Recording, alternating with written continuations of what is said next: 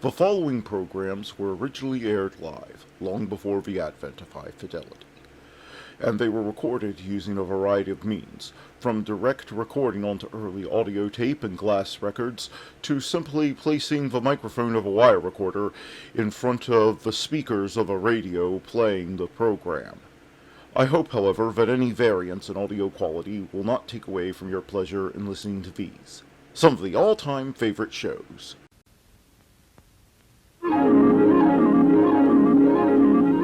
The following program is brought to you in living color on NBC.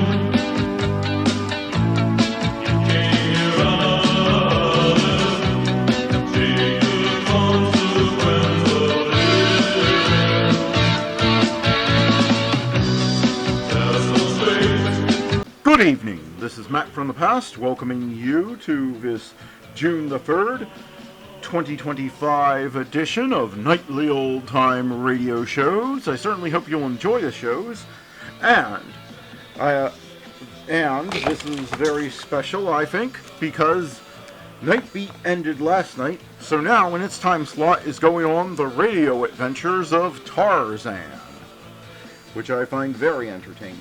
So I hope you enjoy those. And now let's get on with this day in history.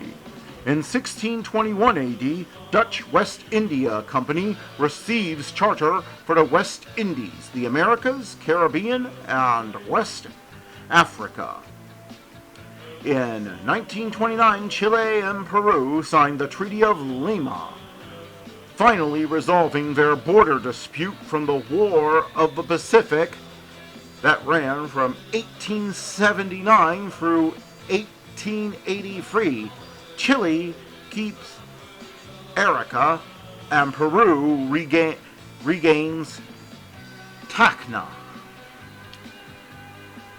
In 1943, a mob of 60 from the Los Angeles Naval Reserve Army beat up everyone perceived to be Hispanic, starting the week-long Zoot Suit riots. Only in the 1940s could you have something called a Zoot Suit riot. In 1979, Iztok-1 rig in the Gulf of Mexico blows, spilling 3 million barrels of oil in one of the worst oil spills in history. In 1989, beginning of the Tiananmen Square massacre as Chinese troops opened fire on pro-democracy supporters in Beijing. In 1988, Big, film directed by Penny Marshall, starring Tom Hanks, premieres in the U.S. In 1976, Queen's Bohemian Rhapsody goes gold. In 1899, W.G. Grace's last day of Test cricket, aged 50 years, 320 days. Born on this day, James Hutton, Manuel Belgrano, Jefferson Davis, King George V of England, Charles R. Drew, Allen Ginsberg, Josephine Baker, Tony Curtis, Curtis Mayfield, Kelly Jones, Colin Meads, Billy Cunningham, Hale Irwin, Wasim Akram, Rafael Nadal, and dying on this day, George Bizet, Franz Kafka, Amandio Gilmani, Pope John the 23rd, Ayatollah Khomeini, and Muhammad Ali. And that was this day in history, and now let's get started with the shows. Calling all cars, be on the lookout for excitement with our next show.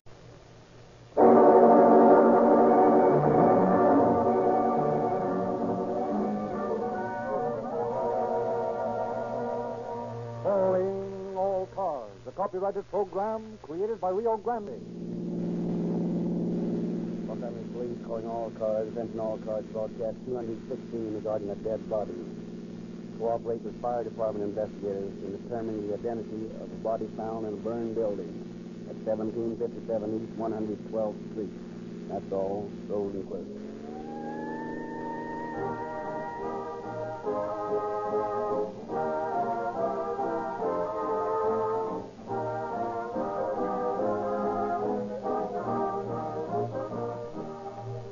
Did you ever hear a radio announcement selling gasoline that did not claim the generalities of faster starting, greater pickup, more power, smoother driving, and all the rest of the superlatives?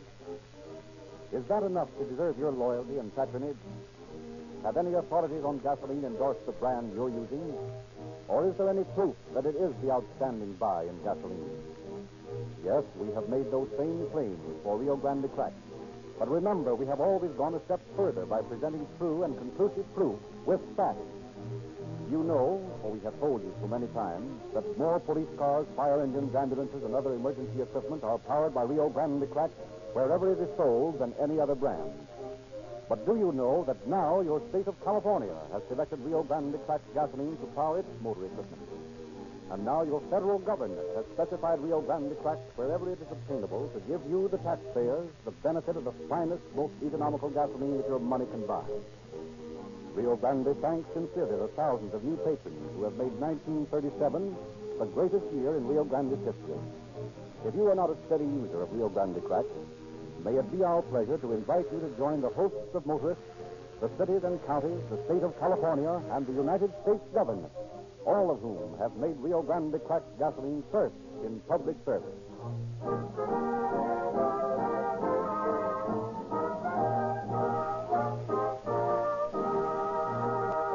We are appreciative of the cooperation of law enforcement agencies in the presentation of this program, and have therefore asked Deputy Chief H.S. Fibber of the Los Angeles Police Department to open our program. Chief Fibber. Good evening.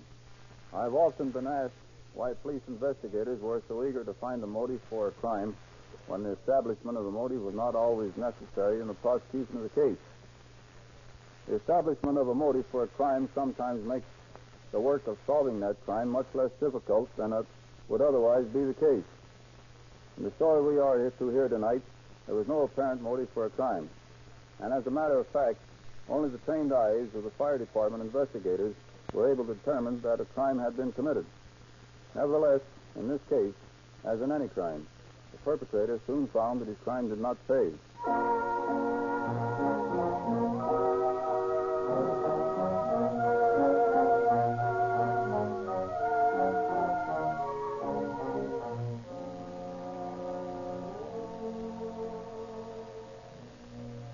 It's been a real pleasure, children, to have this opportunity to meet with you and worship with you today. I'm going to ask you all to stand and sing my wife's favorite hymn, Swing Low, Sweet Chariot. Swing low, sweet chariot, coming for to carry me home.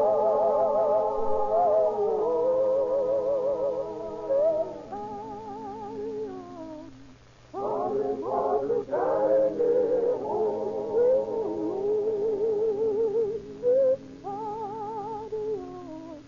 Coming for to carry me home.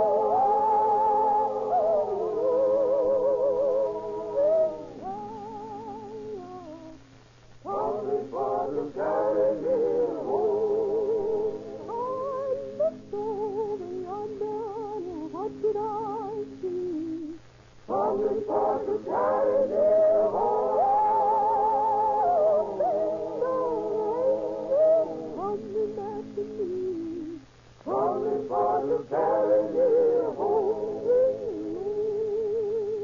Sweet chariot, coming for to carry me home. Sweet chariot, coming for to carry me home.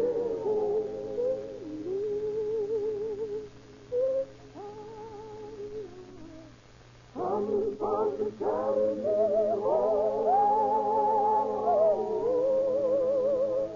Sweet chariot, coming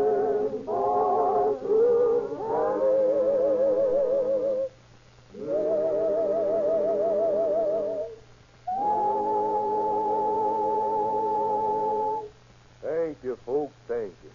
I can understand now why Sister Lewis likes that song so much. Well, it's been a glorious day being here with you. And I want you all to go forth with shining faces and hearts lifted to the Lord. Now may the Lord bless you and keep you, and make his face to shine upon you. That was a mighty fine message, Brother Louis. I don't know when I enjoyed a meeting so much. Thank you, Sister Ruby, thank you. That was a mighty fine thing you said about adultery, Brother Louis. That's just the way I feel about it, Brother Nelson. We need more preachers like you in the church today, Brother Louis. I do the best I know how, according to my light. Goodbye, you all. Come back next Sunday. How for warm weather we've had for December. Yes, it is, Logan. How much was in the collection? Just a little over $6. Not very much. Well, you know, times is hard and folks can't give to the Lord like they used to. Never seemed to me like folks cared much whether they give to the Lord or not. Maybe that's why some of them's having so much trouble. Yeah, but you're faithful toiling in the vineyard, though, Winnie. I tries to do what I think the master would do if he was here. A Christian wife like you's a great comfort to a man. I hope so, Logan. I tries to be a good wife. And, No man never had a better wife. Thank you, Logan. Well, it better be getting along. I gotta be up at 4. That won't give you much sleep, will it? No, not very much. I hope we don't have prowlers tonight again. That reminds me. So what you do with that letter you got Friday? I left it in my other purse at home. I wonder who could have sent a threatening letter like that. Only one I can think is that gal Buddy used to go with. Or maybe her folks. Maybe. But the letter said you would put the police on them, and they're going to get you and me, too. You ain't turned nobody into the police. I know it. And I just can't imagine who'd send me a letter like that. I can't figure out who'd want to do any harm to you or me. Well, ain't going to do no good to worry about it. No. Let's go on home. It's a long drive from San Pedro to Los Angeles.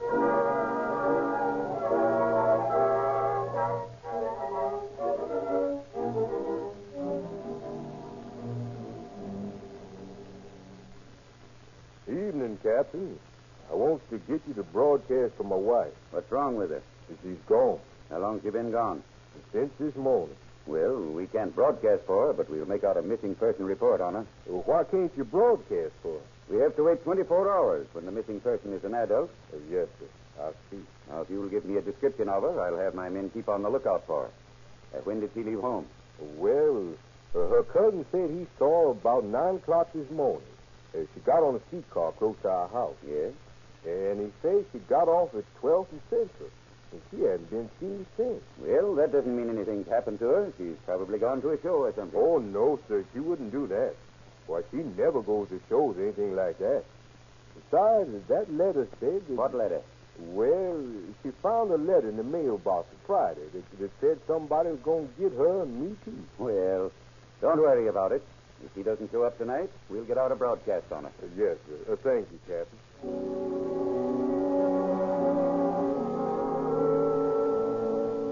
But Winnie Lewis didn't come home that night, nor the next night. Then the hour of midnight crept nearer on the third night of her disappearance.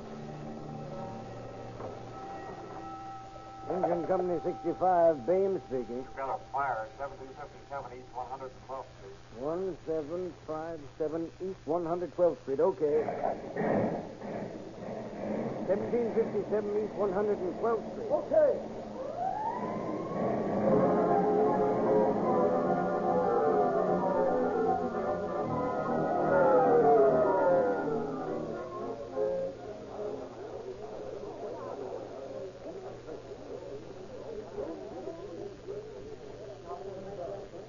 Hello, Camp Bame.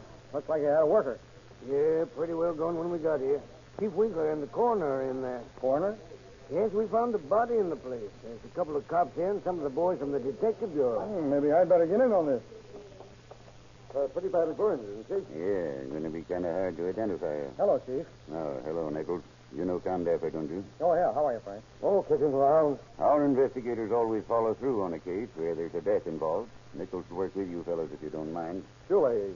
I don't think there'll be much to do, though. Not much of a case here. Possibly a murder. What do you mean? That woman was here before the fire started. How do you figure? The body's on its back. The arms aren't contracted. The legs are extended. Those aren't characteristic poses of his burned body if the person was alive when the fire started. I'm afraid you're right, Nichols. There's a hole in the forehead and one in the temple. Oh, maybe a beam fell on it. Well, in that case, the charred wood would have been embedded. Here's a purse we found underneath the body. See what's in it. Pencil stub, there's a nail file, a couple of handkerchiefs. And there's a box of aspirin. We'll probably need that. Yeah. Uh-oh, here's a notebook. Let's see what it might have. There's a name and address. Mrs. Winnie Lewis, 1333 39th Street. Taxbridge 7400. And there's the telephone of the egg lady. Baby's shoes, number 6. Wow.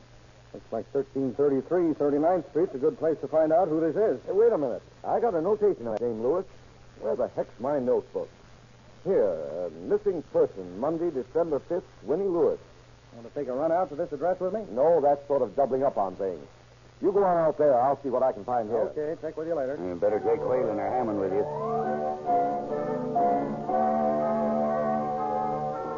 Leaving the police to follow their own lines of investigation, the arson squad investigators, Nichols and Whalen, proceed to run down clues to the crime.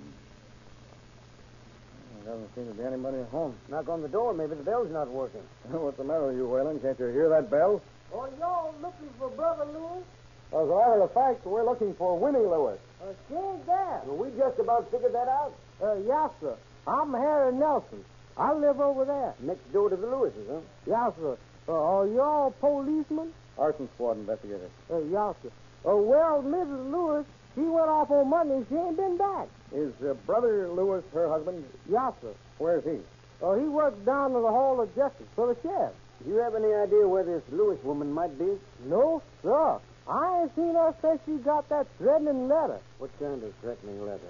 She found a letter in a mailbox right there last Friday morning. She was awful upset about it, too. What did it say? Did you see it? Yes, sir. I saw it. It says, your wife put the police on us. We're going to get her and you, too. They had people peeking in their windows lately, too. Yeah, then Mrs. Lewis might simply have gone off to stay with friends till this blows over. Is that it? Yes, sir. She might. But I don't think so. What makes you think that? I don't know. I expect y'all better go over and talk to Brother Clump. He knows Sister Lewis better than I do. Where's he? On 113th Street. 1674, I think it is. Well, we'll try that anyway. Thanks, Mr. Nelson. You've been very helpful. Oh, that's all right. Sister Winnie was a good woman. What the devil does he mean? Was. I don't know. Yeah, it looks like the beginning of a long, hard winter.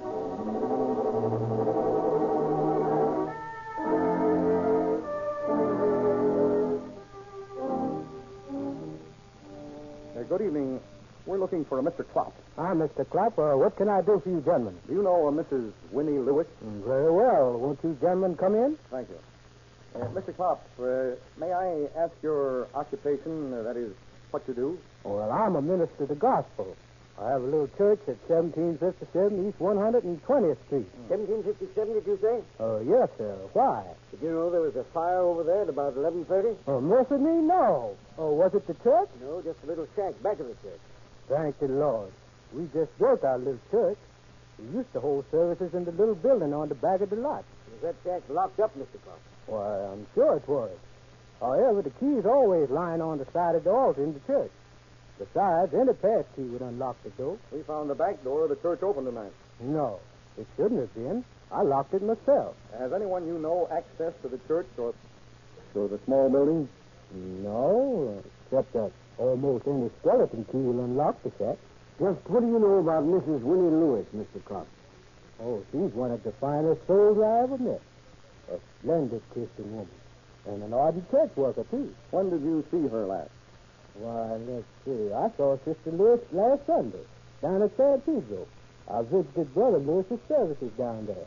And I helped Sister Lewis with the collection. How much did she get? Oh, $5 or $6. All in silver and pennies. Do you know anything about her disappearance from her home or what she was wearing? Well, only what I've been told. I understand she left home about 9 o'clock Monday morning. And she was wearing a black hat and a black and white check coat and pink gingham dress. Where did you get this information? From her husband, Logan Lewis. He told me his wife had disappeared. And we made arrangements for Clarence News to broadcast her on his program, on the radio. Do you know if she's been seen since then? No, sir, I don't. Do you recognize this notebook, Mr. Klopp? Why, certainly. That's Sister Winnie's notebook. I've seen it a lot of times. Well, this notebook was taken from the purse of a woman whose body was found in the shack back of your church.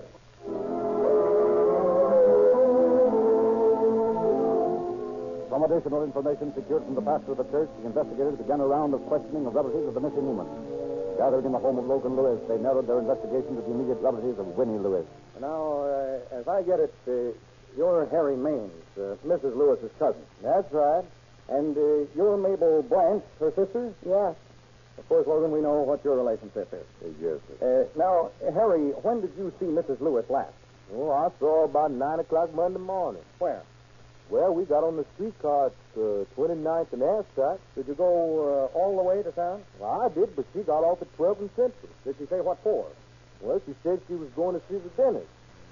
Does she have a dentist in that neighborhood, Lewis?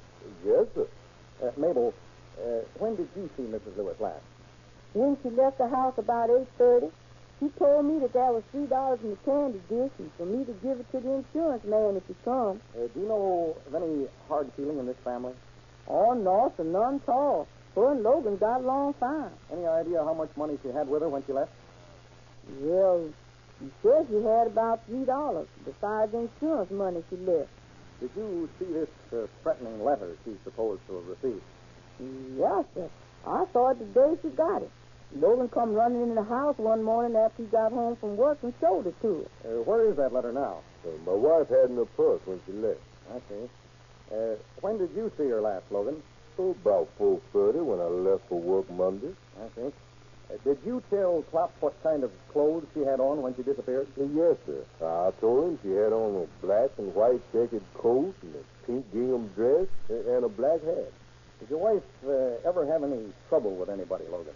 Well, her brother got in a jam with some people once, and she had a lot of argument with him. They said they'd fix her brother so one white shirt be all he needs. Did they ever threaten your wife? I don't know. Maybe they's the one that sent that letter last week. Did your wife have any insurance? Why, yes, I think she did. Some with the Golden State, I think. Well, I'll look into this case a little. I'll let you hear from me later. Well, I'll be here. Or you can find me at the Hall of Records where I work.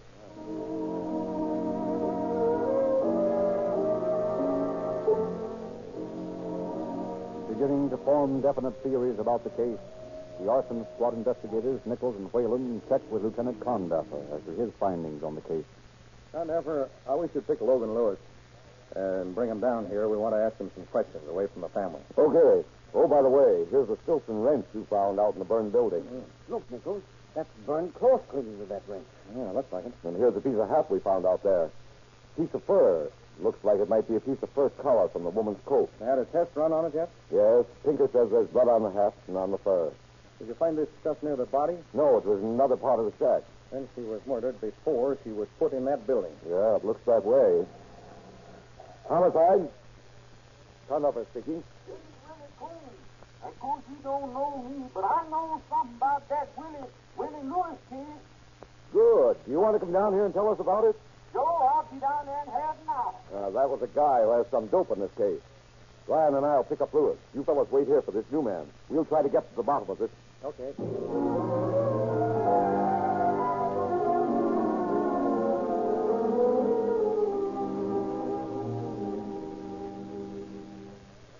Sit down, Lewis. You know fire department investigators Nichols and Whalen, I believe? Yes, sir. Logan, we want to ask you a few questions. Okay, go ahead. Want Coombs in here? Yeah, better have him. Now, Logan, you told us your wife had on a pink gingham dress when she disappeared, didn't you? Yes, sir. How do you know? I saw with it on. Monday? Yes, sir, Monday. You told us out at your house that you went to work at 4:30 Monday morning. Is that right? Yes, sir. Where was your wife when you left? She was still in bed. She had a headache. Was she wearing the gingham dress while she was still in bed? Well, you see, Coombs, the ghost. Hello, Brother Lewis. howdy, Brother Coombs. You know this man? Sure, I do. When did you see him last? Monday morning, about 9:30, out on Compton, close to Nadu Street. Was he alone? No, so Sister Winnie was with him. Is this true, Lewis? Well, Sure it's true. I had Ruth Jones with me in my truck. We saw Brother and Sister Lewis driving out Compton. And I says to you, there goes Brother Lewis and Sister Lewis. Then that night we went to a play down at the church. And I heard that Sister Winnie has been missing all day. So I says, you're crazy. Why, I saw her and Brother Lewis this morning. Do you know this man Lewis very well, Mr. Coombs? Oh, sure do. It goes to his church. Why, just a couple of months ago, I lent him my Stilson to fix some pipes out at the church. You lent him a Stilson wrench 2 months ago? Sure. Did he return it? Not yet. Take a look at that wrench on the table over there. Don't touch it. Is that the one? Yep, that's the same wrench. Thank you, Mr. Coombs. You've been very helpful. Well, anytime I can do anything, let me know. Goodbye, Brother Lewis. Goodbye, Brother Coombs. You seem pretty interested in that newspaper, Lewis. Yes, sir. I like to read. Cantor, did you search Lewis's clothes? Yeah, here's the stuff in this envelope. $3 in silver. $40 in bills. Hey, here's a card. I checked on the address on that card. Ryan is out looking for a girl, the one whose name's on the card. The woman in the case, huh? Looks that way. Ryan ought to be back in a minute. Logan, do you think you can put that paper down long enough to answer some questions? Oh, sure, Mr. Nichols. Whose phone number is this on this card? Let me see. Oh, that. Well, I don't exactly remember where I did get that card. It's the address of a dance band. Are you in the habit of frequenting such places? Oh, no, sir. I ain't never been to no place like that. Here's that girl, Tom Dapper. Her name is Billy Jones. Come in, Miss Jones. Do you know this man? Sure. He's Logan Lewis. I've been out with him lots of times. How are you, Sugar? Hi. What's the matter, Sugar? Ain't you glad to see me? Oh, sure. I'm glad to see you. You look like it. You say you've been out with this man? Sure, lots of times. Did you write this on this card? Please don't, Billy? Yeah, I wrote it. What does it mean? It means don't call me after 9 o'clock. Is anybody supposed to get that from these 2 words on here? Well, Logan knows what it meant. I told him when I gave him the card. Where was that? In the dance hall where I work. When was the last time you were with Lewis? I ain't been out with him for now until a month.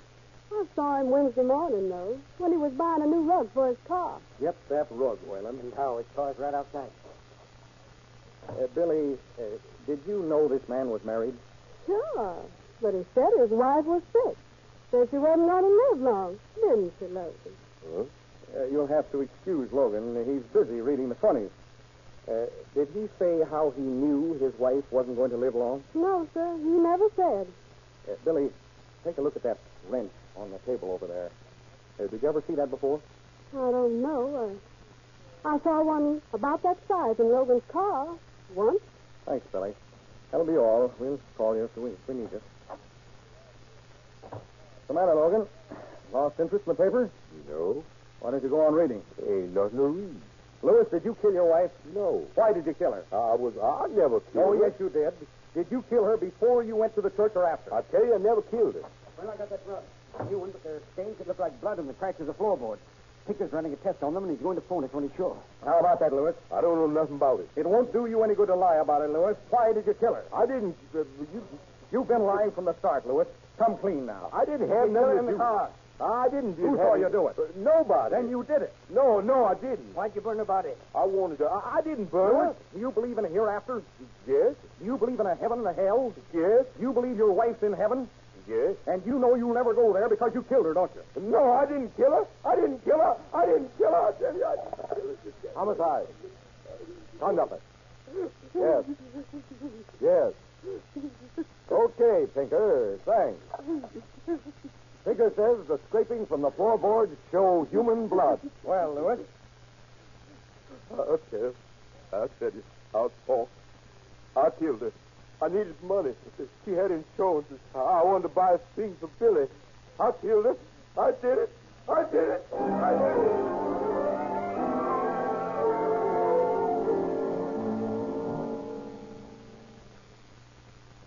Brethren, we gathered together this morning to lift our hearts in worship. We're grateful to the warden of this prison for allowing us to form our own little congregation. And we're also grateful to the warden for being our guest this morning. And as a special gesture, we'd like to sing your favorite hymn, Warden. Well, Louis, my favorite is one of your own spirituals, Swing Low, Sweet Chariot. Well, Warden, we'll sing it for you. Brethren, let's sing. Swing low, sweet chariot, come on to carry me home.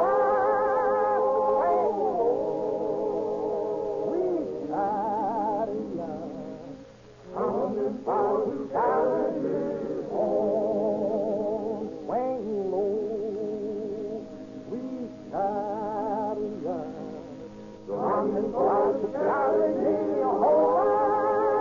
Swing low, sweet chariot, come on to carry me home.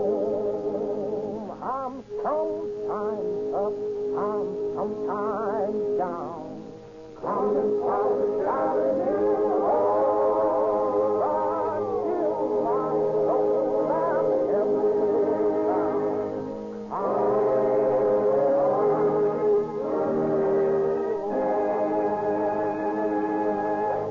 You are going to spend over $100 this year on gasoline if you are an average motorist. Some of you will spend over $200. Why not be guided by the United States government, the state of California, and the many, many cities and counties who specify Rio Grande cracked gasoline to power their automotive equipment? Visit the nearest red and white Rio Grande station. Take aboard a tank full of Rio Grande cracked and learn for yourself what it is that has brought to this truly finer gasoline the most eminently deserved and the most envied recommendations ever accorded any gasoline. The great multitude of local, state, and national authorities who swear allegiance to this matchless gasoline can't be wrong. You will learn just how right they are tomorrow morning when you wheel into Rio Grande's red and white station in your neighborhood and drive out with your tank filled with Rio Grande cracked. The gasoline that will give your car the same emergency performance that has won enthusiastic acceptance wherever sold. And now, Deputy Chief Sears. Logan Lewis, who was condemned by his own people, was, with their help, found guilty in Superior Court and sentenced to life imprisonment. He thought he had committed a perfect crime, but he failed to collect. His crime did not pay. Thank you, Chief Sears.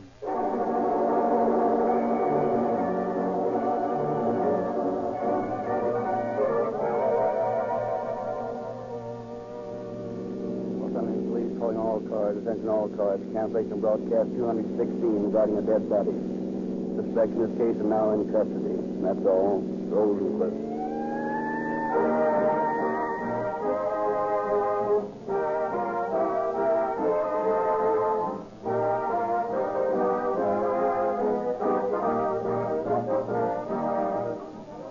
This is your narrator, Frederick Lindsley, bidding you good night for Rio Grande.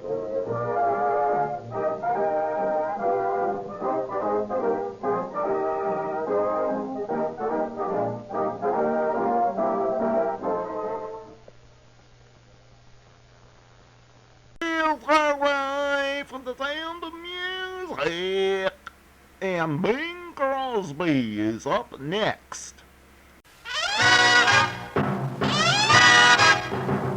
Sound off! Sound off! Sound off for Chesterfield. Oh, take a tip from Brother Bing. Get on the ball, get in the swing. Get Chesterfield with something new. No other brand can offer you. Mildness plus. No aftertaste. Mildness plus. No aftertaste. No unpleasant aftertaste in Chesterfield. That's right.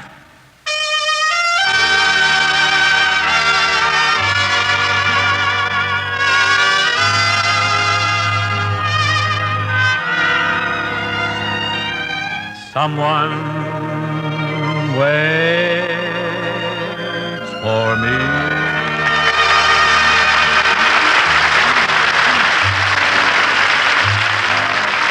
This is Ken Carpenter welcoming you to the Bing Crosby Show for Chesterfield, produced and transcribed in Hollywood with John Scott Trotter and his orchestra, Judd Collins with the Mares, and Bing's guests, Bob Hope and Dorothy L'Amour.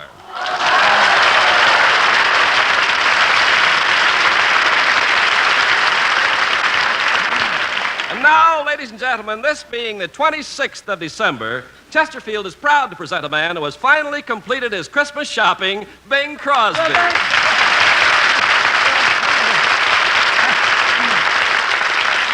Ken, when I dashed across the finish line at Orbach's basement this morning, they cheered me to the echo. I knew you'd make it, Speedy. Yep. Now, Ken, if you'll excuse me for a moment, I'd like to present a very unusual and special guest who happens to be a reindeer left behind by Santa Claus. I'm sure that all the kiddies listening and the grown-ups, too, will be thrilled to meet at this time Rudolph the Red-Nosed Reindeer, Bob Hope.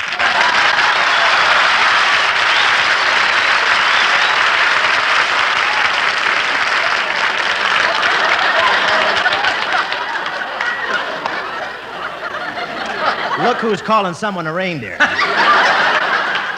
You've been dragging something for years and it hasn't been a sleigh, brother. Reindeer. If I'd known this was going to happen, I'd have worn antlers and a cherry on my nose. You don't need any props, Rob. This isn't television. What is? You got me. And before we go any further, pal, I want you to know that I waited at home all day yesterday for you to drop by with my Christmas presents. You're going to come up with something, aren't you? I was about to ask you the same thing. Come on, give me my present. No, you give me mine first. No, I'm not going to give you a thing till you come up with something for me. This sounds like Churchill visiting Truman.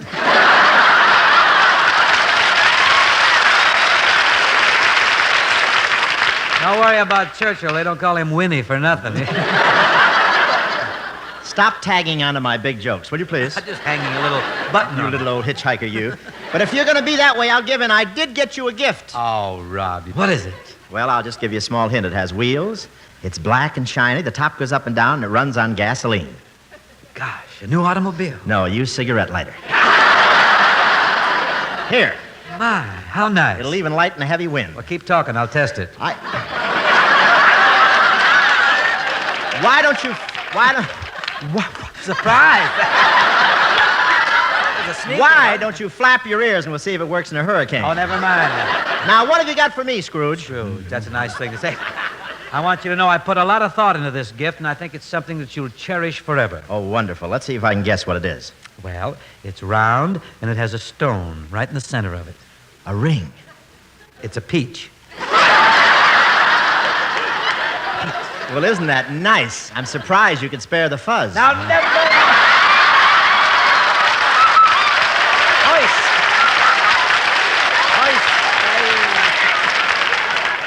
Fine thing. One present a year, and he gives me a peach. Well, I got to the Mission Pack store late, and that's all they had left. Just one old, tired peach, but I got a nice buy on it. Well, I'll always cherish this peach. Sure do. I'm going to take it home with me tonight and run it through the garbage disposal. And give a shred to each one of my agents. Well, Merry Christmas. I thought that'd play big enough. How would you say? Well, Merry Christmas. Merry Christmas. Should old acquaintance be forgot? I'm in favor of it.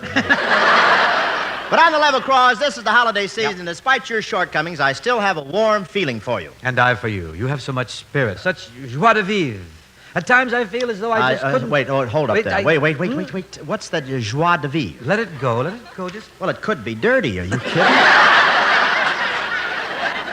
Things are rough enough on radio. Let's not kill it for everybody.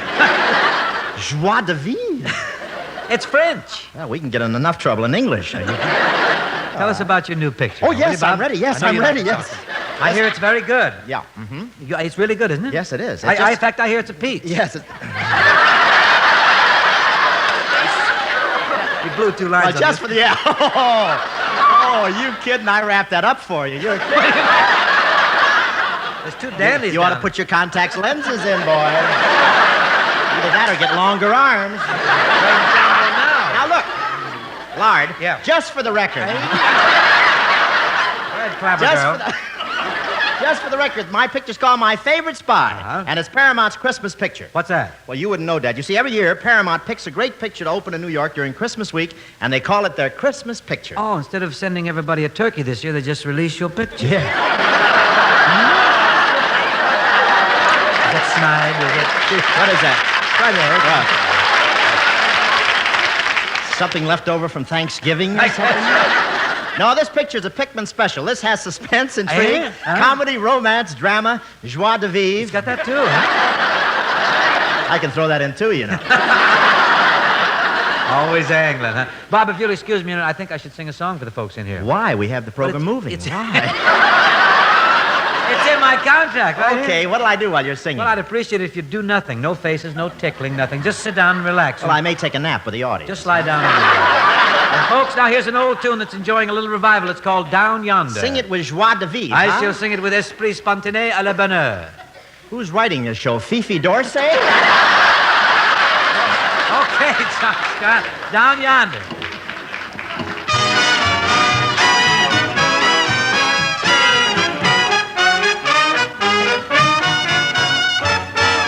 Down yonder, someone beckons to me.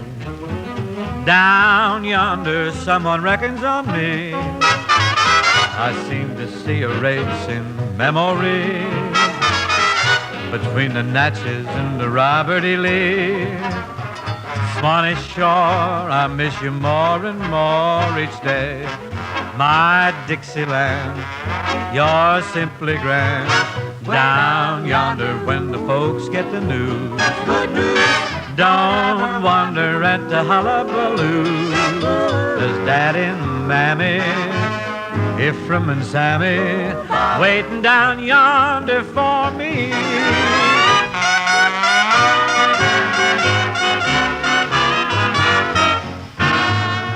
Down yonder, someone beckons to me. Down yonder, someone reckons on me. I seem to see a race in my memory between the SS Natchez and the Robert E. Lee. Swanee Shore, I miss you more and more each day. My Dixieland, you're simply grand. Down yonder when the folks get the news. Don't nobody ever wonder at the hullabaloo. There's Daddy and Mammy, there's Ephraim and Sammy, waiting down yonder. Waiting down yonder. Well, they're waiting down yonder for me.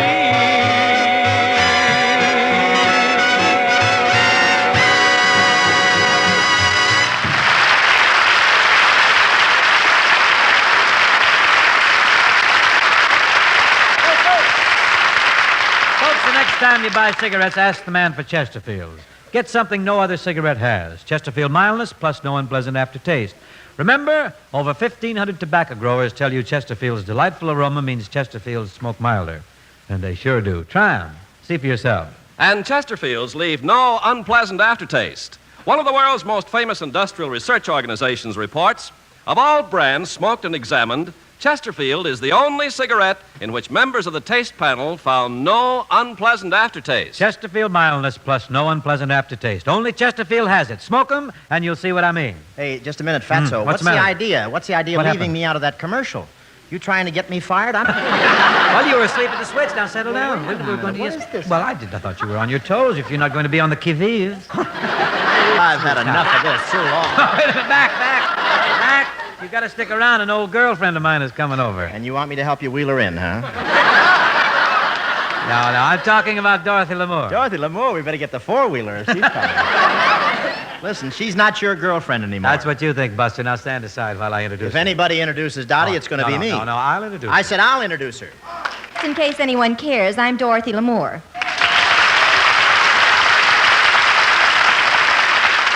Do you characters mind if I squeeze in here? Just move in. I'll do the squeezing. Down, Balto, down. Johnny, he shouldn't have come in. We were going to give you a big introduction, a great big build-up. Certainly. The band was going to play. There was going to be dancing in the streets. We were going to have a terrific fireworks Confetti display, flares, and a barbecue, a balloon ascension. Everything was going to explode. Yeah, come here. I'll let the air out. Now, duck, ruddy face. The shrimp boats are coming. Hey. I don't have to worry. They're looking for live bait. If you two will stop squabbling. Sinatra's out of town. Wait a minute. Let me get my line in here. Will you If you see anything, just read it. This is Go what's ahead. been happening since the first road picture. All Now, right, go right ahead. if you two will stop squabbling, I'll give you your Christmas presents. Gee, what did you bring us? I knitted sweaters for both of you. Here. Well, where did you learn to knit? This is only one sweater with 4 sleeves. Well, you're always together. Put it on and shut up. I hope it has a V-neck. I'm in television.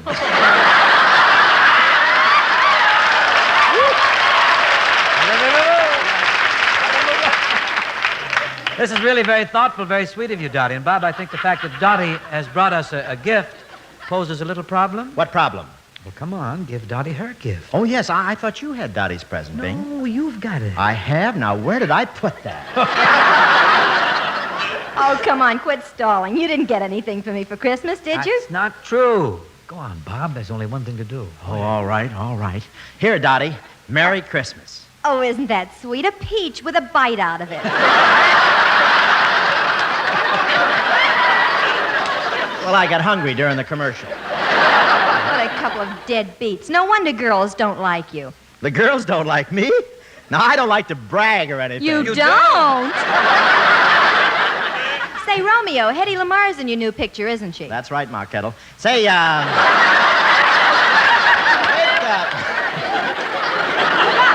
Incidentally, what have you been doing since you graduated from the Crosby Hope School of Pie Throwing? Well, it so happens that I've just finished a role in a terrific picture called The Greatest Show on Earth. Greatest show on earth? What's that? A story about Lily St. Sears' trial or something?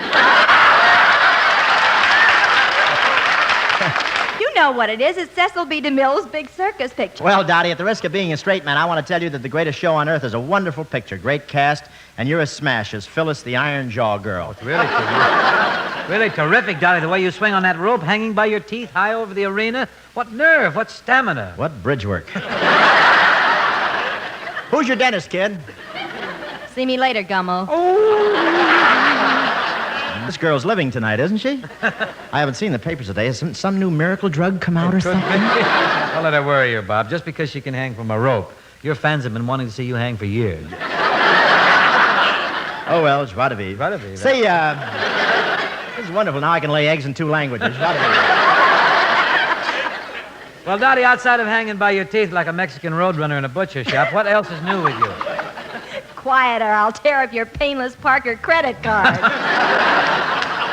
Say, I know what's new with Dottie. She's opening at the Last Frontier in Las Vegas on December the 28th. Are you lads going to come up and see me? No, I can't. I'm scared of that town, Dottie. I don't gamble. Only when he goes for a high note, that is. I'm 8 to 5 on a low one. How about you, Bob? Do you like Las Vegas? I'll be there to see you opening night. I Bing will, too. I wouldn't want to live there, but it's a nice place to go bankrupt in. Say, come to think, that'd be a great spot to do a road picture. You ever think of that? Come to think of it again, we could do the road to Las Vegas right now. Why, I tell you what, Dottie, why don't you sing a song now while hoping I get packed, huh? Yeah, I want to pick up my Eisenhower button. We may have to make a run for it. What are you going to sing, Dottie? Oh, I thought I'd do a song that you sang to me in Road to Morocco. Joie de vivre. I have to get in the last word even if I don't know what it means. Joie de vivre.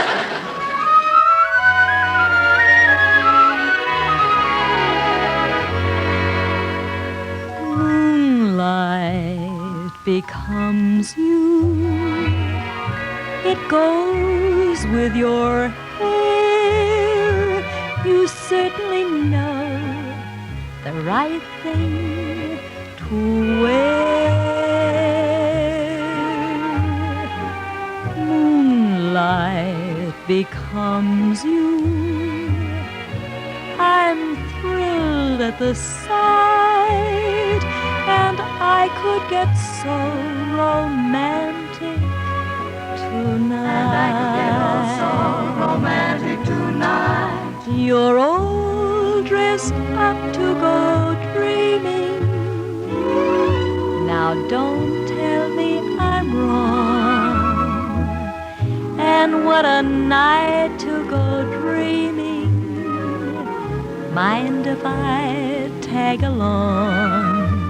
If I say I love you, I want you to know it's not just because there's moonlight, although moonlight becomes you so. Moonlight becomes you so.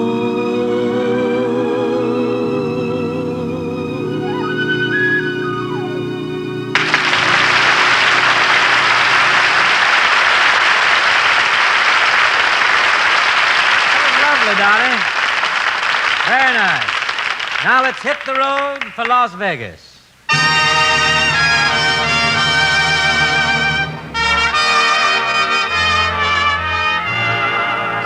And now, ladies and gentlemen, we present a story of the famous gambling mecca of the West, The Road to Las Vegas. This is the everyday, homespun, simple, down-to-earth story of honest Buck Crosby, owner of the El Clipo Casino, Lulu Lamore, his lovely assistant, and Leslie Hope, the wealthy stranger. The action begins in the El Clipo Casino as it opens for the night's business. Well, Lulu, doors are open and Honest Buck is ready for business. Are you kidding? Why, you run the only crooked place in Las Vegas. That's why we haven't been getting any customers in here lately. Whoop, look out there. You spoke too soon, Lulu. Look, there's a fella coming in the door now. Good. I'll get over by the roulette wheel. Boy, if I can only take this guy for a bundle. Hello there, stranger. Oh, howdy, Bob. You got a seat open in the old maid game? Start the wheel, Lulu. We got one. Well, where's the action, kiddo? My ox team is double parked outside. Well, Sonny, what game you like best? Oh, any of the popular ones. Euchre, Rock, or Lotto. Rook.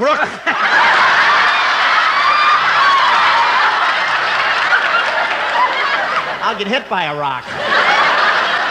Well, what do you say we start out with the roulette wheel?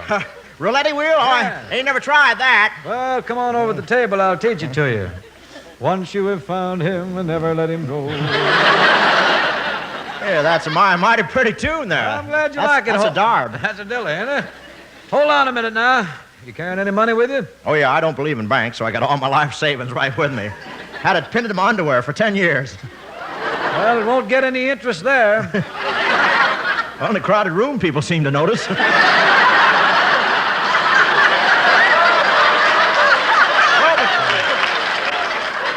Well, let's start playing. I'm game.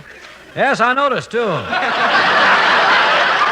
As long as we're going to have a friendly little game, I think we should get acquainted. This is Lulu Lamore. I'm Honest Buck Crosby. Well, hey, that's reassuring. How'd you get the name Honest? Well, one day I was playing with a fellow. I won all his money with loaded dice. I won his automobile with a crooked roulette wheel, and I took his property with marked cards. You really did that? Honest.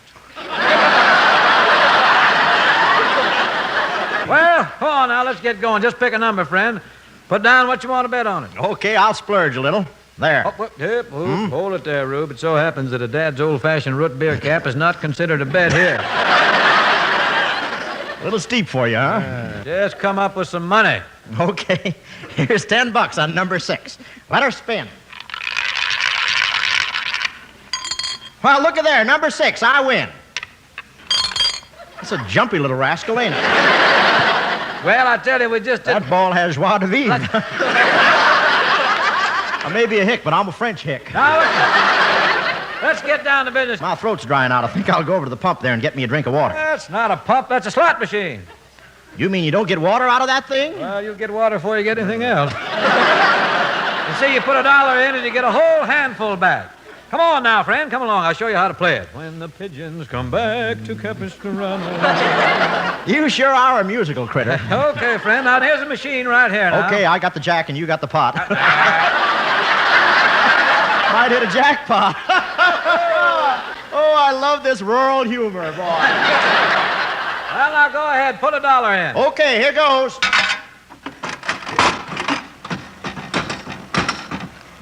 Well, look at that. 2 lemons and a peach with a bite out of it. You any good at cards? Oh, sure. I'm a real slicker at cards. Well, then I can see I'm taking a chance playing with you, but I'm a gambler. Come on now. Let's go at the table anyway. When we are playing and your pocketbook is near me, I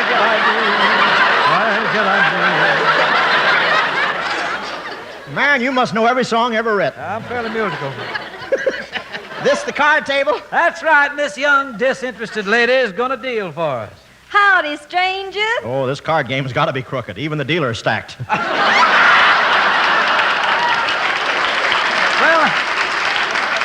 Well, now, if you don't trust this young lady, I'll deal. You don't mind if she stands behind you, do you? No, but tell her not to breathe on my neck. My celluloid collar ain't been fireproofed. Okay, I'll tell you what. You put up all your money, we'll play showdown. Slowdown, that's fine. Let's play them both. That's all right. I'm only going to be here 3 weeks. Well, all right. Now, here's my money. Okay. Go ahead and deal. Okay. Ace. Ace. Ace. Ace. Ace. Ace.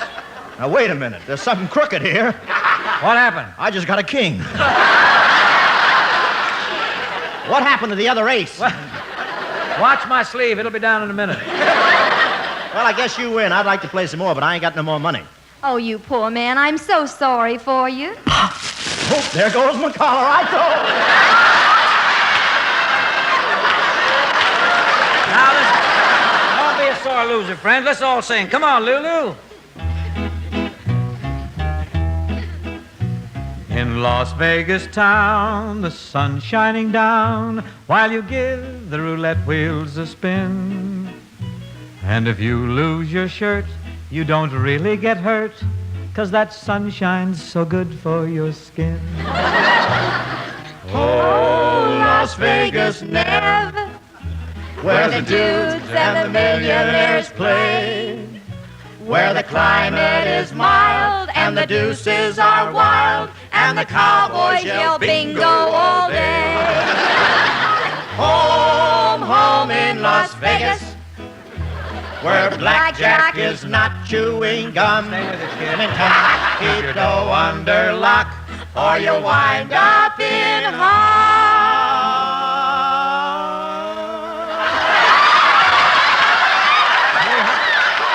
Hey. Stay in there, Margaret.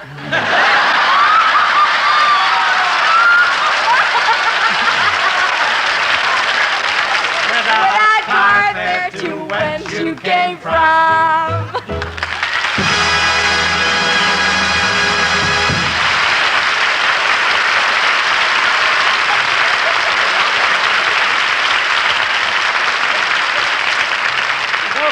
Folks, Bob and I have a little New Year's tip for you. When the party's getting a glow on, it's no time to run out of Chesterfield. So go out beforehand and get a supply of extra cartons. Everybody goes for Chesterfield mildness plus no unpleasant aftertaste.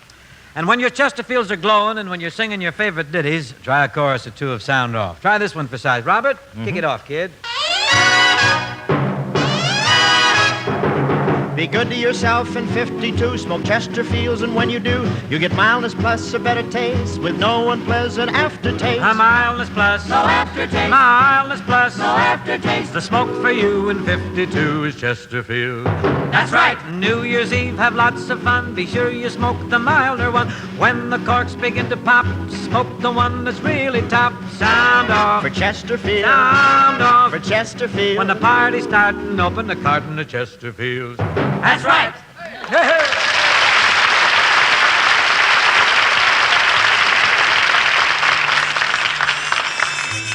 I was flattered recently when I saw that they were reviving the song which I'm about to sing. But when I remembered how many years ago I first sang it, I didn't feel so flattered. Just one more chance to prove it's you alone I care for. Each night I say a little prayer for. Just one more chance. Just one more night to taste those kisses that enchant me. I'd want no others if you'd grant me just one more chance. I've learned the meaning of repentance. Now you're the jury at my trial. I know that I should serve my sentence. Still I'm hoping all the while you'll give me just one more word. I said that I was glad to start out, but now I'm back to cry my heart out for just one more chance. I've learned the meaning of repentance. Now you're the jury at my trial. I know that I should serve my sentence. Still I'm hoping all the while you'll give me just one more word. I said that I was glad to start out, but now I'm back to cry my heart out for just one more chance.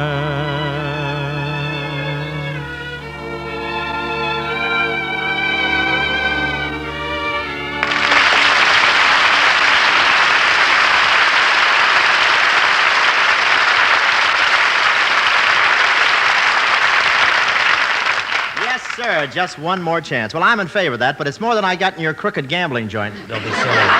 Let the three of us go on over to the Brown Derby now and get a sandwich. It's my treat. Oh, no. It's my treat. Oh, no, it's my treat. Oh, no, Dottie. We couldn't go over there and let everyone see you paying the check. Certainly not. Give us the money here, kid. Say, before leaving, I'd like to thank the Cleveland Plain Dealer and its readers for honors recently accorded this program in the Plain Dealer's 22nd annual radio poll. And folks, remember, the next time you buy cigarettes, make it Chesterfield. Start the new year off with a carton or two. Sound off. For Chesterfield. Sound off. For Chesterfield. Well, in the 52 in the smoker for you is the Chesterfield. That's right. The Bing Crosby Show, presented by Chesterfield, was produced and transcribed in Hollywood by Bill Morrow and Murdo McKenzie. Tune in next week and hear Bing and his guests, Monica Lewis and Hopalong Cassidy.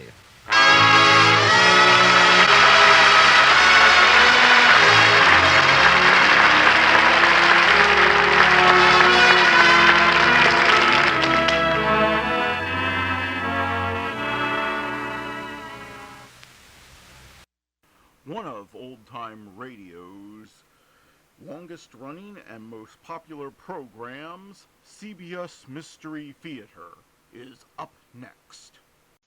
Mystery Theater.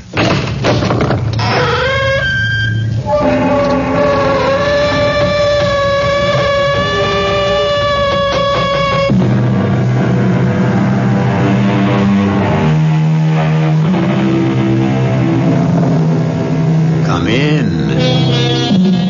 Welcome. I'm E.G. Marshall, practitioner of the seventh oldest profession, storyteller, spinner of tales, weaver of dreams, especially those that are dark and foreboding. An ancient poet wrote, "Forgetfulness, sweet and blessed forgetfulness, is the most precious gift of the immortal gods. For the innocent to forget and for the guilty to be forgotten is to receive finally the benediction of amnesia, the sweetest spirit of all. For amnesia sits patiently beside the never-ending stream of time, bestowing her largesse on the innocent and the guilty alike." Jerry? Eric, what's wrong? I'm in trouble. What kind of trouble? I'm scared. Scared stiff. Now, whatever it is, kid, I'll stand by you. Now, what did you do? I killed a man. All right, kid. Now, who was it? A man named Jamie Parsons. Who? They said his name is Jamie Parsons. Oh, Eric. How could you kill Jamie Parsons? I did. I shot him 10 minutes ago. No, kid, you didn't. Now, how could you? Jamie Parsons has been dead for 50 years.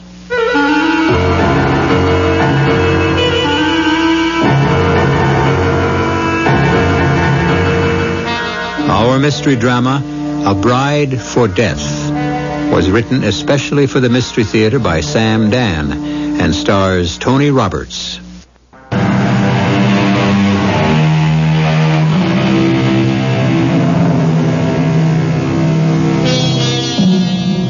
We are still a young and boisterous country, filled with optimism and high spirits. At least we like to think we are. And we endorse positive thinking.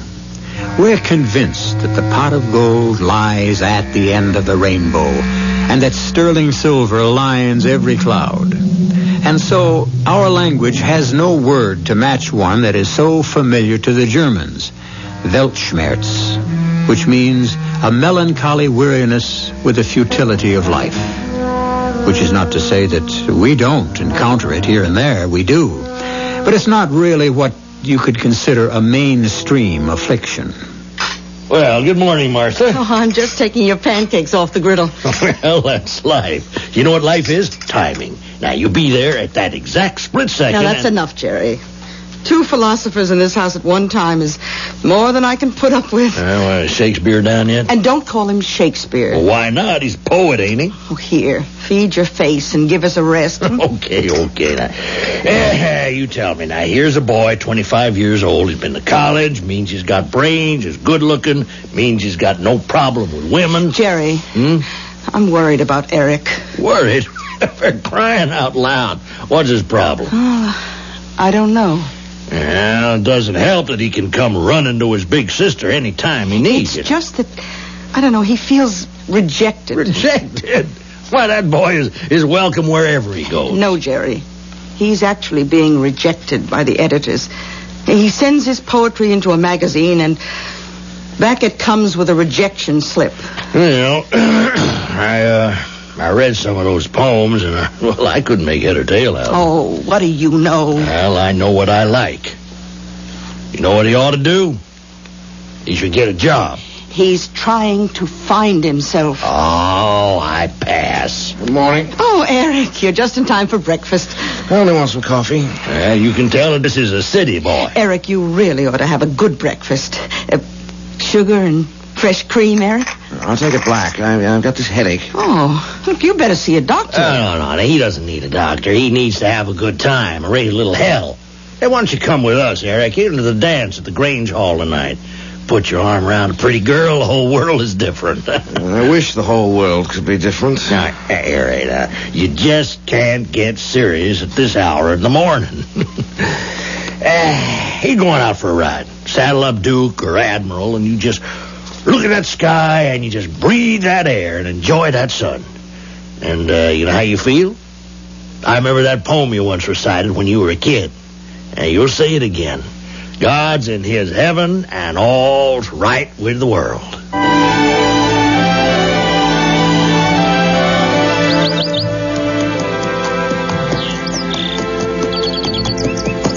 I wandered lonely as a cloud that floats on high, or... Oh, Duke. Hold it. Hold it, boy. I can't be. It can't be. It's a mirage. Stay here, Duke. There's plenty of nice grass. Have your lunch. I have to find out about this. It's incredible. Out here? This type of architecture? Out here? Jamie, darling, I knew you'd come. Oh. I'm sorry. I'm not Jamie. Oh, I see. I've been waiting for Jamie to come back from the war. The war? Yes, the war. And now I know who you are. Well, who am I? You're Jamie's best friend, his buddy in the fighting. Jamie fell and he died in your arms, and with his dying breath, he made you swear to come and tell me I'm the only one he ever loved. But, after I finish crying for Jamie, you and I will fall in love. I almost wish that were true, but that's not what happened. I was just riding by, and I was struck by the look of the house. Were you? It's fantastic. This ornate, late Victorian architecture is so perfectly preserved. Do you like it? It's fascinating. Well, I think it's just too much gingerbread. Granddad built it. I've never seen you around here. I'm visiting. Jerry Carraway's my brother-in-law. You can't mean Jerry. You mean Oscar. No. Oscar Carraway owns the farm over on Stillwell Creek. I think that's what they call it. Well, that's Oscar. Jerry can't be anybody's brother-in-law. He's hardly a year old. I suppose we're talking about two different people. Now, if you're kin to the Carraways, I am going to invite you to come inside and have a nice, cool glass of lemonade. Well, thank you. Come on into the parlor, and we'll sit. I don't know what is the matter with me. My name is Julia Sanford. And I'm Eric Mills. I can't get over this. What? The way this place is furnished and that phonograph. Oh, yes, everything is the latest from all the way over to Omaha. Everything is so authentic. And I think the telephone is a great final touch. Well, it's just an ordinary old telephone. Old is right. Well, that's practically an antique. They used to have those about the 1920s. I've seen them in the movies. Do you like movies? Well, some of them. What's your favorite? Well, I have my own taste. I mean, my favorite movie happens to be, don't laugh, Birth of a Nation. Saw it at a retrospective in the museum. We saw that in town at the Bijou. Do you have a theater that shows old pictures? Old pictures, new pictures, any kind. Everything here is so, So what? Well, that one word, it just covers everything. Authentic. Even your dress. Oh, this is just a silly old... Well, you know, nowadays there's no style. There's no set style. Girls dress any which way, but yours is definitely 1920-ish. Well, I should hope so. Dad's taking me shopping to Omaha as soon as I get back from Washington. Oh, do you like politics? No, definitely not. Oh, don't you ever say that in front of Dad. I told you Dad's in Washington visiting with President Wilson. And he... But Wilson isn't the president. Oh, that's right, he isn't. I can't get used to the idea of that new one, Mr. Hardin. Mr. Warren Gamaliel Hardin. There's a mouthful for you. But, Dad was against him at the convention. The way you talk, I almost believe you. Why, you can read it in the newspapers. Dad is an important man. He's going to run for governor. You just ask Mr. Carraway if that's not so. No. What I mean is... I hope it didn't sound like bragging on my part. Everything is so... You don't believe a word I say. All right, now here. Now just read it for yourself in yesterday's paper. Now what does that headline say? This is the Rocky Mountain Advocate and Messenger, July 18th, 1921. Even the newspaper? It's so carefully preserved. Preserved? Why would anyone want to preserve a copy of the silly old ad mess? You can always get a fresh one the next day. Oh, if only this period had never passed away. You know, I don't understand half the things you say, but I love to listen. Do you suppose that I could call on you again? Oh, well, I understand. There's a dance at the Grange Hall. How would you like to go? I'd love it. Great. I'll pick you up. No. Oh, no, I better not. Why? Jamie. We're engaged, and it wouldn't be right for me to go to a dance with another man. But Jamie's been missing in action, you say, and... Yes, and everybody says he's dead. I'm sorry. And if I went to a dance with someone else, it would be my way of saying to the world that I thought he was dead, too, and I don't want to say that. I just don't want to say that. Julie, I don't think people would say that... You better not stay here any longer. Julia, if I said anything... Please go. I must ask you to leave. But, Julia... Please.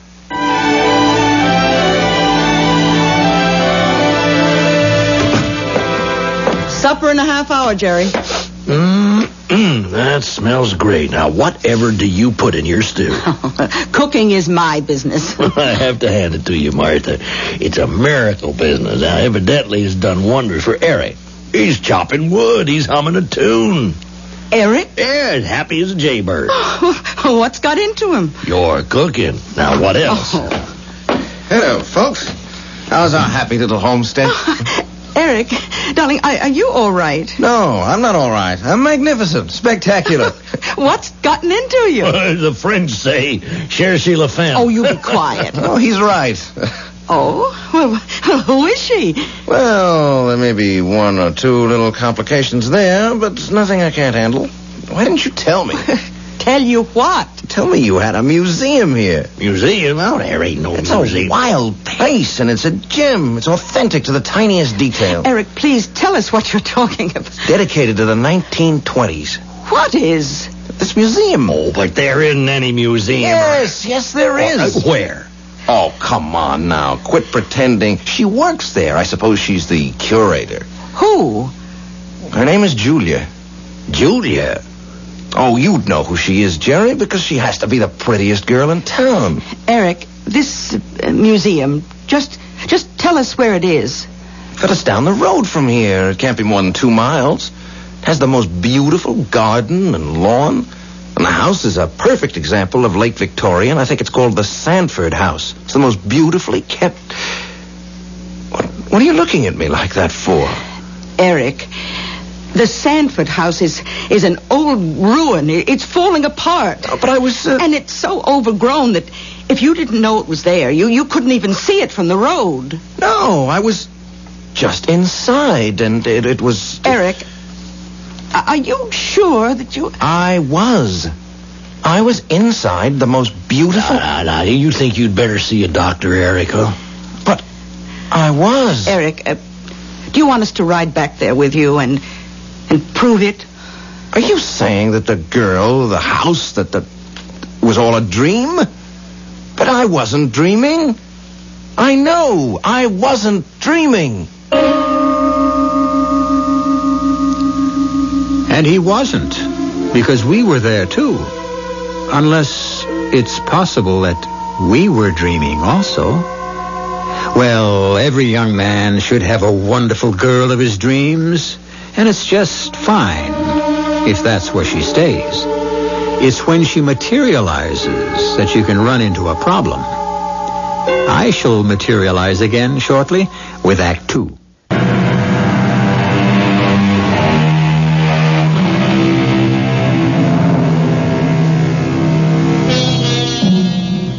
What happens to the past? Or put it this way, what is the past? Is it a record or an impression? Does it exist only as a rapidly receding and fading memory, or does it maintain a solidity and a substance? Who has not remarked at least once, where has the time gone? Does this mean we really believe that time goes somewhere? If so, where? Eric Mills is convinced he has found the answer. I know I wasn't dreaming. Maybe you were, Eric. Everything was so real. All this is coming out of your head. It's your fantasy. But everything was so, I keep saying the word, authentic. She even knew your father's name, Jerry, Oscar. Well, it's like Martha says, Eric. Now, this is what you know, and... I never knew your father's name was Oscar. Of course you did. Not consciously, perhaps, but I can swear I saw Yeah, Eric, now you did see it. Now, you wanted to see it. You know what I mean? I mean, for some reason, you got a notion that life was better in the 20s. Wait a minute. Wait. 1920. Remember, Eric? Do you remember? Remember what? The Bartlesby Tavern and Inn. No. Oh, you do. Up in Connecticut. Mom and Dad took us there every summer. What does this have to do? There was that poem printed on the wall. What poem? About the year 1920. The year the tavern was built. I don't remember anything about it. Sure. Look, you weren't even 4 years old, and I recited the poem. And you were able to memorize it just from hearing me read it once. Oh, Mom thought you were a genius. I don't know what you're talking about, Martha. Listen, let's see now. I was built in 1920 in a time of peace as a place of plenty. Let no care or trouble enter. Finish it for me, Eric. For love and joy are at my center. You see? Well, what does that prove? I mean, that I could That I could make up a whole thing about being back in the 20s? You could do anything. Jerry.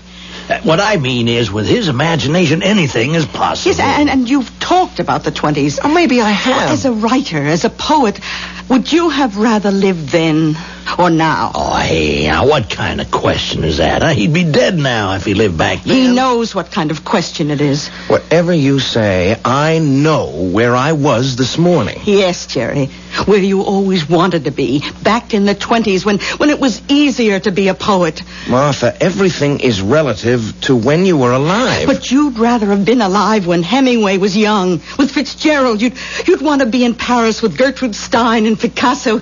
You feel that people like them would be more apt to notice your worth than the people of today.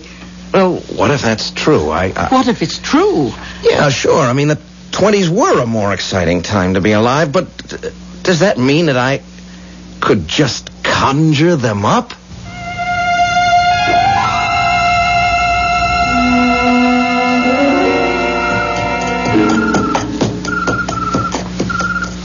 It's real. It's real. I knew it was real.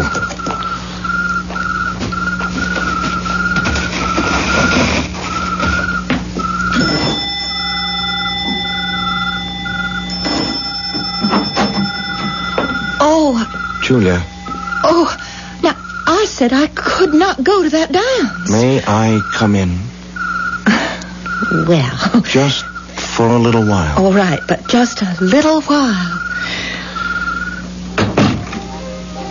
Julia, I had to come back to you. Eric, if you're going to start that kind of talk, I'll have to ask you to leave. Right now. After all. After all After what? all, I am an engaged girl.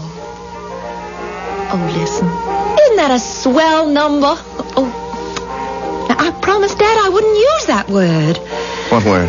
Swell. Dad hates slang. Julia, may I ask you a question? What year is this? What kind of a question is that? Oh, please, Julia. Only this morning you saw the paper. What year is it? Is there a reason why you wouldn't know? Could you tell me? It is July 19th, 1921. You sure of that? Honestly, Eric. What's that? What's what? Don't you hear it?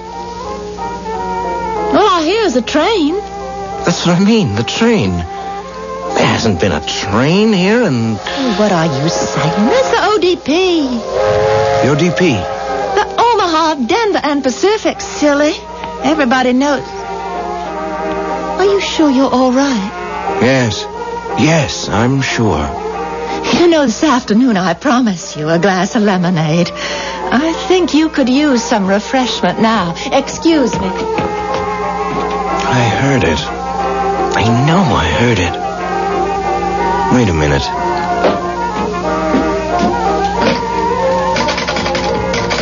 Hello? Hello? Information, please. I can give you any information you want. Do you have a number for Mr. Jerry Carraway? Jerry Carraway? Well, I know Oscar spoils that child something fierce, but he ain't about to give a year-old baby a phone number of his own. Do you want Oscar's number? What's the number of the movie theater in town? Oh, why do you want to know? I want to find out what's playing. Well, ask me. I should know. There's a picture called Intolerance with just the greatest... Oh, no. No. Oh, what do you mean, no? I'm telling you what's playing at the movie theater. I mean, it's wonderful. That's what I heard, but a lot of folks say it's a little too serious. Now, over at Council Forks, they got a funny comedy with that fatty Arbuckle. Now, he is a scream. Thank you.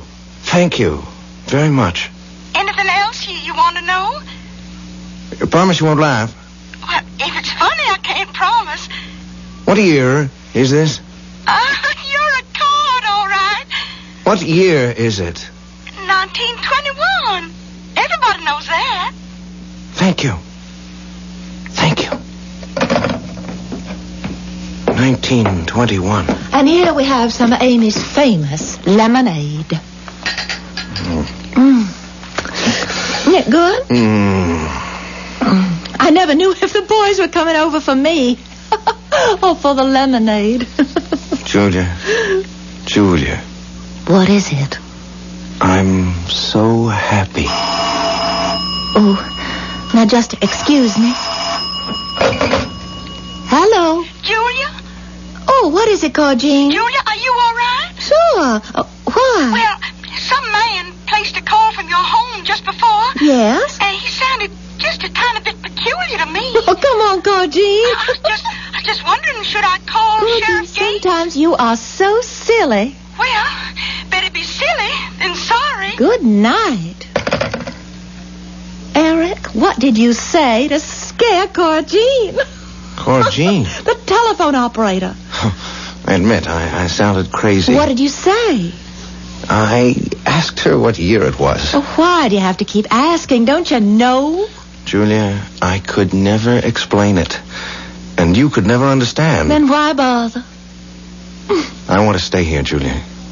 Here? Here. Well, how would it look?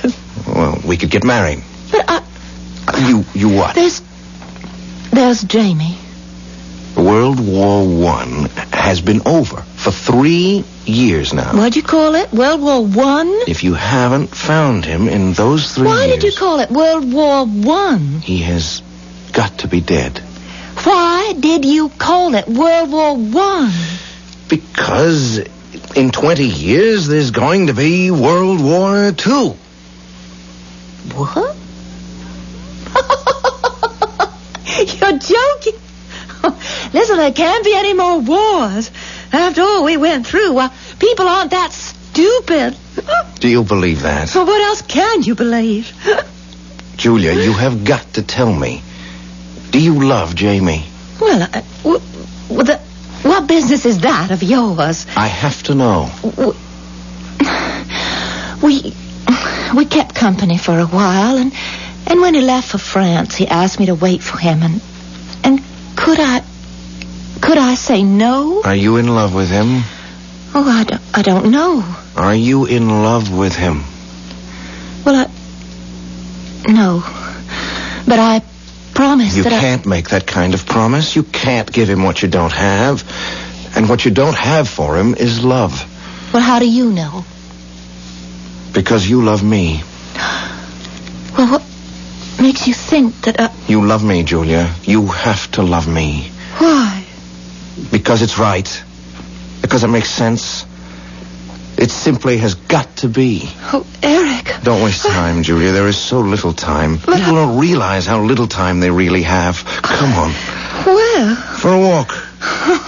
Well, there's no place to go. Oh, yes, there is. We'll go to town. Well, there's nothing doing in Yes, I'll show you.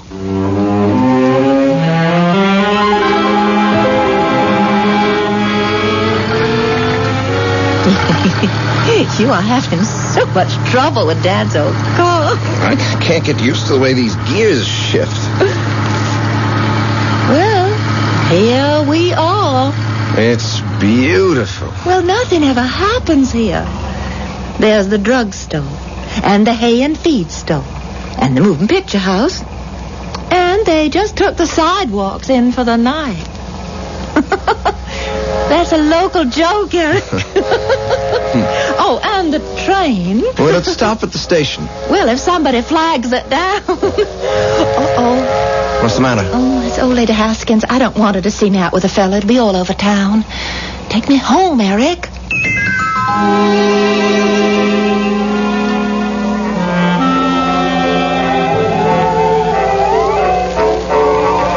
Eric. Yes, darling. I think you better go. Go? It's late. No, just sit by me for a while. Why am I thinking of a certain poem? I don't know. Why do I see the words? From too much love of living, from fear and hope set free, we thank with brief thanksgiving, whatever gods there be, that no life lives forever, that dead men rise up never, that even the weariest river winds somewhere safe to sea. Oh, I like that. believe it. That no life lives forever. That dead men rise up never. That even the weariest river winds somewhere safe to sea. Oh, would you write that down for me, Eric? Of course, darling, Here's of course. a piece of paper and a pencil. That no life lives forever. Oh, Eric. Eric, I know now. I know in my heart that Jamie is dead. And I'm glad. I shouldn't have said that. But you see, now I know that our love, which is so sweet to us, will cause no one else pain. And even the weariest river winds somewhere safe to sea. Here. Oh, Eric. This is the first gift you ever gave me. We're safe. We're safe here. It's just as I dreamed it would be. Oh, that must be Dad calling from Washington, D.C. He's probably going to tell me about his meeting with the president. Well, I'll have more important news for him. And I want you to say hello to Dad. Hello, Daddy? Daddy? Julia. Oh, who is this? Julia. Jamie! Yes, Julia. It's Jamie.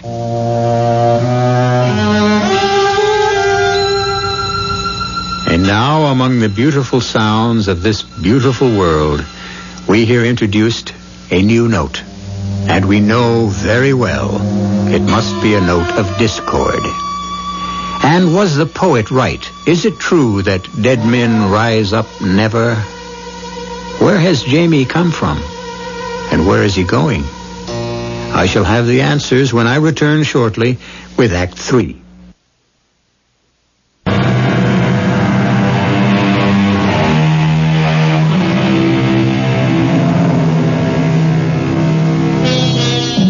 And suddenly, it's 1921 for Eric Mills, who wasn't even born then. 1921, a year of innocence. And most important, peace. Not just the absence of war, but peace. And Eric Mills has somehow sought it out as a refuge from the deceptions and the dejections of the jet age.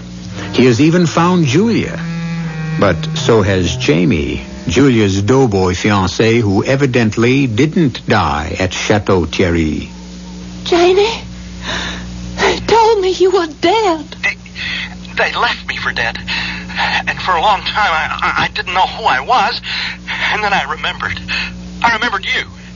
And I've come home. Jamie, I've got to I just got off the train. Jamie, dear. I'm coming home, Julia. I'm coming home to you. And I'll run from the station. I'll run all the way. Jamie, wait. You remember how I could run all the way? I can run even faster. Jamie, there is something I must tell you. There is something I must tell you. I'll see you very soon. It's Jamie. And he's alive.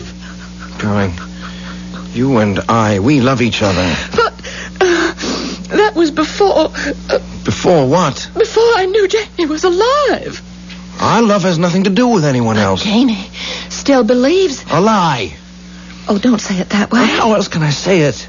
If you love me, then Jamie believes a lie. Oh, Eric, please go. Go. Quickly. Why? Before he gets here. No. I'm frightened. Don't be.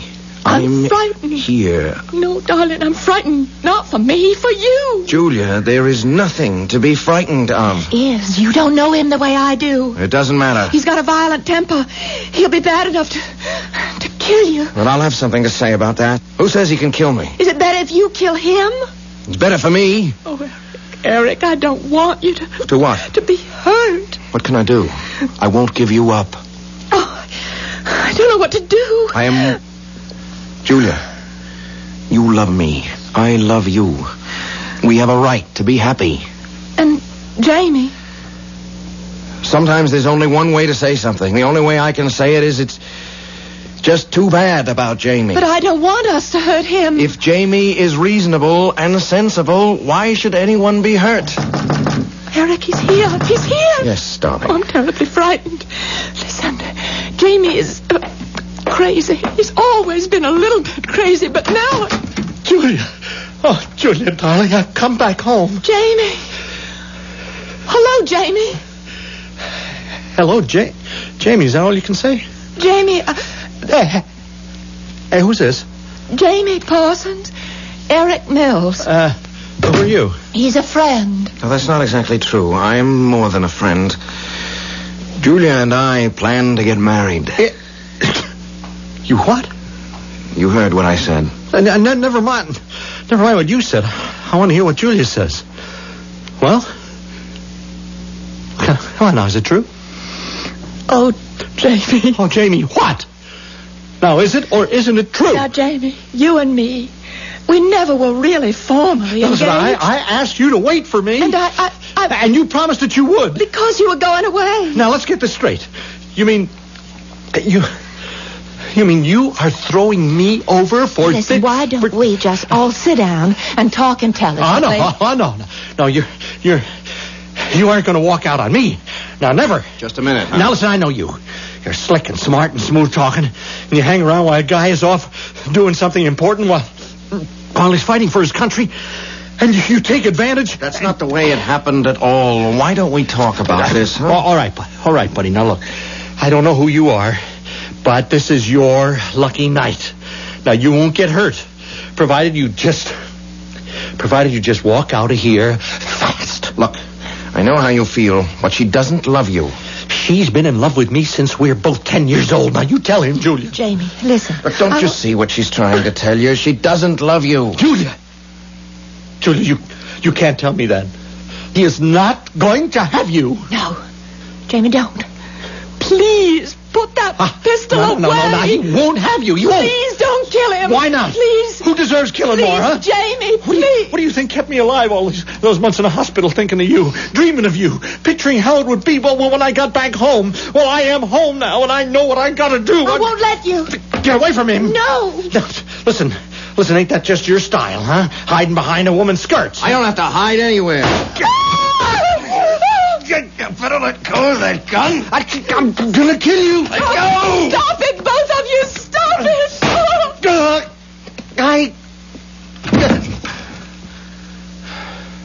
Jamie. Oh, is it Juliet? Oh, it is.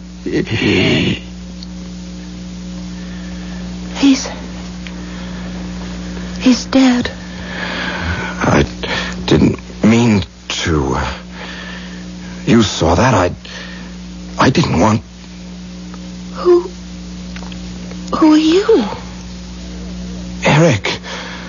I'm Eric. Who are you? Eric. The man who loves you. Oh, yeah. I need someone to love me. I need someone to love me now. Now that Jamie's gone. What can we do about Jamie? There's only one thing I can do. Give myself up. No, they'll put you in prison. I have to pay for Jamie. I'll turn myself in. No, Eric. Don't leave me. Don't leave me. I have to do it. Don't leave me. Wait for me, Julia. Will you wait for me?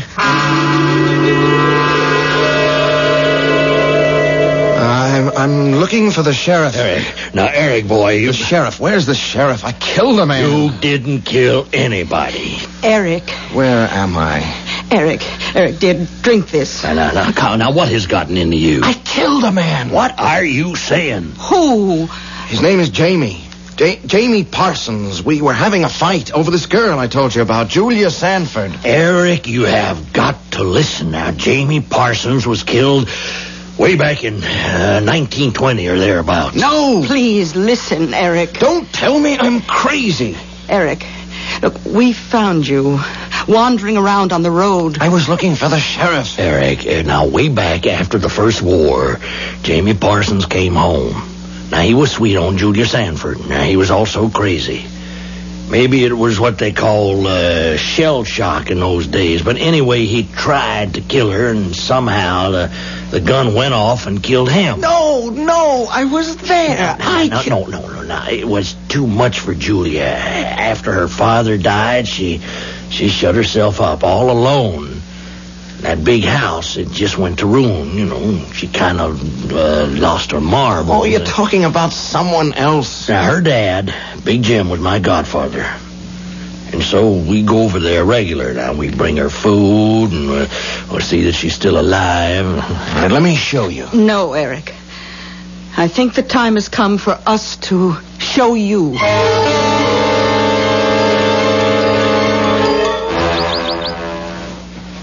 No, this can't be the place. The lawns, the gardens, flowers, it was like a park. Eric, this is the Sanford place.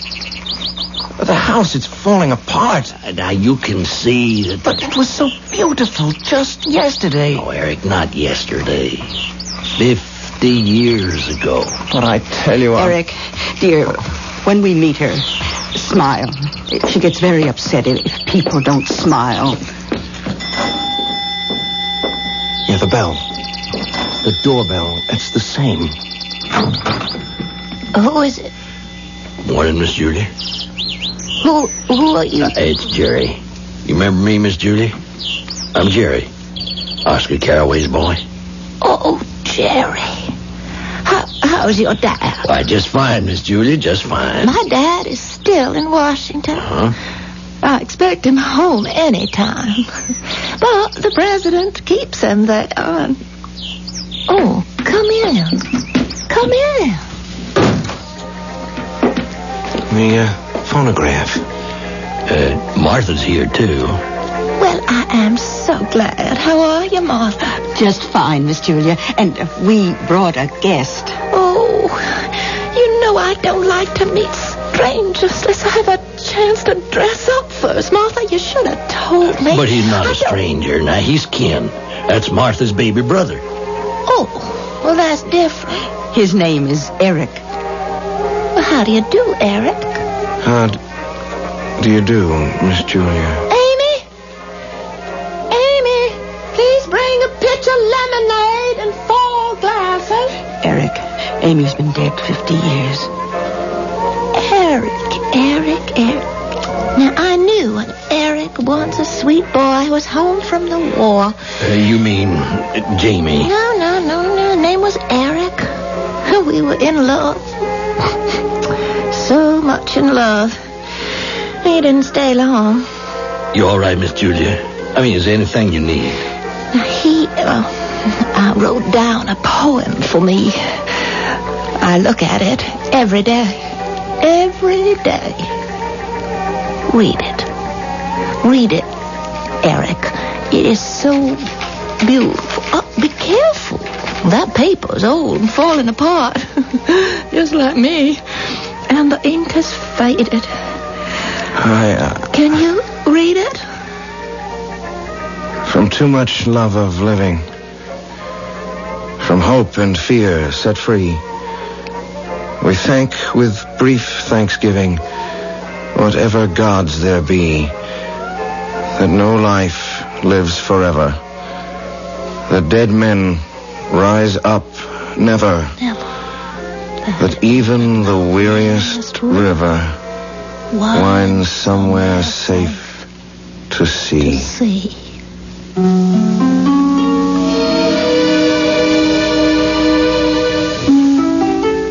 La vida es sueño. Life is a dream, as the Spanish poet said. And even dreams are dreams. In that case, when are we dreaming? When are we awake? If we can't tell for sure who we are, how can we possibly know who we were? But whether here or in a dream, I, at least, shall be back shortly.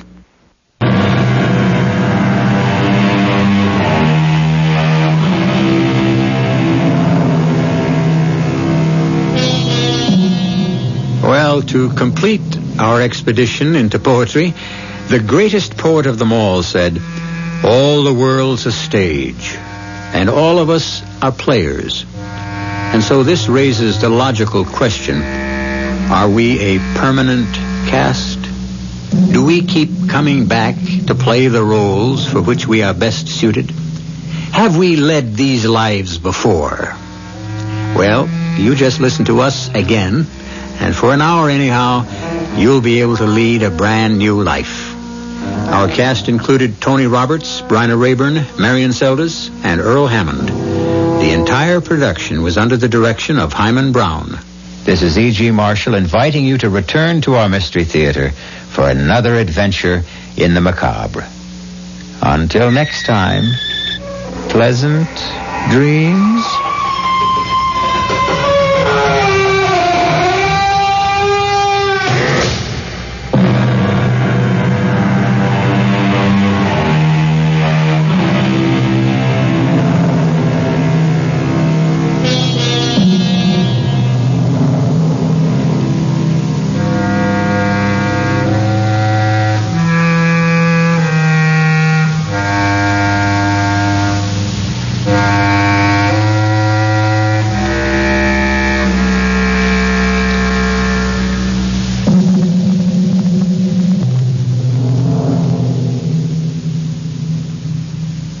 Up next in our prolific parade of programming, it is Eddie Cantor.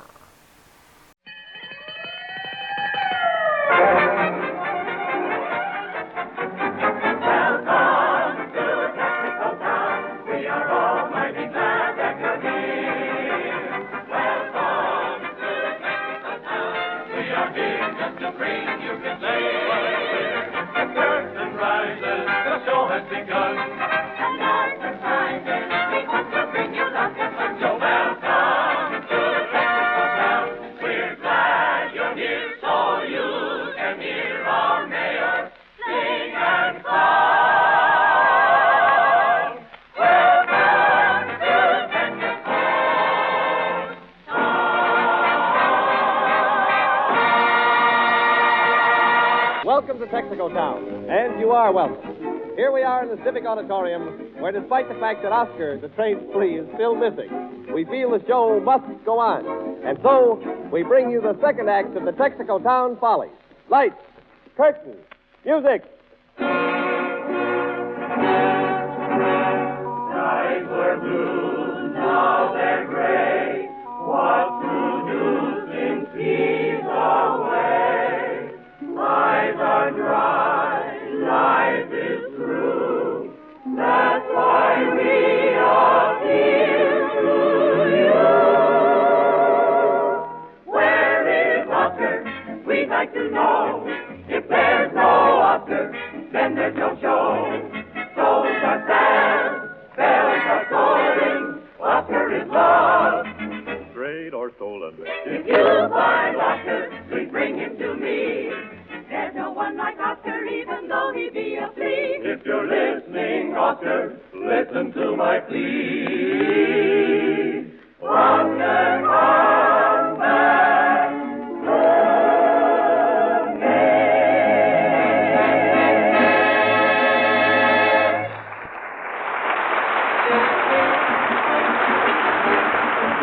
Once again, the 45,000 dealers who serve you with fire cheese gasoline and other Texaco products present your master of ceremonies, His Honor the Mayor of Texaco Town, Eddie Cantor.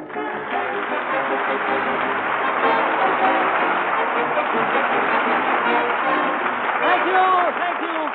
Hello, Jimmy. Hello, everybody. Did you find him? No. Oscar is still missing? Yes. Remember, people are looking for Oscar all over the country. They haven't even scratched the surface yet. Oh.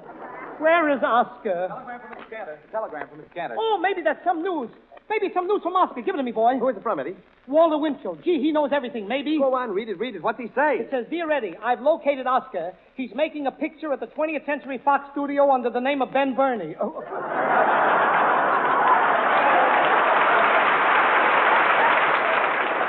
Why should he be kidding like that, Jimmy? Well, I'll bet you received thousands of telegrams like that. Yes, and letters, too, but no trace of Oscar. No? Honestly, it's enough to drive me to drink. Oh, sure, drink. You took one little drink New Year's Eve and passed out. Yeah, wasn't that funny, Jimmy? When I came to, I heard the waiter saying, 1937, Mr. Cantor. I said, Happy New Year to you, too. He said, no, 1937, that's your bill. Imagine that for a few drinks. What was I drinking, platinum? But that's not all. Before we left, they charged us $20 a head. Yeah, they should have charged you $40 for the head you had New Year's Day. Oh, go away, will you? I felt pretty good. Go on, you're a firecracker drinker. A firecracker drinker? Yeah, you're no good after the 4th.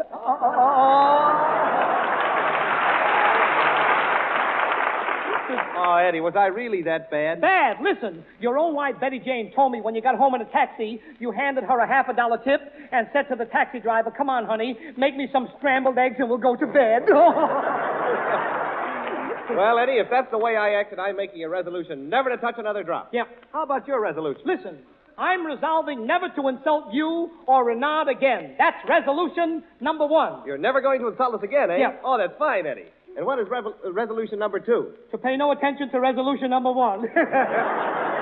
And resolution number 3... What's that? During 1937, I will brush my teeth twice a day with Petticoat. Wait a minute, Eddie. We're working for Texaco. All right. You want me to brush my teeth with fire, Chief? Your resolutions don't mean a thing. Well, here's one that does, buddy. I promise from now on never to lose my temper. Go on. You're too weak. You'll break that one in 2 days. I will not, wise guy. Don't lie about it. Admit it. Don't tell me I'm lying about it, Jimmy Wallington. If I say I won't lose my temper, I won't lose my temper. Don't yell at me. Well, then, you big ox, don't tell me that I can't control my temper. I can control as good as any man. I can be as calm as a little baby if I want to. He tells me I lose my temper. How do you like it? I don't want to lose my temper. I'm all right.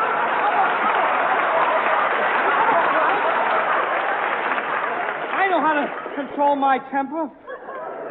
Oh, I'm sorry, Eddie. I'm awfully sorry. I know that Oscar thing has upset you, hasn't it? It has, Jimmy. But I'm a good trooper. Look, I'll carry on. Now, Jimmy, this part of the Technical Town Follies, I want you to help me dramatize some of the outstanding events of 1936. You and I, Jimmy Wallington, will impersonate all the principal characters. Here we go. The greatest mistake that was made during the year 1936, 1935, 34, and all the way back to 1776 was made in a poll conducted by the Literary Digest. James Wallington interviews the gentleman in charge of the poll. I came here for an interview. In speaking to you, Mr. Wallington, the world's greatest radio announcer. The world's greatest... How do you like that? Still making mistakes. Get out of there. In 1936, the Dion quintuplets celebrated their 2nd birthday. We take you to Callendar, Ontario, where the most widely advertised babies speak to you in person. Yvonne. Hello. Emily. Hello. Annette. Hello. Scoochie, scoochie, scoochie, scoochie, scoochie. Cecile. Hello, Madame, Monsieur. Marie. Come on, Marie. Say something, Marie. Come on and say something, will you? Come on, say something to us. No, I didn't get paid for yesterday. During the Democratic Convention in Philadelphia, the most important statement was not made at the convention, but in a suite of rooms at the Bellevue Stratford Hotel. Here is the statement by one of the country's outstanding Democrats. What have you got? 3 aces. I can't win a pot all night. In the world of sport, Jesse Owens was the athletic hero of 1936. We interviewed Jesse Owens. Mr. Owens, what is the fastest thing you've ever done? You know the Super Chief train on the Santa Fe? Yes. Well, I raced that train from Chicago to California. And what happened? I beat the train by 10 hours. 10 hours? Marvelous. I would have beaten it by 12 hours, but I stopped off at Albuquerque to help an Indian who was in trouble. Well, what did you do for the Indian? I gave him some Fire Chief gasoline. Fire Chief gasoline? Yeah, that's the best thing for engine trouble.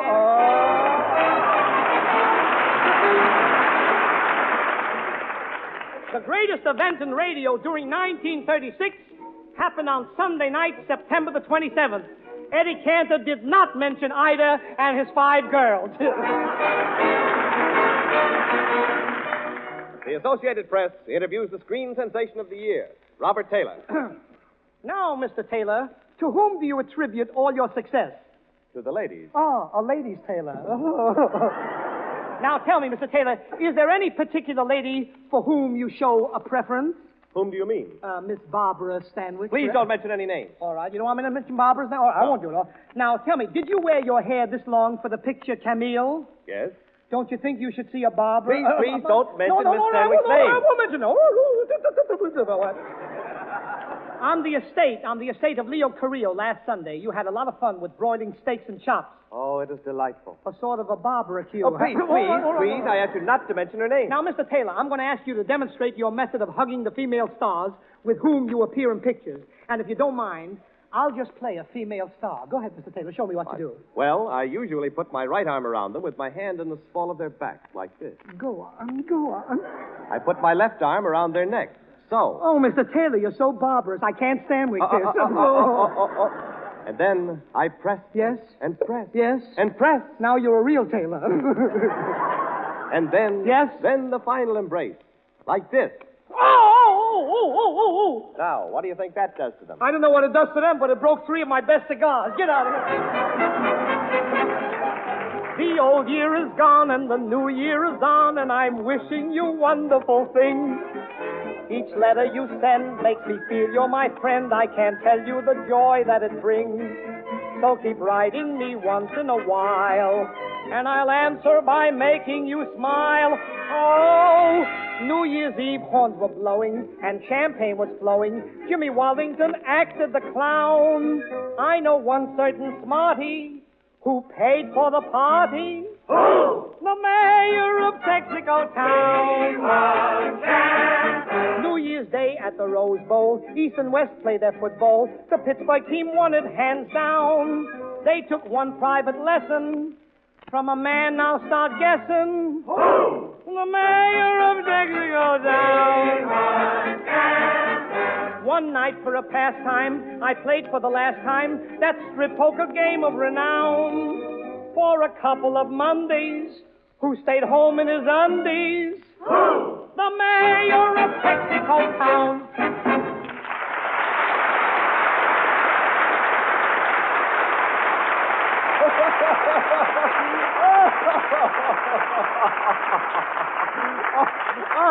Pardon me for laughing. I can hardly speak. Here comes Park Your Carcass, that funny Greek.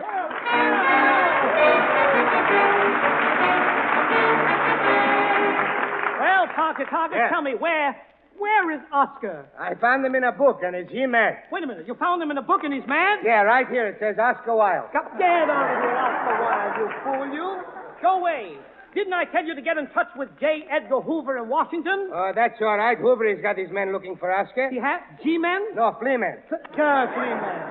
Parky, I'll bet you never called Hoover. You lied to me again. Evidently, you never heard of George Washington. Who? Washington. First in war, first in peace. Yeah, and last in the Rose Bowl game. Yep.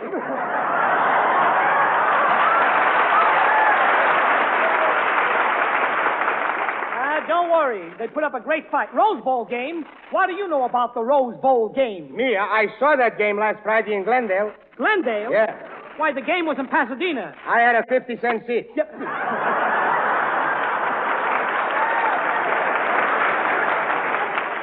Off your carcass, you're lying again, because there were no 50-cent seats. That's so. Jimmy Washington went with Jack Renaud, and he had a quarter seat. You mean Wallington had a quarter seat? Yeah, Renaud had the other 3/4. Yep. Say, listen, you know, last year I had a seat on the 50-yard line and I didn't like it. Wait a minute, you had a seat on the 50-yard line and you didn't like it? Why? Because the white stuff got all over my blue pants. Yep. Tell me, did you see Renaud and Wallington at the game? Did I see him? I had to take him with me. Wait, what do you mean you had to take him with you? Doctor's orders. Doctor's orders? Yeah, I was sick in bed on the day of the game. Yeah? And the doctor told me if I got to go to the game, be sure and take 2 pills. Yep. Oh, yes. You know an awful lot about football playing. I should once I managed the All-American Greeks. The All-American Greeks? Yeah. Tell me, where did you hold your New Year's game? In the finger bowl. In the finger bowl? Yeah, but nobody could find the place. They couldn't locate it. Why didn't you put your name on it? How would that look? Park your carcass in a finger bowl. Yep. No, wait.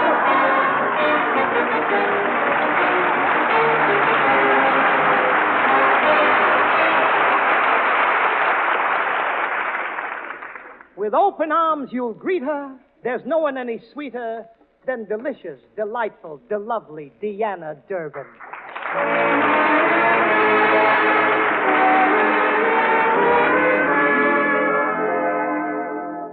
Sweet summer breeze with sparring trees, stars shining softly above, roses in bloom, wafted perfume, sleepy birds sing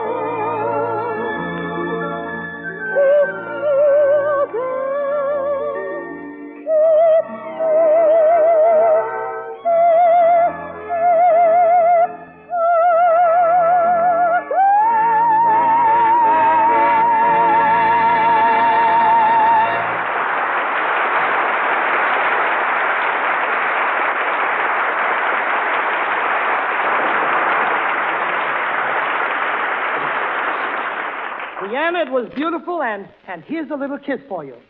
Tell me, what was the name of that song? Kiss me again. Oh, I will. Eddie, remember, I'm here. Oh, I'll kiss you, too. Hey, wait a minute. No, What's the matter? No, I'm here with some information. About Oscar? Just a minute. I want to tell you what I think. Say, you, whoever you are, can't you see we're busy? Well, I just want to... Let him talk, Jimmy. Maybe he knows where Oscar is.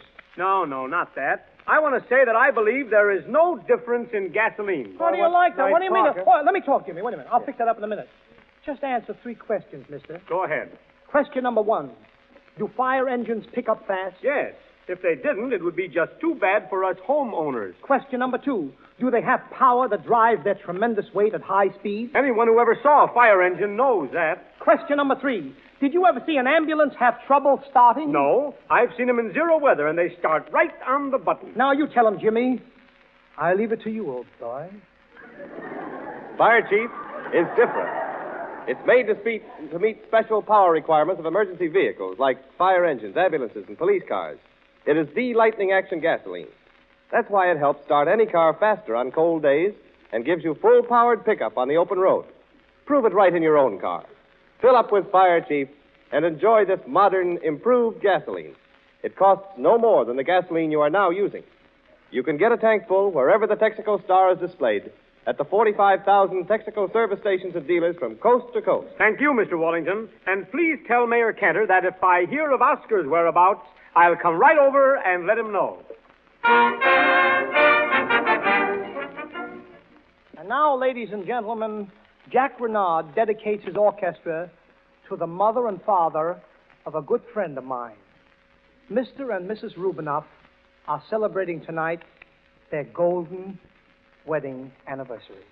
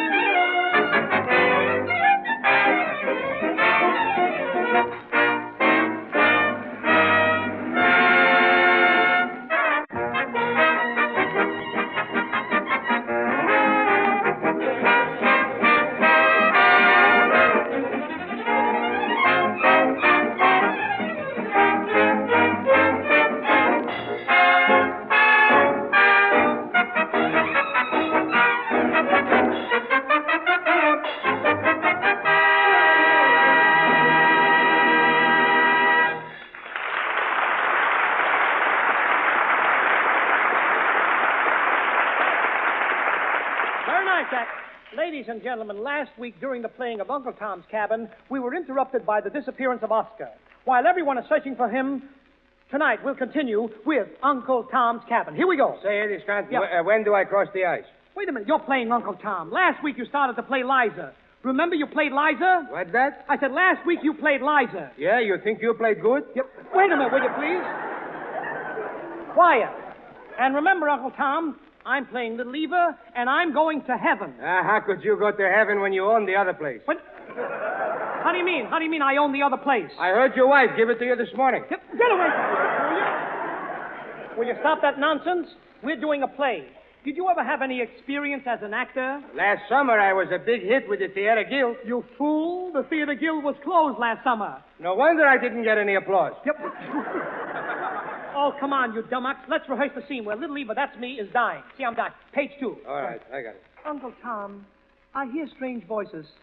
Awfully strange voices. Hey, Tell me, what can it be? I think it's Renard's musicians asking for overtime.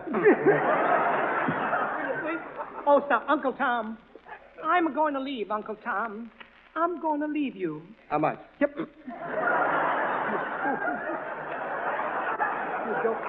How much do you want? 2 tickets on the 50-yard line. Yeah, wait a minute. What? Hark, you cock. I'm playing Little Eva, who is about to die. I'm about to die, and you're talking about football. Well, ain't that the time to kick off?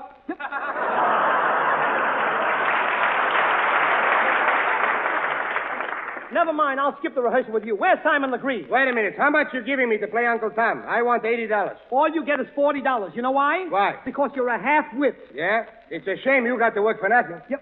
Get away from me, will you, please? Go on in and blacken up while I rehearse Jimmy and Renard, huh? Well, Eddie, am I still Simon Legree this week? Yeah. Yeah, and here comes Renard. He's playing all of the Bloodhounds. Listen. Woof, woof, woof, woof, woof. Hey, why? That's enough.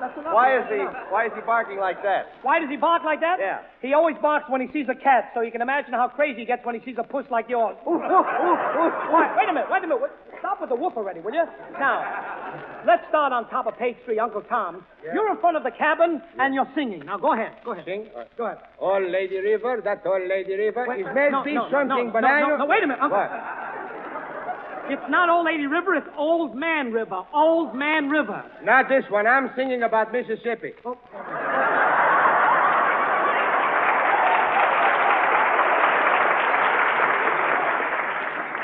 Uncle Tom. What? Uncle Tom, where is heaven? Uncle Tom, where is heaven? Don't worry, where's heaven? Just worry, where's Oscar? Quiet, Tom. Yeah? Hi. Here comes Simon Legree. Ah, there you are, you rascal. I'm going to thrash you with my whip. Yeah, oh, wait a minute. Hey. Wait a minute. Don't hit him. Don't hit him unless you get to laugh. Don't hit him. All right, take that, and that, and that. One, two. Wait a minute. So you built me and you flay me the $40 they got to pay me? You're a better man than I am, Simon the Greek. Well, that ain't gonna stop me. Yeah? 1, 2, 3, 4. Woof. Oh, get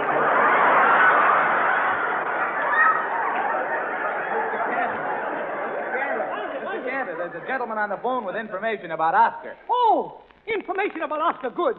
I'll go out and I'll find him. Eddie, you can't go this minute. You're programmed to do a song. Say, I'll go, Eddie Scranton, because I love Oscar like a brother. Oh, Jimmy, I'm so nervous. I can jump and clap my hands. Good. Then go right into your song.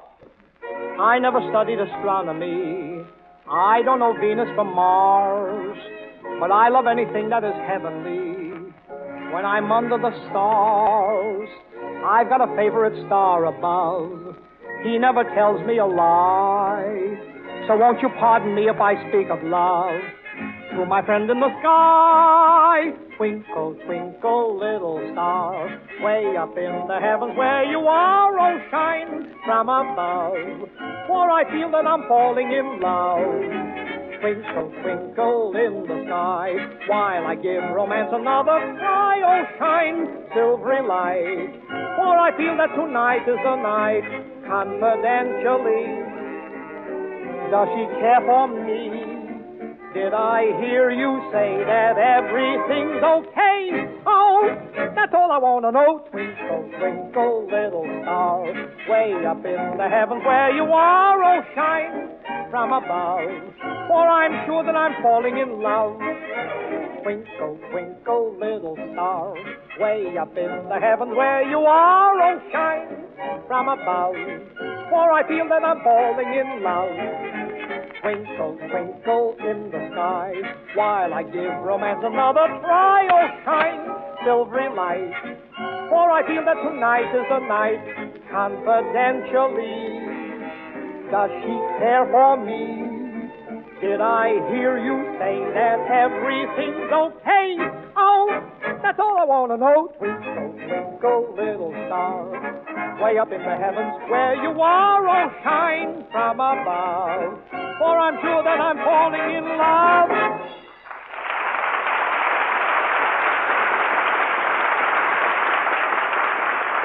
Hey, Eddie Francis. Yeah. Listen, I got news. News, Park your carcass. What did you learn about Oscar? I found out where he is. Where? He's in Cleveland. In Cleveland? Yeah. My little train flea. How did he get there? On a Greyhound. Get out of here. Oh, I'm going crazy. I must find someone who knows where Oscar is hiding. Look, there's a fella here down on his knees. Maybe he's searching for Oscar. No, he's rehearsing Mammy. It's my friend, the head salesman for Rinso and Lifebuoy, Al Jolson. That's who it is.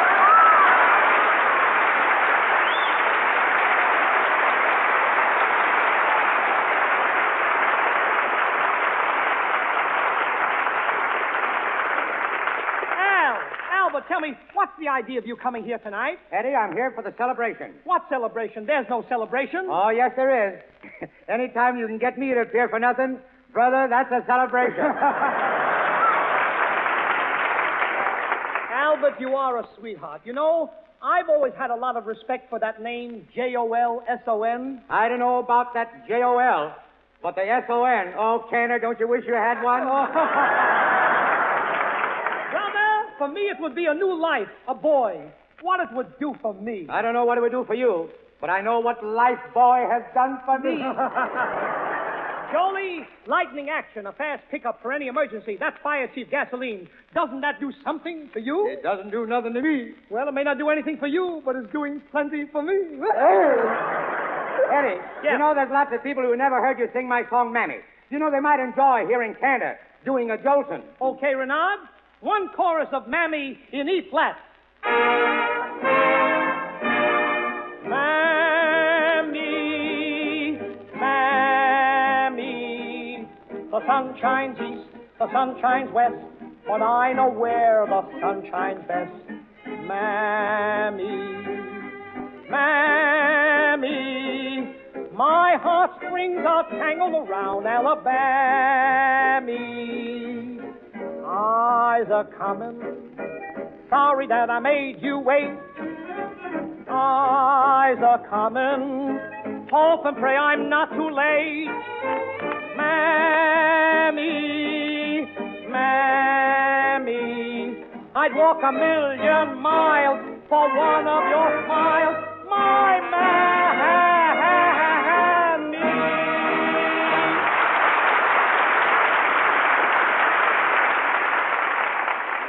I believe that there might be a few people who would like to hear Jolson doing a cantor. All right, Mr. Renard.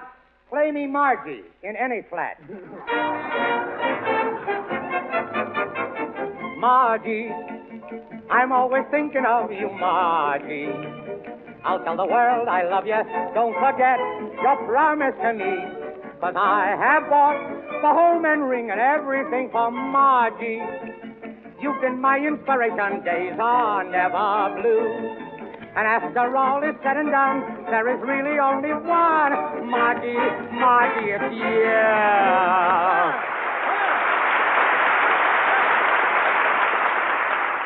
Al, that was grand. Now, why don't we harmonize to the tune of good old Dinah? Renard, let's have it.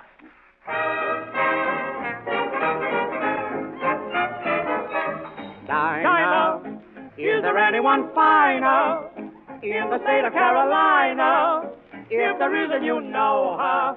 Show her to me, or Dinah. With your Dixie-eyed blazing, how I love to sit and gazing to the eyes of Dinah Lee. Every night, why do I shake with fright? Because my dynamite change your mind about me. To do the dance in heaven, shoot me home tonight at 7 E's. Give me a piece of pie, oh, Dinah. If you want a good Dinah, I would hop an ocean liner just to be with Dinah Lee.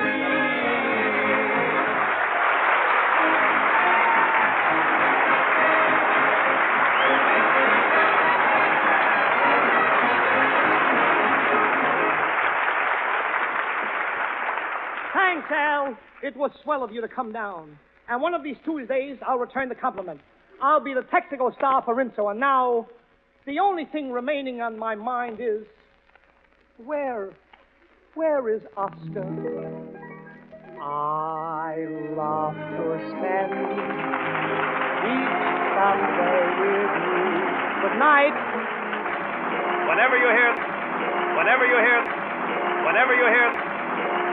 My Favorite Husband is up next on nightly old-time radio shows. Please enjoy it. It's time for My Favorite Husband, starring Lucille Ball.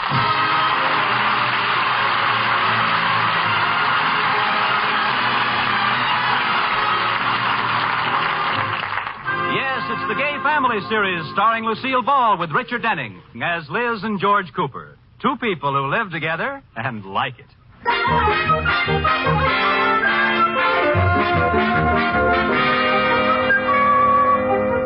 As we look in on the Coopers, it's afternoon at the Sheridan Falls National Bank, and George Cooper has just received an urgent summons to the office of the president of the bank. Did you want to see me, Mr. Atterbury? Yes, I did. Come in, George boy. Is something wrong, sir? George, as you know, we here at the bank encourage, yea, insist, that the families of our employees do their banking with us. Yes, sir, I know. I just finished looking over Liz's monthly statement. Yes? Boy, as a favor to me and to the bank, would you ask Liz to take her business elsewhere?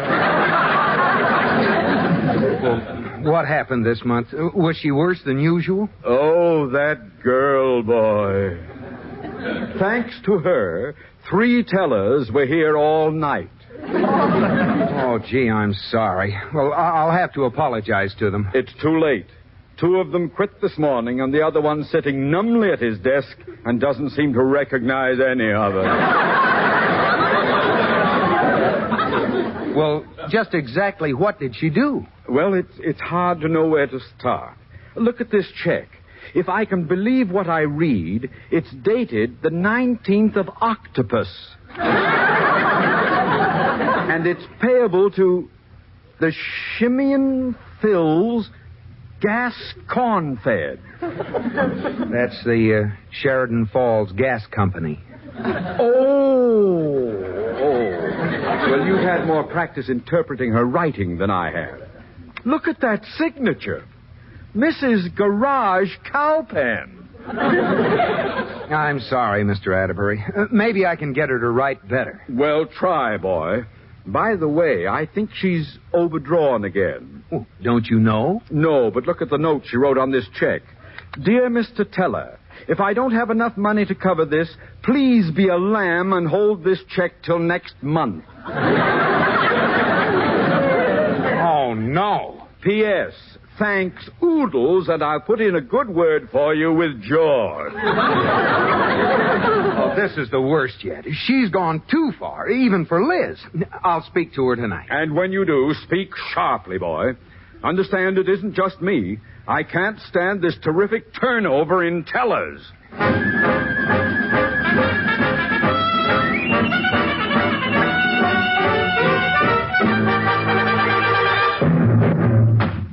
Liz, where are you? Oh, hi, George. How's my little husband? Sit down. Your little husband wants to talk to you. Well, apparently you got up on the wrong side of the vault. Never mind being smart. Liz, what you've done is unforgivable. Why, that dirty fibber of a garage mechanic. He promised he wouldn't tell you I had that fender fixed. What fender? Oh, me and my big mouth. We'll settle the fender later. But right now, I want to talk to you about your bank account. It's in a terrific shape. Now, what have you got to say about it? Oh,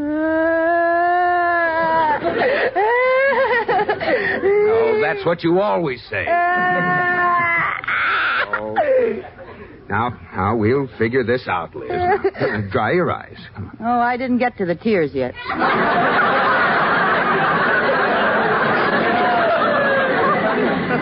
Oh, fine.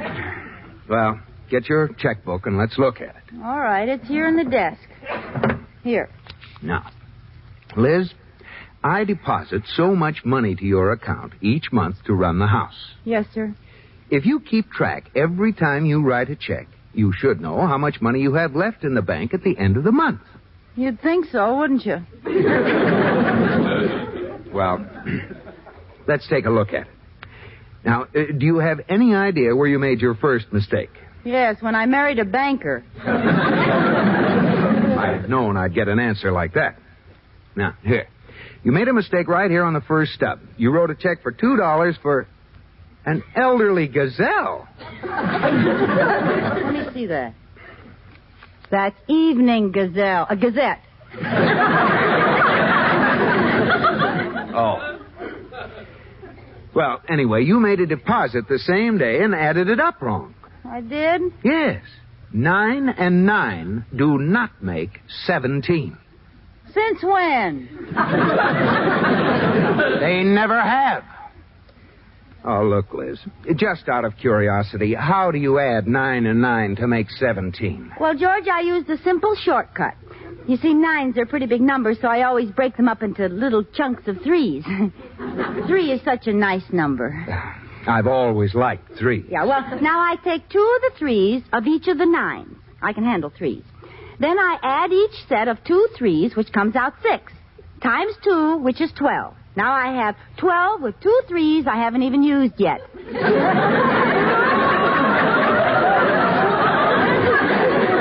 And frankly, George, there's nothing as confusing as 2 single 3s. Oh, nothing. I take each single 3 and break it into a 2 and a 1. Then I take 2 2s and scrunch them together into a 4. And I put the 4 on top of the 12, and that's 16. Now I've got 2 1s left, and 1 times 1 is 1. Pile it on top of the 16, and what do you have? 17.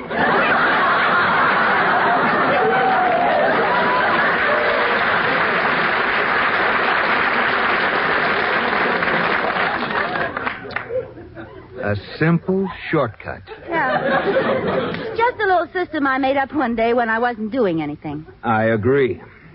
Liz, your math is positively atrocious. Now, what can we do about it? Give me a kiss. No, this is serious. Oh. Dinner's ready. If you come up next month overdrawn again, Mr. Atterbury will...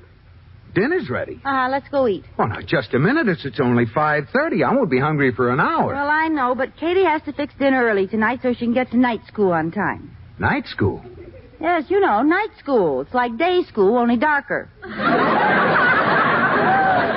I am familiar with the institution. It's one of Mr. Atterbury's pet projects. Oh? But my stomach is used to eating at 6:30. Well, I promised Katie she could go so your stomach can just take dinner and lump it. That's what I'm afraid of. Dinner's on the table, Mrs. Cooper. We're coming, Katie. I hope you don't mind eating early on account of me, Mr. Cooper. No, I guess not, Katie. Yeah? What class are you going to tonight? Beginning sewing. I had trouble deciding which course to take. They teach everything in night school, you know. Wait a minute. Do they by any chance teach arithmetic? Oh, sure. Okay, Katie, serve the dinner. Sit down, George. Well, what happened at the bank today? George, what are you looking at me like that for? Liz, you're going to night school with Katie. Oh, George, I took mathematics in school once. Well, honey, you may have been exposed to it, but it didn't take. Maybe I'm immune. Maybe when I was a baby, I was vaccinated against it. Liz? I'll bet that's what that funny little scar is on my arm. Liz, you're going. It'll be good for you, and Mr. Atterbury will be delighted. After all, you owe him something for all the trouble you caused him at the bank. Wouldn't it be easier just to give him a quart of blood? Now, Liz, all right, George, I'll go. Katie, it looks like you had yourself a little school chum. The last one to the teeter-totter is the dirty, rotten egg.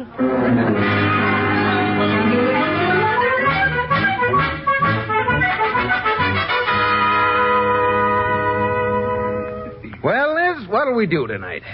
What do you mean, do? We have to do our homework. What? I started school last night, remember? We have to spend this evening on our arithmetic problems. Our arithmetic problems? Well, George, you got me into this. I thought we'd do them together. Oh. I'll read you the problems and you give me the answers. I have a better way of doing them together. I'll read you the problems and you give me the answers. Well, if you want to do it the hard way. Here, we're supposed to do problems 1 to 10. Okay. Are you ready? Ready? First problem. Mary has 8 apples, and Susan has 5 apples. Susan gives her 5 to Mary. How many apples does Mary have? Well? Why should Susan give her apples to Mary? That's not the problem. Well, it isn't fair. Mary already had more apples than Susan. What's the answer? 13. Right. I'd like to know what Mary has on Susan. Forget it.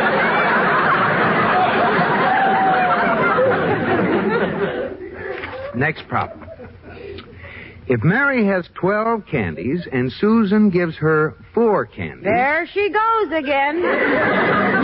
Liz? You asked me, Susan's being blackmailed. Never mind. Ooh.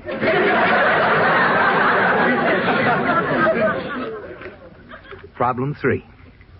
Mary has 21 oranges and Susan takes away 9. Aha! The worm turns. All right. I'll skip past Mary and Susan. These problems are too easy for you. No, they're not. Yes, they are. Oh, gee, this book brings back memories. I used to get a big kick out of working problems like these. Oh, here's one about a man in business.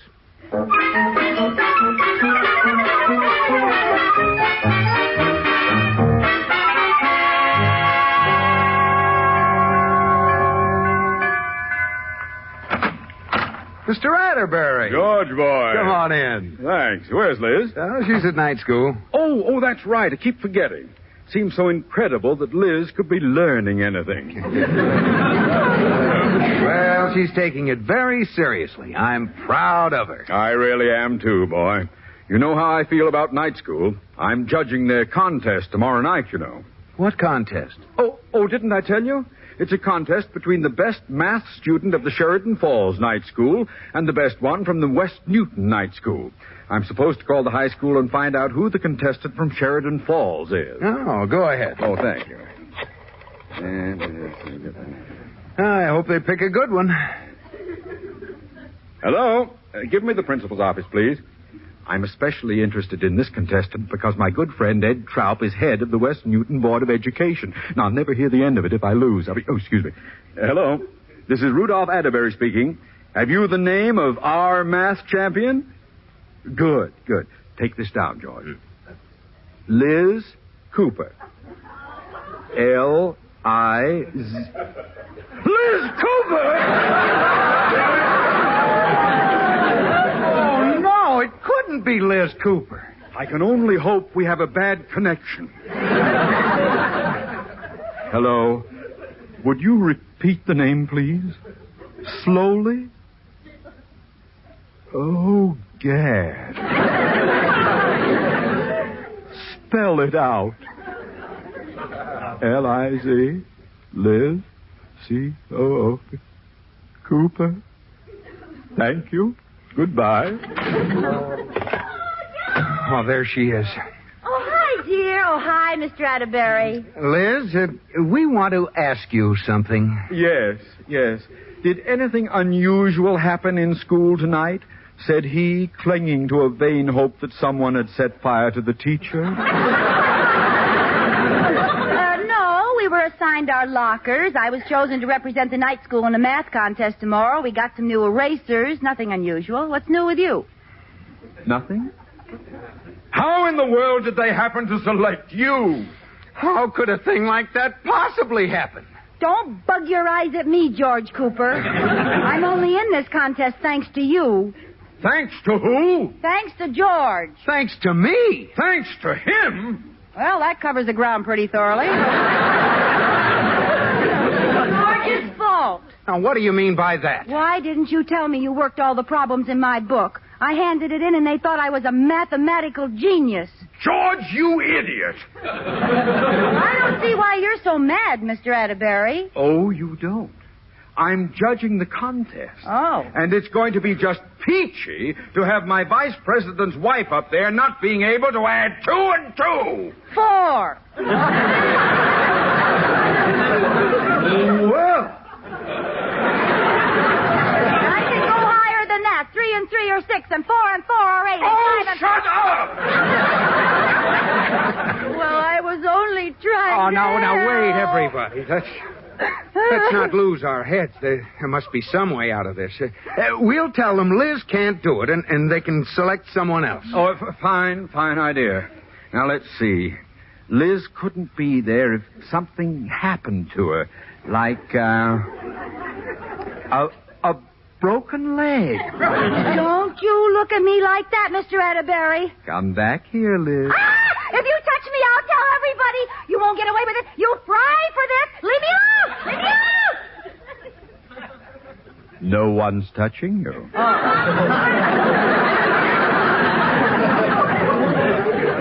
Well, then, there's only one thing to do, George. What? Yeah, what? We're going to teach you arithmetic. Oh, no. Break my leg. Go on. Here, I'll lay it across the chair. Jump on it. Go ahead. Jump on it. Go ahead. George, you get some pencils and paper. Liz, you put the coffee on. We're going to get some math into your head if it takes all night.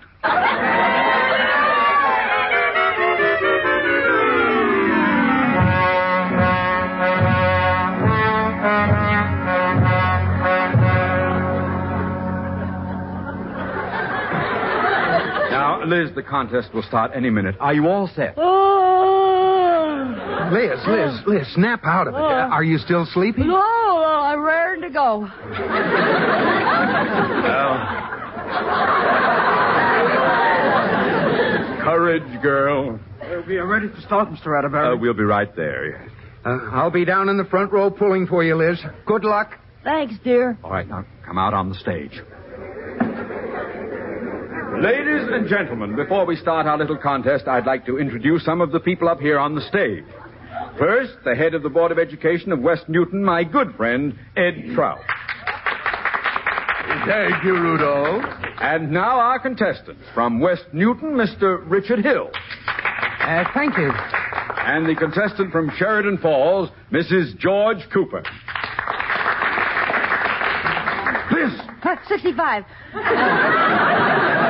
Susan has 4. Oh. Now, if the contestants are ready, we'll start the contest. We'll start with some geometry. The first problem goes to Mr. Hill. Give me the theory of Pythagoras. The square of the hypotenuse of a right triangle is equivalent to the sum of the squares of the other two sides. Right.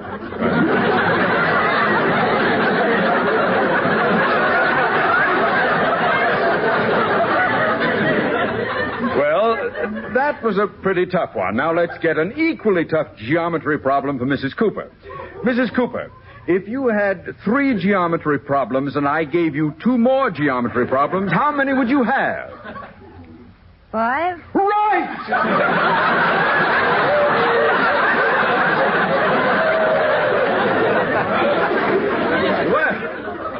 Well. Apparently...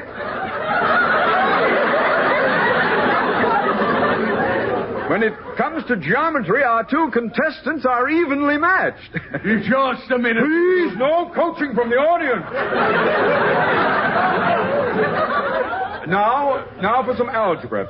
Mr. Hill, a pole 20 feet long is divided into 2 sections. Letting x equal the short section and 4x the long section, what is x and what are the lengths of the 2 sections? X is 4, one section is 4 feet, and the other is 16 feet. Correct. Now, Mrs. Cooper, for your algebra problem. H equals I. If H is 4, what is I? Mrs. Cooper! Huh? What is I? You is keeping me awake, that's what you is.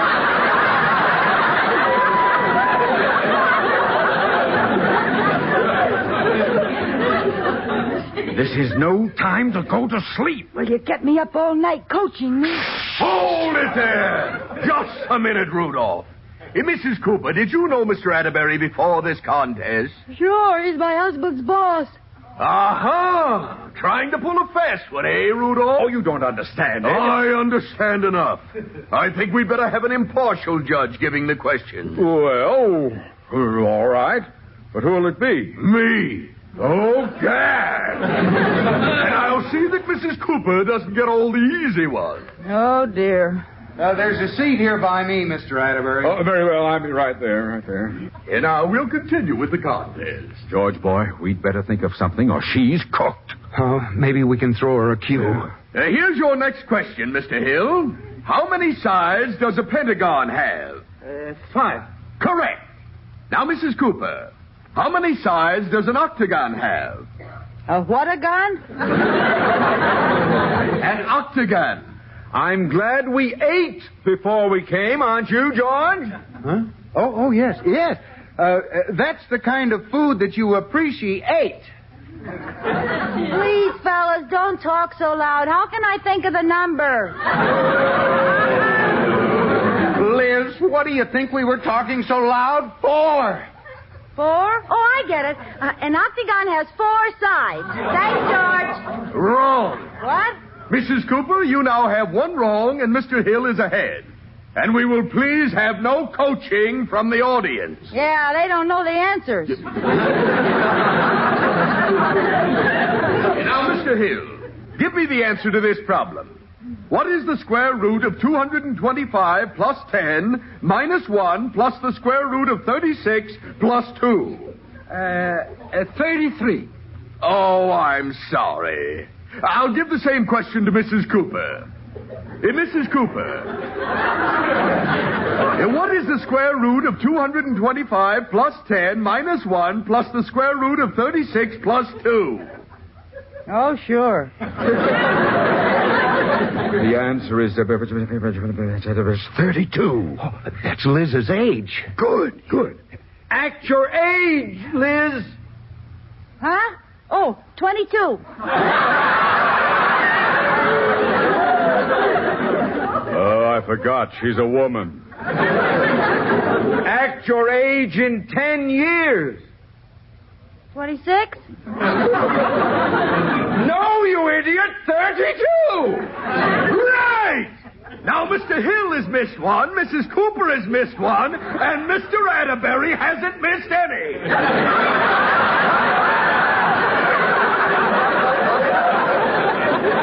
Now, look, Atterbury, we can't fuck the three of you. If you'll shut up, I'll give them each the same question, and whoever gets it right wins. Okay.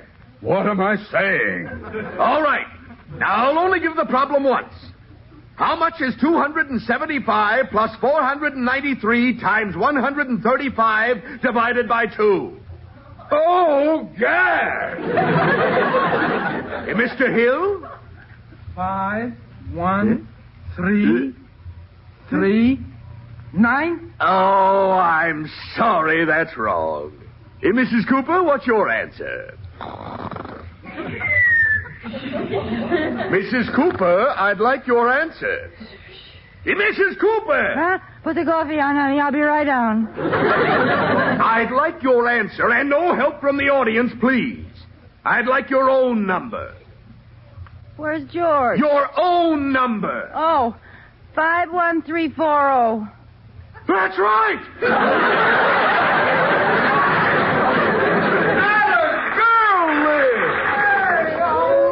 Honey, congratulations. I knew you could do it, girl. Do what? You won. You won the contest. Who, me? Liz, I owe you an apology. I gave up all hope when he insisted you give him your own number. Own number? I thought he said phone number.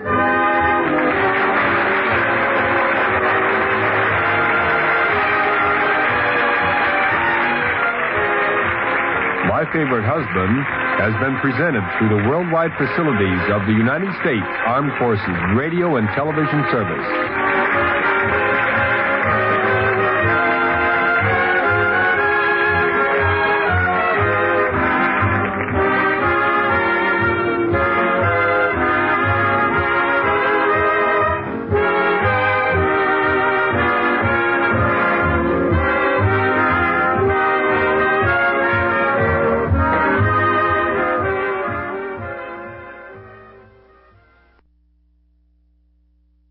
One of my all-time favorite shows, The New Adventures of Sherlock Holmes, starring Basil Rathbone and Nigel Bruce, is up next on Nightly Old Time Radio Shows. Enjoy. Petri Wine brings you Basil Rathbone and Nigel Bruce in the new adventures of Sherlock Holmes.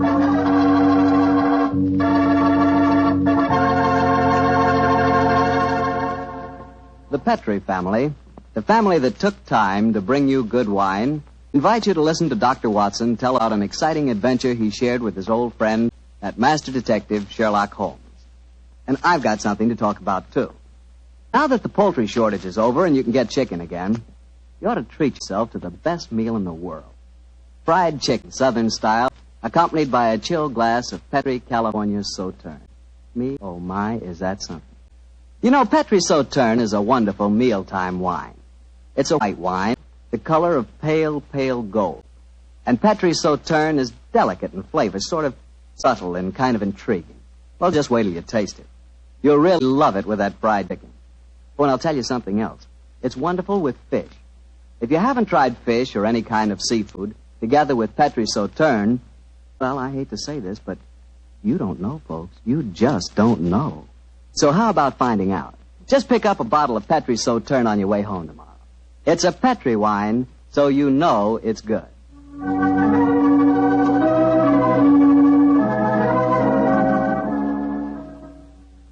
And now let's see if our old friend Dr. Watson's expecting.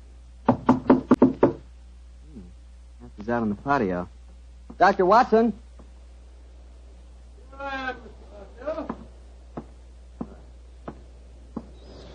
Sit out here this evening, my boy. Oh, swell idea, Doctor. It certainly is a beautiful night. It certainly is. Draw up a chair and make yourself comfortable.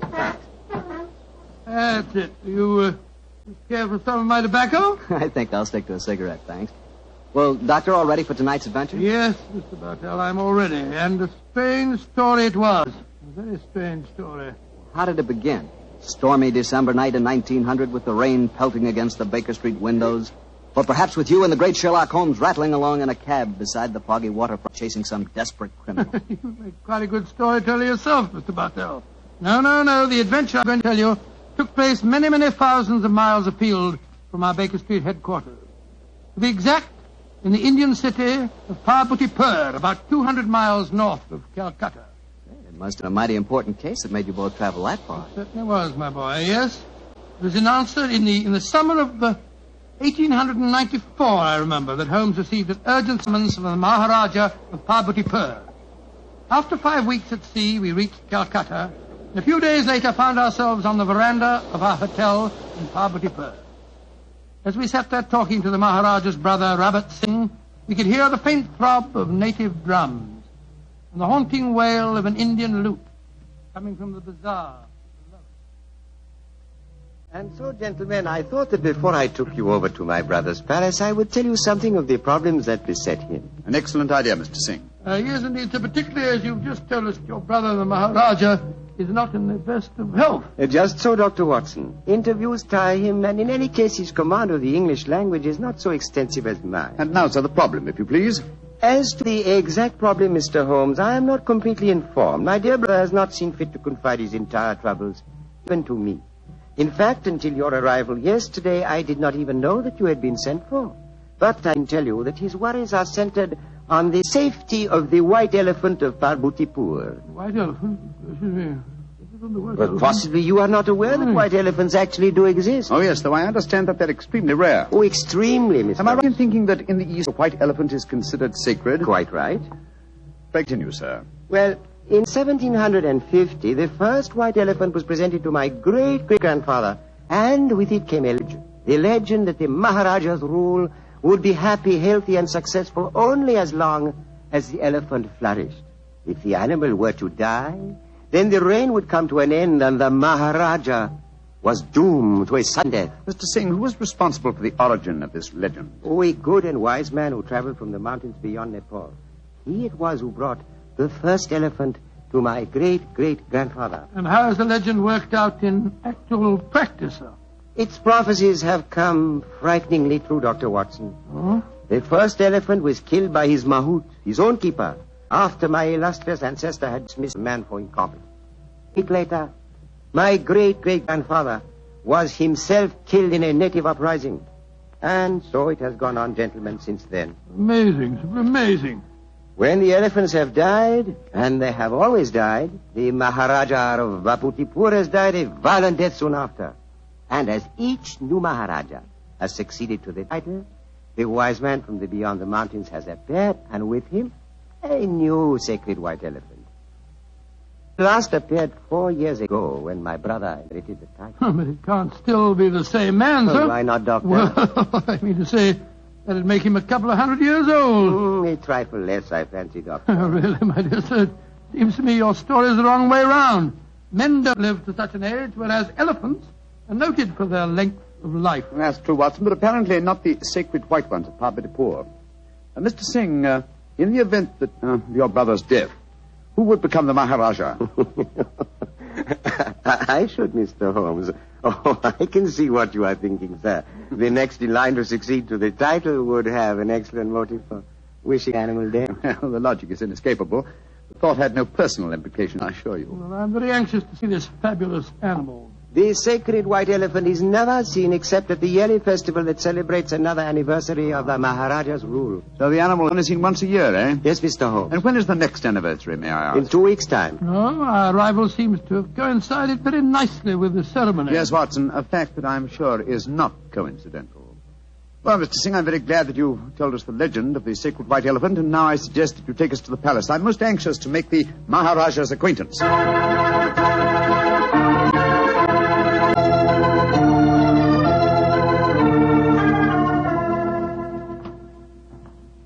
This is the council chamber, gentlemen. If you will wait here a moment, I will go and see if my brother is well enough to receive you. Very well, sir. On my soul, Holmes, I'm not easily impressed, but this palace is absolutely staggering in its magnificence. Yes, it does rather take one's breath away, doesn't it? I think it does. This floor is of the finest marble, and unless I'm much mistaken, that magnificent rug is a genuine Bokhara. Yes, by Jove, it is. I could swear that the staircase we mounted a moment ago had railings of solid gold. You did, old chap. It did? This is a country of paradoxes, where opulence beyond the dreams of Midas rubs shoulders with the direst poverty. And yet, looking at a palace like this, it's not hard to see why India is called the brightest jewel in the diadem of the British Empire. Good Lord, what's that? That is an elephant trumpeting. Oh, yes, of course. Do you suppose it's the sacred white one? Undoubtedly. You will recall the Maharaja's brother told us it's the only one at the palace. Cheers. It's an odd sound. Yes, a very comforting one. The animal seems to be in the best of health. Who waits in the Maharaja's council Good gracious room? me, you gave me a start. I didn't hear you come in. My friend and I are waiting for an audience with His Highness. No one can hold audience with the Maharaja. Please to leave. Now look here, my good fellow. Watson, I'm please. pleased to leave. Watson. What? We've traveled 12,000 miles to see the Maharaja, sir, at his request. In any case, his brother is with him now arranging an audience. I am Mada, Maharaja's physician and chief counselor. And I tell you, you cannot hold audience today. And I tell you that I haven't the slightest intention of leaving the palace without seeing him. You defy the authority of Mada?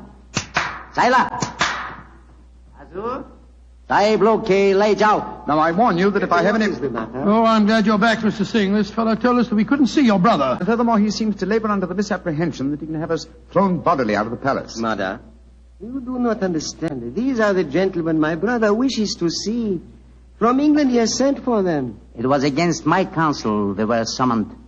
No good will come of this. Follow me, gentlemen. My brother, the Maharaja, will see you now. But please do not stay with him too long. He is far from well.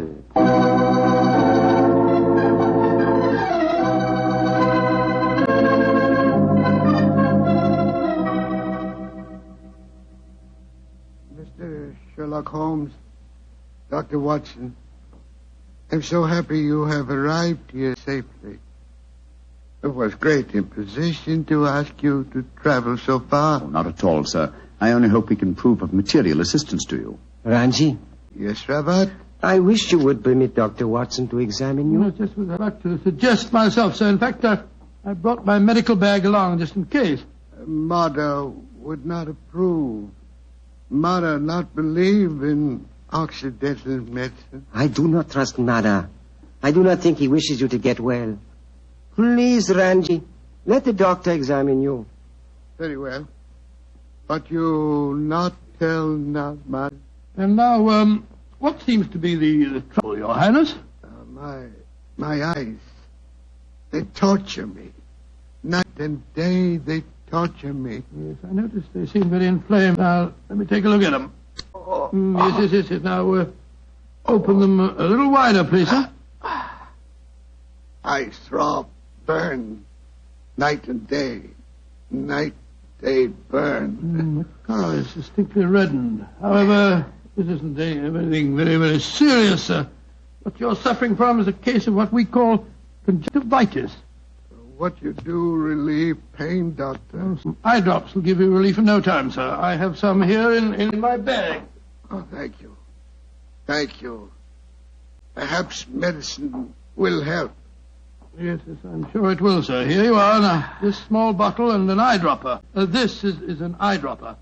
Just put a few drops in the corner of each eye, and I'm sure that you'll get some relief in no time at all. Thank you, Dr. Watson. You think there is nothing seriously wrong, Doctor? Mother gave it as his opinion that my brother's eyesight was in serious danger. Pardon my saying so, I think it more likely that my medical knowledge exceeds his. I can assure you there's nothing seriously the matter with your brother's eyes, sir. I'm happy you say so. Now you will please excuse me while I take medication and rest a little. We discuss my problems later. Quarters already prepared for you in palace. You'd not mind, Mr. Holmes? Not at all, sir, though in the interim I should like to employ my time to the full by inspecting your sacred white elephant. No, that I cannot allow. I must talk to you first. I think, sir, you will do well to give me permission to see the animal. I already have my suspicions as to your reason for bringing me here, and it will be best if I'm completely informed when we have our discussion. Very well. Can do no harm. Here. Take Ring. Show Ring to Sucro. He's keeper of animal. Sucro will let you into Elephant House when he see Ring. Thank you, sir. And please rest comfortably. I'm sure that your worries are nearly an end. Come on, Watson.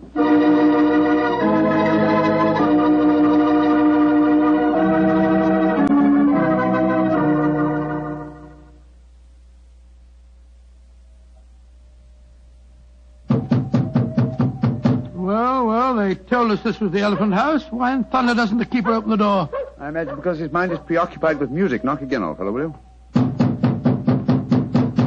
Uh-huh. He heard us that time. Yeah, about time. We must be knocking here for 5 or 6 minutes.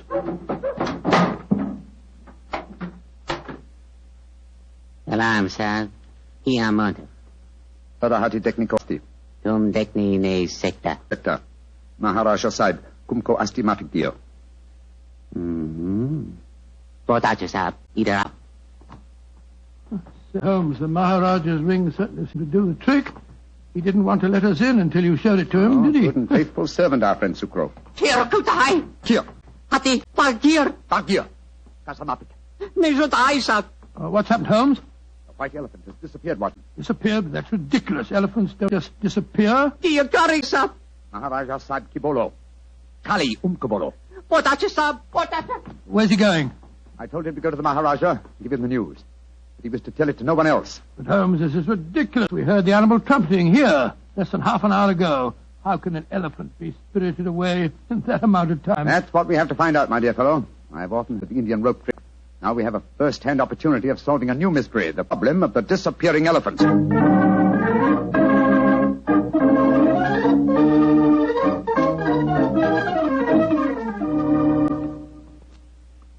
Holmes, this is farcical. We spent half an hour searching this elephant house. After all, an elephant isn't exactly insignificant. I doubt if you're going to find it out of those boards in the corner over there. True, Watson, but nonetheless, there are interesting clues to be observed. Clues? What clues? Come over here, old chap. Bloodstains. Great Scott, you're not suggesting that's elephant's blood? It's hard to say, though I would venture the opinion that it would require the blood of several human corpses to produce an equivalent of blood. In any case, you will notice that the stains are dried and old. Hello? That must be the elephant keeper back from the palace. Dr. Watson! His mother, the Maharaja's physician. Mr. Holmes, Dr. Watson, at once you must come back to the palace. What's wrong, sir? It is the Maharaja. Death has come to him. Dead? Great heavens. Exactly what happened? Sucro, keeper of the elephant, came to the Maharaja. He said He had a most important message to deliver. He had. I told him to deliver it. Then what happened? A few moments later, I heard cries. I went to Maharaja's room and found him in delirium. He was saying about the elephant having disappeared. His brother and I tried to give comfort to him, but we could do nothing. His breathing became more and more labored. Finally, it stopped altogether. So the doom of Parbotipur is fulfilled once again. The elephant is gone and the Maharaja's reign is ended. Come on. We must go to the palace. Yes, I must examine the body at once. You're certain it was a natural death, Mr. Mudder? Positive, Mr. No Holmes. symptoms of poisoning, for example? Mr. Holmes, I have read some of your sensational stories in which obscure deaths are attributed to a subtle oriental poison unknown to Western science. I can assure you that if the Maharaja has been poisoned, it has been caused by no poison known to me. When did he last eat? Over 8 hours ago. Possibly died of shock, Holmes. Shock and hysteria. When he knew that the elephant had vanished. Yes, it's possible, but it's murder just the same. Murder? Why do you say that, Mr. Holmes? Because whoever caused the elephant to disappear did it with a deliberate intention of ending the Maharaja's reign. A diabolical plot, and one that I intend to overcome before this day is out.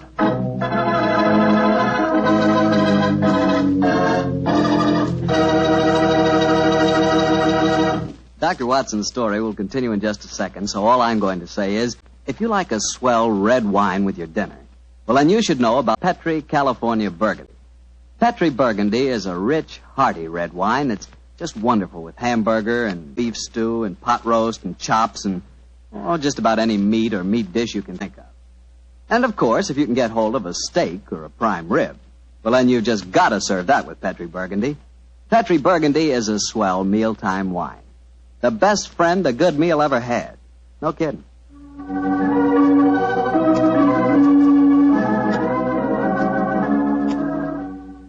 And now back to tonight's new Sherlock Holmes adventure, the case of the vanishing elephant. Tell me, Doctor, did you examine the Maharaja's body? Yes, of course I did, Mr. Bartell. Holmes was convinced that the Maharaja had been murdered, but I could find no trace of foul play. After my examination, I joined Holmes in our quarters, and I gave him my opinion. Found out anything? Looks like natural death to me, Holmes. No traces of poison? None that I could see. Of course, it's hard to be certain without an autopsy. Did you suggest one? Yes, but the new Maharaja won't hear of it. It's against their religion, apparently. Yes, I was afraid of that. Meantime, I've been conducting a cross-examination of some of the palace servants. Oh? What do you find out? Principally that all of them heard the elephant trumpeting this morning. Did any of them suggest how the animal might have been smuggled out to the palace grounds? They insisted that such a feat would be impossible without their knowledge. Well, what's our next move, Holmes? To interrogate the one person who I'm sure can give us the true story of the elephant's disappearance, its keeper. Remember, we haven't seen him since he took the message to the palace. I suggest we return to the elephant house and have a persuasive talk with him.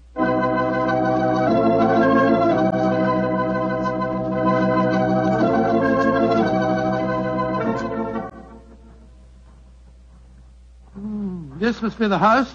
The only one that's near the elephant pen. Ramshackle-looking place, isn't it? Extremely. Sucro! Sucro! Don't tell me that he's vanished, too. This is to get on my nerves. Oh, no. Sucro! I think under the circumstances, we'll take the liberty of entering. Sucro! Look, Holmes. Look on the floor. We're too late. Good Lord. What a horrible sight. His throat's been cut. Obviously another murder. He knew the secret of the vanishing elephant. Let's have a look around.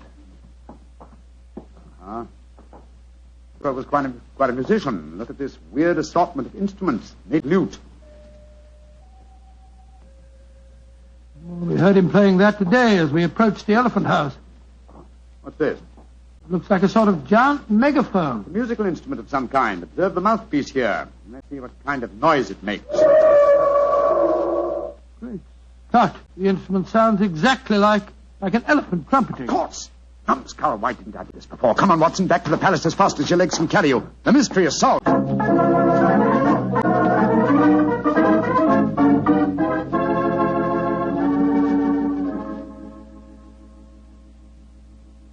You say you have solved the problem of the missing elephant, Mr. Yes, Holmes? sir. And also the cause of your brother's death and Sucro's murder. Indeed.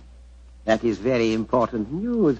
Won't you both sit down, please? Thank you, sir. Please proceed, Mr. Holmes. Thank you. First, the elephant did not vanish today. The beast must have died natural death months ago. All that happened today was that I discovered its absence. Are you suggesting that my brother knew the beast was dead? I am, sir. But he was afraid to publish the news. He knew that his rule would fall into a state of chaos if the fact were known. You yourself, sir, have told us how strong is the native belief in this legend. Oh, how did he dispose of the elephant? Unobtrusively, over a period of time. The bloodstains in the elephant house would indicate that the animal had been cut up into disposable fragments, which could be removed by the faithful Sucro without attracting suspicion. All this time, though, the elephant horn was blown at suitable intervals to indicate that the sacred animal was still alive. But if the Maharaja knew the beast was dead, why did he die of shock when he received the news? I think the answer to that question, Dr. Watson, would be that my brother died of shame when he knew that his imposture had been discovered. Little far-fetched, sir, if you don't mind my saying so. Now, I'm certain the reason your brother brought me to your country was to reveal that imposture to me. He knew the day was coming soon when he must show the elephant to his people. The festival would have been held in 2 weeks' time, I think you told us, sir. I imagine that he wanted me to devise a method of smuggling a new white elephant into the palace grounds before that time. Tell me, Mr. Sherlock Holmes, why did my brother die today? Because he was murdered. Just as Sucro was murdered later. Murdered?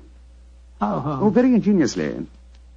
By poison, but not, as you might expect, by any subtle Eastern poison. No, one of the most recent of Western poisons was used. A poison unknown to Oriental science.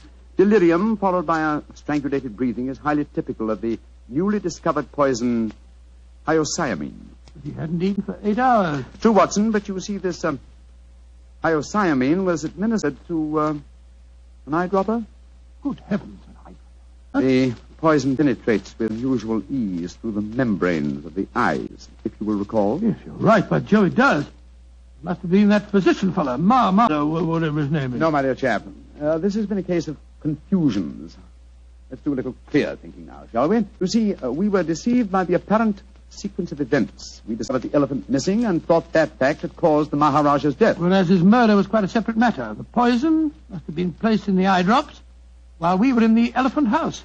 Precisely, dear chap. And when the murderer saw how the problem of the missing elephant confused us, he killed its unfortunate keeper to prevent us from learning the truth. Yes, you're strangely silent, Mr. Singh. Am I, Mr. Holmes? I am fascinated by your flow of unassailable logic. Of course, you realize that I am now the Maharaja, the King of Kings, an absolute ruler with all power, including that of the police. Do you care to denounce the murderer to me? Oh, come, sir. It's time the buttons off our foils. I'm well aware that you studied medicine at the University of Edinburgh. You had the motive, the opportunity, and the knowledge to kill your brother. The murder of Sucro was probably performed by an underling. Great Scott, what a shocking You are disgrace. a clever man, Mr. Holmes. A very clever man. Clever enough to realize that an absolute ruler, a ruler with all powers, including that of the police, is not apt to denounce himself. Again, your logic is unassailable. Goodbye, gentlemen. I trust your voyage home will be a pleasant one. I warn you, sir, that I shall make a full report of my findings in this case to the British Commissioner of this state. Why should he prove more effectual than the great Sherlock Holmes? Goodbye, gentlemen, and bon voyage. Filthy murderer. Makes my blood boil to think that he can't be brought to justice. He can, and he will be. Civilized laws of the Occident cannot be enforced here, then we must fight him with his own weapons. What do you mean, Holmes? That we have a farewell talk with Mr. Madder, the dead Maharaja's physician, friend, and counselor.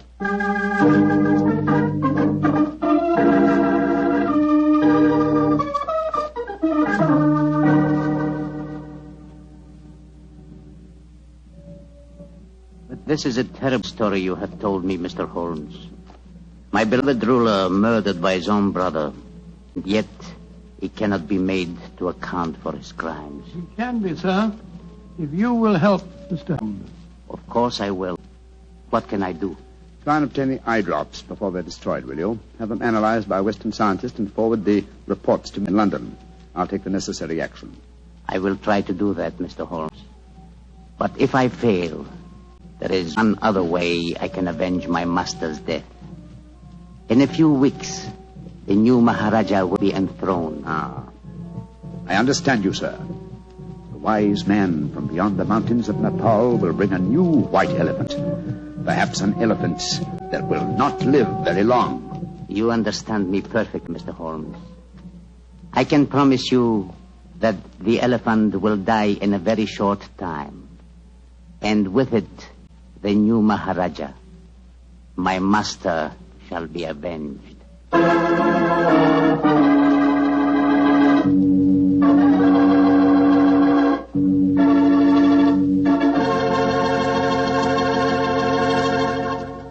That was quite a story, Doctor. Quite a story. And tell me, what did happen to the next white elephant of Property Port? By an extraordinary coincidence, it died the day after the new Maharaja's enthronement. And that scoundrel was himself killed in an uprising that occurred just a few days later. You know something? I think I could be very happy as an Indian Maharaja. Oh, really? Mm-hmm.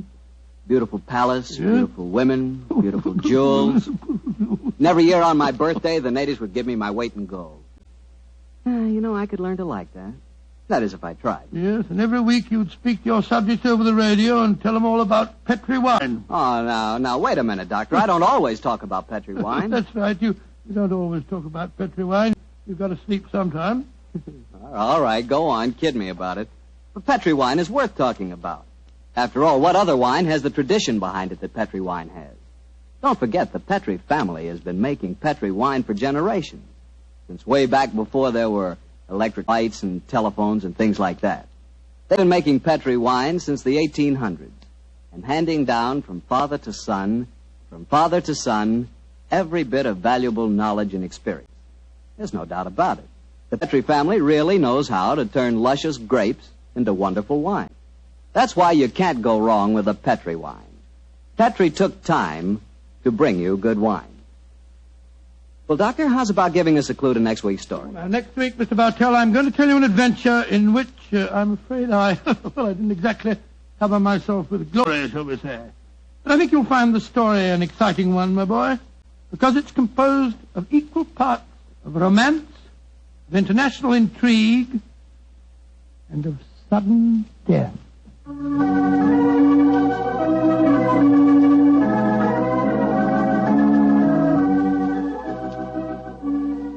Tonight's Sherlock Holmes adventure is written by Dennis Green and Anthony Boucher and is based on an incident in the Sir Arthur Conan Doyle story, The Engineer's Thumb. Mr. Rathbone appears through the courtesy of Metro-Goldwyn-Mayer and Mr. Bruce through the courtesy of Universal Pictures, where they are now starring in the Sherlock Holmes series. The Petri Wine Company of San Francisco, California, invites you to tune in again next week, same time, same station. This is Harry Bartell saying goodnight for the Petri family. Sherlock Holmes comes to you from our Hollywood studios. This is the Mutual Broadcasting System.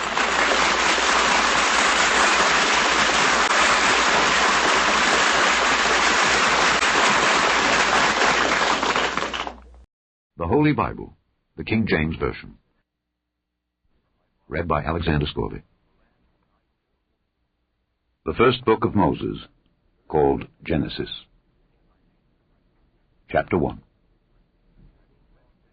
In the beginning God created the heaven and the earth was without form and void, and darkness was upon the face of the deep, and the Spirit of God moved upon the face of the waters. And God said, Let there be light. And there was light. And God saw the light that it was good, and God divided the light from the darkness, and God called the light day, and the darkness he called night. And the evening and the morning were the first day. And God said, Let there be a firmament in the midst of the waters, and let it divide the waters from the waters. And God made the firmament, and divided the waters which were under the firmament from the waters which were above the firmament. And it was so. And God called the firmament heaven. And the evening and the morning were the second day. And God said, Let the waters under the heaven be gathered together unto one place, and let the dry land appear. And it was so. And God called the dry land earth, and the gathering together of the waters called he seas. And God saw that it was good. And God said, Let the earth bring forth grass, the herb yielding seed, and the fruit tree yielding fruit after his kind, whose seed is in itself upon the earth. And it was so. And the earth brought forth grass, and herb yielding seed after his kind, and the tree yielding fruit whose seed was in itself after his kind. And God saw that it was good. And the evening and the morning were the third day. And God said, Let there be lights in the firmament of the heaven, to divide the day from the night, and let them be for signs, and for seasons, and for days and years, and let them be for lights in the firmament of the heaven, to give light upon the earth. And it was so. And God made 2 great lights, the greater light to rule the day, and the lesser light to rule the night. He made the stars also. And God set them in the firmament of the heaven to give light upon the earth, and to rule over the day and over the night, and to divide the light from the darkness. And God saw that it was good. And the evening and the morning were the 4th day. And God said, Let the waters bring forth abundantly the moving creature that hath life, and fowl that may fly above the earth in the open firmament of heaven. And God created great whales, and every living creature that moveth, which the waters brought forth abundantly after their kind, and every winged fowl after his kind. And God saw that it was good. And God blessed them, saying, Be fruitful, and multiply, and fill the waters in the seas, and let fowl multiply in the earth. And the evening and the morning were the 5th day. And God said, Let the earth bring forth the living creature after his kind, cattle and creeping thing, and beast of the earth after his kind. And it was so. And God made the beast of the earth after his kind, and cattle after their kind, and everything that creepeth upon the earth after his kind. And God saw that it was good. And God said, Let us make man in our image, after our likeness, and let them have dominion over the fish of the sea, and over the fowl of the air, and over the cattle, and over all the earth, and over every creeping thing that creepeth upon the earth. So God created man in his own image. In the image of God created he him. Male and female created he them. And God blessed them, and God said unto them, Be fruitful, and multiply, and replenish the earth, and subdue it, and have dominion over the fish of the sea, and over the fowl of the air, and over every living thing that moveth upon the earth. And God said, Behold, I have given you every herb bearing seed which is upon the face of all the earth, and every tree in the which is the fruit of a tree yielding seed. To you it shall be for meat. And to every beast of the earth, and to every fowl of the air, and to everything that creepeth upon the earth, wherein there is life, I have given every green herb for meat. And it was so.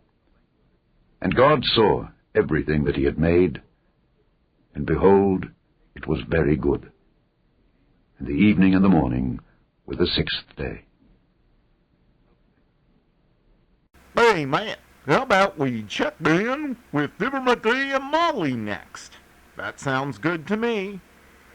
Miles Laboratories, makers of Alka-Seltzer, bring you another visit with Fibber, Magee, and Molly.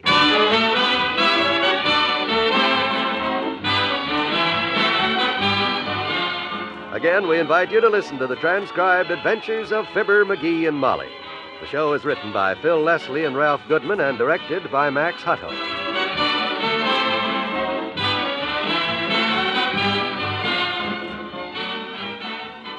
We'll see what's going on in Wistful Vista shortly.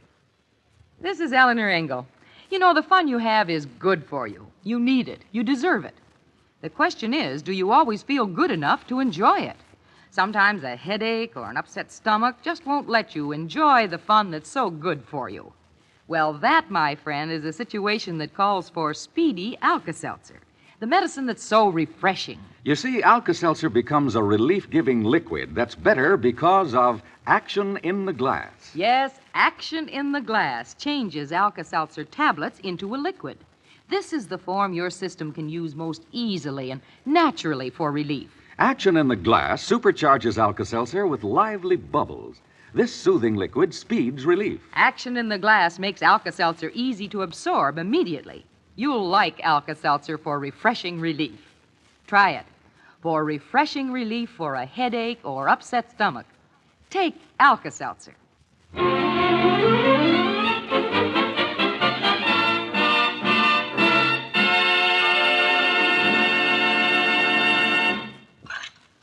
So that's what Mabel called about a while ago.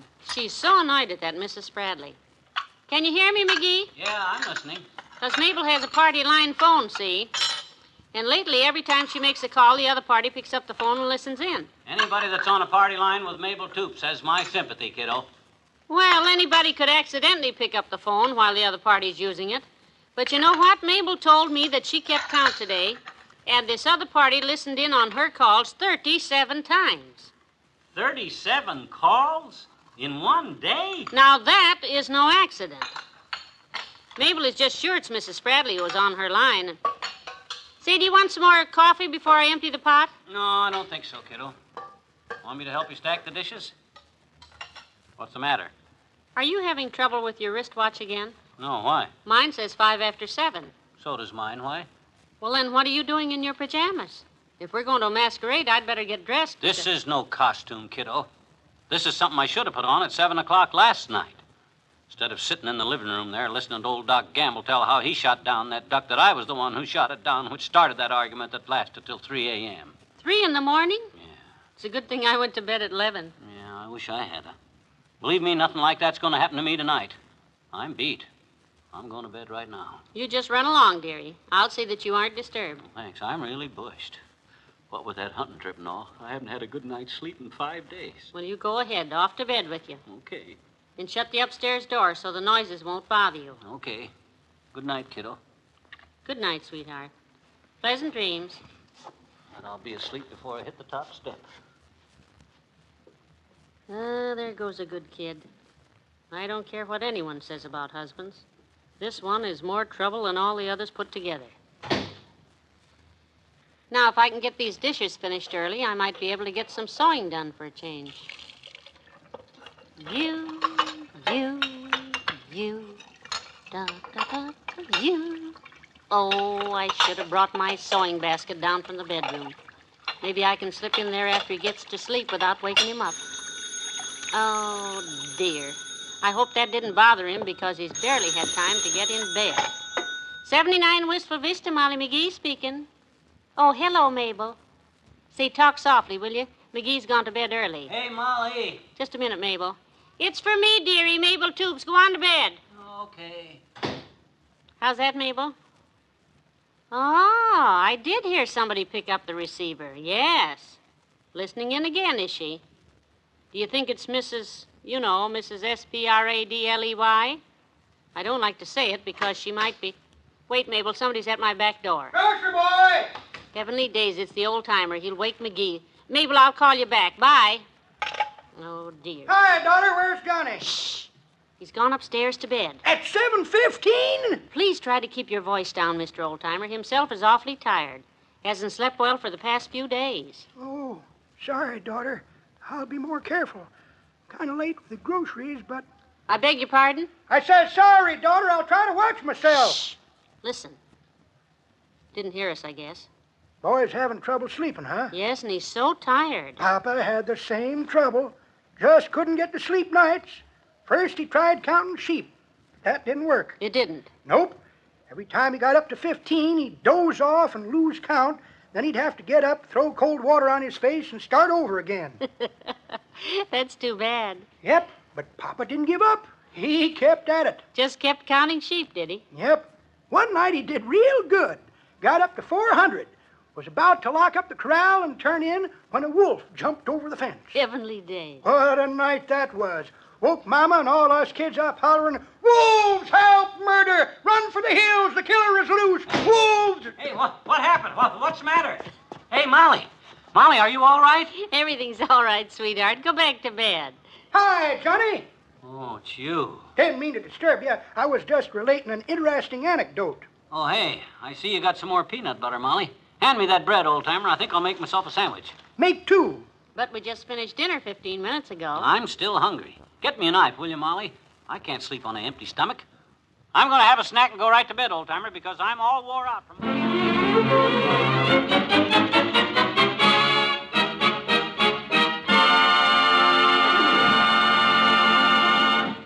In just a moment, we'll try to straighten out the Magees. Mother, I know you want to give your children every possible advantage. I've never met a good mother who didn't. So you probably know your children must have enough vitamins to maintain normal growth and development, to keep alert and energetic as they should be. Now, your meals, no matter how well planned, may not always contain enough vitamins, because vitamins have a way of getting lost in cooking and processing of food. That's why so many mothers buy one-a-day brand multiple vitamin tablets to fortify their meals. You see, one-a-day brand multiple vitamins supply all the vitamins children and adults normally need to take. The youngsters like taking them, too, because one-a-day brand multiple vitamins are small and smooth-coated, so they're easy to swallow, and they leave no aftertaste. There's no strain on the family budget, either. You can buy this protection for less than 3 cents a tablet. So protect your family from vitamin shortage. Fortify your meals with one-a-day brand multiple vitamin tablets, sold at drugstores everywhere.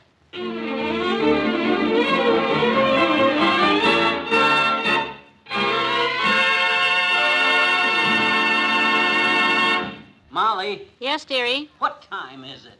8 o'clock.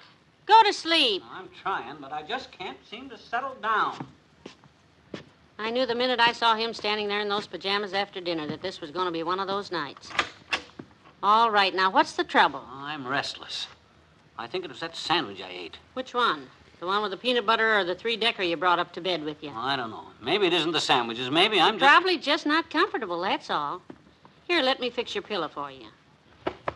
Just look at those covers. There, how's that? Fine. Now, would you pull down that shade for me? That street light keeps shining in my eyes. Certainly. How's that? Good. I think I can take it from here.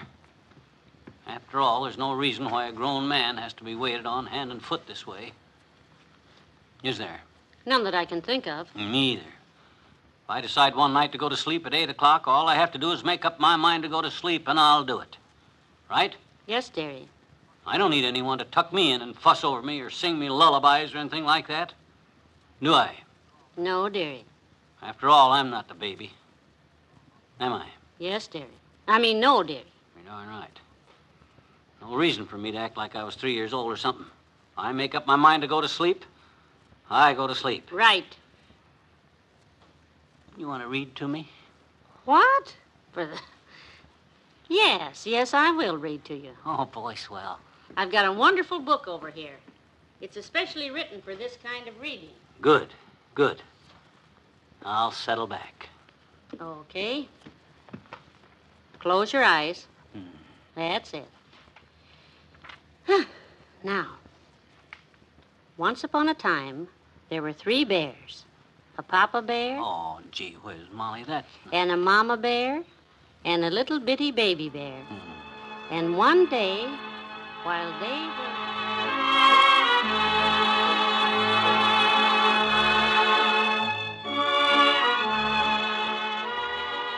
Papa bear said, somebody's been eating my porridge. And the mama bear said, somebody's been eating my porridge. And the baby bear said, oh, thank heavens, at last. Now, if I can just sneak out of here without waking him, I think I'll turn out all the lights, lock the doors, cut the telephone cord, and go visit Aunt Sarah. Whew! This has been quite an evening so far, and it's only... Oh, no. Well, thank goodness I stuffed rags in the door chime. Who in the world could this be? Oh, it's you, Dr. Gamble. Come in. Thank you. How are you, Molly? Oh, I'm fine. Let's not... I'm not so sure about that. Say, let me look at that throat. You sound terrible. There's nothing the matter with my throat. I'm just... Come, my dear. I'm not going to hurt you. Now, say like a good little girl. There's nothing wrong with my throat, Doctor. I was just whispering. Magee went to bed at 7 o'clock. At 7? Magee? Shh, quiet. Somebody call me, Molly. Somebody want me. No, Magee, go back to bed. I thought I heard somebody ask for me. A visitor just dropped in, that's all. Who is it? Dr. Gamble. I can't stay but a minute, Molly. I just want to return the rest of these shotgun shells I borrowed on the hunting trip. Oh, well, you didn't choose very many from the looks of the box. Well, if you're a good shot, you don't have to waste ammunition, like some people I know. Oh, yeah? Well, listen, Butcher Boy. Anytime you want a shooting match, you just name the day and the weapon. Oh, Magee, go back to bed. And that includes bows and arrows. Ha! Don't answer him, please. He needs the sleep, and you know how upset Magee gets over nothing, Doctor. Nothing is right. You should have heard him last night. He kept me here for 3 hours trying to convince me the duck I shot was really his. Really mine? So you still think I was wrong last night, you big balloon head? In spades. I knew you gave in too soon. Lock that door, Molly. I want to have a talk with this gent. Take his hat and his car keys. But, Magee, you're asleep. It's only 9:15. Fix us some coffee, will you, kiddo? Now, look here, George. Yes? The bird was flying over my head, right? Right. And you were standing where Molly is, right? Well... You could see when I shot.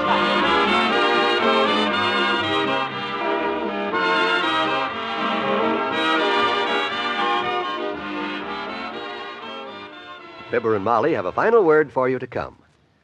Say, if a cold should catch up with you this week and make you feel miserable, try Tabsin for relief.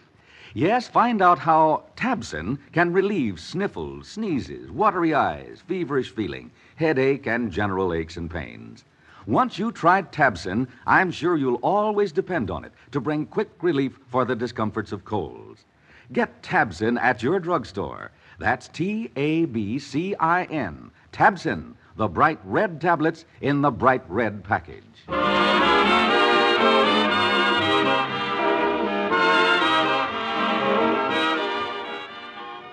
Well, we settled it, kiddo. Good. Doc agrees it's my duck. Good. And I agree he can come over for dinner when you cook it. Good gravy. So long, everybody.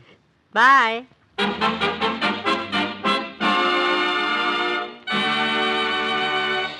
Fibber, Magee, and Molly, transcribed, is brought to you Mondays through Fridays at this time by Miles Laboratories, makers of Alka-Seltzer.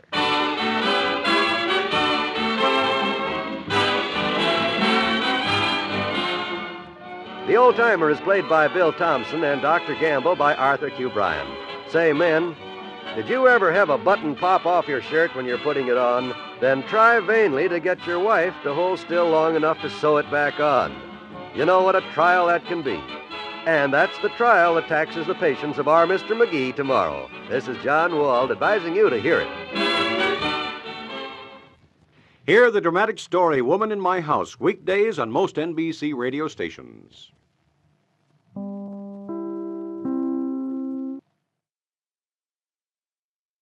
Enter the world of Detective Noir with Philip Marlowe, up next. Get this and get it straight. Crime is a sucker's road, and those who travel it wind up in the gut of the prison of the grave. This time each carried a torch and each was burned by it. The heel, the hero worshiper, and the hard-bitten blonde. And all because of a woman already 2 days dead. From the pen of Raymond Chandler, outstanding author of crime fiction, comes his most famous character in The Adventures of Philip Marlowe.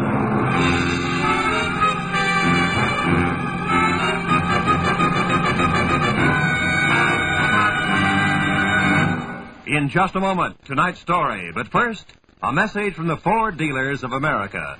Tonight, more than 110,000 enthusiastic motorists own new 1950 Fords.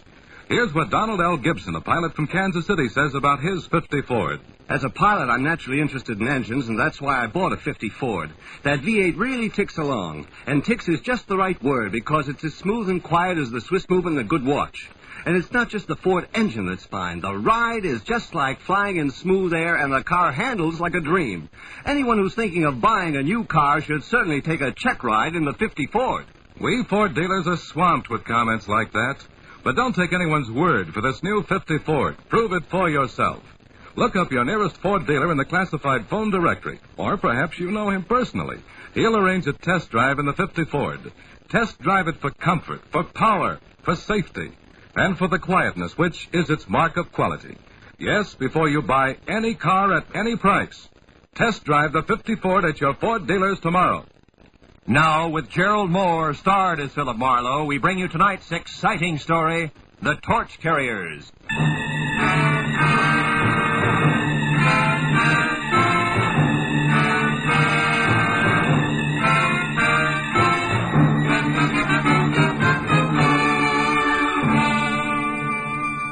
The 8 hours that had just slipped away had been a noisy assortment of big people with little troubles I hadn't wanted to help, and little people with big troubles I hadn't been able to help. So by the time it was all over and I was heading for home, a cozy, quiet cocktail lounge at the Wilshire Gardens Hotel seemed like a good idea.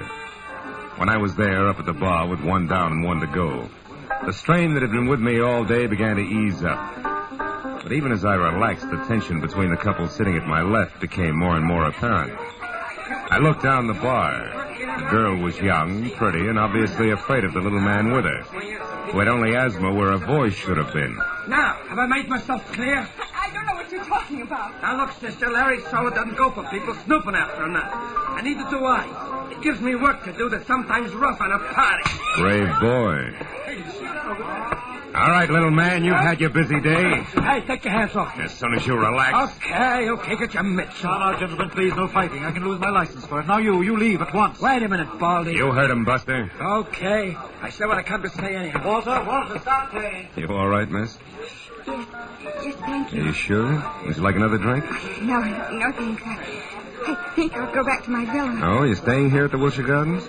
Yes, Villa 12. It's just around the corner. Maybe I better see you as far as the door. Little pal of yours might still be around. Well, thank you. It's all right, come on.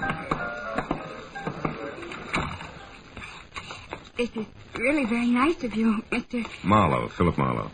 What about you? What? Oh, Claire Osborne. Well, now, look, Claire, I'm not trying to pry into your business, but in a way, people like Larry Salter are my business. Larry Salter? How did you know about him? Your little pal in the bar wasn't whispering. Oh. I'm a private detective, Claire, and I see a lot of people get in over their heads. Hate to see it happen to you. You know, these people play rough, usually for keeps. Maybe you better tell me about it, huh? Well, this is my place. Oh. Mr. Marlowe, I'll be frank with you. A month ago, I got into a jam. It was an investment I'd made, some stock. A sure thing, I was told. And they usually are. Anyhow, the certificates weren't quite gilt-edged, and they took a dive, a deep one. And to protect myself, I needed more money, so I took a bracelet. I had a diamond one and got a loan on it. From Larry Salter? Yes, from Salter. A friend, a person I thought was a friend, recommended him to me. So you cashed your bracelet, covered your investment, got your money back, and now you want the bracelet again, correct? Yes, but Salter isn't around. He's hiding. How do you know? Well, I went to the club he runs up on the strip. I overheard it there. Oh. The two men spoke of him as being on an extended vacation for his health. But, of course, I didn't believe that, so I went around the back, found the door open, and got into Salter's private office. Maybe that in itself is a wonderful way to get into trouble deep. Yes, I know, but I just had to find out where Salter could be located so I could pay him and get my bracelet back. Here, look, this paper. Mm-hmm. It was folded under Salter's memo pad. On one side it says, Magee, Gladstone 274. The last number's missing, torn off. And on the back, meet at 1010. Can this help us any? Yeah, it might. But first, Claire, a couple of questions that might help even more. Who was that ersatz little Caesar who slapped you in there? One of the men I overheard talking at Salter's club. He must have seen me and then followed me here. That figures. Now, look, honey. You're scrambling awful hard for a $1,000 bracelet. What's the rest of it? The rest of it? Well, you're out of your... Honey. Oh, what's use? That's better. I might just as well tell you. The bracelet isn't mine, Mr. Marlowe. It belongs to my aunt. I live with her in San Diego. Oh, you borrowed it while she was away, maybe, huh? Yes. Oh, please, I've learned my lesson. I only want to get that bracelet back now, Mr. Marlowe. Please, will you help me? I'll pay you anything. Never mind that now. Oh, please, I must know where Larry Salter is. Okay, Claire, we'll try to find out, but on one condition, huh? Which is what? That you go inside, lock all doors and windows, sit next to the phone, and until you hear from me again, do absolutely nothing on your own. Agreed? Oh, yes. Agreed, Mr. Marlowe. Thank you very much.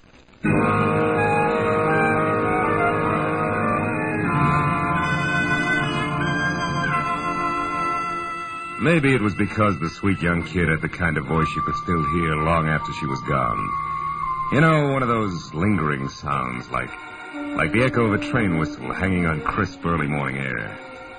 But when I was at a payphone, I stopped wondering and started dialing numbers prefixed Gladstone and followed by 274 and then in order 1, 2, 3 and so on until after no answer once, wisecrackers twice, and a babysitter who thought I was a masher from a high school, I finally scored at number 5. The answer took me to a dame named Madge Gilbert at a place called the Beekman Plaza. It wasn't the kind of place you'd go for Mother, and Madge Gilbert wasn't the kind of girl Mother would put up with. However, she must have been nice to look at once. And from the smile, pleasant to know. Okay, Mr. Busy Guy, now that we're together, what is it? Now, for one thing, the name's Kirby, and you can drop the fancy handle. Uh-huh. And for another thing, Kirby? I want to find Larry Salter, but quick. Why? Got a proposition for him. He won't be interested. Sit down. How can you tell? You don't know what it is. No, but I do know what at the moment Larry is. Yeah? And in 3 letters, my friend, the word is sad. He lost his lady love. Drink? No, thanks. What do you mean his lady love? I heard that you and Never Larry... mind what you heard. All that's used to be. The pre-Janice trial period. The sad comes from Janice finding a better deal, maybe, huh? No, she was killed. Automobile accident, night before last. Salter with her? No, again. She was alone and drunk. And that's probably the way Larry is right now. A blind fool. Fill it up, will you? Sure. Look, baby, believe me, it won't put out the torch you're carrying. Shut up. I'm sorry I brought the whole thing up. Now, what was that proposition you mentioned? For Larry exclusively, where is he? At the foundry on Cushing? Where? The foundry in East Los Angeles. Hey, wait a minute, Kirby. You seem kind of lost for a friend of Larry's. I'm just fuzzy on locations, that's all. How about numbers? The address down there, what is it? Come on, fast. 1010. Unless it's been changed recently. It hasn't. Okay, busy guy, you're still all right. Thanks. And if you play it real close, I think you'll be, too. See you, Madge.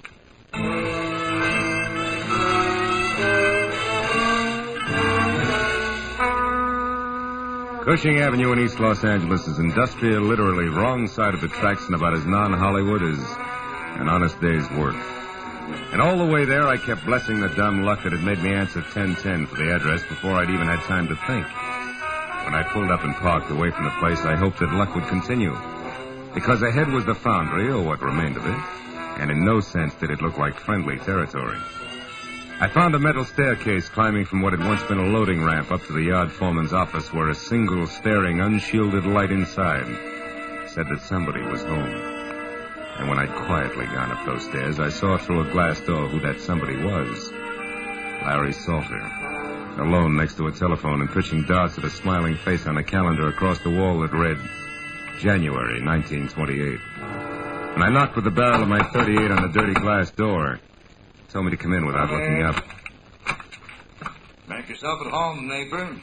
Be with you in a minute. I did it. Her front tooth have been trying for that all night. So glad you made it. Now it won't be on your mind while we talk. About what? Bracelets. Bracelets? Neighbor, this is an iron foundry. What you want is a jewelry shop. Let's save each other a lot of time and level, huh? I'm a private detective named Marlowe, Salter, and at the moment working for Claire Osborne, who now has the price of a bracelet. Wants it back in a hurry. Do we do business? No, we don't. And it's not because I don't like you, neighbor. But because, 1, I never heard of any Claire Osborne. And 2, bracelets are stuff for second-story men, which I am not. And 3, you ought to get yourself a pair of sneakers, stupid. You've been followed all the way through the yard, up the stairs, and into this room. It's an old gag, Salter. No gag. So while you still can, you better put that gun away, because my boy Cover takes a strange delight in messing people up. Real bad. You're bracketed, chum. You better drop it fast. Yep. That's better. Now, Marlowe, without any double talk about babes and bracelets, let's have it. You're one of Freeman Best's boys, aren't you? You think I had something to do with him getting knocked off in that ditch? You're here to square things away. That's it, isn't it? No, it isn't. Get your hands off me. Okay, I won't touch you again. But that's more than I can say for Cover. Yeah, lots more.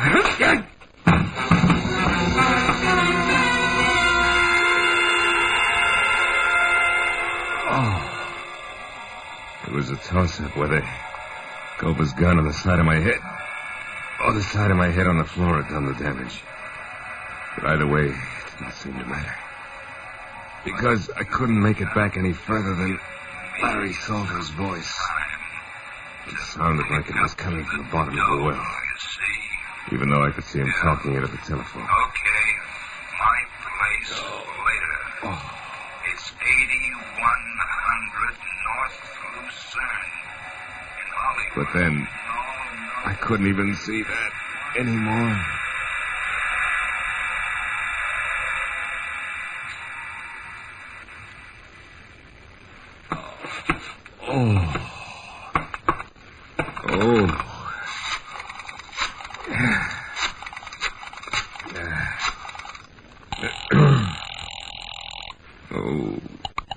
Good evening, Wilshire Gardens Hotel.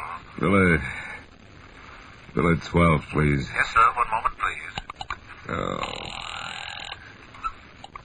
Hello? Marlowe, Claire. Listen, I'm over in East Los Angeles. Mr. Marlowe, did you find him? Do you know where Larry Salter is? Yeah, I think so. 8100 North Lucerne. It's up in Hollywood near you. Now listen, Claire, about the bracelet. There is no bracelet. What? There was no trouble on the stock market and no loan made. Why do you want to know where Salter is? What do you want from him? His life. Goodbye, Mr. Marlowe. Wait a minute, Claire. Claire, listen to me. Oh, my head. I wouldn't try it, chum. What? Hey, Culver, listen, Shut up. You don't have to go no place until Larry Salter comes back and says so. Now relax, chum.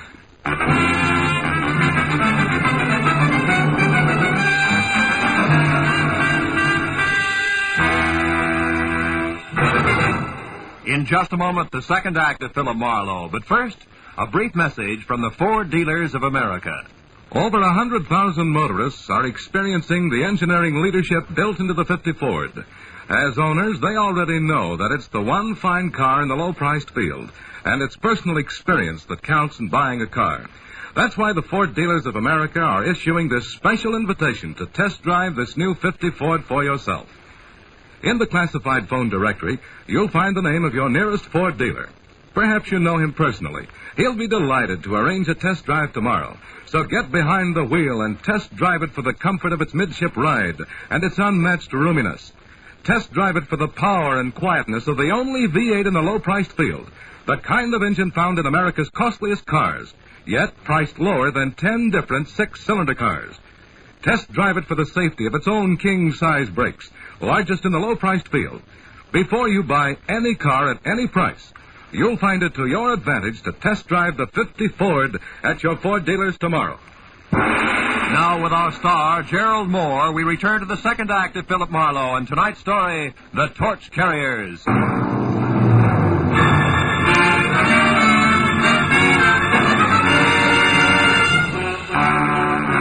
I turned to the poker-faced Culver and the 45, both staring at me from across 6 dusty feet of concrete floor that made the ancient East L.A. foundry seem colder and even more lonely. You don't stay put so good, do you, sweetheart? You're kind of heavy-handed with that gun, aren't you, Culver? You want to try again, sweetheart? I'll pass.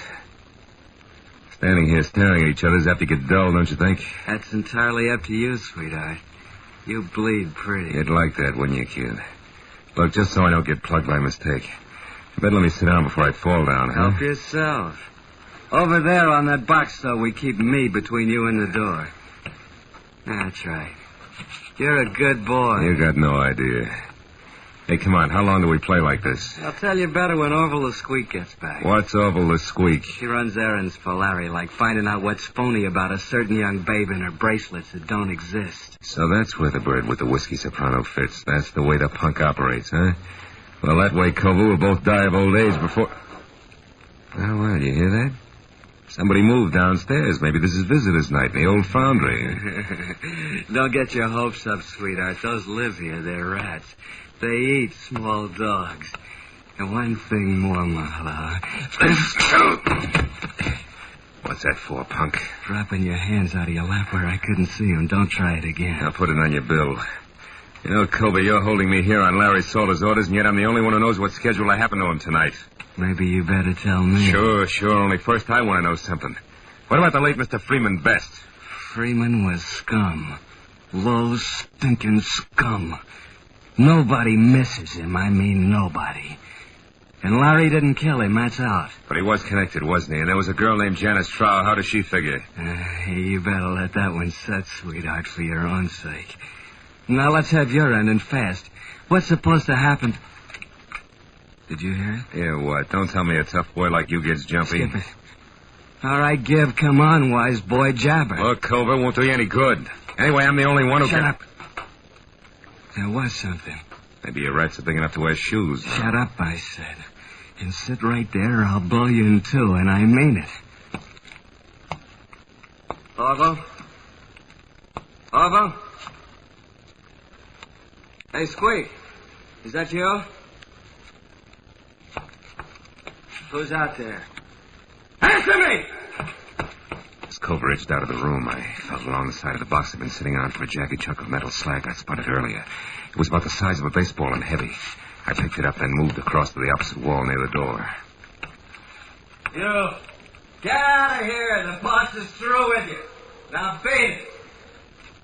I stepped out and saw Culver standing at the head of the stairs, his back to me. I threw the lump of iron slag with everything I had. Caught him like a hammer between the shoulder blades. His head flew back, his fingers clawed at the air, and he pitched face first down the stairs.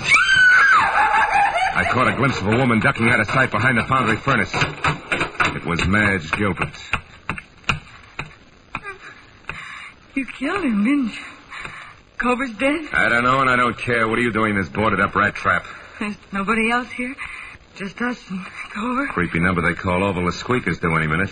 That nasty little louse gives me the willies. You made your bed, baby, but let's not get lost. What are you after in here? Well, I've been thinking plenty about that torch you're talking about.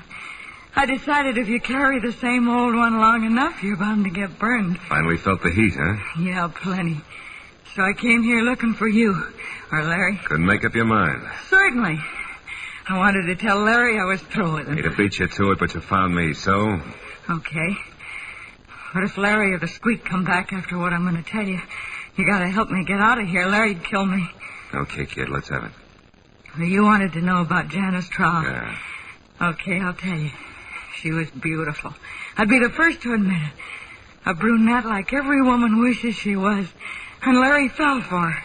She took him away from me just like I'd been dead 10 years. Only she was rotten. Never once a clean thought in her twisted, dirty little brain. So says the jealous lover. Jealous? Sure, I was jealous at first. And just hurt and disgusted. She was double-crossing Larry every time he turned around, but there was nothing I could do. I tried to tell him... So far, it's strictly stock, Madge. Yeah. Oh, but this. One time I made it stick. She borrowed Larry's car to take that slimy Freeman Best out for a ride in it, with extra laughs because it was Larry's car, mind you. And Freeman Best, in case you haven't heard... I've heard. Well, I got a lead that they were going to wind up at the Bridge Cafe.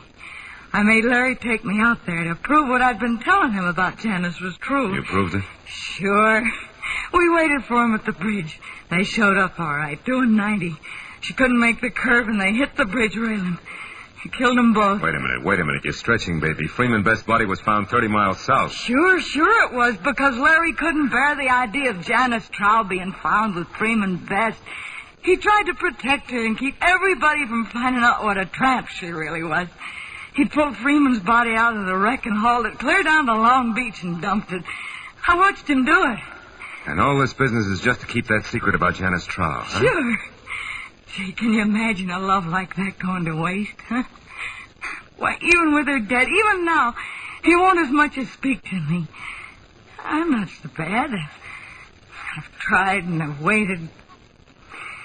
But he won't drop it. So it's all yours, Kirby, and take it. I hope you put it right where it hurts him the most. No dice, baby. Kirby was a stall. I'm Marlowe, private detective. What? Gee, how cheap did I sell out anyway? That depends. The only axe I'm grinding is for a girl named Claire Osborne. Ever hear of her? No. That's funny. For some reason, she hates Salter even more than you. Listen. It's horrible. It's horrible. You stay where you are. I'm scared of it, Mom. I'll pull his fangs. Just don't get absent-minded about which side you're on.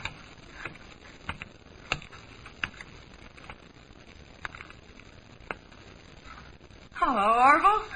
Where's Larry? I don't know. I've been waiting for him. Where's cover, then? I got something important. Cover? Oh, why, He went out for a few minutes. Yeah? I don't like this, sister. You in here all by yourself. Something's wrong. What is it? Come on, what's the matter? Marlowe! Hold it, Orville. What? You. Why the gun? Guess. What do you know about Claire Osborne?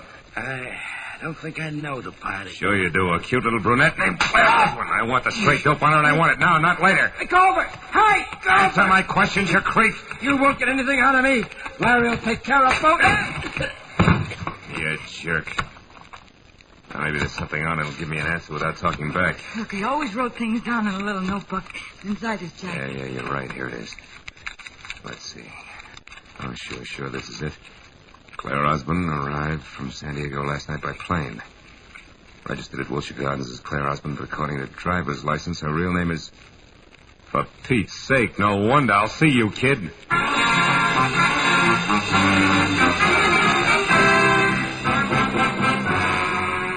It took me 20 minutes to get from East L.A. over to Lucerne and another 5 to find the bleak white bungalow that belonged to Larry Salter. Its front windows were dark when I drove past it, parked on a side street, and walked back. But in the rear, one window showed a light. The screen door was open, so I eased myself into the service porch where I could see Salter sitting at a kitchen table. A look on his face of hurt defiance, like a small boy accused of something he hadn't done.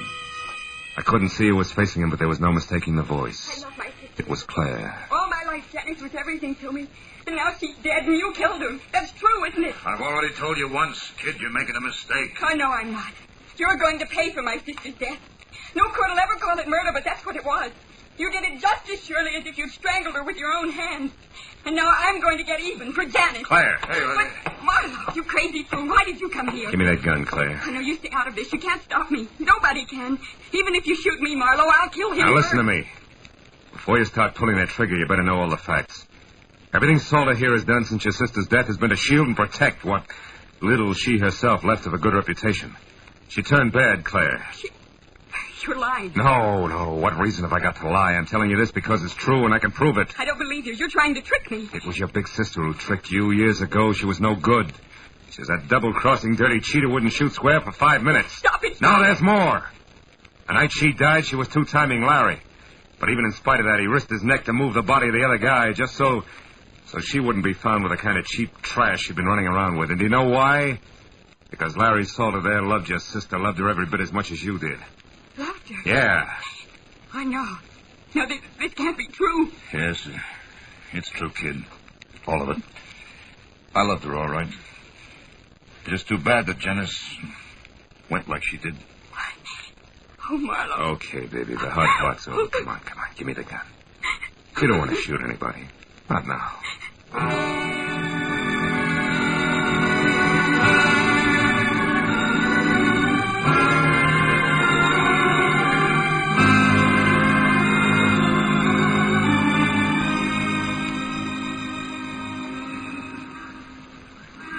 Feel better now, Claire? Yes, I'll be all right when I get used to a few new ideas. Yeah. What's going to happen to me now? Well, that's pretty much up to you. How do you mean? The world spins like mad, honey. You have to keep up or get lost. Like I was tonight. Mm-hmm. I was lost, Marlowe, terribly. Everything I had any faith in was gone. Yeah, I know. That's because you had blind faith, Claire. You know, that's okay for kids, but you're a big girl now. Oh, yes, I get it. From now on, it's me, on my own 2 feet, and my eyes wide open. Well, take it easy, baby. It's fun to close them once in a while.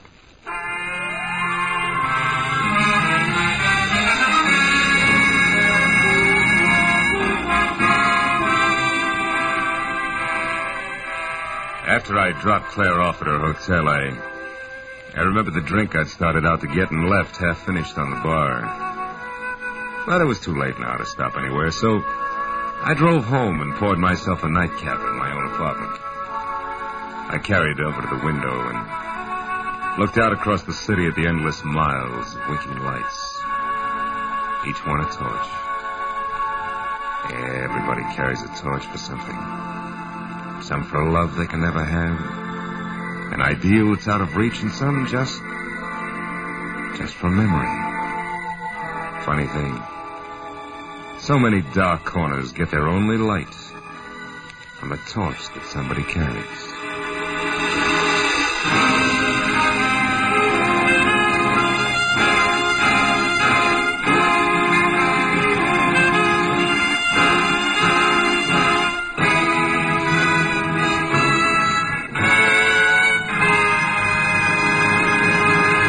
Philip Marlowe will be back in just a moment. But first, here's a message from the Ford dealers of America. More than 110,000 delighted motorists were already driving the new 50 Ford.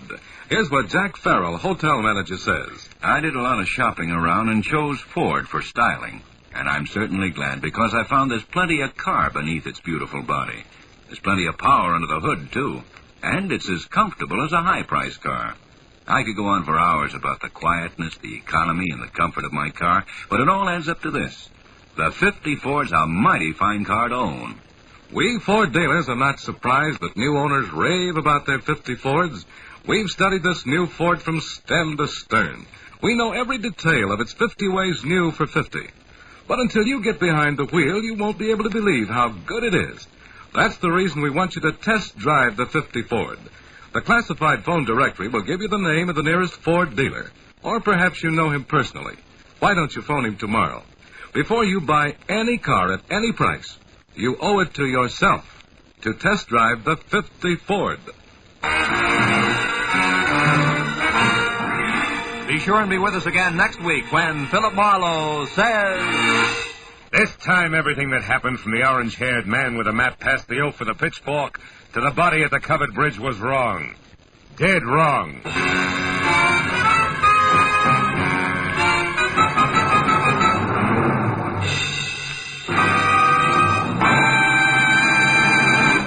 The Adventures of Philip Marlowe, bringing you Raymond Chandler's most famous character, star Gerald Moore, are produced and directed by Norman MacDonald, and are written for radio by Robert Mitchell and Gene Levitt. Featured in the cast were Sammy Hill, John Daner, Vivi Janis, Harry Bartell, Wilms Herbert, and Edgar Barrier. The special music is composed and conducted by Richard Orant. This is Roy Rowan speaking. Stay tuned now for Gangbusters, which follows immediately on most of these same CBS stations. This is CBS, the Columbia Broadcasting System.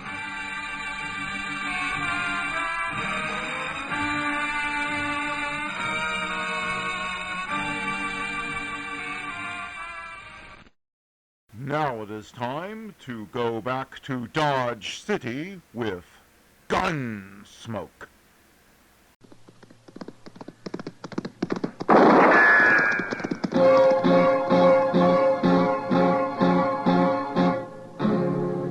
Gunsmoke, brought to you by L&M, the modern cigarette that lets you get full, exciting flavor through the modern miracle of the pure white miracle tip.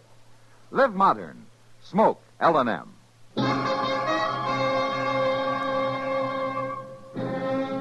Around Dodge City and in the territory on West, there's just one way to handle the killers and the spoilers, and that's with a U.S. Marshal and the smell of gun smoke.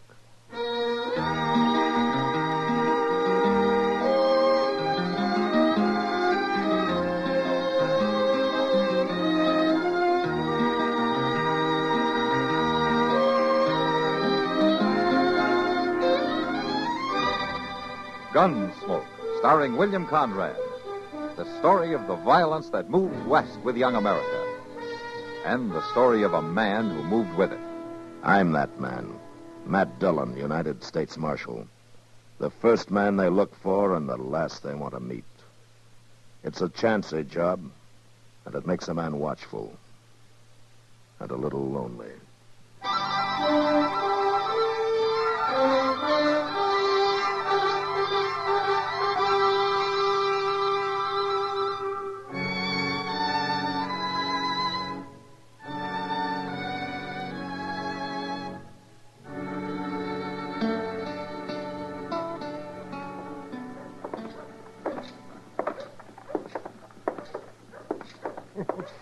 Oh, my. Dear liver, by golly. Dear liver. Matt, that was the best gall darn breakfast I've had since way last spring. Yeah, it was pretty tasty at that, wasn't it, Doc? I could have ate 2 pounds all by myself. You did eat 2 pounds, Chester. I did? That's the best thing about winter's coming on. You start getting some decent food for a change. You get antelope, and you get venison, prairie chicken, mallards. Oh, instead of that stinking salt pork every morning. You know, Doc, you're a lucky man. You only got 2 worries in life, your next meal and your next fee. Worries? Those are both pleasures, Matt. Oh, and speaking of fees, there hasn't been a killing in town for quite a spell. Why don't you stick to curing people, Doc? Because I can't live on fine promises from starving sodbusters. That coroner's fee is cash in the pocket. Oh, well, here we are. This is where I leave you, gentlemen. See you later, Doc. Yeah. What are you aiming to do, Matt? Go down to your office and prop your feet up and cheat the government for the next 12 hours? No, I'm going to ride out to the Traich place. He's been losing some stock the last few nights. You talking about old Silas Traich? Uh-huh. He called me out there 3 years ago when his wife died, after it was too late to help her. And he talked me down to half fee. And then he didn't even pay me. Well, I'll admit he's not too easy to get along with. Hey, Doc, look. Yeah? Up there in front of your office. Wow. I got a patient already. Well, that's just a kid. He's hanging onto the door. He can't even stand up. Come on. Why, it's a young Indian boy, Matt. Yeah. Here, now take it easy, son. Here, let me give you a hand. Get his other arm, Chester. Yes, sir. Let me open the door here. Yeah. Let's set him down here, Chester. That's all right, boy. There. What do you think's wrong with him, Doc? Well, I don't know. He doesn't seem to be cut up or shot any. What's the trouble, boy? What happened to you? Maybe he just don't know the language, Doc. Yeah, that could be. He kind of gives the impression he knows what we say to him, though. Is that right, boy? Looks like a Kiowa from his moccasins and that headband. About 9 years old, wouldn't you say, Doc? Yeah, 8 or 9. Let's see. His pulse is jumping like a scared rabbit. Nobody's going to hurt you, boy. Chester, go over to the Dodge House and see if there's a scout or a buffalo hunter in town, huh? Somebody who can speak Kiowa. All right, sir. It's funny. He won't even try to talk. He keeps his mouth tight shut. Yeah. Now, wait a minute, Doc. What is it, Matt? Son, open your mouth. Come on now. Open it. Good Lord, Matt. Somebody's cut his tongue out.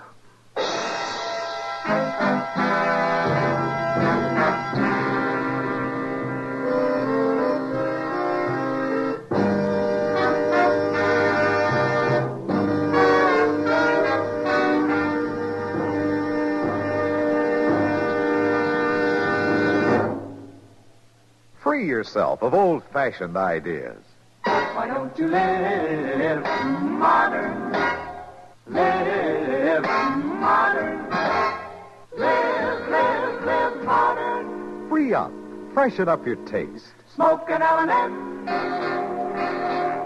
Why are more people changing to L&M than to any other cigarette? Because only L&M lets you enjoy full, exciting flavor through the pure white miracle tip. L&M draws easier, tastes richer, smokes cleaner. So free up, freshen up your taste, get full, exciting flavor. Live modern. Smoke L&M. Make today your big red letter day and start to live the modern way. Live modern. Smoke an L&M. It's America's fastest growing cigarette.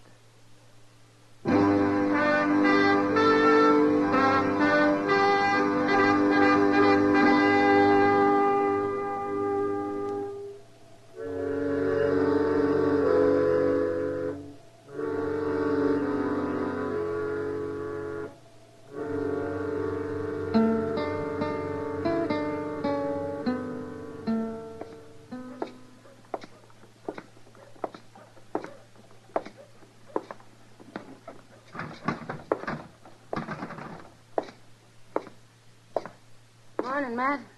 Hello, Kitty. Pour me a drink, will you? All right, Matt. Thanks. It isn't often you have a drink before noon. No. Guess it isn't. That Indian boy? Rumors get around fast, don't they? Chester stopped in.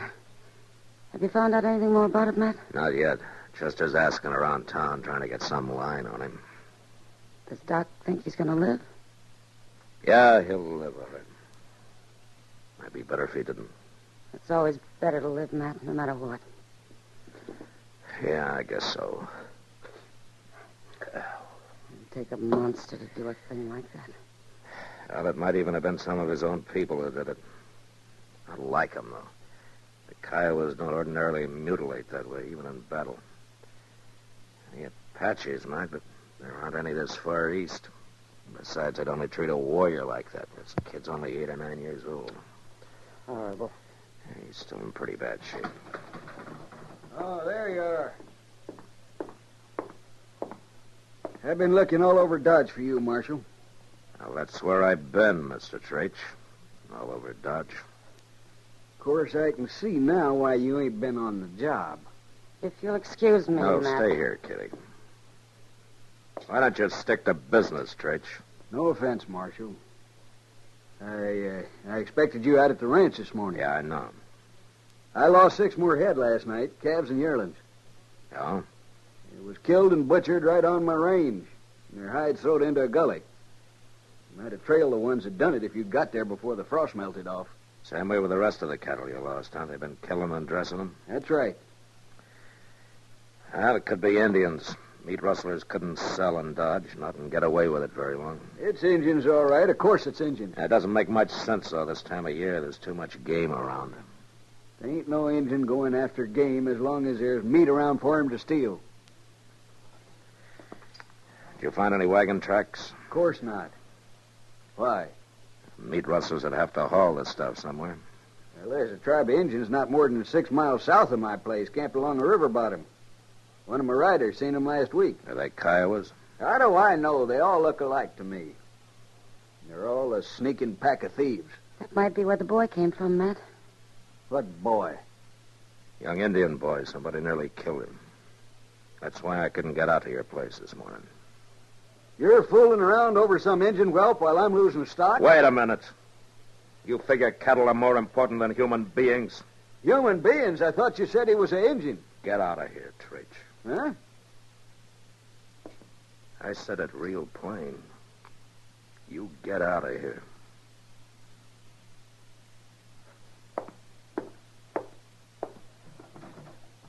What about my cattle, Marshal? Whenever I get time off from more important jobs. It's a fine thing when the law spends its time with Injuns and dance-hall girls while an honest rancher gets robbed.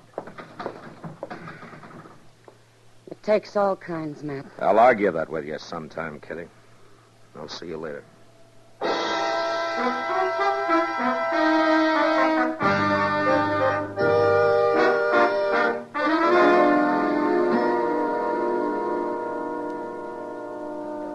Let me tell the chief marshal. It's his own son. He's going to take it hard. Yeah, I imagine. How'd you find out the boy was Koto if he can't talk? Just Smiley's been buying game for his restaurant from a Kiowa boy by that name. He came over to Doc's office and identified the kid. That's where the boy was headed this morning. He left camp here just before dawn with a dressed antelope carcass he was taking into Smiley. We've been trying to sell all the game we could to get some rifles and ammunition. Right now we have to hunt with bows and arrows. Now, what do you mean, we? I am part Kiowa, Marshal. I scout for the 7th Cavalry most of the year, and I live with the Gray Feather Clan for the winter. You're making out with just bows and arrows, huh? You getting enough meat for the tribe? Right now, this river bottom is filled with game. Later, I don't know. 2 men came down here in a wagon night before last. Had 8 or 10 carcasses of young beef they wanted to trade for horses. We laughed at them. They left mad. You know who they were? No, Marshal. But they must have rustled the meat someplace. Now, the Traich Ranch, about 5 miles north, has been losing stock. They must be the ones getting it, then. And they're hanging around here somewhere. Look, when Cotto took game into Dodge, which way they usually ride? He would head out north, cut through the Traich Ranch, then pick up the Cimarron stage trail. The two men said they'd get even with us, Marshal. Yeah? Well, looks like they did.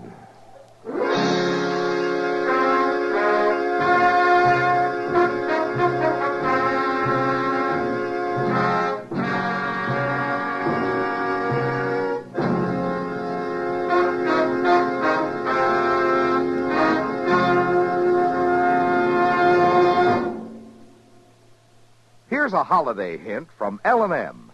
This year, why don't you live modern and give modern? Give L&M holiday cartons. In gay holiday cartons, L&M's make an exciting gift. L&M's are the favorite cigarette of people who like to live modern. Live modern.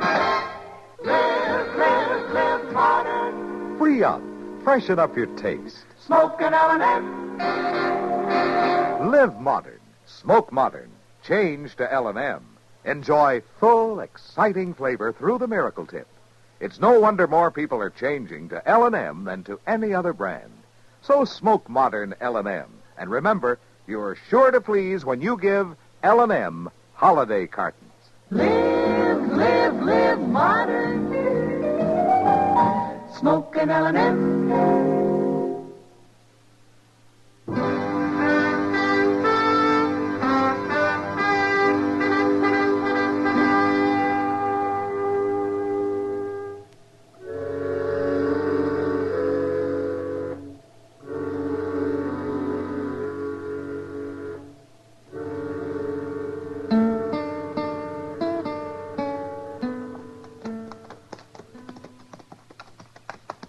Ain't we getting pretty close to old Traich's ranch, Mr. Dillon? We're on it, Joseph. The house ought to be about 4 miles north of us.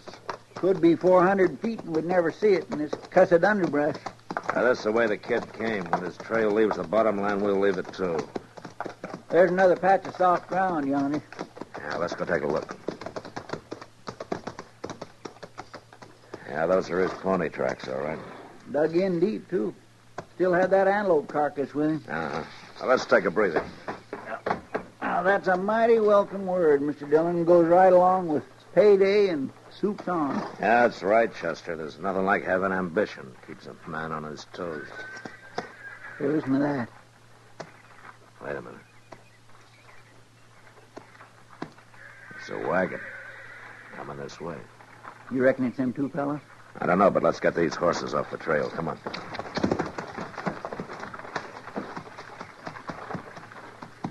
It's far enough. Get your rifle. Yes, sir. Now, let's get as close to the trail as we can. The boys could have rode onto him somewhere here in the bottoms. It kind of figures, all right. Now, keep that rifle on him when I step out, huh? Yes, sir, I sure will.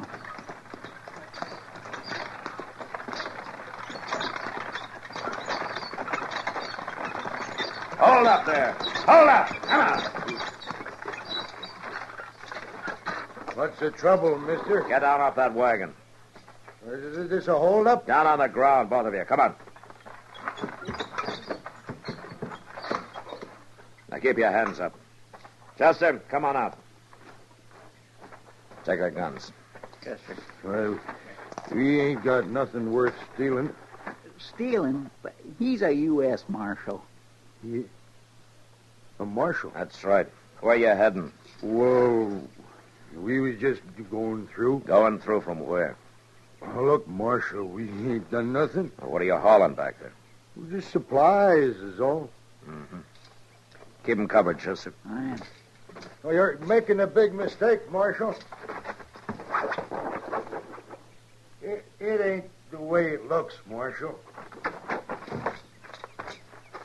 Can you explain a half-dozen beef carcasses in the back of your wagon, mister? We bought 'em from a ranch down south. One of them still got the hide on it, showing the Traich brand. Well, Marshal, I'll tell you the straight of it. We Got that beef real cheap from a tribe of Kiowas down the bottoms of the ways. I reckon they stole it, all right. Those Kiowas got nothing but bows and arrows, mister. That calf on the back of the wagon was shot with a rifle. You've been hanging around here killing trait stock for the last 2 weeks. Now, where have you been selling the meat? To the quartermaster at the fort. We told him we was commission agents. And you're under arrest for cattle theft. Now get back in the wagon.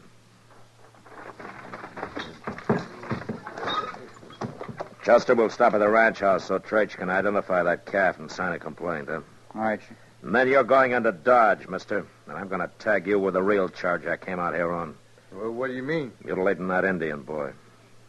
I don't know what you're talking about. We ain't even seen no Indian boy. Well, he's going to see you. And I think he'll remember you. You fixed him so he can't talk, but he can still point his finger at you. Now, come on, let's go.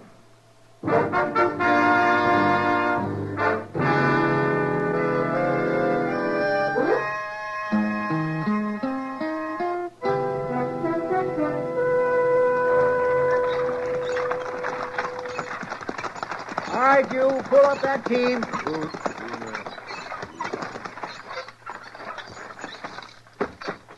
Traich. Hey, Traich! Out here at the barn, Marshal. You wait here, Chester. Yes, sir.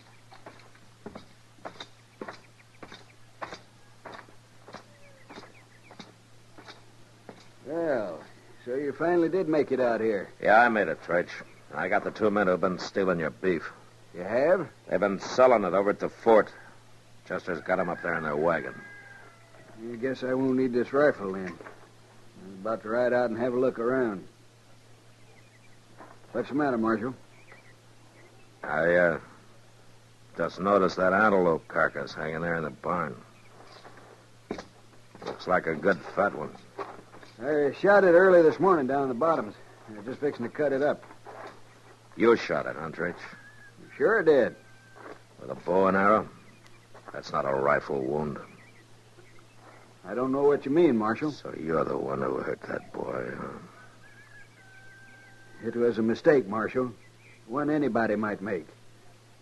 I seen him riding through the bottoms this morning with that carcass on his horse. I thought it was one of my calves. So I roped him off, and the horse run on, and well... You took a knife to him. I figured it might teach all them thieving Injuns a lesson. I didn't find out till later it was an antelope he had. Traich, you were the rottenest man I ever ran into. Now, let's be reasonable, Marshal. There ain't no harm done. He's just an Injun brat, worthless, sneaking. You're under arrest, Traich. I reckon I ain't gonna go along with you on that, Marshal. Not while I got a rifle in my hands. And maybe you just better come to your senses. I said you're under arrest. You're talking mighty brave for a man with a gun on him. Don't do it. You haven't got a chance. I can try.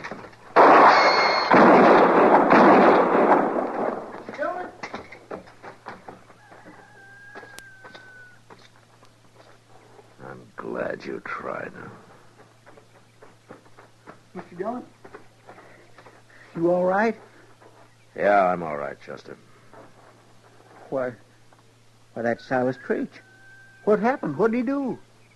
What did he do? That little boy back in Dodge would tell you, Chester. If he could.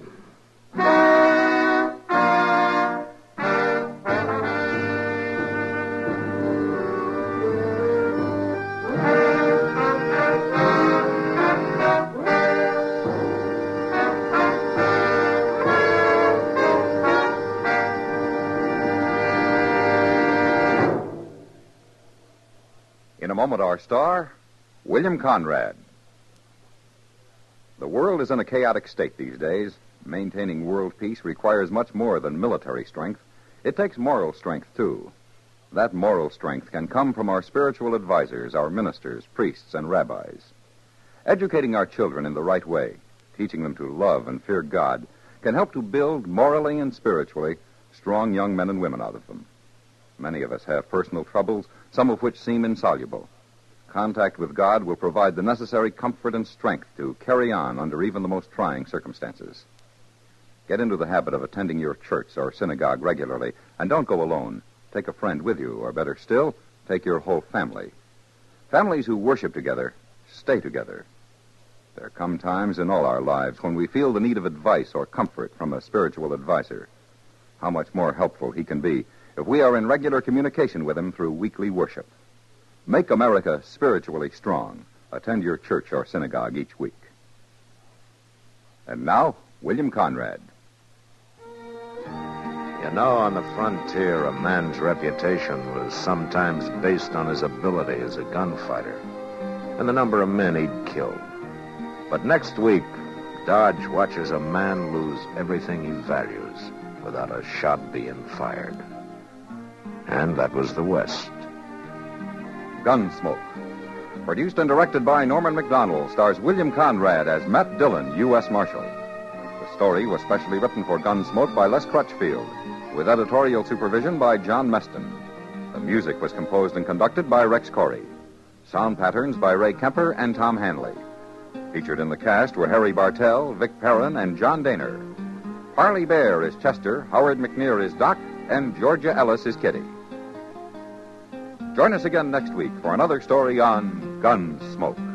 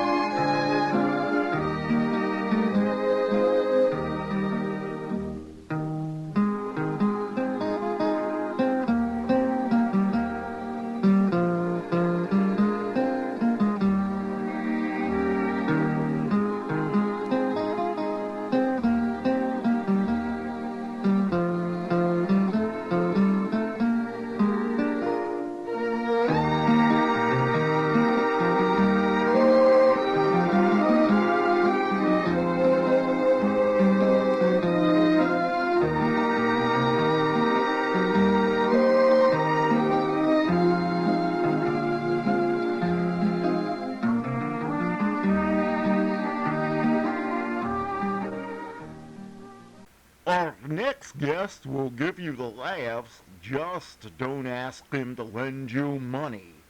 It's Jack Benny coming up next. The Jack Benny Program, presented by Lucky Strike. Quality of product is essential to continuing success. Exhibit A, Lucky Strike. Fine tobacco is what counts in a cigarette. And day in, day out, Lucky Strike means fine tobacco.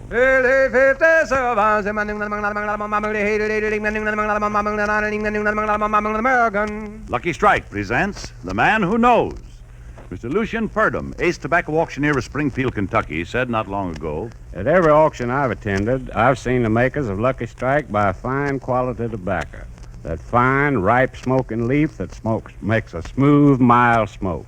Smoked Lucky's myself for 22 years. At market after market, independent tobacco experts like Mr. Purdom can see the makers of Lucky Strike consistently select and buy that fine, that light, that naturally mild tobacco.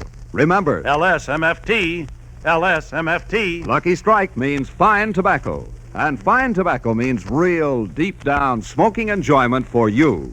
So smoke that smoke of fine tobacco, Lucky Strike. Yes, next time you buy cigarettes, ask for Lucky Strike. So round, so firm, so fully packed, so free and easy on the draw.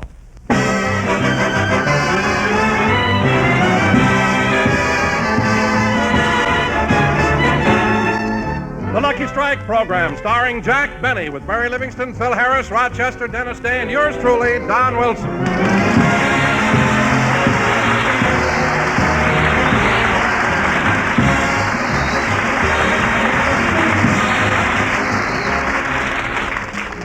And now, ladies and gentlemen, let's go out to Jack Benny's house in Beverly Hills. It's morning, and Rochester is preparing the bath for his boss.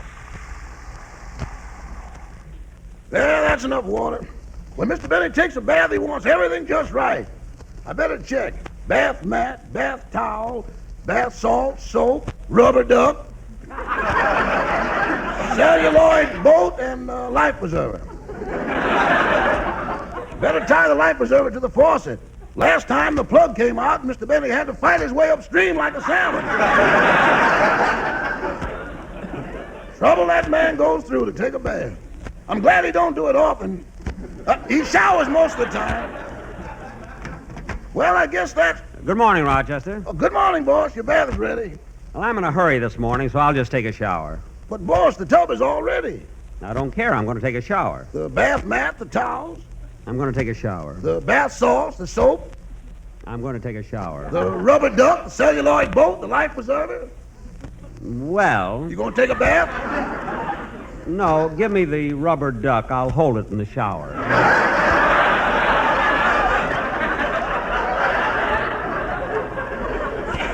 And Rochester, next time, don't blow the duck up so high. The way its eyes pop out, it looks like Eddie Cantor. I'll fix that. No, you better put the air back in. Now it's so wrinkled, it looks like Fred Allen. Never mind, I'll blow it up myself. You better hurry with your shower. Professor LeBlanc, your violin teacher, is waiting in the library. Oh, yes, I have to take my violin lesson today. Well, Rochester, you go downstairs and get the house cleaned up. Okay. Get the house cleaned up. Every day the same thing. Dusting, washing, cleaning, scrubbing. If I could have guessed who Mrs. Hush was, I'd have... No, I'd only had more things to dust. And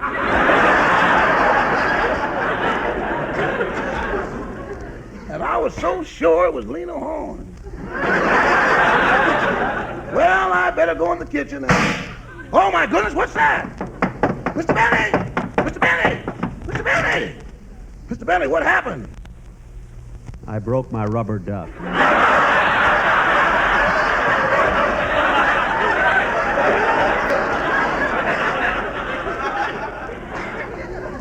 See? Shall I take it down and have it vulcanized? No, let's wait and see what Christmas brings. Now, Rochester, tell Professor LeBlanc I'll be right down.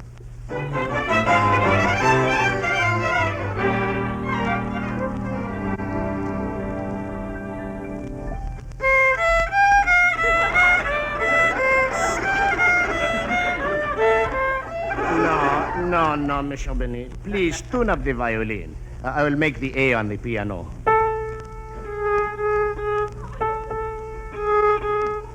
No. You are flat. Pull the string up a little tighter. Okay.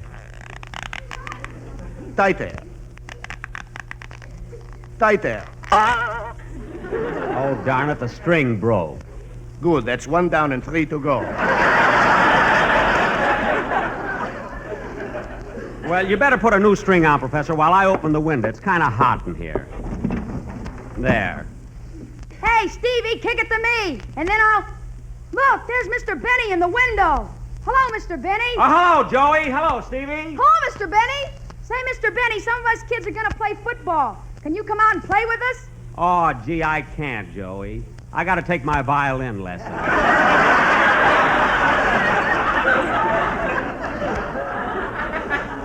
But I'll maybe a little later. Okay, we'll wait for you. Mr. Benny, you better close the window. It will be quieter. Okay. Here's your violin. We will start with the piece I gave you last time. What was it again? The glowworm. Oui, monsieur, the glowworm. It is very pretty. Commence. Okay.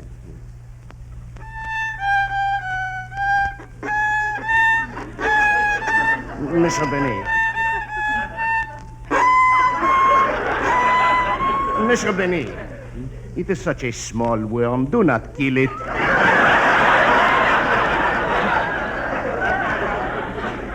Oh, I'm sorry. I'll take it again.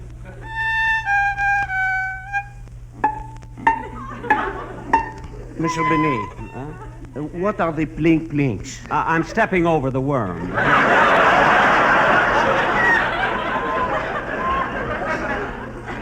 Mr. Benny, leave the jokes to the comedians.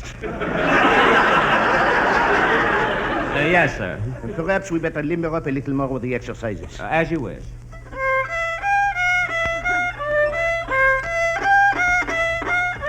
Play it softer with emotion. Dip your bow in Jergens lotion. Nero played while Rome was burning. Right now for a match I'm yearning. Now, Mr. Benet, you are sounding worse than ever. But, Professor, I've been practicing 2 hours every day. How can you stand it? What? Now, look, that is enough of the exercises. Let us go back to the lesson. This time, get the tempo right. We will use the metronome. Okay. Tick-tock, tick-tock.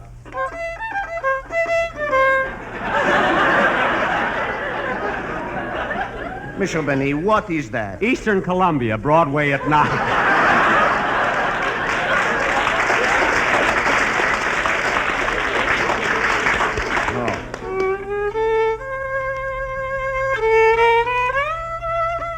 And what is that? Follies Burlesque, Main Street at 6. Oh, oui, the third girl from the end with the red hair. Ooh la la. Professor! Professor LeBlanc! Excuse me, I hope you will not say anything to my wife. Your wife? Why? She is the third girl from the other end. Oh, she's the one with the... Oh, your wife! Well, anyway, Professor, let's get on with the lesson. I want to go out and play football. Oui, commence.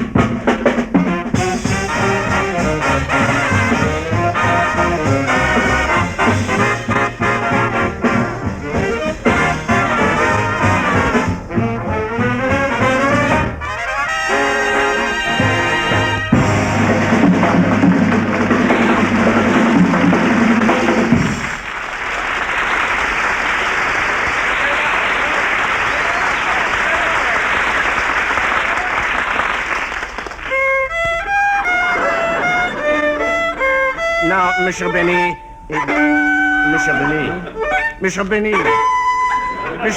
please. The lesson she is over. Will you please pay me my money now and don't keep me waiting like always? Oh, yes, Professor. I'll go down my vault and get it. Oh, excuse me, there's the door. The money for the lesson, please. I'll be right back. Hello, Mr. Benny. Oh, hello, Dennis. Come on in. Say, Dennis, didn't I see you at the Notre Dame USC football game yesterday? Yeah, I was there. Well, I had an awful time getting my tickets. How'd you get yours? From my cousin. He plays for Notre Dame. Notre Dame? Oh, of course, certainly. You're Irish. What's your cousin's name? Kazakowski.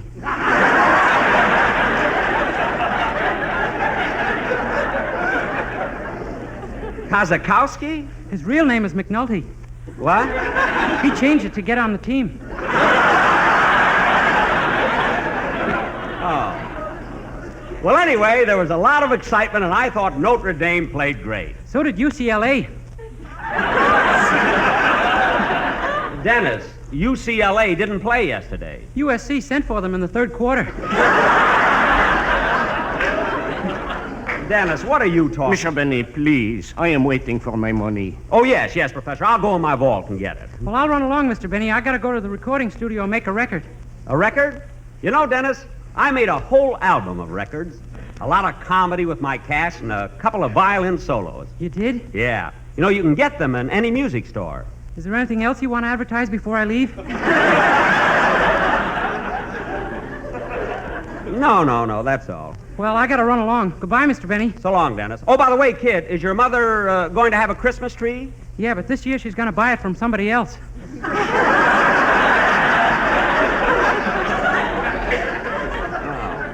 Well, if she changes her mind, I'll be at Sunset in Fairfax. Okay. Goodbye. Gee, I better start a week earlier this Christmas. I had to burn 10 of them last year. Mr. Benny, you haven't paid me for your lesson. Oh, yes, Professor. How thoughtless of me. I'll go into my vault and get your money.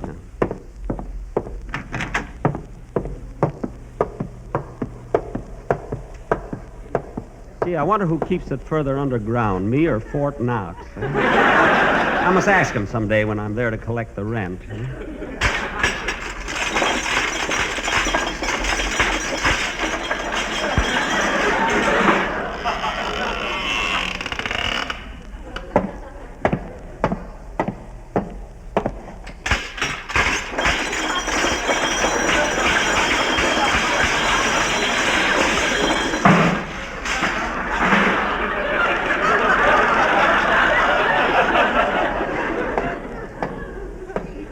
Who goes there? Friend or foe? Friend. What's the password? The British are coming. Oh, it's you, Mr. Benny. Yes. We've had that password a long time now, haven't we, Ed? Yes, ever since that night you hung the lantern in the Old North Church. Oh, yes. By the way, Mr. Benny, did that fellow on horseback ever make it? Why? Huh? I had $2 on him. Well, excuse me a minute, Ed. I'm going to open the vault. How much money you putting in? Oh, nothing. I'm taking some out. Oh, sickness in the family?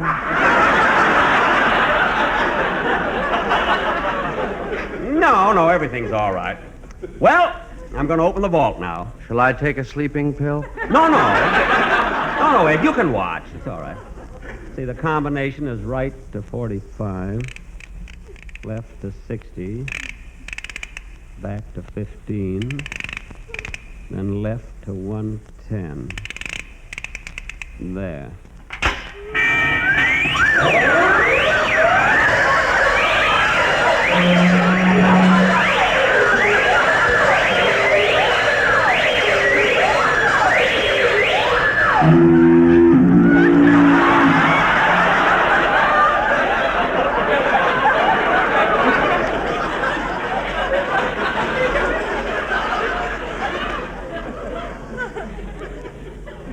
Why be half safe?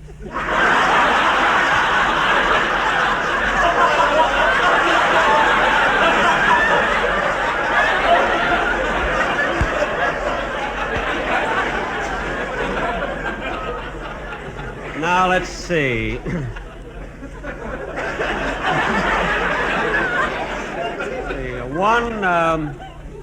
One violin lesson, $1.50. There it is. Well, see you later, Ed. All right. Oh, by the way, Mr. Benny, I meant to ask you, how are things on the outside? Oh, it's December. Winter is nearly here. And the leaves are falling. Say, that must be exciting. No, Ed. People are wearing clothes now.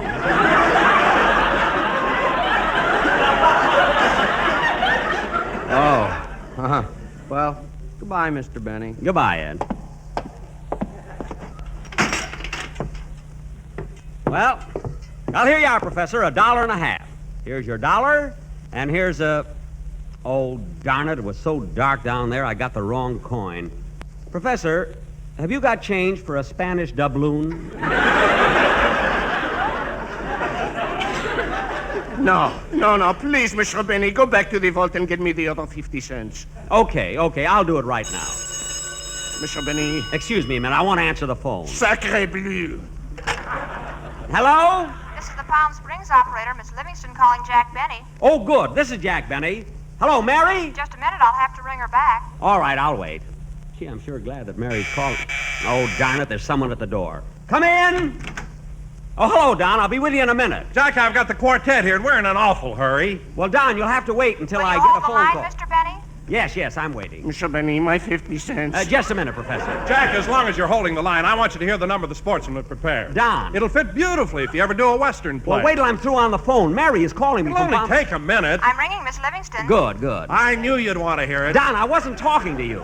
Anyway, if you want me to hear the quartet, make it fast. Mary will be on the phone any minute now. Okay, hit it, boys.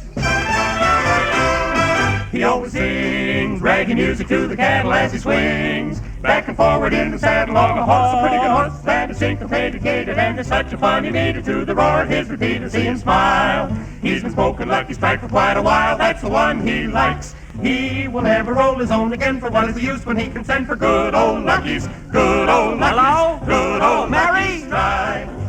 Mary, I can't hear you. What? Boys, I'm trying to talk. Shut up, will you? Mr. Benny, my 50 cents, please. I'll give it to you later. Hello, Mary? Boy! Mary? Boy! I can't hear a thing. Hello? Boys, Mr. Benny is talking. Wait a minute. Hello? Wait a minute. Mary! Wait a minute. Mary, I can't hear you.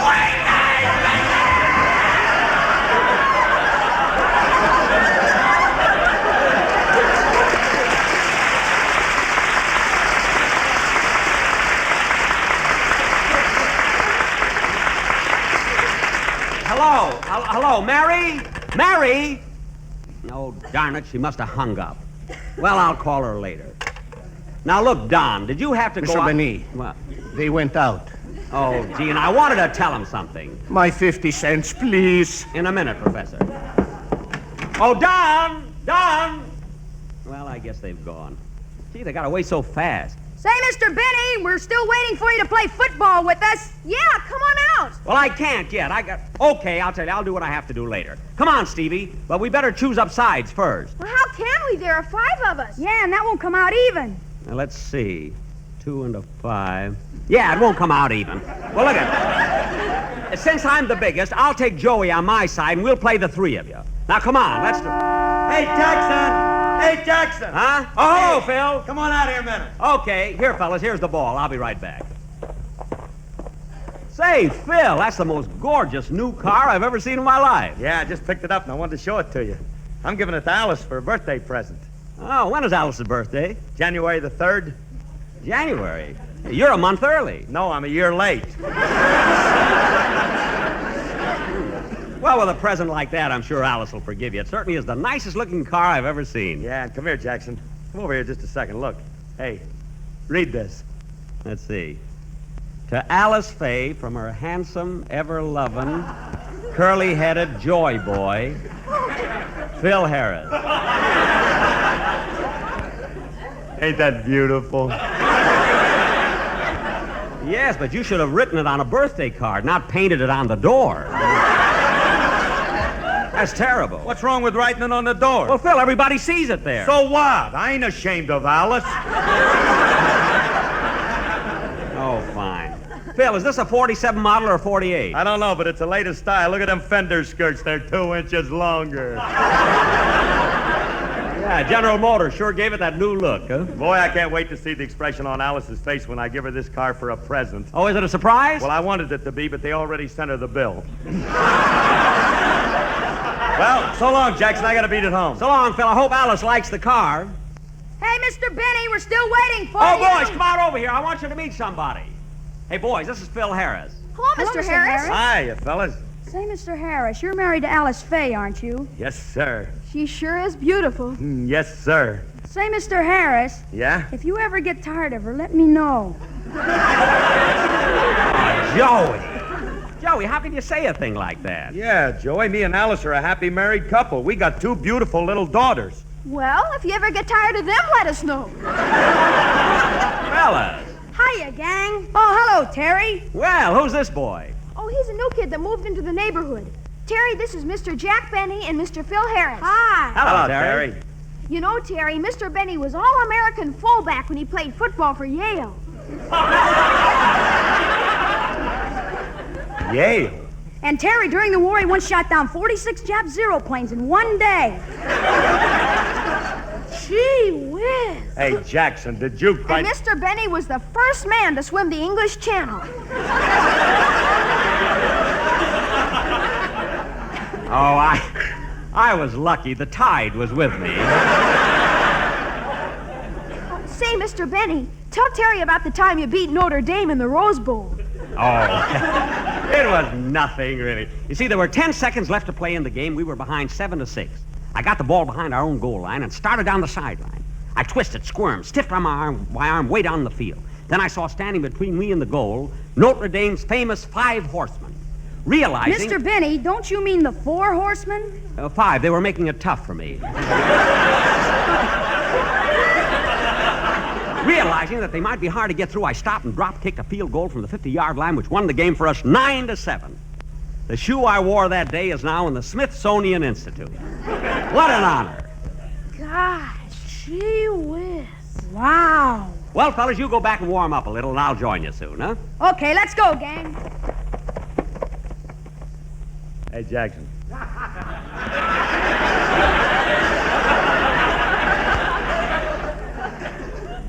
What? Come here. Huh? You dog, you.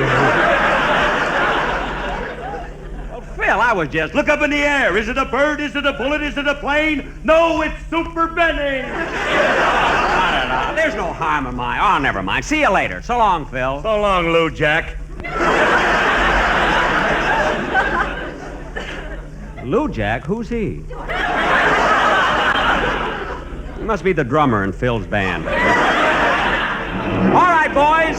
Up on your feet. Show a little pep. Now, let's get the game started. Yeah, let's go. Come on. Now, let's see. Joey's on my side. We'll play the 3 of you. Stevie, you kick off and we'll receive. Okay. Here goes. I got it, Mr. Benny. I got it. Attaboy, I'll run interference for you. Keep behind me, Joey. Keep behind me. Keep behind me. I'm 10 feet ahead of you. Oh, well then... Whoops, tough luck. They got you, Joey. Okay, it's our ball. First down, 10 yards to go. Now, let's go in a huddle, Joey. Yes, sir. Now, look, you be center, pass me the ball, and I'll take it around left end. Okay, let's go. Signals. 38. 38.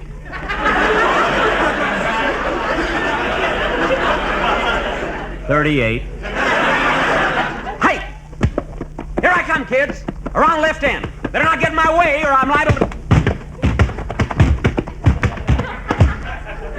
Ooh. Gee, Stevie, you sure tackled him hard. His eyes are closed. Yeah, and you knocked his helmet off. Hey, I never saw a helmet like this before. It's got a part in the middle.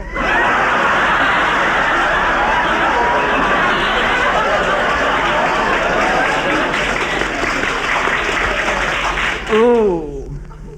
Hey, boys, what happened to the boys? Mr. Benny was running with the ball and Stevie tackled him. He must have hit his head. What do we do? What do we do? Oh, just let him lay there a second. He'll come around all right. Oh. No, waiter. Give me the check. This party's on me. Let's carry him in the house, boys. It's worse than I thought. Come on, boys, give me a hand.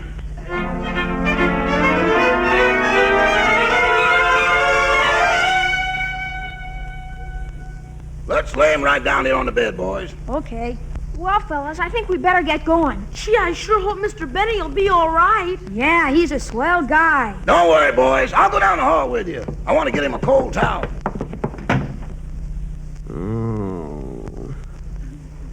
Oh, what happened? Where am I? Huh? Oh, I'm in my bed. Wait a minute. Who's this in bed with me? Mr. Benny, please pay me my 50 cents. Oh, it's you, Professor. Good night. Good night.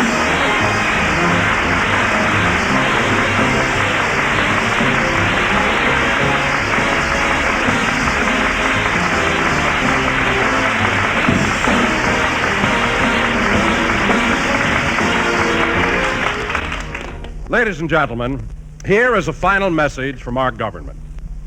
As cold weather nears, the food situation in Western Europe grows steadily worse. Widespread crop failures in that area of Europe bring its people closer and closer to actual starvation. In order to protect our own freedom, prosperity, and peace, all Americans are urged to back the President's food conservation program. Remember, save wheat, save meat, save the peace. Thank you. Jack will be back in just a moment, but first... Quality of product is essential to continuing success. And Lucky Strike means fine tobacco. LSMFT. Yes, Lucky Strike means fine tobacco. And fine tobacco is what counts in a cigarette. Remember what happens at the tobacco auctions? Year after year, independent tobacco experts can see the makers of Lucky Strike consistently select and buy that fine, that light, that naturally mild tobacco. Lucky Strike presents The Man Who Knows. Mr. Garland Tilley, veteran independent tobacco buyer of Durham, North Carolina, recently said, Season after season, I've seen tobacco bought by the makers of Lucky Strike. And believe you me, that tobacco's really ripe, smooth, and mild. I've smoked Lucky's myself for 17 years. So for your own real, deep-down smoking enjoyment, remember... LSMFT. Lucky Strike means fine tobacco. And Lucky Strike is the ideal gift on every Christmas list.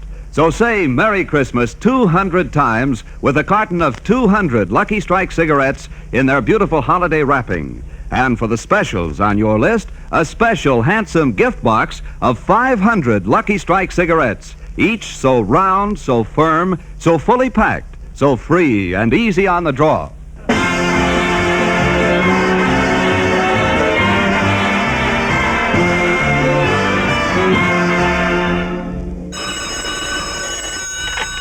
Hello, Mr. Benny's resident, star of stage, screen, radio, and the Rose Bowl. Oh, hello, Miss Livingston.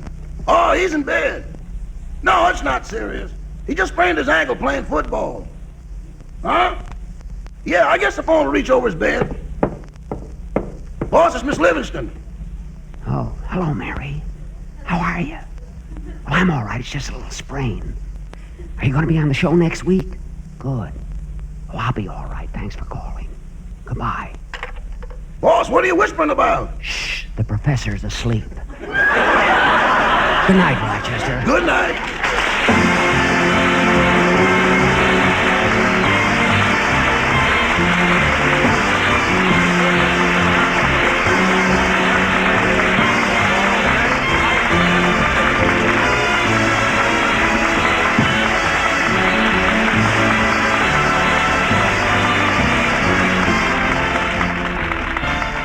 This is NBC, the national broadcasting company. Journey back to a long time ago and a galaxy far, far away with Star Wars up next on nightly old-time radio shows. Star Wars, Return of the Jedi, Episode 3, Prophecies and Destinies.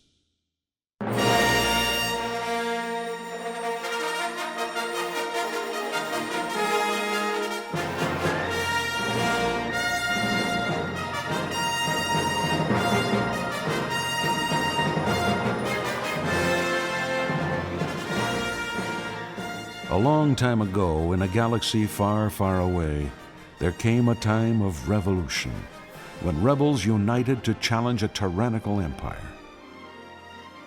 Now an ultimate confrontation looms near, as the threads of the Emperor Palpatine's master plan draw the Rebel Alliance towards a last apocalyptic battle.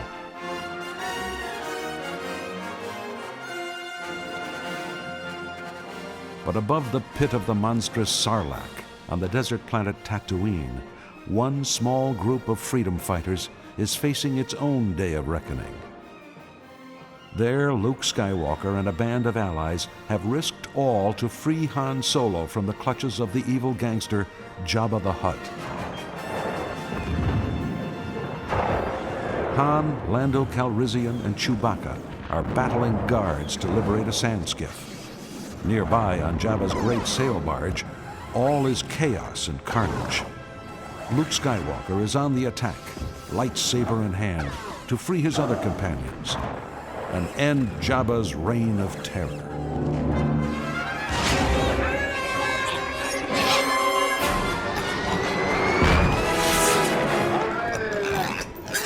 What was that? If I understand correctly, Your Highness, Boba Fett just ricocheted off the hull plates and went plummeting down into the Sarlacc. Everybody's busy watching. Pass me that statuette. Certainly, Your Highness, but I don't understand why you want it. You will in a second. Stand back. But, Princess Leia, the instrument panel controls all the power circuits on the barge. Not for long. Oh, salacious Crunch! Get away, you heinous little imp! What a torment he has made of my life. 3PO, go find R2. I need him to get this chain off me. But what about Jabba? I'll deal with him. Now, stand... That's mine! Oh, Your Highness, you'll blow the barge apart with us aboard! Go get R2, fast! The end is upon us. That's right, Jabba. You forgot one thing. When you put a slave on a leash, the other end is attached to you. Now you know how it feels to have cold iron around your throat, Jabba. Call for help all you want. Your fine pack of cutthroats are too busy saving their own necks. Get away from the R2 is coming, Your Highness. We must... Oh, salacious. I'll save you, Princess Leia.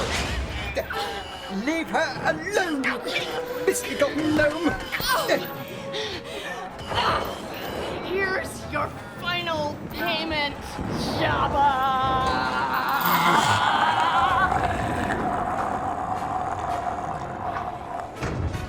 You're out of business. R2, hurry! Cut the princess's chain. With your laser torch. That's what you do. Abomination. Have the box around the ears and we'll change your ways. There. Good. Got it. Come on. We gotta get above deck. 3PO, come on. No, not my eye. R2, get this odious little fiend off me. Help him, R2. I'll meet you on deck. Beast. Well struck, R2. Oh, my poor eye. R2, what's to become of us? Exit strategy? What exit strategy? Why has no one told me anything about a rescue plan?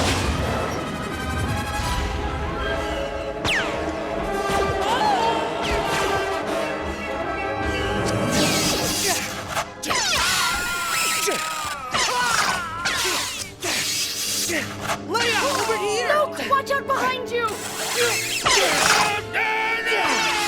Where are the others? Waiting in the skiff, but we gotta finish off this barge. Take the deck cone controls and point the barrel at the deck. I'm on it. Where are the droids? Here we are, Master Luke. Good, get ready, R2. Move to the rail. Very well, R2, but only if you stop butting into me. It'll be all right, 3PO. Now hurry! But R2, where are we going? I couldn't possibly jump to the ground from here. Relax, 3PO. It's all part of the exit strategy. Lando will get us with a hoist. But R2, I don't want to be hoisted with a... Deck gun's ready, Luke. Just let me grab this rope. We'll swing across to the skiff. Okay, grab me and hang on tight. When I kick the trigger, we go. Once that cannon fires, this barge is a goner. Feels kind of familiar, doesn't it? Practice makes perfect. Ready? Hold tight.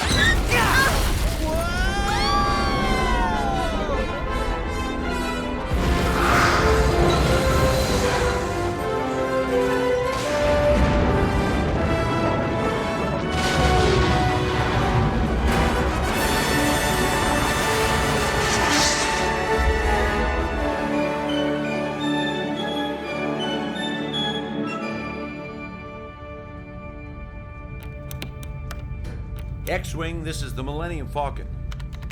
Luke, where are you? Can R2 get a Navi computer reading? No need, we're right behind you. Stick close, Luke. We're not out of the woods yet. Yeah, well, we never will be, flying at this altitude. We're liable to knock some Tuscan raider off his bantha. We can't go for altitude yet. Check your long-range sensors and you'll see why. Whoa. Imperial battle group.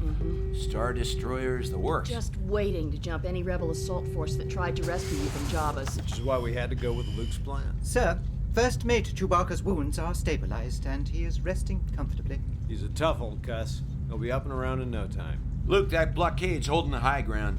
We'll have a better chance of tunneling our way off of Tatooine. Take a look back at Jabba's, Han. What? What is it? It looks like a flotilla lifting off. Smuggler ships, Corsair gunboats, slave transports, everything that can get into the air. You know why? Tell me. You can thank R2-D2. R2? R2 penetrated Jabba's data system. His toadies think the Imperials are coming for them with death warrants. So they're going to try and blast their way off-world. And in the meantime, we slip out the back door. A little Corellian overdrive, huh? Get ready, folks. Looks like the fireworks are starting up there.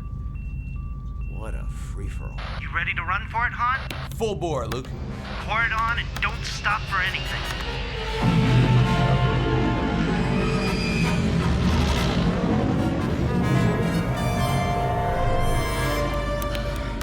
That's it. We're out of Tatooine's atmosphere. Talk to me, 3PO.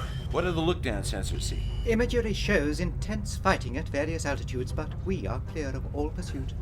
Gotta hand it to you, Luke. Right past an Imperial blockade without firing a shot. The Force was with us, Han. I'll see you all back at the fleet rendezvous. Clear skies, Luke. And don't be late. The Alliance will be assembling by now. I won't. R2, do try to restrain that impetuous nature of yours. Hey, Luke. Yeah, Han. Thanks for coming after me. Now I owe you one.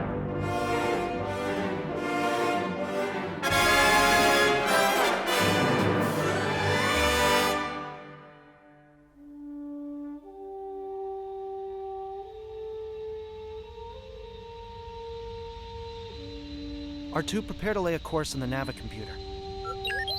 What, my hand? No, it's fine.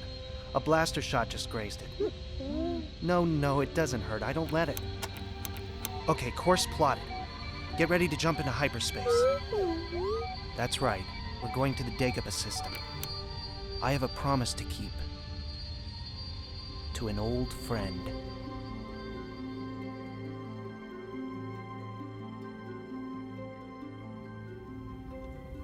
3PO, what's holding up that hyperdrive diagnostic? I'm very sorry, sir. My damaged photoreceptor appears to be giving me a bit of double vision. 3PO, are you all right? Well, I'm sorry we couldn't let you in on Luke's rescue plan, 3PO. oh, I quite understand the logic of it, Your Highness. My memory banks are more open to scrutiny than R2's. When 99 scanned you and found no sign of subterfuge, it put Jabba off his guard. Corellian overdrive, 3PO. I'm not sure I fully comprehend that turn of phrase, sir. Corellian overdrive is doing whatever you need to do to get where you need to go, 3PO, including finagling the rules. Lying. Rejiggering the operational parameters. Stacking the deck. Hey, Corellian overdrive doesn't mean cheating in an honest game. I seem to recall some angry card players who saw it differently, Han. Put that way, perhaps Corellian overdrive was called for. And 3PO, thank you for defending me from Salacious Crumb. It was very brave of you. Come on back to the tech station, 3PO. We'll see if we can't get your eye back in focus. That would be much appreciated, sir. Thank you. And thank you, Your Highness. Sure, 3PO. You're welcome, Han. Huh? Just making it easy for you. You are sitting there trying to figure out a way to thank me, aren't you? I was getting to it. And? Not a bad rescue for a princess. Compared to yours, you mean? How well planned the Death Star foray was, for instance. Well, you're not in that detention cell anymore, are you? You're not in that carbonite slab anymore, are you? All right.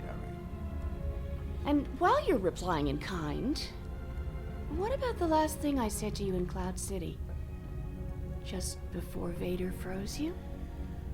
Well, a lot of that's kind of blurry, Leia.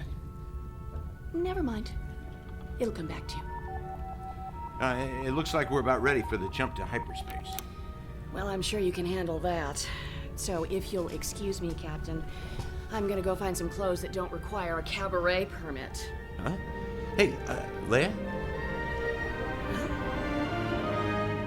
Are you, gonna throw those ones away? We'll see. Oops. Sorry, Lando. A distinct pleasure, Princess. Uh-huh. Where are you going? I'm gonna throw on something a little more durable. Oh, a crime against art, Your Highness. I thought you were repairing 3PO. Yeah, me too. Chewie's handling it. So what do you think of your baby, Han? Supple and bewitching, isn't she? Hey! Don't push your luck, Lando. What's got up your afterburner? I'm talking about the Falcon. Oh. That. Put a lot of sweat and money into her while you were in cold storage. Well, the way I heard it, you almost wrecked her on Coruscant. Oh, relax, pal. Give me a break, Lando. Letting 3PO fly the Falcon? We made it, didn't we? Okay. All right, let's just drop it. Navicomputer's got the course laid in for this jump to nowhere. Not nowhere, Han. Every ship the Alliance can scrape together is gonna be there. For what?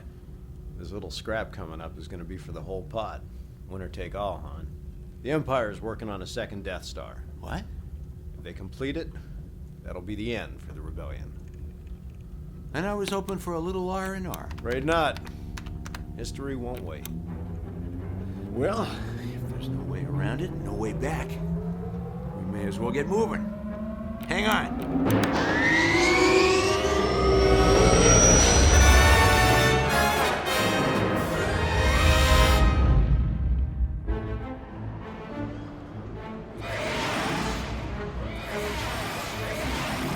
Lord Vader's shuttle has entered the hangar bay field. Colonel, what is the meaning of this? Battle station commander on deck. Why wasn't I informed that Lord Vader was coming? We received no advance word, Moff Jared.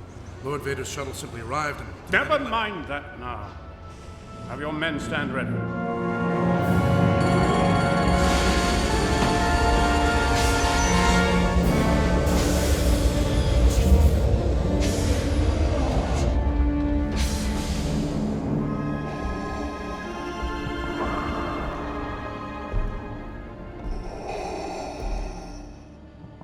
Greetings, Lord Vader.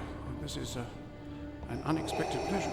You may dispense with the pleasantries, Moff Jared. I'm here to put completion of the Death Star back on schedule. My lord, my men are working as fast as they can.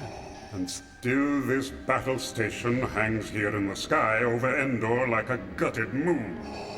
Perhaps I can find new ways to motivate your people. I tell you, the Death Star will be operational as planned.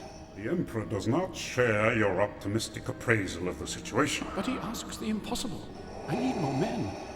Perhaps you can tell him that yourself when he arrives. The Emperor's coming here? Indeed. And he is most displeased with your apparent lack of progress. We shall redouble our efforts, my lord. I hope so, for your sake, Moff Jared. Our Emperor is not as forgiving as I am.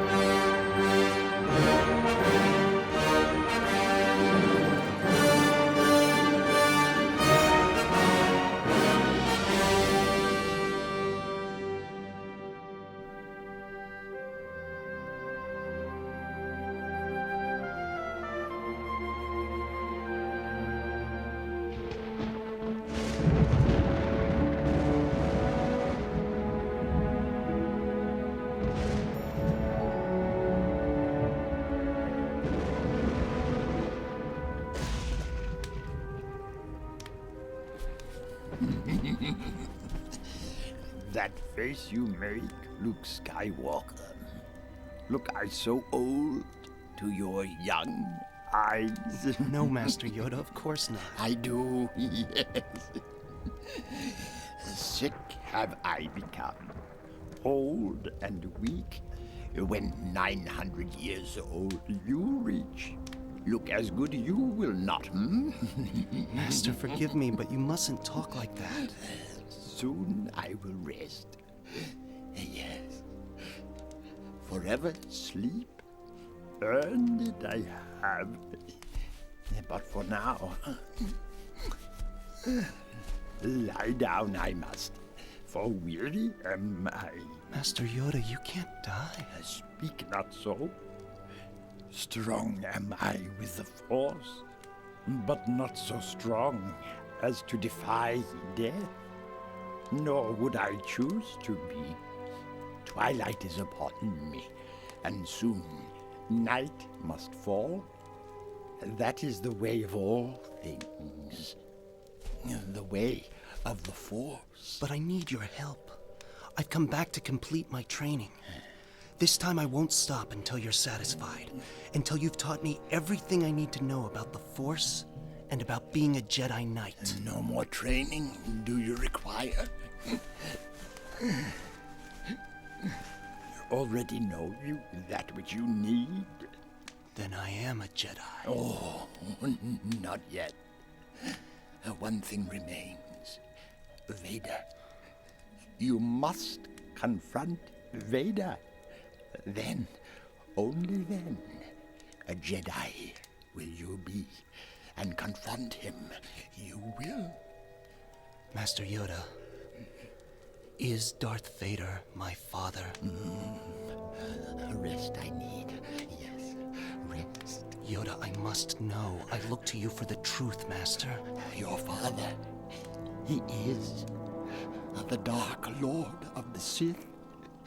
I told you this, did he? Yes. In Cloud City on Bespin.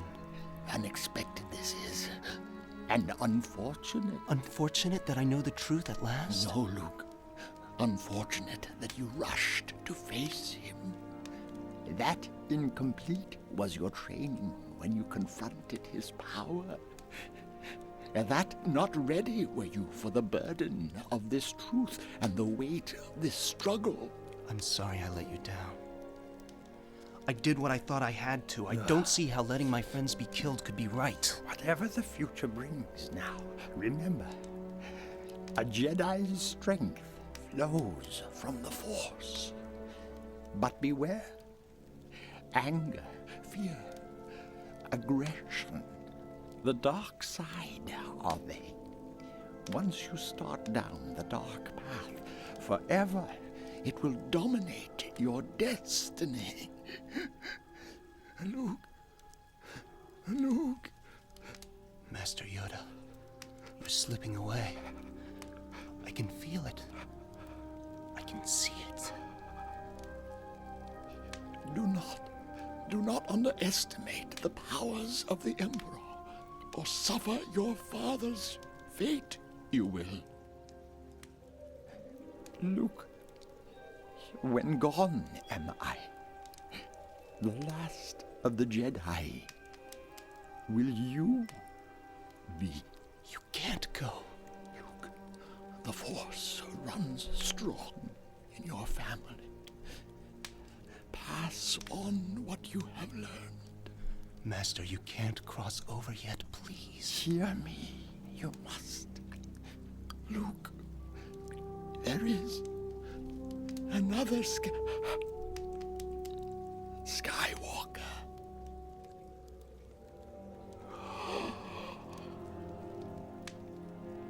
Master, come back.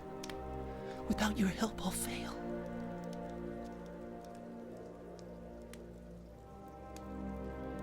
Don't go. Don't go.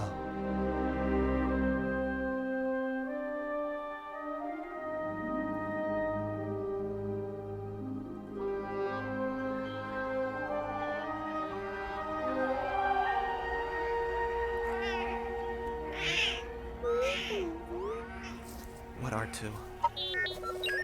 No, leave all of Yoda's things here. They belong here. I can't do it, R2. I can't go on alone. Yoda will always be with you, Luke. Ben? You must bear in mind what Yoda taught you, Luke. Your destiny comes swiftly upon you now. Why didn't you tell me the truth? You told me Vader betrayed and murdered my father. Your father was seduced by the dark side of the Force. He ceased to be Anakin Skywalker and became Darth Vader. When that happened, the good man who was your father was destroyed. So what I told you was true, from a certain point of view. A certain point of view? Your father was betrayed and murdered by the man he himself became. Luke, you're going to find that many of the truths we cling to depend greatly on our own point of view. You let me think I was training to face my father's killer, not to slay my own flesh and blood. When I first knew him, your father was already a great pilot. But I was amazed how strongly the Force was with him. I took it upon myself to train him as a Jedi. I thought that I could instruct him just as well as Yoda might have. I was wrong. There is still good in him, Ben. He's more machine now than man, twisted and evil. I can't do what you expect of me. You must face Darth Vader again. You cannot escape your destiny, Luke. I can't kill my own father. Then the Emperor has already won. You were our new hope, our only hope. But Yoda spoke of another. The other he spoke of is your twin sister. I have no sister. To protect you both from the Emperor, you were hidden from your father when you were born. The Emperor knew, as I did, that if Anakin were to have any offspring, they would be a threat even to Palpatine's vast power. That is the reason why your sister has remained safely anonymous. And yet sometimes I sense that other out there. Her blood the same as mine. Someone I've never quite seen through the mist. Leia. Leia's my sister. Your insight serves you well. But bury your feelings deep down, Luke. They do you credit, but they could be made to serve the Emperor. Yoda felt Leia was another hope for defeating the Emperor. So he said. But your sister has had no training as a Jedi. Maybe it doesn't have anything to do with being a Jedi. Maybe Leia has some destiny beyond the Jedi way. You mustn't deceive yourself, Luke, and you mustn't conjure up false hope. Vader's vision isn't clouded by sentiment, nor is the Emperor's. And if yours is, when you face them at last, you will be destroyed.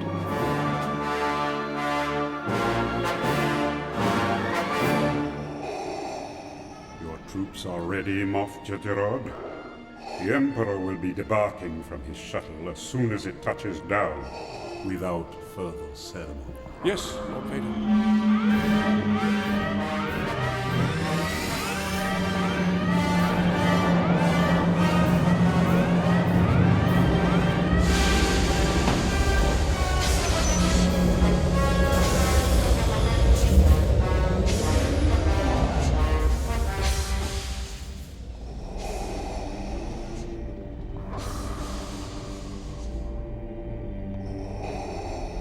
Greetings, my Emperor. I kneel before you and wait to execute your will.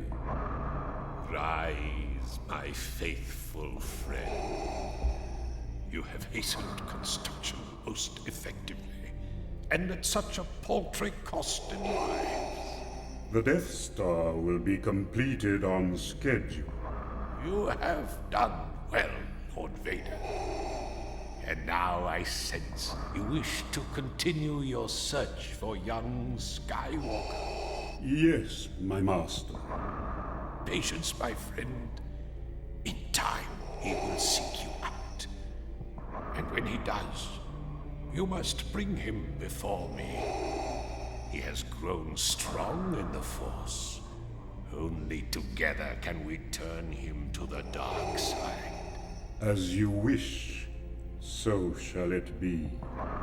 Everything is proceeding as I have foreseen. Come, we will repair to my throne room and give thought to other preparations.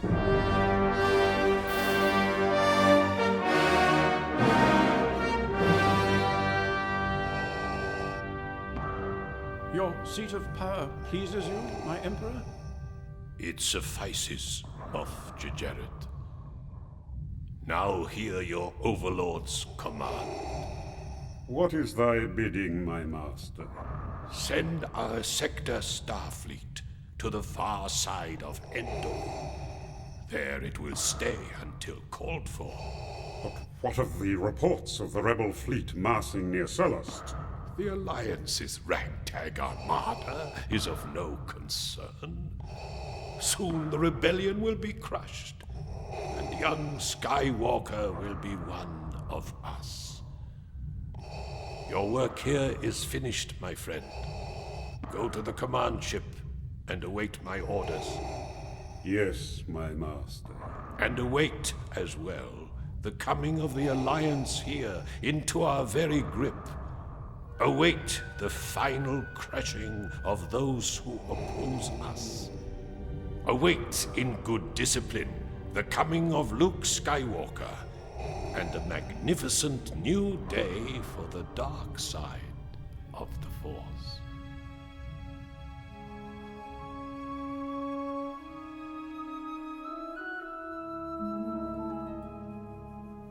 like the energies of some huge weather system converging in an apocalyptic storm, events swirl all players in the galactic drama towards the peaceful green moon of the planet Endor and the vast war machine poised above it. Starships mass for battle, and the mightiest weapon system in the known universe is ready to meet them. Combatants of all species brace themselves as best they can for what is now to come.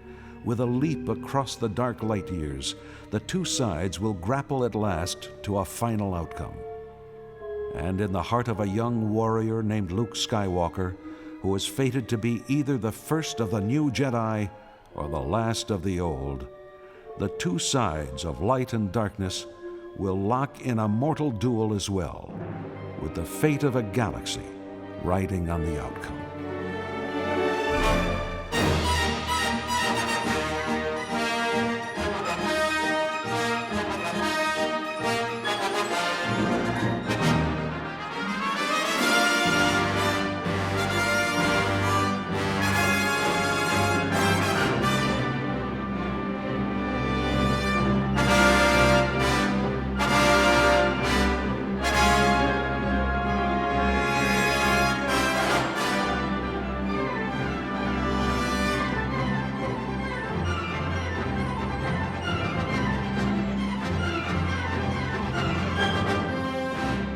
Star Wars: Return of the Jedi by Brian Daley, based on characters and situations created by George Lucas and on the screenplay by Lawrence Kasdan and George Lucas.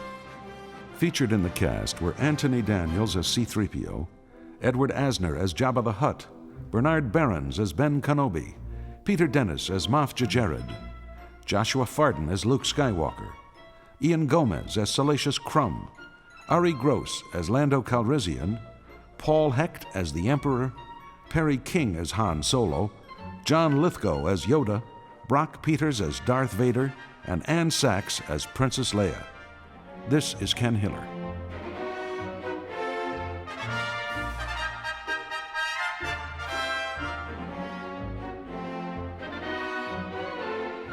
Star Wars: Return of the Jedi was directed by John Madden and produced by Tom Vagley. The co-producer was Julie Hartley. Sound design for Lucasfilm by Ben Burt. Music by John Williams. Post-production was realized with assistance from Tom Mudge and John Scherf by Tom Vagley.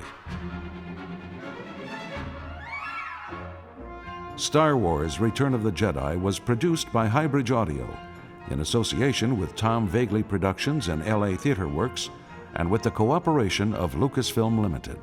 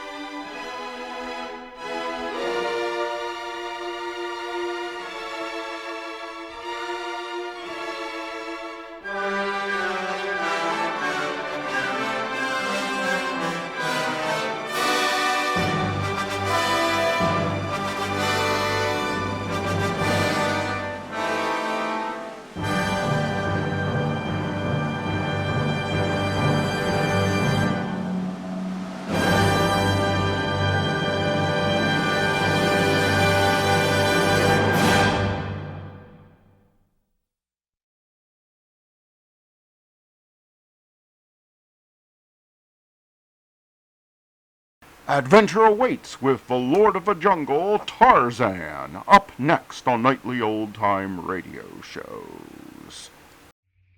Tarzan of the Apes, a character of Edgar Rice Burroughs' famous book, in reality is the son of a titled English couple, Lord and Lady Greystoke, who were put ashore by a mutinous crew in the jungles of West Africa. The maroon couple were left with tools and firearms, and Tarzan's mother and father built the little hut in which Tarzan is born a year afterward. It's the night of their little son's first birthday. Lord and Lady Greystoke are sitting in their rude but strongly built home. Around them lies the jungle, dark, mysterious, teeming with great sinister shapes, mocking with dreadful quiet through the night. The roar of a lion tells that the mighty monarch of the forest has made its kill, and from farther away can be heard the hideous laughing cry of the hyenas, echoing the lion's ponderous roar. The wind rustles the leaves of the trees outside. Both are startled. What's that, John? Yes. I heard it too. Oh, it's only the wind in the trees, dear. It gave me rather a start. It did me too for a moment. Silly as both of us. Nothing short of a herd of elephants could force its way in here. I confess a bit of pride. This place is built like a vault. Oh, John, I know we're safe enough, but sometimes I don't think I can stand it a moment longer. It's the nights. They're dreadful. There, that's what I mean. All night long, the jungle seems to threaten us. And those hyenas, oh, that hideous cry of theirs. It's like the laugh of a maniac. They seem to be jeering at us. Though someday they... Now, Alice, get hold of yourself. You can't let go this way. You'll go mad. You have to hold tight, dear, for him. For him. Oh, he's a year old today, John. Yes, a year old and as sound as a nut. Sleeps through gunshots and everything. He's a darling, isn't he, John? And the picture of you. Nothing of the sort. He looks exactly like you. Oh, yes, he does, dear. Why, he has your eyes and that sweet little smile of his. Why, that's exactly like you, dear. Oh! There. He can't get it. Dear, sit tight.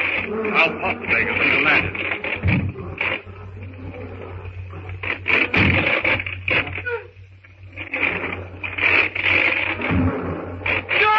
He'll burst the door down. I know he will. Look at the bar.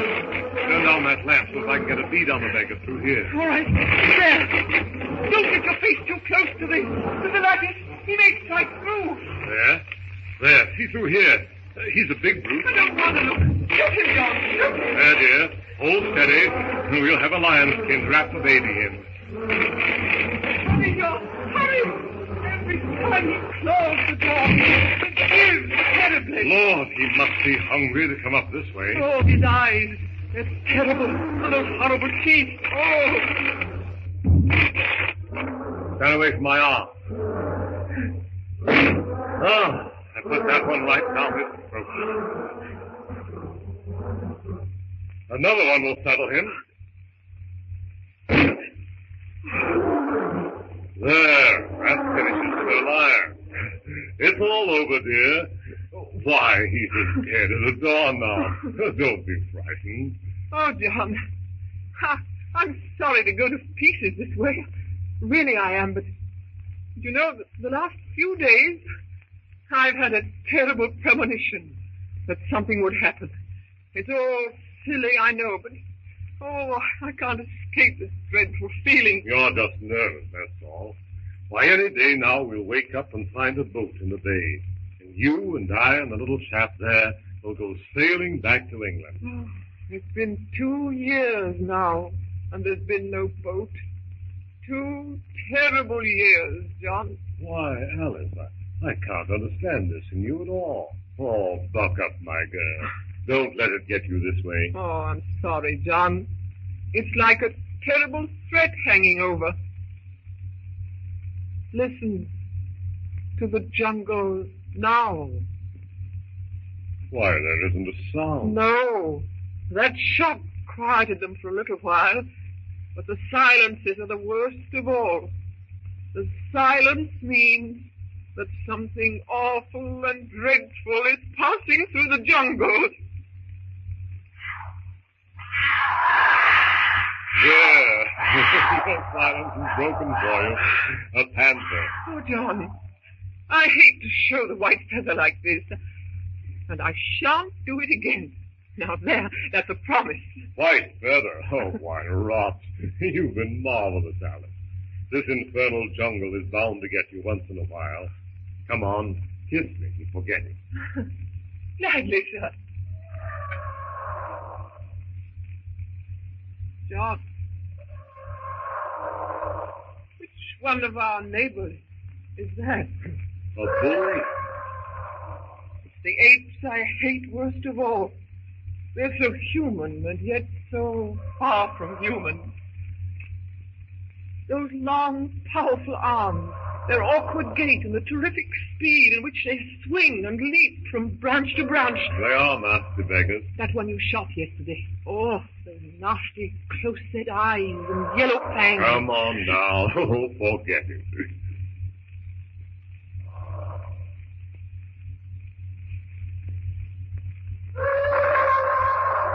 Again the cry of a huge bull ape, a brutish creature of terrible strength and awful temper. The ape has suddenly gone mad, raging, foaming mad, with that peculiar madness which suddenly seizes bull apes and quickly passes. He's running rampant among his people. The younger and lighter apes are scampering to the highest branches.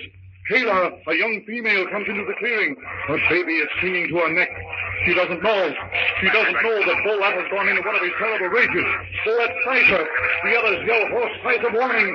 He's bearing down on her. She leaps from branch to branch. He has her by the ankles. She breaks loose. Up the tree she goes. Bullard behind her. She makes a terrific leap to another tree. She makes it. The jaw tears her baby's grip loose from its mother's neck. It falls to the ground with a thud. Bullard's roaring grows fainter, fainter, as he hurls his powerful body through the trees.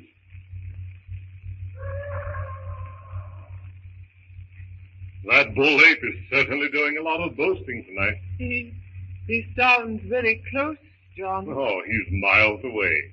Those bull apes have tremendous lung power. Beastly sound. Yes. John, it's getting a little cold. I think perhaps we'd better build a small fire. Baby sneezed this morning. All right. I want to go out and drag that lion into the shed anyway before the hyenas get at the skin. John, have you noticed how deathly still the jungle has suddenly become? Just a lull. Where's the axe? Over there in the corner. Just a few sticks will do, John. Just enough to keep the chill off. Righto. Be back in a second. Aren't you going to take your rifle? Oh, I'll hardly need it. Just going out to the shed. I'll leave the door open. The light will keep any animals away. All right. You know, every time I open the latch on this door, I'm impressed with myself. Well, it's quite an invention, Alice. Yes, dear. I have admired it before. Oh, no. Now run along and get the wood. Yes, all right, dear.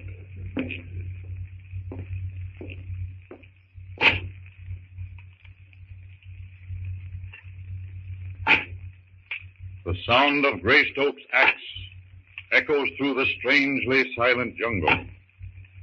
Greystoke doesn't notice the fearful tenseness of the silence. The jungle is cringing away from a monstrous shadow which moves ominously through the hushed and fearful night.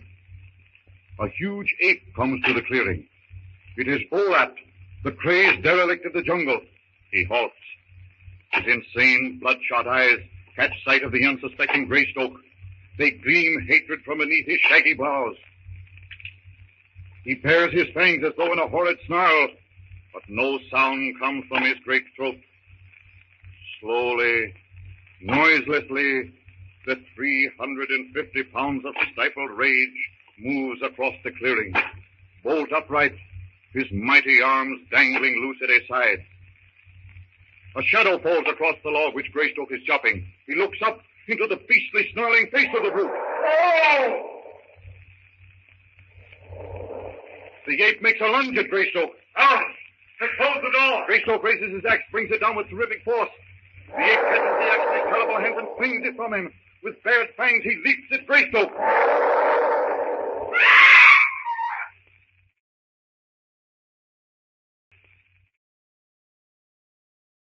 Get ready to laugh with our Miss Brooks, which is coming up next on Nightly Old Time Radio Shows. Colgate Dental Cream to clean your breath while you clean your teeth and help stop tooth decay, and Luster Cream Shampoo for soft, glamorous, caressable hair bring you Our Miss Brooks, starring Eve Arden.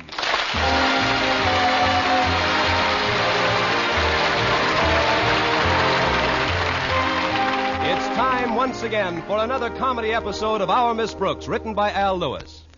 Well, many of the nation's schools commence a new semester on Monday. And Madison High School, where our Miss Brooks teaches English, is one of them. Although the others usually dispense with classes on the last day or two of the old term, Madison did not. No, indeed. Our beloved principal, Osgood Conklin, saw to that. In fact, he was quite chagrined when a cloudburst last Friday kept almost all of the student body at home.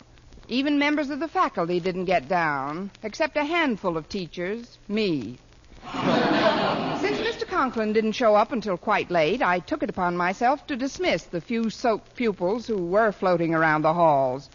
Saturday morning at breakfast, I discussed the situation with my landlady. And what did Mr. Conklin say when you told him you had canceled school for the day, Connie? He didn't say a word, Mrs. Davis, until he came down off the ceiling.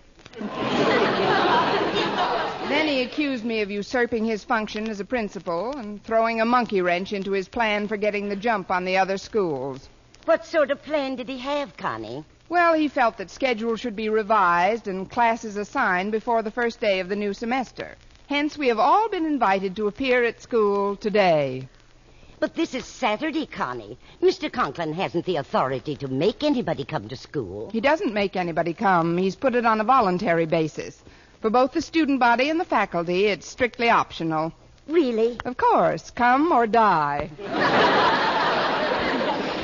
I can't understand some of you teachers, Connie. Why do you let Mr. Conklin drive you this way? What are you all? A bunch of geese? I don't know about the others, but don't be surprised if some morning you find a feather by my empty bed. You see, Mrs. Davis, I've been in so much trouble with Mr. Conklin during the past term, I don't dare start the new one off on the wrong foot. Oh, that's probably Walter Denton. He's giving down to school. Come in, Walter. It certainly is nice of Walter to call for you this morning. Yes, it is, considering that I made it quite clear to him that his driving me was strictly optional. Really? Of course. Be here or flunk. Hi, Mrs. Davis. And to you, most revered and admired of all local educators, I bow deeply from the waist. Thank you, and get your head out of the milk pitcher. Sit down, Walter. I'll pour you a glass. Thanks. Would you like something else, Walter? What have you got? Oh, cereal, eggs, sausage, bacon, toast. That'll be fine. Obviously, you haven't had anything to eat since breakfast. Oh, that's right, Miss Brooks. Over an hour ago. A growing boy should eat a lot, especially if you want to grow up and be big and strong like Hopalong Cassidy. If Hopalong Cassidy ate like Walter, he'd never make it to the saddle. That's a good one.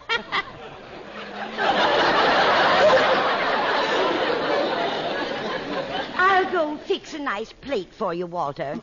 Oh, how do you take your eggs? 4 in the mouth and 6 intravenously. Gosh, Miss Brooks, you make me sound like a pig. Just scramble a few with some bacon and sausages, Mrs. Davis, please. All right, dear. Well, this is great. What better way to start off the day than a resounding second breakfast with my favorite school teacher? For a kid who's going to school on Saturday, you sound pretty chipper, Walter. But that's where you're wrong, Miss Brooks. I'm not going to school today. None of the students are.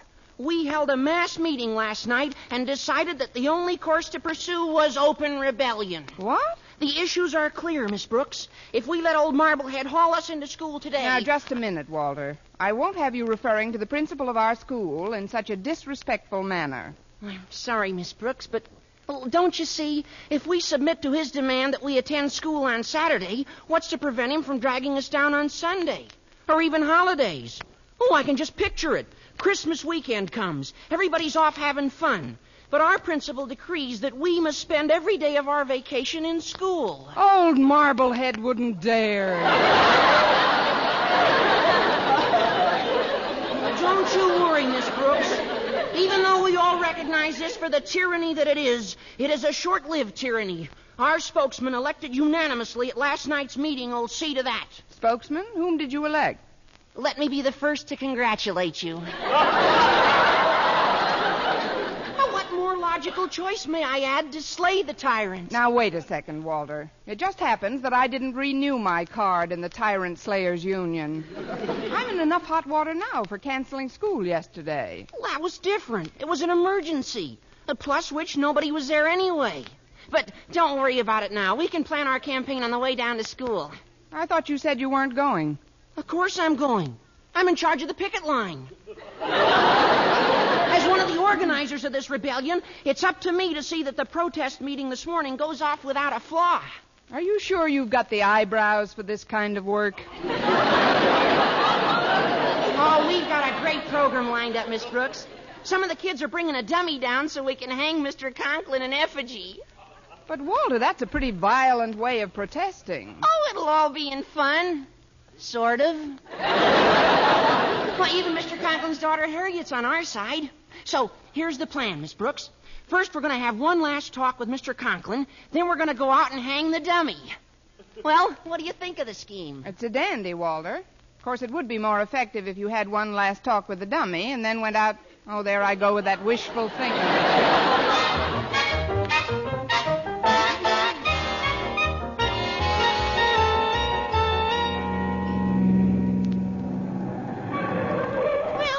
Miss Brooks.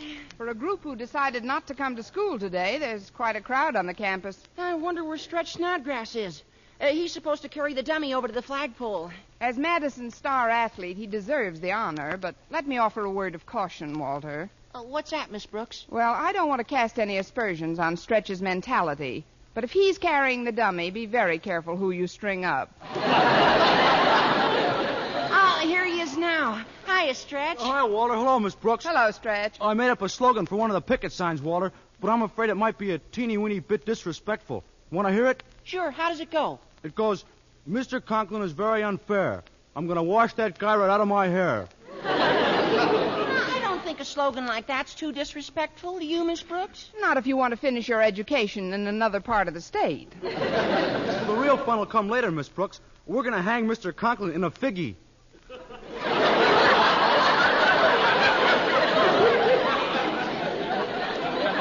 In a what? In a figgy. Will he fit in a figgy? No, he means in effigy, Miss Brooks. Oh, I kind of liked it the other way. Yeah, I better get the thing now. I'll see you later, Miss Brooks. Bye, Walter. So long, pal. Well, everything's rolling right along. Let's see if Mr. Conklin got here yet. Hello, Miss Brooks. Walter? Well, I just talked to Daddy, and he's livid. He blames you for the entire insurrection, Miss Brooks. Me? I tried to reason with him. I even told him that you weren't present when we named you our spokesman, although it was a foregone conclusion that you'd accept the honor with great enthusiasm. That's getting me off the hook.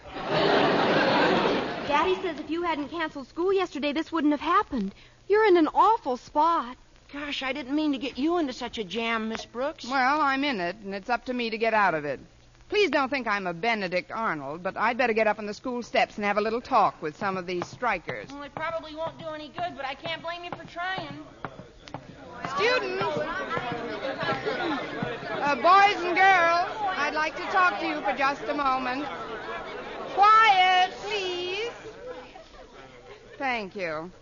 Now, I'm sure you all have as much pride in your school as any members of the faculty have, or as its principal, Mr. Conklin, has. Please.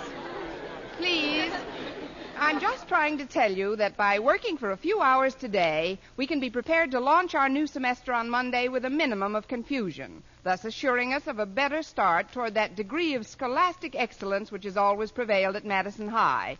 Remember, students, education is your sacred heritage, your guaranteed right under the Constitution, as well as the Bill of Rights, which ensures us all of the benefits and privileges which every American has come to feel.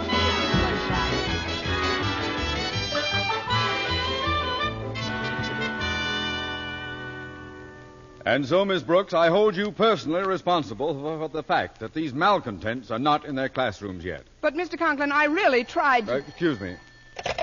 This is Osgood Conklin's office. Mr. Conklin himself speaking. Hello, Conklin. This is Mr. Stone at the Board of Education. Oh, hello, Mr. Stone. How's every little I've no thing? time for chit-chat.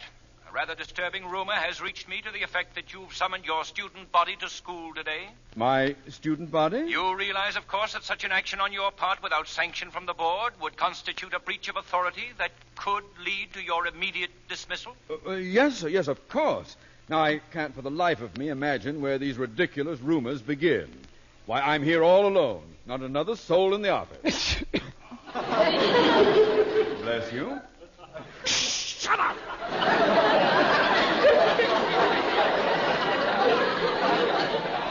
I'm sorry, sir. My cat has a cold.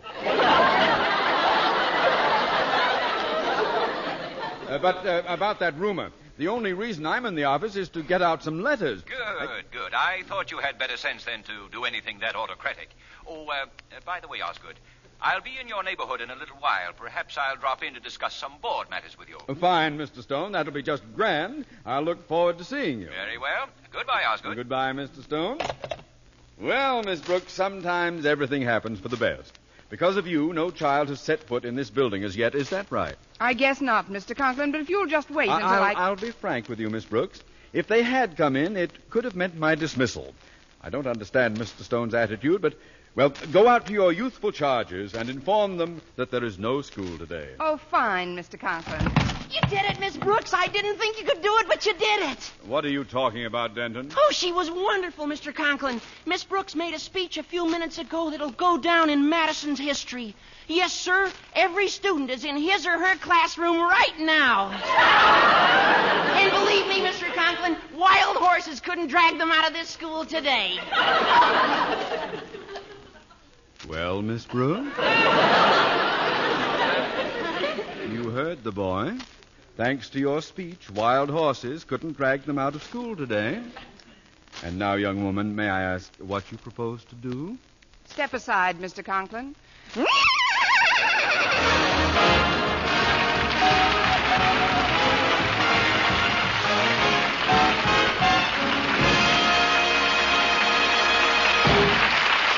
Our Miss Brooks, starring Eve Arden, will continue in just a moment. But first, here is Vern Smith.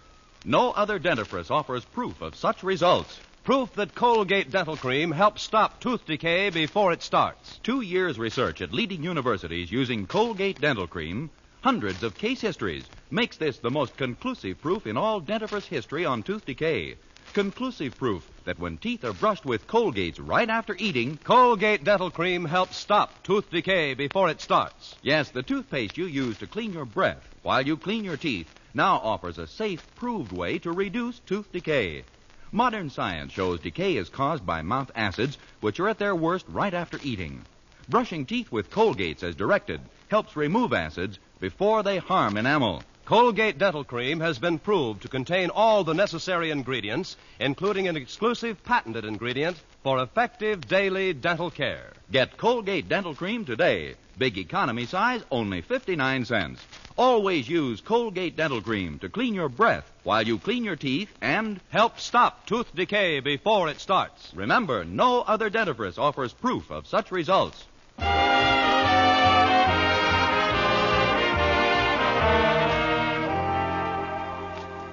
Well, I told Walter Denton to corral the students and herd them into the cafeteria. While I was waiting for them to assemble, I corralled Mr. Boynton and herded him into a corner table.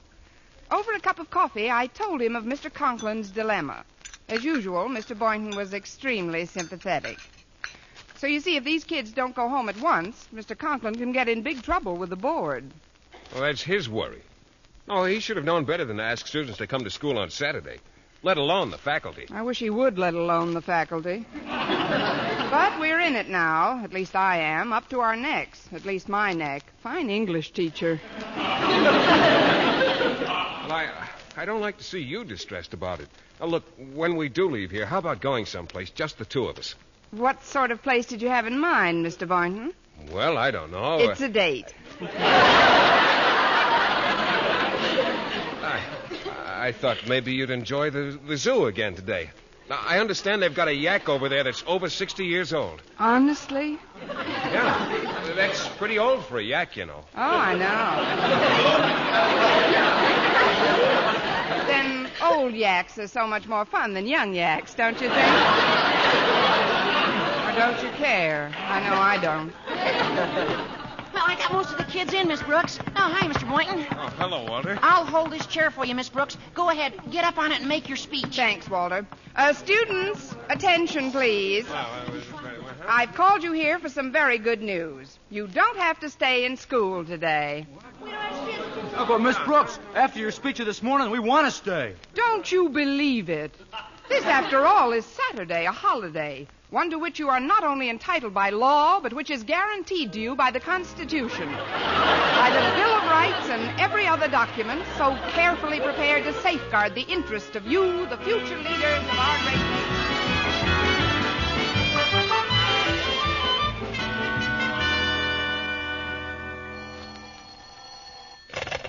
Hello? Hello, Osgood. This is Mr. Stone. I'm afraid I won't be able to drop in on you today after all. My wife's been driving my car all week, and it's pretty well shot. Yes. Yes, I've seen her. Your car, that is. Your car. I'm sorry you can't drop in, though, Mr. Stone, but when you do pay us a visit, you'll find as smooth a running educational operation as there is in this country. I'm sure of it, Osgood. Well, goodbye for now. Goodbye, sir, and thanks for calling. Come in. It's me, Mr. Conklin. I've told the students that they can go home any time they want to. What? Have they left yet? No, sir. Most of them are still in the cafeteria, but they're going to pay for this morning's protest meeting. Mr. Stone isn't coming down after all. So you can just tell those recalcitrant mischief makers that they're staying here today until 4 p.m. But, Mr. Conklin, I can't make another speech. It's an order, Miss Brooks. Dismiss.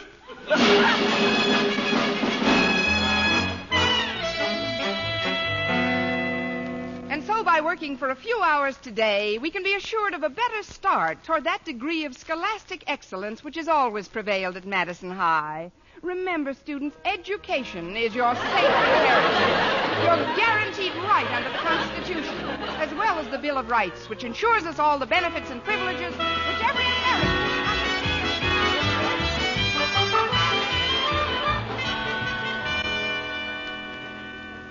Gosh, Stretch, I don't like to cross Miss Brooks up, but we just got to get out of school today. But we're all on detention, Walter. We got to stay till 4 p.m.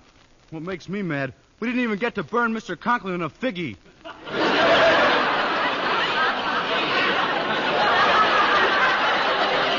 Yeah, I know it's Stretch, and... Hey, wait a minute. You just gave me an idea. Suppose we had a fire drill. Then when we all ran out of school, we could just forget to stop running until we got home. Yeah, but the control for the fire alarm bell is in Mr. Conklin's office, and he ain't going to ring it for no reason. Then let's give him a reason.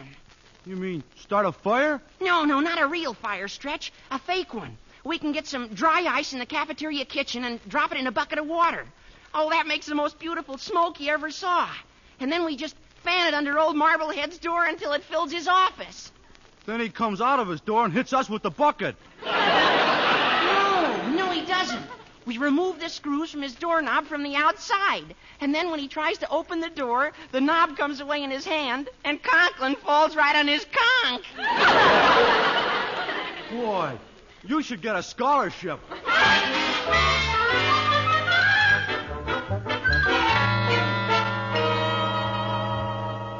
So, Miss Brooks, you've informed the student body that they're all under detention until 4? Yes, sir, I did. But suppose Mr. Stone does come over and discovers that you're keeping us all in school on a holiday. Ah, but he won't, Miss Brooks. He has no way to get here. His car broke down. Suppose he decided to walk over. Walk over? That's ridiculous. Well, hello, Mr. Conklin. Mr. Stone. I decided to walk over. That's ridiculous. Hello, Mr. Stone. How are you? Fine, thanks, Miss Brooks. I would have been here sooner, Osgood, but I dozed off for a few minutes in the park. I stopped to rest on my favorite bench, the one under Paul Revere's statue. That is an extremely comfortable bench. Such nice, soft slats. Tell me, Miss Brooks, what brought you to Old Madison today? Old Mr. Conklin. That is, Mr. Conklin asked me to type some letters for him. Yes, that's it. She's typing some letters for me. But, I don't see any typewriter in here. Well, it's in the next room. In the next room? I have very long arms. But now that we've finished, Mr. Conklin, why don't you drive Mr. Stone home instead of remaining in this stuffy old, empty old school? A splendid idea. Come along, Mr. Stone. Not so fast, Osgood. There are several things that... what's that? There must be someone loitering in the hall. Impossible. There's no one in school today. But I'd swear I just saw that doorknob turning. Turning into what? And what's that swirling in under the door? Oh, that's nothing but smoke. Yes, that's all it is. Just smoke. Oh, of course. That's all it is. Smoke.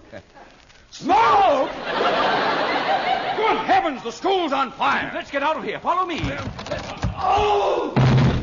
The doorknob came away in his hand. Oh, let me help you up, Mr. Stone. Mr. Stone? He fell on the back of his head, Mr. Conklin. He's unconscious. Quick, Miss Brooks. Crawl through the window and run around and open the door from the outside. I'll try to revive Mr. Stone. Yes, sir. Smoke's getting pretty thick in here. I can hardly see you, Miss Brooks. I can't see you at all, Mr. Conklin. I never could.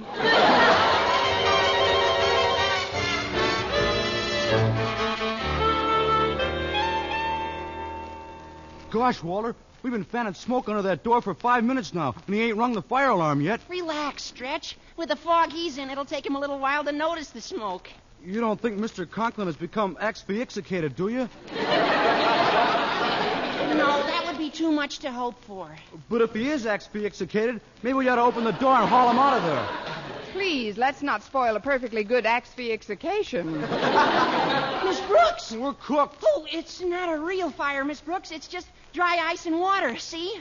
We were trying to get Mr. Conklin to ring the fire alarm so we could escape from school in the confusion. Oh, there's a lot you can do on Saturday on the outside. Gosh, Miss Brooks, now that you caught us, what are you going to do? Hand me that newspaper. I'll fan the smoke for a while. Gee, you're a swell sport, Miss Brooks. You think you'll ring the alarm pretty soon? Maybe he needs a little encouragement. Keep up your courage, Mr. Conklin. I'm fighting my way through the flames. Shall we get a rise out, old Marblehead? Go ahead, Miss Brooks. Scare him some more. I'm trying to reach you, Mr. Conklin, but the heat is terrific. Perhaps I could get you a nice, cool lemonade, Miss Brooks.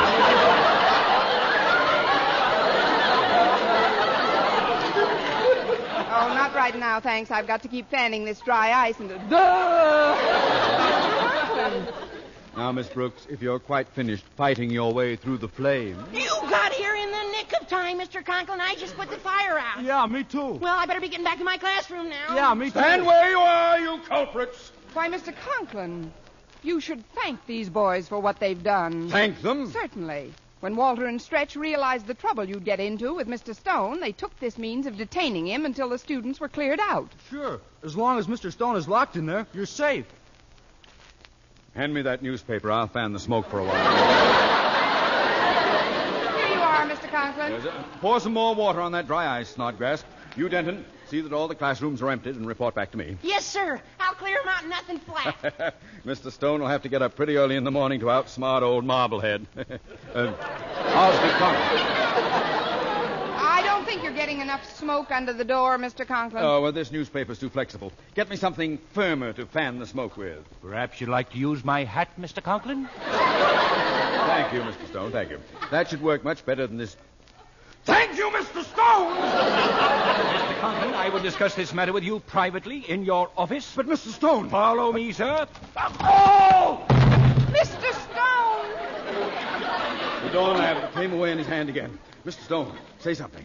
He's unconscious. Miss Brooks, what do I do now? In an emergency like this, there's only one thing to do. Run, do not walk, to the nearest employment agency.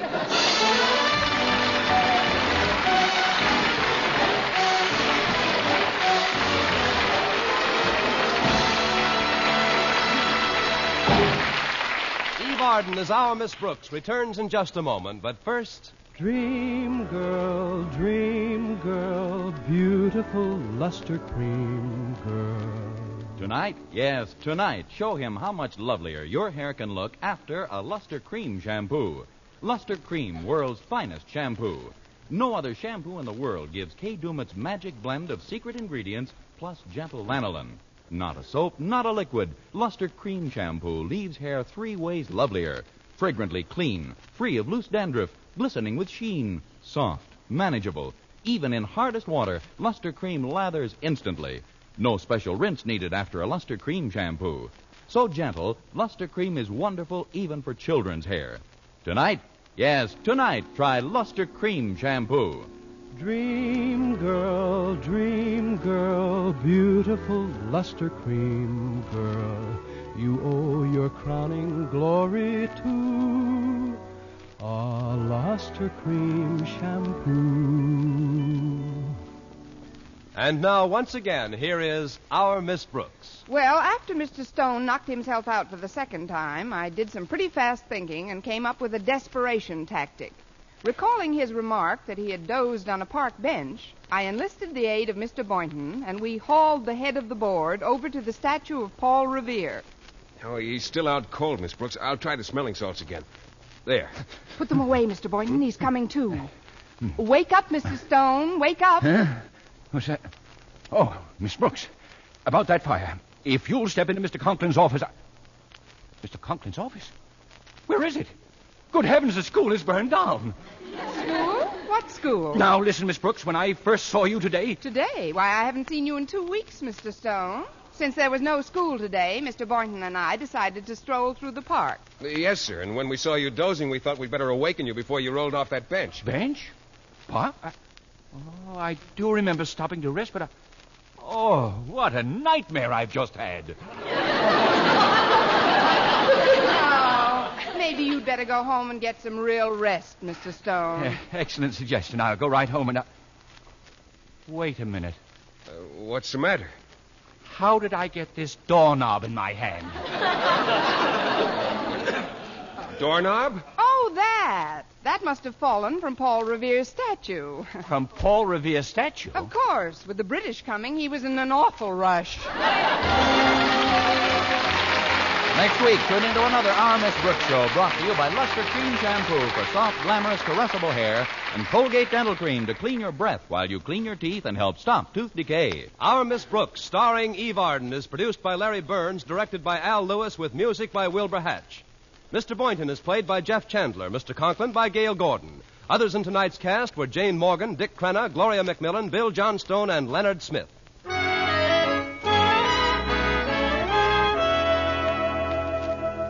Doctors prove Palmolive soap can bring you a lovelier complexion in 14 days. Yes, 36 leading skin specialists proved in tests on 1,285 different women that Palmolive soap facials using nothing but Palmolive brought new complexion beauty to 2 women out of 3. Just wash your face 3 times daily with Palmolive soap. Each time for 60 seconds, massaging Palmolive's beauty lather onto your skin. Then rinse. So start your Palmolive facials today. Remember, doctors prove Palmolive soap can bring you a lovelier complexion in 14 days.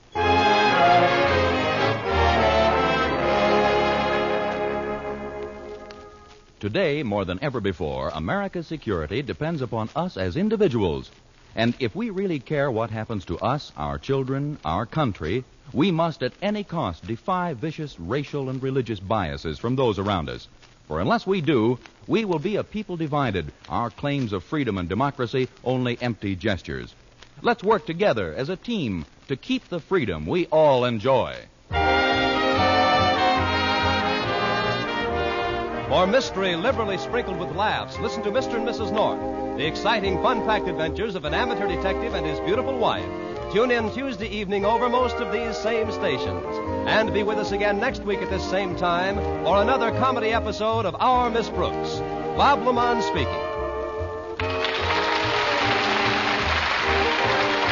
This is CBS, the Columbia Broadcasting System.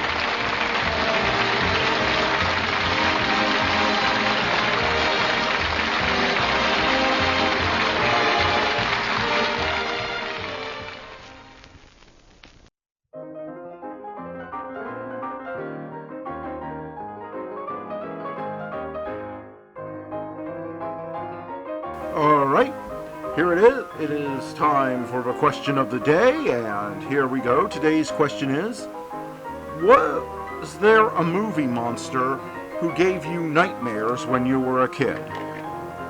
For me, there were only ever two. I didn't get nightmares from movies that much, actually, but these two from classic sci-fi movies did.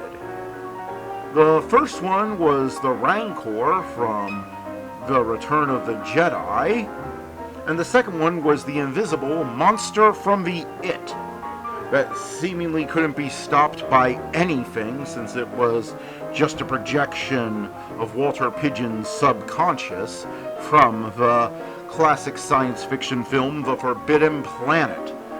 Despite that, every time I got a chance, I would rent Forbidden Planet from the local video store. In fact, at one point, my mother had to tell me that I wasn't allowed to get it out yet again, and I had to pick something else.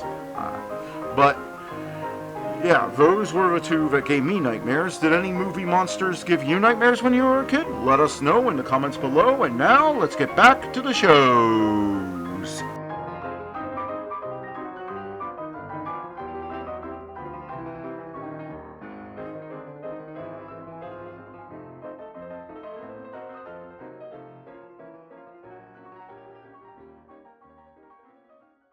One of the most acclaimed shows of all time, Orson Welles' Mercury Theater of the Air, is up next.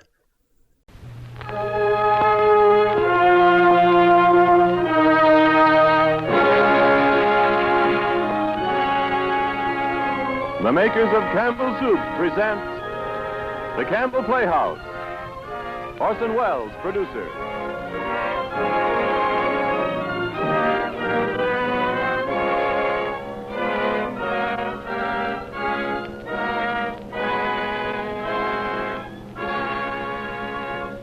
Good evening. This is Orson Welles. Our offering this evening, It Happened One Night, is already a motion picture classic. Despite its tender years, it was born in 1934, shrewdly concerned with the oldest, in fact the eternal subject, The Way of a Man with a Maid, this time against the vigorous background of life among the quality and the not-so-quality of the Atlantic seaboard. It's been a favorite attraction among moviegoers everywhere since Mr. Frank Capra and the Columbia Pictures Corporation first blessed us all with it. Our guest stars might well have been tailored for the celebrated parts of Peter and Ellie. Mr. William Powell surely needs no alteration at all. Be the charming, happy-go-lucky newspaper man whom fate threw together on that now historic bus ride with the spoiled and spirited heiress, certainly never more thoughtlessly imagined than tonight by Miss Miriam Hopkins. But first, before the madcap doings of this night begin to sweep us along at their own breakneck pace, Ernest Chappell suggests that we do a little posing. Mr. Chappell? Thank you, Orson Welles. And ladies and gentlemen, it's simply this. Suppose you had never tasted Campbell's tomato soup. Suppose you'd never had a sunny bowl of it beckon you with its welcoming color and with its tempting aroma. Suppose you'd never drawn your chair up to the table, lifted your spoon, and learned with that first smooth sip how its lively tomato flavor could wake up your appetite. And suppose you still had to try this soup that almost everyone likes best, Campbell's tomato soup, and still had to discover how it glorifies the flavor of fine tomatoes in a way all its own. Well, surely then you'd have a treat in store for you now, wouldn't you? But enough of supposing. It's likely you already know Campbell's tomato soup. Know how it can literally make a meal, how it can put delight in a simple lunch or family supper, or pleasantly begin a dinner. You've probably had it often, and I hope you've had it lately. Because this season's crop of tomatoes was exceptionally luscious, and you'll enjoy their superb flavor now in Campbell's tomato soup. Now, wouldn't fragrant platefuls contribute to the enjoyment of your dinner, perhaps tomorrow night? And now, Orson Welles. And now, William Powell and Miss Miriam Hopkins in It Happened One Night.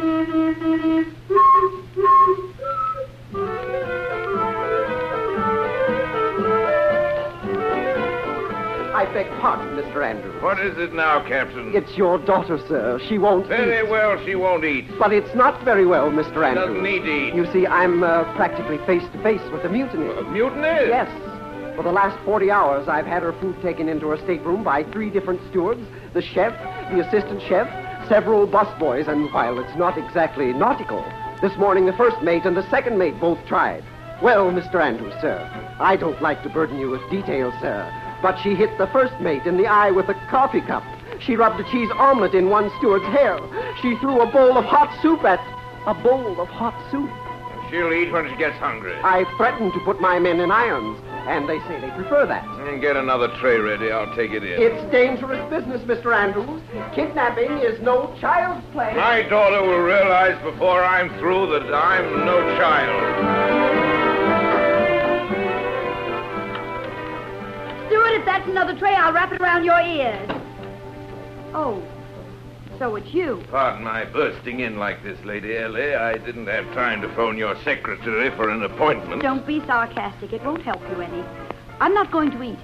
Not until you let me off this boat. Well, And you can't get away with that kidnapping. A bunch of gorillas shoving me in a car. That crowd outside, the justice of the peace. They must have thought I was a criminal. The way your men were... You're being unfair. I had one fella that did nothing but explain to everybody that you were a harmless lunatic who had escaped from an asylum. What? Nobody thought you were a criminal at all. If anybody wanted particulars, my man told him you had delusions. You were Marie Antoinette. I couldn't do better than that for you, could I?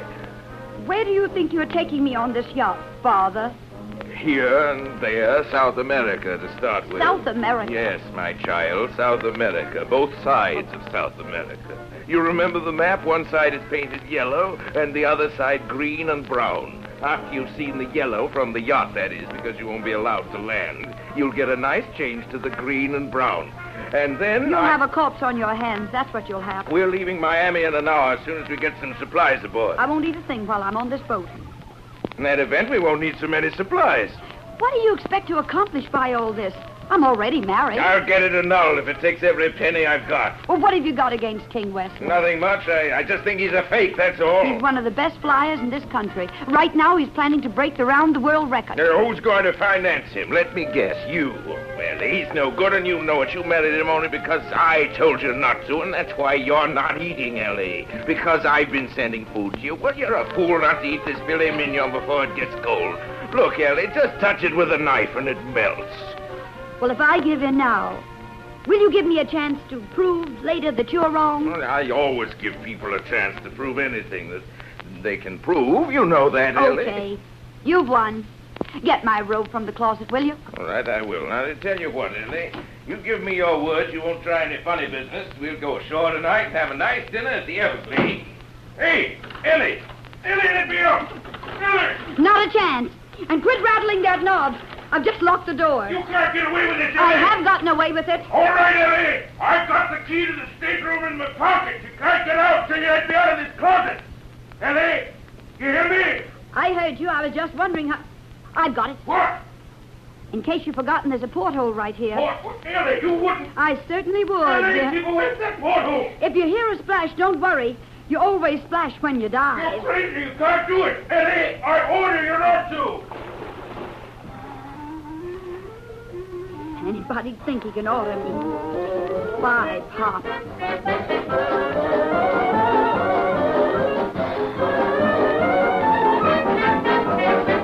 Hello, operator. I want to send a straight wire. Lovington Detective Agency, New York. Watch all roads, air transports, and railway stations out of Miami. Keep close tabs on King Wesley. Intercept all messages. Hellcat just escaped. Huh? What do you mean you can't transmit the word Hellcat? Okay, make it my loving daughter, Ellie.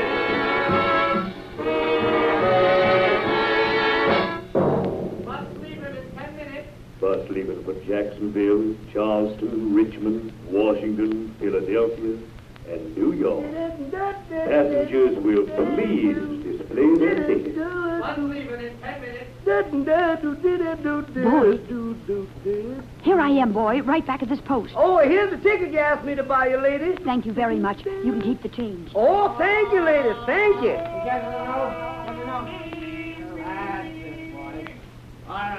What'd you say? What's going on over there? Well, over there, where some gentleman's calling somebody long distance, and Over his there on the pals is cheering him on. Yes, well, that's clear from here. They've been drinking, if you ask me. Yes. Charleston, Richmond, Washington, Philadelphia, and New York. Now look, you get him on the phone, Petey, and Yeah, you tell him. Get him on the phone. Hey, keep quiet, you guys.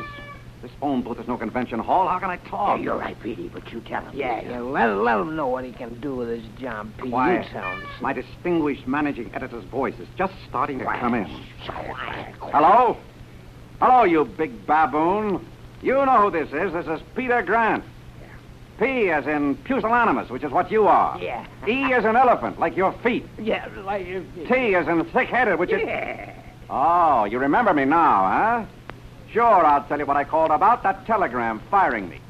Well, you can't fire me because I resigned. Well, let me tell you something else. You fired, I've resigned, the best news hound your filthy sheet ever had. Yeah, you're just the man can do it. Quiet. Go ahead. Hey, the trouble with you, my fat-headed friend, is that you wouldn't know good copy if it came up and introduced itself to you by name. I'm through with you and your paper. I'm through with all papers. I'm through with stupidity. I'll never write another newspaper story for you or anybody else if I have to starve. Well, now, wait a minute. That's going too far, Pete, because did you ever stop? Because let me tell you, Pete, Silence. now... It's none of your business what I'm going to do. I may build a subway to Moscow. It's none of your business. What's that? I seem to have a lot of money for long-distance calls to New York. Ha ha. Hey, listen, Beetle Brain. Why don't you get your secretary to tell you when you get a collect call? Take it easy. Remember your blood pressure. Goodbye, molasses mine. Yeah, goodbye, molasses mine. Peter, molasses mine. You mind if I use that to buy managing editor? No, not at all. That's my farewell gift to you. Is my chariot ready? Oh, I bust ought to leave in a couple of seconds, Pete. Aboard! Hey, driver, wait for me. Aboard! All aboard. Goodbye, Petey. Goodbye, boys. Woo! This almost didn't make it. Okay, buddy, take your seat. All right. Well, make up your mind, lady. Get in or get out. Why don't you look where you're going? I was looking. It was All you right, that... you two. All right, take your seats. You got a long trip ahead of you. You can finish the argument in North Carolina or Delaware, but not here. All aboard. And goodbye, everybody.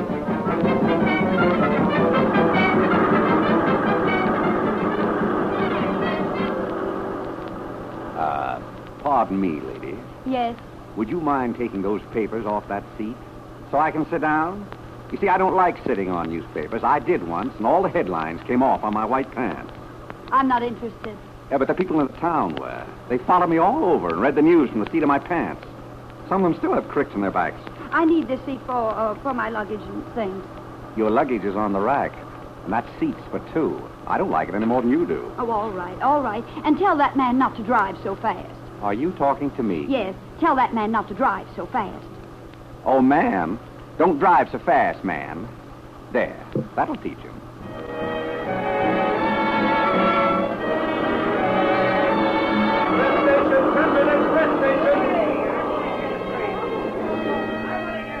Could you bring me back a bromo? Hey, young lady. What do you want? I'm all covered with brambles, and don't say it's not your fault. Why don't you leave me alone? He was a good 50 yards away before I could get going.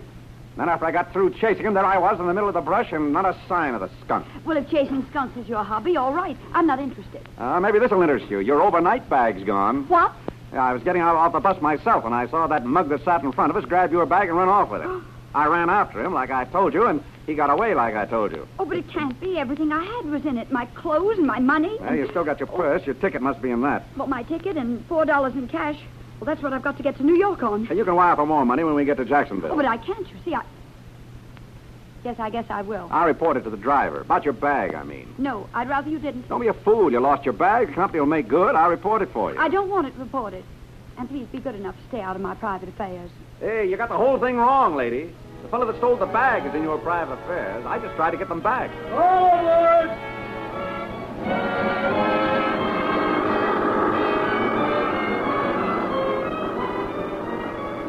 Hello. You can sit here if you want to. No, thank you. There's a seat back there, next to a gentleman. Next to a what? Oh, all right. Find out your mistake for yourself. Nothing can be a mistake from now on. Harvey, is this seat vacant? Why, sure. Sure, sit down, sister. Thank you. My name's Shapley. Shapley is as Shapley does, I always say. Get it? I said, get it? Oh, yes, I get it. And let me tell you, sister, you made no mistake sitting next to me. You know, you got to be awful careful on these buses who you hit it up with.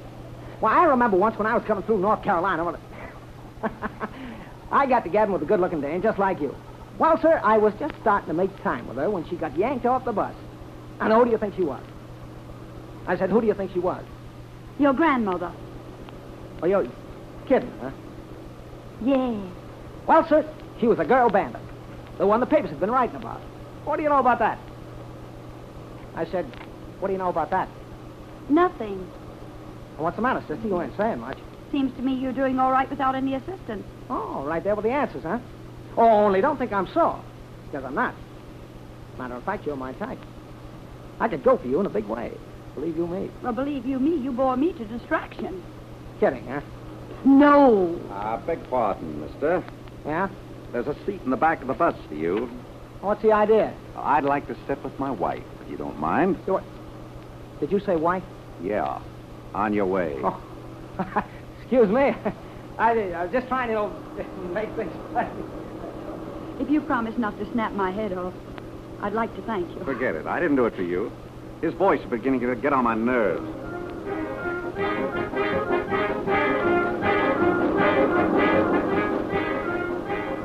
Well, it's popcorn, crisps, and strawberry bars. Here you are, folks. Candy postcard, cigarette magazine. Here, boys. Yes, sir. Give me that money. $1.60 for a box of candy, and you with only $4. How do you expect to get to New York at the rate you're going? That's none of your business. You're on a budget from now on. I won't stand for it. I won't. Say, you are a spoiled brat, aren't you? Just the kind that would marry King Wesley. You're perfect. What? What was that? You and Wesley should make an ideal team. Oh, you must have me confused with someone else. Quit kidding. It was all over the front page at the last stop. Lucky for you, I got the only paper. Oh. Take my advice and grab the first bus back to Miami. I don't want your advice. I suppose you notified my father. What for? Oh, he'd be sure to give you some money for being such a bright boy. What a lovely mind you have. Oh, don't tell me you haven't already done it. I'm not that interested. You, King Wesley, your father, that's all a lot of hooey to me. 10 minutes stop, folks. Would you bring me back a Romo, please?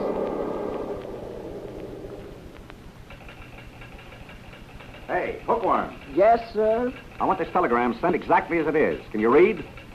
Joe Gordon, New York Evening Mail. Dear Birdbrain. Thought you'd like to know the biggest story of the year. Just dropped into my hat. Stop. I know where Ellen Andrews is. Stop. How would you like to have the story?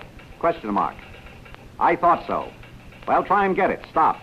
And what I said about never writing another line for you still goes. No love, no kisses, no regard. Signed, Peter. Send a collect.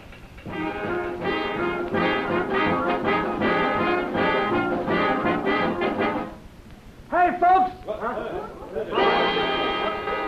Attention, now look! We just got word the road up ahead is so torn, we can't take a chance. We gotta spend the night here. Now, if any of you passengers want to sleep in a bus, it's okay. Those that don't, there's an auto camp up the road a ways called the Twin Apples.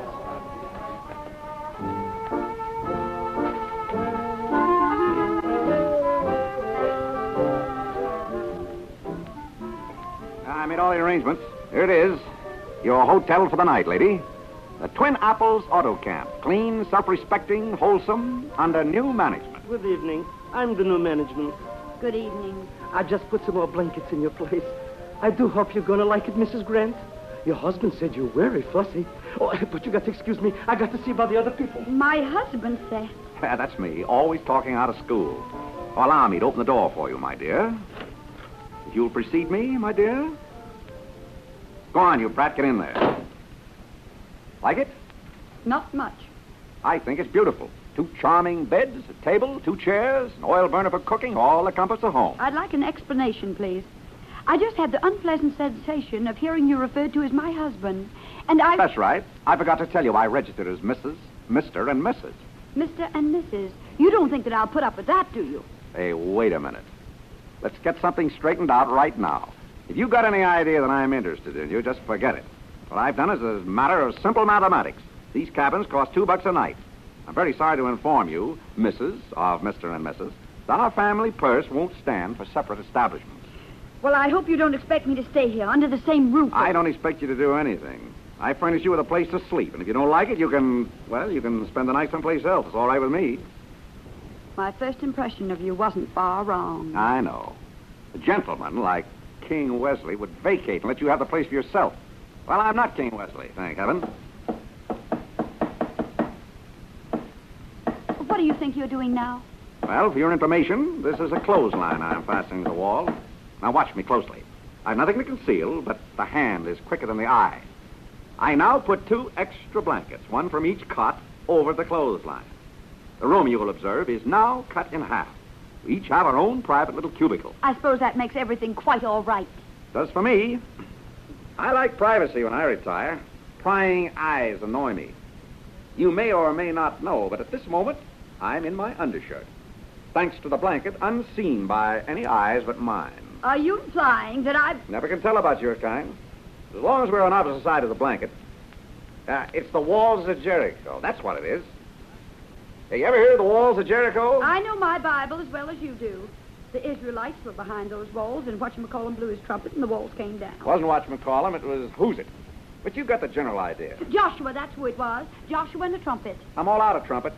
Here's my other pair of pajamas for you. Catch. I got 'em. Now listen, you're not really serious about all this, are you? I'm serious about getting undressed. Perhaps you'd like to know how a man undresses. No 2 men do it alike. I wouldn't know. Yeah, that's why I'm telling you. You know, I once knew a chap who kept his hat on till he was completely undressed. Very comical effect. I doubt it. Years later, his secret came out. He wore a toupee. As a matter of fact, I have an idiosyncrasy all my own. My coat comes off first, then the tie, then the shirt, then, among the conservatives, the pants. But that's where I'm different. I go for the shoes next. You listening? Left shoe, right shoe. That's all. Sorry. Now, if I was a centipede... I get the idea. Should you have any similar confessions to make, I'm very willing to listen. You've already taken off your coat, I'm sure. Now, after that... After that? The blanket will keep my secret. I suppose so. What do you mean, you suppose so? You're absolutely right. The walls of Jericho will protect you from the big bad wolf. The night's rest will do you a lot of good. I'm really tired. Do you mind if I sing? I generally sing myself to sleep. Wouldn't do me any good if I did mind, would it? No.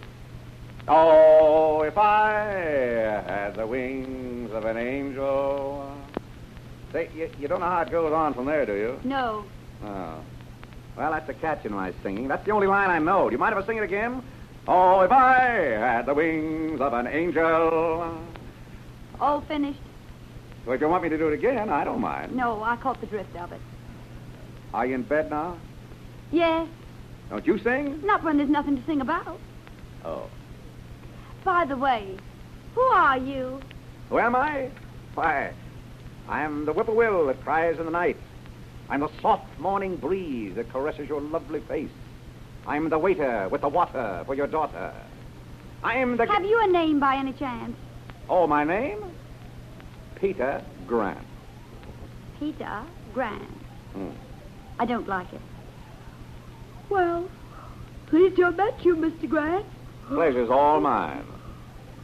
You know, I've been thinking about what a tough life you've had. Twice a missus and still unkissed. I can get along without your sympathy. I bet you're in an awful hurry to get back to New York, aren't you? Your first husband? I probably don't count.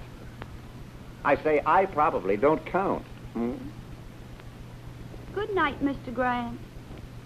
Good night.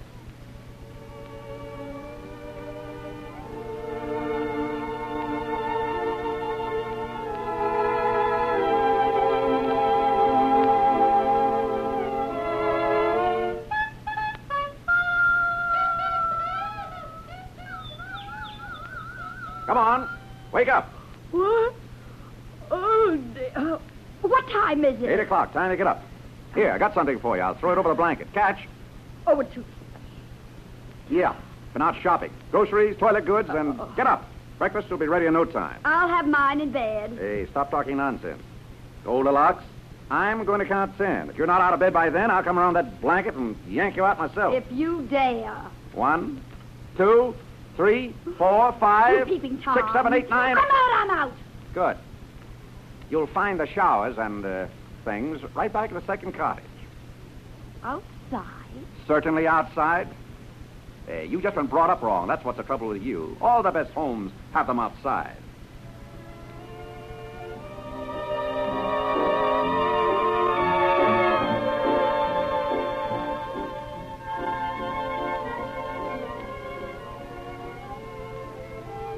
Hello, Slug. What makes you so disgustingly cheerful this morning? Must be the spring. Couldn't be the company. Oh, not a chance. Look, Mr. Grant, what do you do? Or for a living, I mean. Nothing, if I can help it. Well, don't you work? Sometimes. What at? Whatever's the least work. Don't tell me they have house detectives in auto camps. Come in. Your bus leaves in 5 minutes, mister. Oh, thanks. Goldilocks, you know how to pack? Well, my maid generally... You're going to learn right now. Here's my bag. And to start with, you don't just throw gents' pants in any which way. No? No. You fold them first.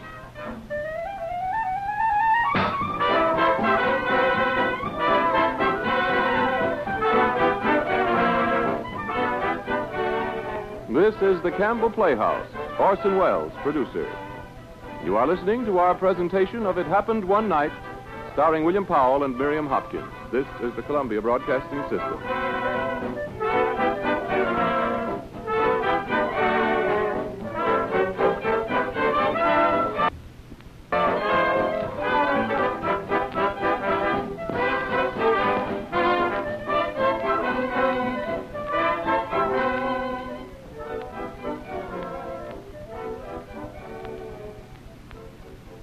This is Ernest Chappell, ladies and gentlemen, welcoming you back to the Campbell Playhouse. In just a moment, we shall resume our presentation of It Happened One Night.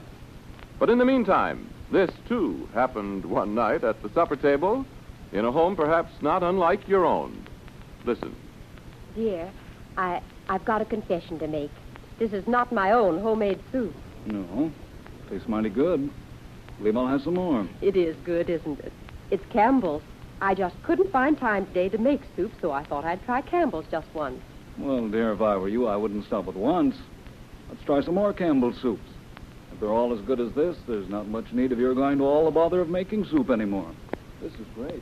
And that's what's been happening in homes everywhere, as one good home cook after another has tried Campbell's soups, compared them with her own, and realized they must have been made in the true home way, delicious, wholesome, and nourishing. And discovering how her family enjoy their fine flavor, she's given up making soup and turned her soup making over to Campbell's.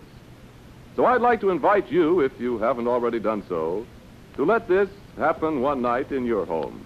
Do that, and I believe you too will let Campbell's make your soups for you. Make them from then on. And now Orson Welles resumes our Campbell Playhouse presentation of It Happened One Night, starring Miriam Hopkins and William Powell.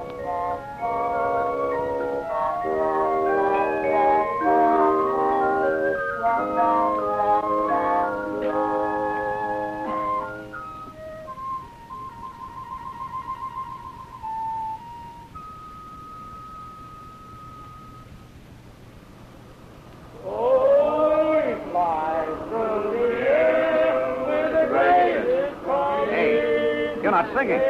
Yes, I am too singing. Nobody is singing unless his voice is louder than everybody else's. Sing. Oh, he flies through the air with the greatest of ease. The daring young man of the flying trapeze.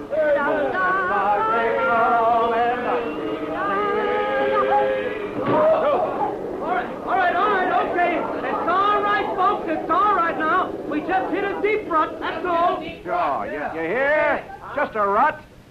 She flies through the air with a great big Come on, you sing. There, Young man on the Wait a minute, we'll get this thing fixed up right away. Please, now. Fine service, I must say. Won't even let a man finish a song. Come on, you. All right, come on. Hurry up, folks. Hurry up, all out now. Hey, that's in pretty deep, young fellow. It sure is. That storm made a mess out of these roads, all right. Excuse me. What do you want, Shapeless? The name is Shapley. I want to talk to you. What about? Something personal, if you don't mind. I mind very much. I'll give you a minute. Let's go over in back of the bus. All right, what is it? I thought you might want to look at a newspaper I bought the last time we stopped. This piece about the multimillionaire heiress they can't find. I thought you might want to look at it. Traveling like this, you know, you kind of lose track of what's going on in the world. Thanks. It says here they're offering a reward of $10,000 for her now. Be kind of sweet if a fella could collect that. 10,000 smackers are always sweet. You know what I'd do if I was to run across that dame? What? I'd go 50-50 with you. Oh, that's what's on your mind. $5,000 or I grab the works. I see. You know, I guess I was pretty lucky running into you. You're just the man I need. I can use a smart guy like you. Oh, well, I know my way around, I guess. There isn't anybody watching us, is there? No. You pack a gat? A what? A gat. Let me frisk you. Got any fireworks on you? What? No. Oh, that's all right. I got a couple of machine guns in my suitcase. I'll let you have one of them. A machine gun?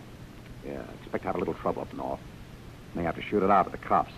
Sometimes the law gets stubborn, you know? Shoot it out to the cops? I'll talk to the killer. He'll take care of you. Good guy, the killer. The killer? Yeah. That's who I'm taking her to. The big boy himself. Hey, you're not kidnapped, are you? What do you think? We're not interested in that penny-ante reward, you and I. $10,000, chicken feed. We're holding her for $1 million smackers. And say, look, I didn't know it was anything like this. See, Well, you know now. You're in this thing with both feet, and you're staying in. Get me? You know too much. Ever hear of Bugs Dooley? No. He looks something like you, but he was kind of talkative. You want to know what happened? He was found in the bottom of the river one day, a rock tied around his neck, in a bathtub full of cement. Poor Bugs, he couldn't take it. Blew his brains out besides. Well, that's terrible. He had it coming to him. Yeah, oh, sure, but don't you worry about me. I don't talk, and I never talk. Okay. Only remember not to talk. Now beat it and stay away from that bus. Yes, sir. Start walking toward those woods. And remember, I got a rod in this pocket aimed right at the middle of your back. Yeah, I'll remember. Why? I think you better run. Yeah, sure. And everything's safe.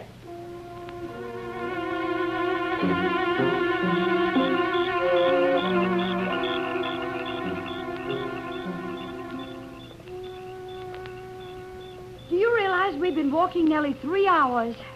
Oh, we should never have left the bus. Yes, we should. You can't tell who else besides Shapley bought that paper. Poor Mr. Shapley. The rate he started, he's probably crossed 2 straight lines by now. But it's good exercise for him. Well, it's not good for me. I'm tired. All right. We'll register at that haystack there. Maybe they got a suite with bath. I thought we were really going to find a place to sleep. That's it.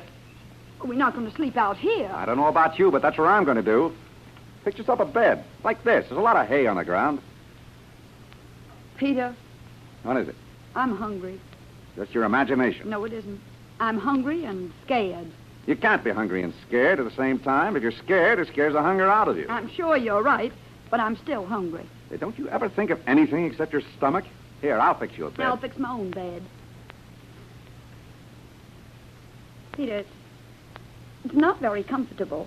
If I lie flat on my back, then the hay gets in my side when I turn. That's easy. Stop turning.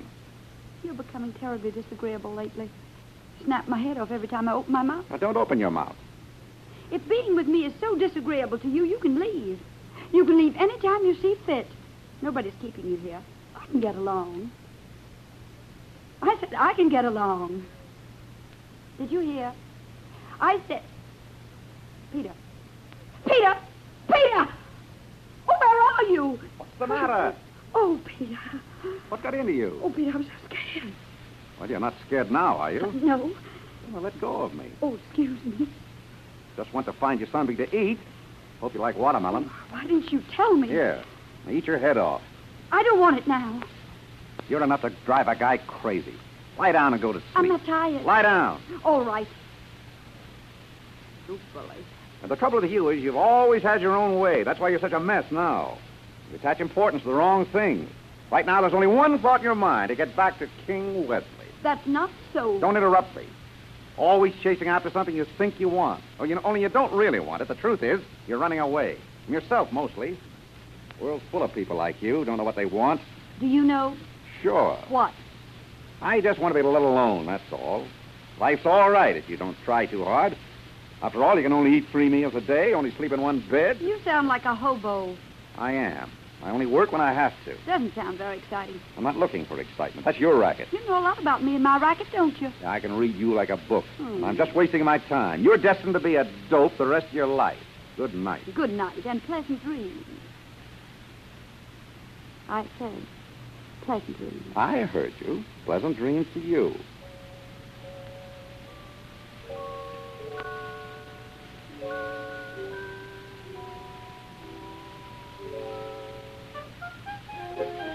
What did you say we're supposed to be doing? Hitchhiking? Well, you've given me a pretty good idea of the hiking, but where does the hitching come in? It's a little early yet. All right, the car's out. Well, if it's just the same to you, we'll wait right here till they come. All right. You probably never walked further before than from your car to some cafe. Oh, Peter, there's the car. Gone. Certainly is. Well, what if nobody stops for us? They'll stop all right. It's a matter of knowing how to hail them. You're an expert, I suppose. The best in the world.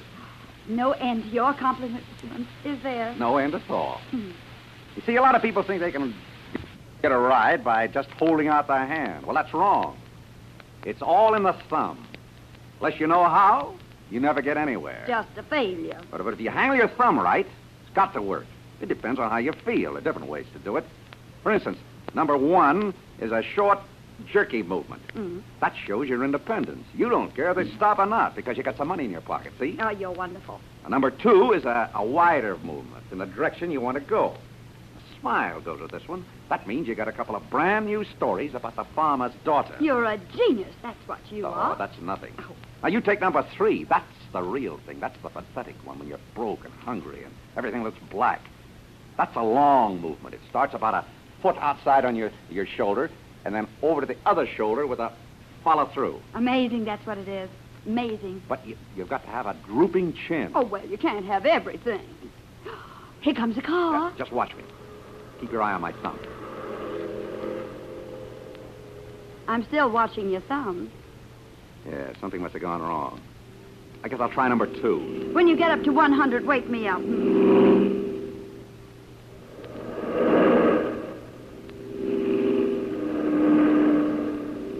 Maybe they don't see your thumb. Maybe if you stood on your head. Shut up. Do you mind if I try? You?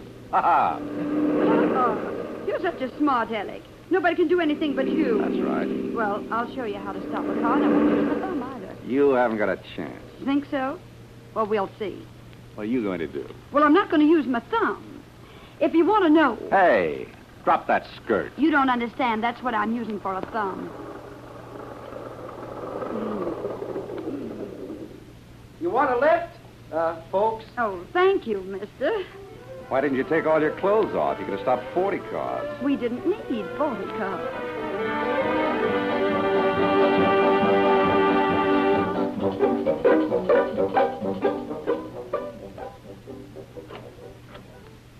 Well, here's another auto camp. A new home, Goldilocks. In you go. Well, here we are on the last lap. Yes, here we are. Tomorrow morning, you'll be back with your father and Wesley. Yes, tomorrow morning. What are you doing? I'm putting some tacks in the wall for the... For the walls of Jericho? Yep, walls of Jericho. Give me that blanket, will you? Mm-hmm. Here it is. Thanks. He certainly outsmarted your father. You ought to be very happy. Yes, I ought to be very happy. Here's some pajamas for you. Thank you. Well, I'm thinking of it. Am I going to see you in New York? No. Why not? I don't make a policy of running around with married women. Oh, there's no harm in coming to see us. Not interested. Won't I ever see you again? What do you want to see me for? I've served my purpose. I brought you and Wesley together, didn't I? That's what you wanted, wasn't it? Peter, have you ever been in love? Now, come to think of it, I've probably done the world a great favor. Got 2 pinheads out of circulation. Haven't you ever wanted to fall in love? Me? Well, there's no one else on the other side of the blanket, is there? Oh, me? Yes. Well, I've thought about it. Who hasn't? If I ever met the right kind of a girl, somebody that's real, somebody that's alive, they don't come that way anymore. I suppose not. Certainly I thought about falling in love. As a matter of fact, it may seem funny to you, Miss Ellie Andrews, but I'm just like everybody else, even if I haven't got any money, even if I'm not King Wesley. Of course you're like everybody else. I mean, you're not. I mean... Hey, stay on your own side of the blanket. Well, I didn't know if you could hear me from where I was. I can hear everything you've got to say. Well, all I've got to say is this. I love you. You're married. I'm not really married. And anyway, I don't care. I love you. Oh, we can run away. Everything will take care of itself. Please, Peter. You can't just disappear out of my life now. I couldn't live without you. Oh, Peter. Go back to your bed. But, Peter, don't you understand? I mean it. I found out the last few days. Oh, I found out so much. I know now. Go back to your bed. You mean you don't... Go back to your bed. Peter. All right. Sorry. And go to sleep. Yes, Peter. I'll go to sleep.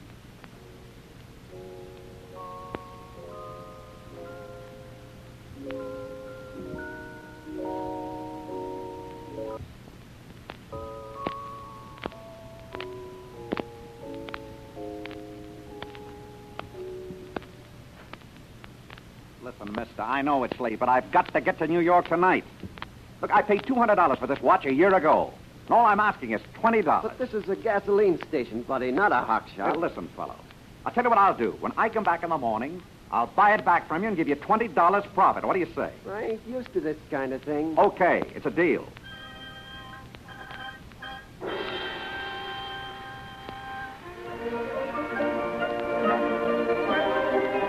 Hiya, Gordon. Get out of here. Oh, wait a minute, Gordon. Get out. Joe, listen. Don't Joe me. Okay, Joe, listen. Those wires I sent you were on the level. It's the biggest story of the year. I've come to give it to you. You mean about the Andrews girl? That's it. I've got it all written up right here in my pocket, all ready to go. All I want is $500. What do you need $500 for? To tear down the walls of Jericho. What? Well, never mind. Listen. To start with, Ellen Andrews is going to have her marriage annulled, and then she's going to marry somebody else. You're drunk. Would a story like that be worth $500 to you? If it's on the level. Well, that's the story. On the level. Who's she going to marry? Me, Joe. Now, I know you're drunk. Get out of here. And don't annoy me anymore. Now, listen, Joe. You've got to get this money for me now. Minutes count. She's waiting for me in the auto camp outside of Philadelphia. I've got to get right back. She doesn't know I'm gone. I figured it'll take about $500 to get us married and set until I can find something to do. Real story, all right. On her way to join her husband, Ellen Andrews falls in love. Listen here, Pete. If you're kidding me...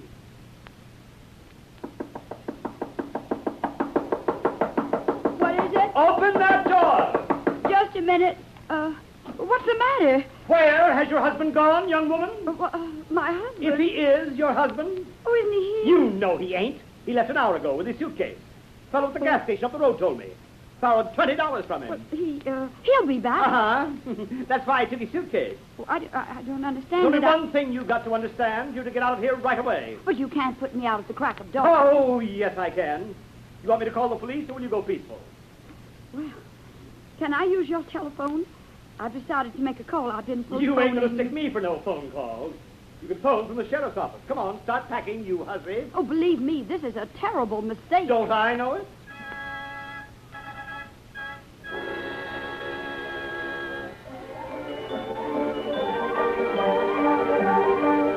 Hey, listen, Hank, this is Gordon Hull, the morning edition. Break down the front page. Then send me a couple of rewrite men right away.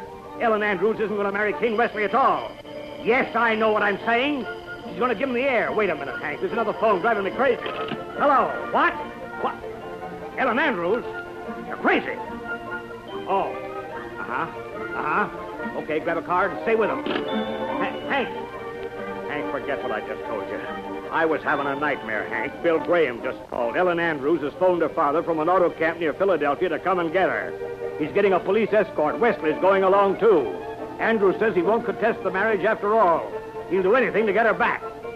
She's been traveling by bus. The minute she read her father and Wesley made up, she phoned in. And one thing more, Hank. Call up the police department. Tell them to find Peter Grant. Send out a general alarm. I want that drunken bum thrown in jail. Oh. Ellen Andrews returns home. Marriage halted by father to be resumed. Ellen Andrews and Aviator to have home wedding as love triumphs. Lovers reunited as father B. Glad to be home, says Ellen. Ellen Andrews to be married tomorrow.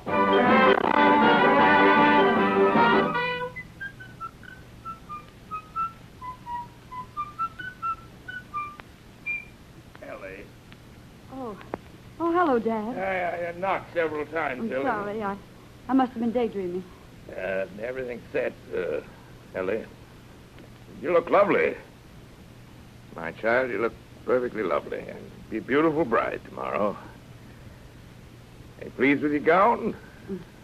I said, are you pleased with your gown, Ellie? Oh, the gown. Yes, it's beautiful. Isn't it? Ellie, what's the matter? What's wrong? Nothing. You've been acting so strangely since your return. I'm worried. Ellie, isn't this what you wanted? You haven't changed your mind about King, have you? Oh, no. Because if you have, it isn't too late. You know how I feel about him. All I want is to make you happy. I know that. Ellie, what is it?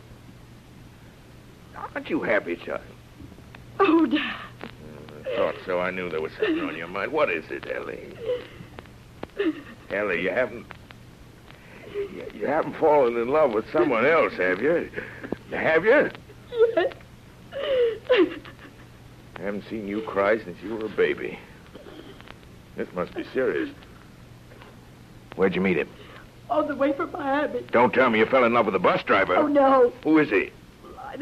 I don't know very much about him, except that I love him. Well, everything will be all right. All we got to do, because you... He despises me. He despises everything I stand for.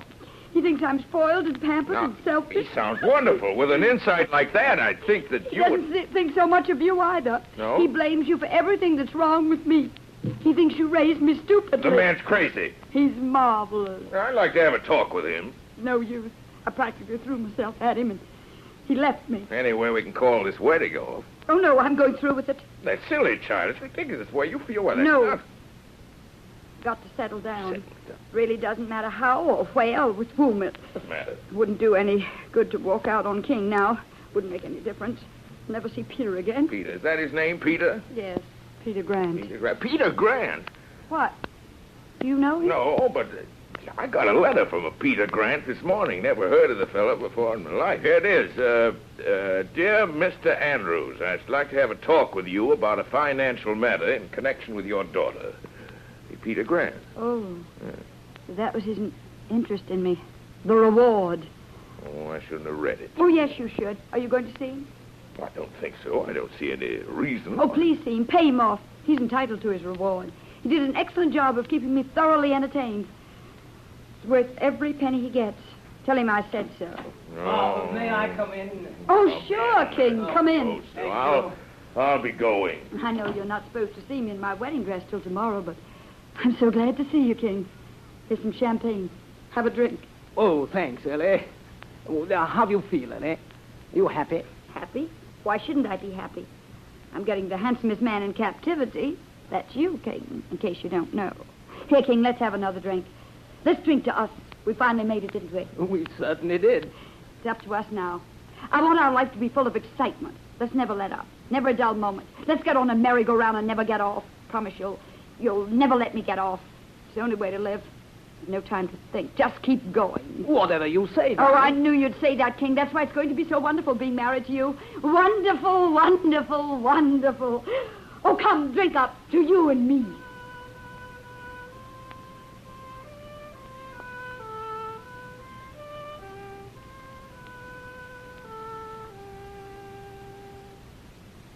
Good afternoon, Mr. Andrews.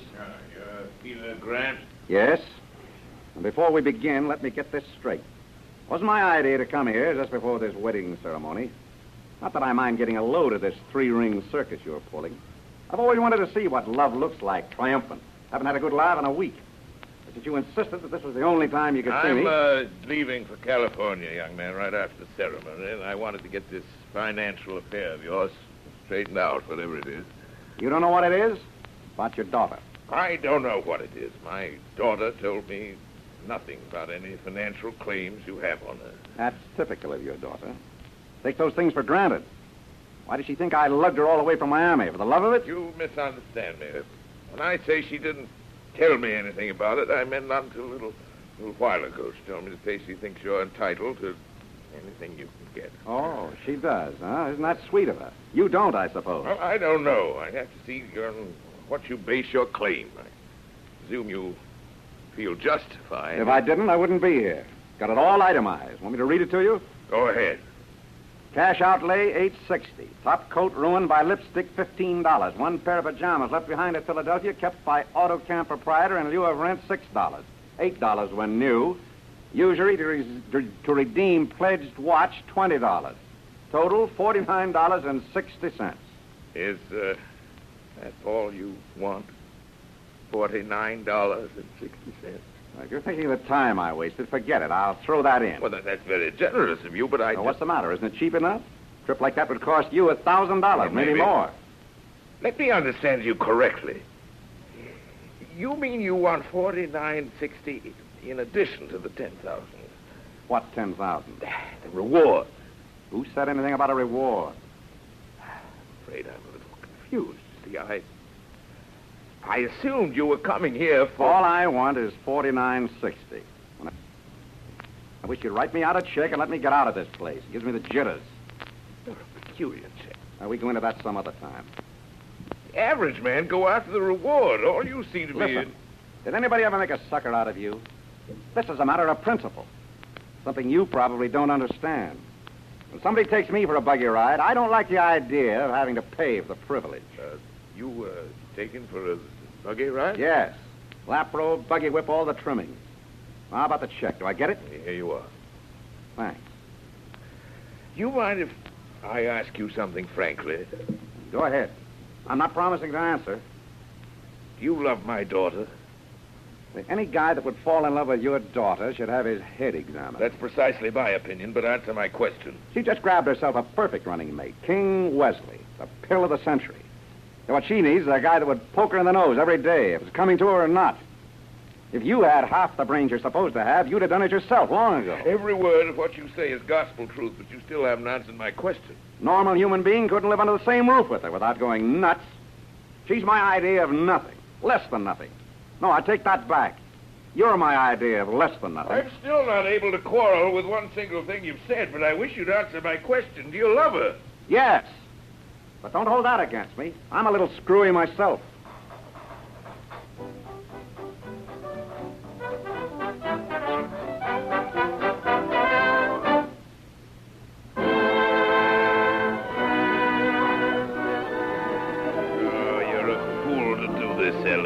I've always been a sucker. I might as well continue. If that fella Grant is fine, he's okay. You're an idiot to let him get away from you, Ellie. Oh, don't talk to me about it. He never wanted the reward. He wouldn't take it, Ellie. He just asked for $49.60. What? That's what he spent on you. It's a matter of principle with him. Said you took him for a ride. You're lying. No, I'm not, Ellie. He loves you. He told me so. Told you what? Well, say it again. He loves you. Ellie, you don't want to be married to a mug like Wesley, do you? Dad, you're the grandest dad in the world. And I don't worry about Wesley. I can buy off Wesley with money. That's all he wants. And all I want is Peter. Oh, Dad, what'll I do? It's very simple, very simple. There's a car waiting for you at the front gate. If you hurry and catch up to him. Oh, I'll do it. Goodbye. Goodbye, Dad. Good luck, Ellie. If any of the guests get in your way, Ellie, knock them down. I say, what is it, Mr. Andrews? Did Ellie forget something? Yes, Wesley, she forgot. She forgot she was going to marry you. She remembered just in time, but she's not going to marry you, Wesley. She's not going to marry you, and I hope you want to make something of it.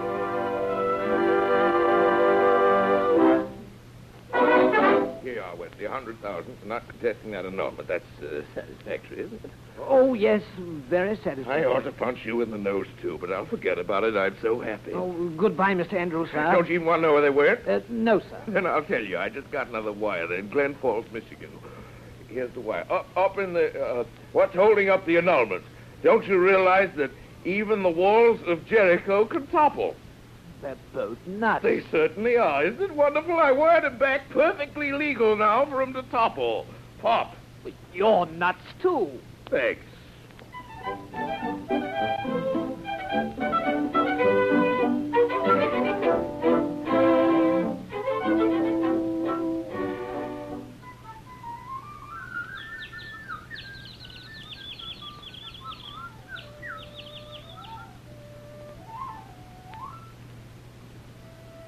If you ask me, the couple in that cabin are awful peculiar. Peculiar? Crazy as a bass singer, both of them. Don't even think they're married.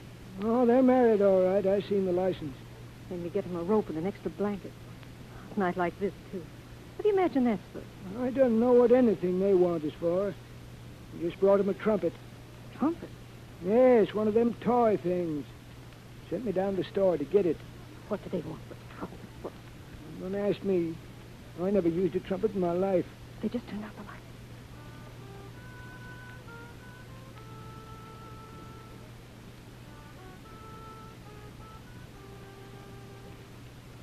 A rope, and an extra blanket, and a trumpet. I can't figure it out.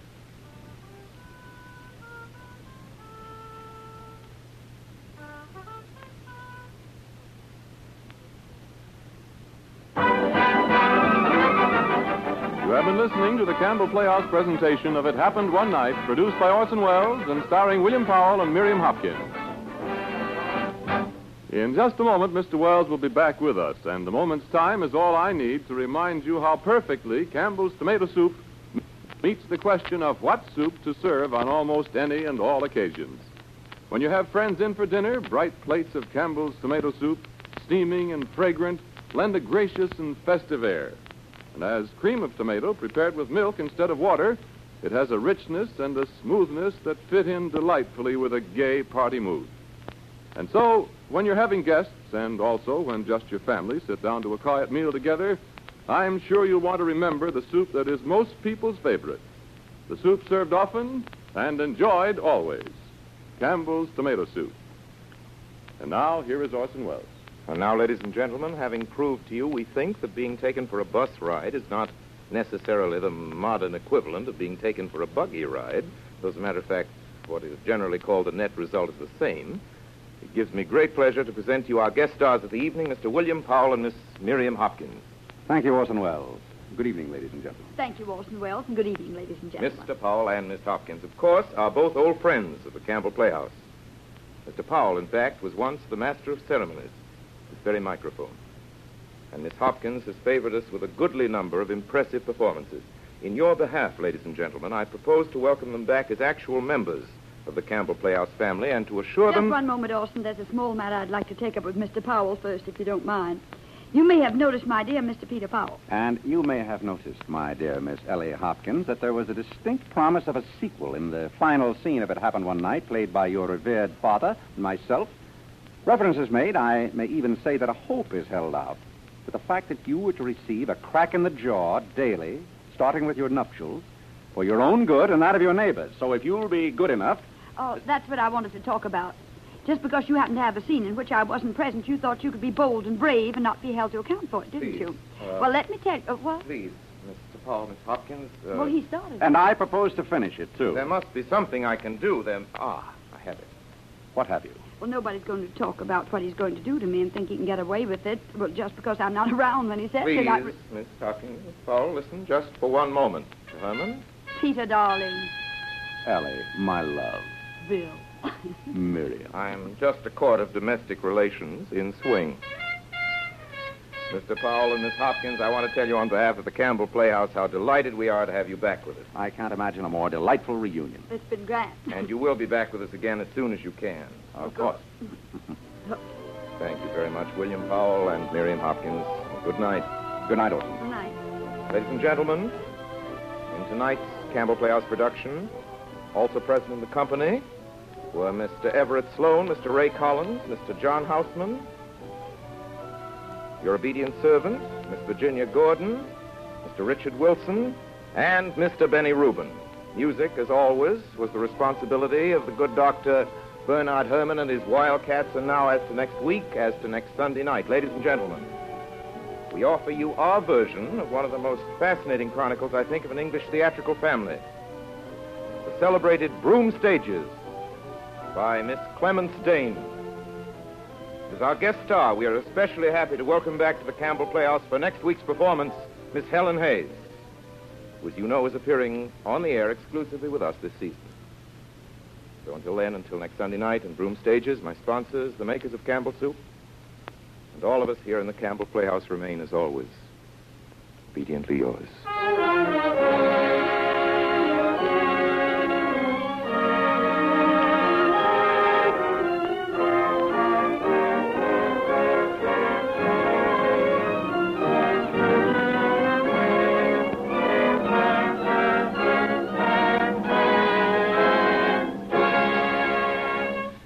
Makers of Campbell Soups join Orson Welles in inviting you to be with us in the Campbell Playhouse again next Sunday evening when we present Clemence Dane's Broom Stages with our exclusive Campbell Playhouse star, Miss Helen Hayes, as our guest. In the meantime, if you've enjoyed tonight's Playhouse presentation, won't you tell your grocer so tomorrow when you order Campbell's tomato soup? This is Ernest Chappell saying thank you and good night. This is the Columbia Broadcasting System.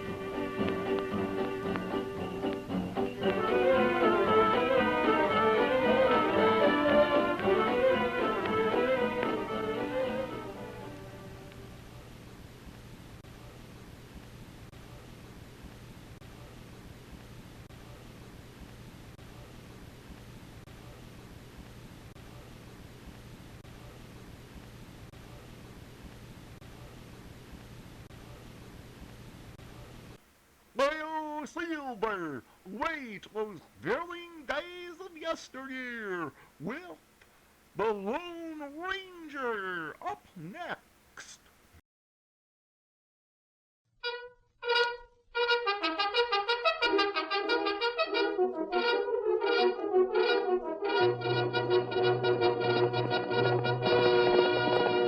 Hi-yo, Silver, away!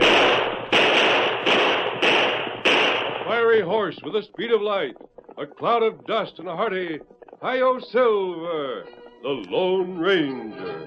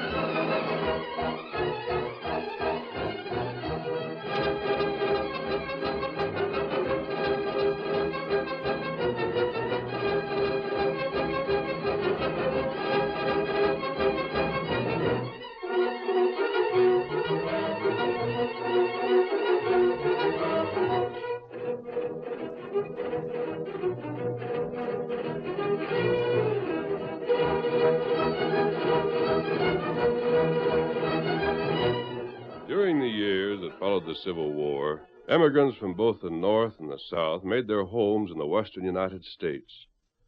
Old battles led to new feuds, but the masked rider of the plains united the wearers of the blue and the gray under one banner. It was his vision of the future that made them comrades at arms. It was his force of leadership that brought victory to their common cause, the winning of the West. Return with us now to those thrilling days of yesteryear. From out of the past come the thundering hoofbeats of the great horse Silver. The Lone Ranger rides again. Come on, Silver! There's trouble on the trail ahead! We've got to hurry! Hi-yo, Silver, away!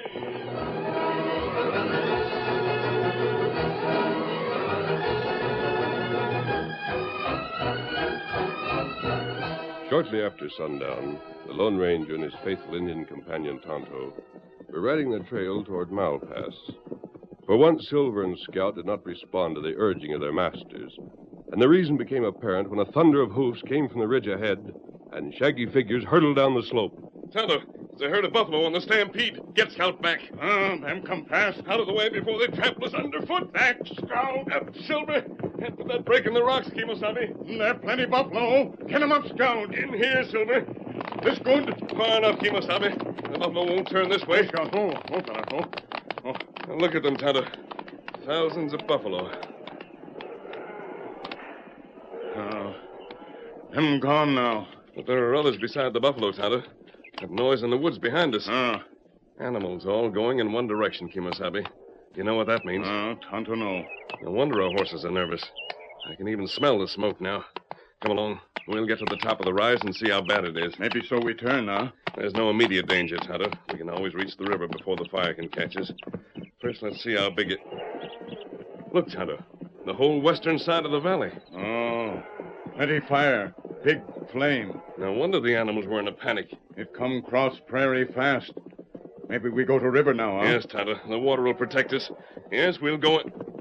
No, Tonto. Look, those two cabins in the middle of the valley. Me not see them before. You can see them clearly in the flames now, Kemosabe. There may be people in those cabins, Tonto. It's too late now. Fire come fast. We've got to take a chance, Tonto. We must get to those cabins before the flames... Come on, Get Silver! on, Scout! Oh, Silver, away!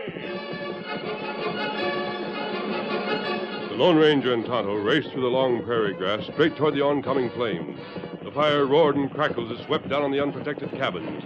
But Silver and Scout were faster than the flames. Fire into the air, Tonto. Shoot your gun off. Warn them there's trouble. Get the other cabin, Tonto. I'll rouse this one. Hurry. Tonto, go. In the cabin. Fire. Prairie fire. Get out. What is it? What thunderation? Who fired them shots? Get to your horses. The prairie's in flames. Stars and stripes, you're right. Where's the ponies? Uncle Carter, he's in the next cabin. Where's Sally? Uncle Carter, you got out. Hey, the redskin roused me up. We go past. We got horses. They're saddled up. Here, Sally, honey. Let me give you a hand up on your horse. I'll do it. Get away, George. Get away yourself, you old sessionist, you. Let's take the light. This ain't no time to argue. Here. You're in the saddle. Thanks, mister. Them two always fighting the Civil War. Fire, no fire. On your horses, mount. Fire come close. Mister, the wind's rising. The flames are coming forth like a pack of hungry wolves. Faster, faster. We've got to reach the water before the fire gets us. We'll never make it. Never. Get in there. Get on there. Get in there.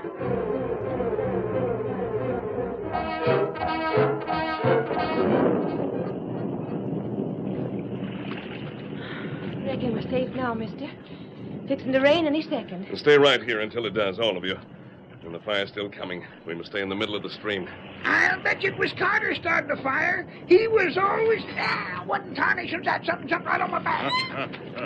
It's raccoon, that all. Raccoon, squirrel, cannibal. The whole river's full of animals. Trying to save themselves from the fire. Sure. Wouldn't have been no fire in the first place, excepting for your Uncle Carter. No, look here, Josh Brandon. Are you insinuating... I ain't insinuating nothing. I'm coming out flat-footed and declaring that you started this here fire. Why, you old northerner, you? No man can say that to me. Just a minute. This is no time for quarreling. Leave me be, mister. I'll whoop him to a frazzle. Sure, leave him come. I'll lick him the way we did at Gettysburg. I'll make you run like you did at Bull Run. No doggone rebel is... There ain't a Yankee yet can whoop us fair. I'll show you. That's enough, both of They you. don't mean no harm, mister. The war between the South and the North is over. We're not fighting it again. The fire was started by Carter Ingalls. I'll take an oath on it. He's always knocking out his pipe careless like. That's right, Uncle Carter. I warned you plenty you'd start a fire sometime. Yeah? What about the way Josh Brandon's always building him a campfire, being plumb unconscious when it comes to stamping it out? I didn't build no fire. You're always building a fire.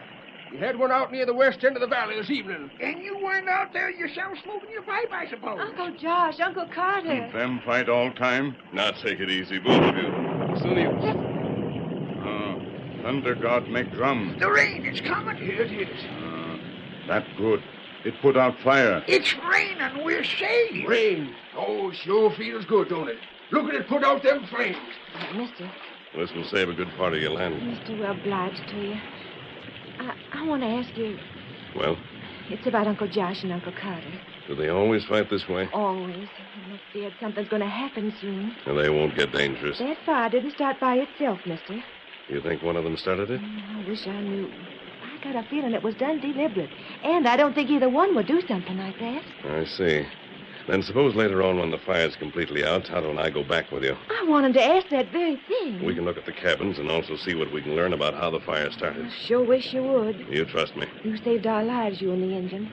I know you're masked. I've seen it in the firelight, but there's something about you that makes me certain you're a good man. Tonto and I'll help all we can.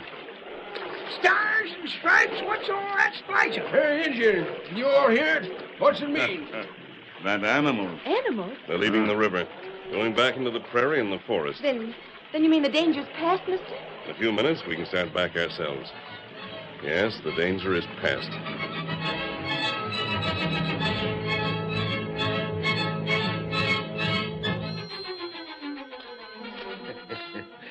Yeah, that fire I started sure was a Jim Dandy.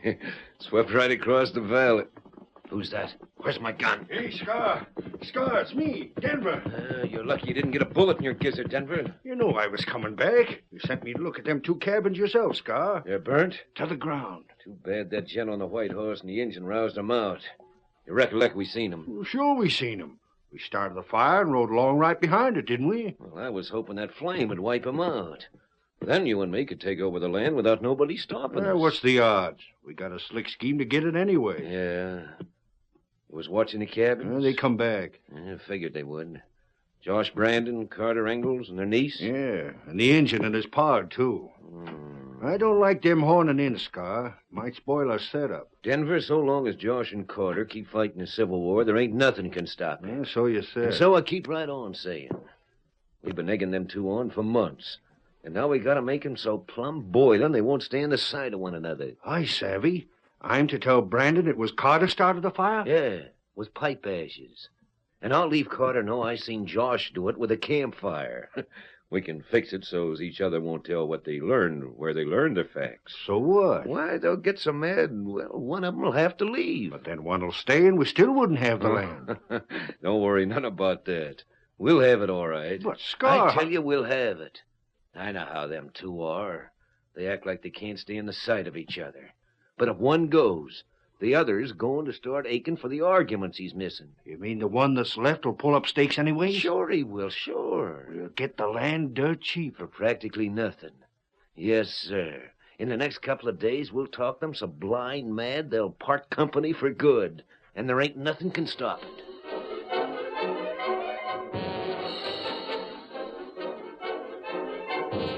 During the next couple of days, Denver and Scar were always in evidence around the burned-out cabins.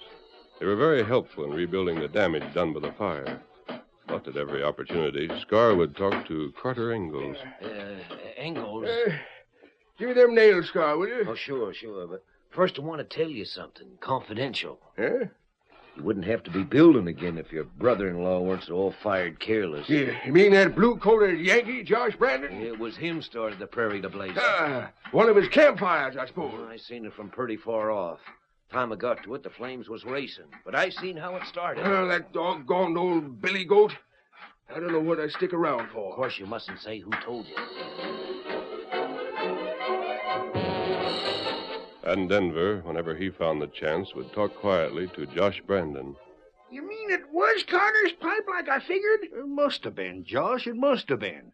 I seen him wandering there, heard him knock out his pipe against a rock. The rebel idiot! Of course, I didn't think nothing of it. And then when I seen the flames, it was too late to do nothing. I tell you, I'm getting fed up with that secessionist rebellion, union Josh, fighting. not so loud. After all, this ain't my quarrel. You can do as you feel about it, but leave me out. Day after day, the two schemers poisoned the old men against each other. The Lone Ranger and Tonto, out trying to discover how the fire had started, talked about it, too. Tonto, we've got to find out exactly how this fire started. We look close. Josh believes Carter did it. Another way round, too. There are more bad words between them each day. I don't know where they get their ideas from, but I'm certain they're mistaken. Tonto think that way. I wonder, Kemosabe. Huh? Have you noticed those two men, Denver and Scar? Tonto not like 'em. There's something about them, Tonto. Apparently, they're friendly, very helpful. And yet... them sly like fox. Yes, What's that? You find something? Take a look at this, Kemosabe. It's a spur from a man's boot. That's right. The fire started here. It's 10 to 1. The man who started it is missing a spur. This spur, Tonto. It's young squaw. She's in a hurry. To your horse, Tonto. Here, Silver. Here, Scout. We'll go to meet her, Tonto, but not a word about the spur we found. Huh? We'll keep that a secret. Remember, not a word. I have my reasons. Now, here she comes. Masked man, come quick. What is it? Hurry, please hurry. Uncle Josh and Uncle Carter had a terrible argument. They're drawing straws to see which one stays and which one goes. One stay, one go. Please, you've got to make them stop. I love them both. Please try to make them stop. Come on, Silver. Tonto, we're heading for the cabins.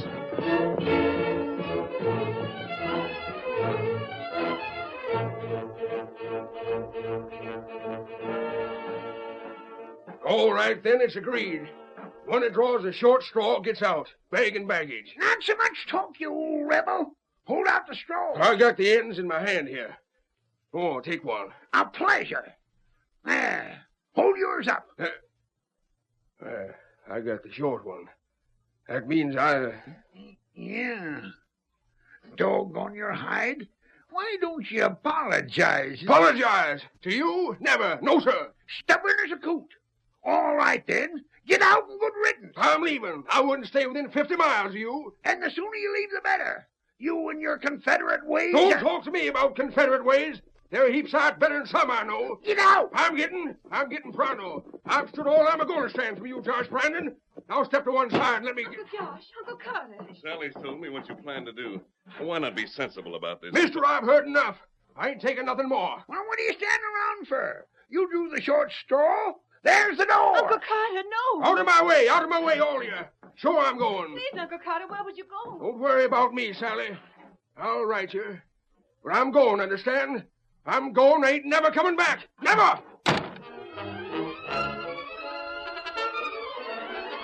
The curtain falls on the first act of our Lone Ranger story. Before the next exciting scenes, please permit us to pause for just a few moments.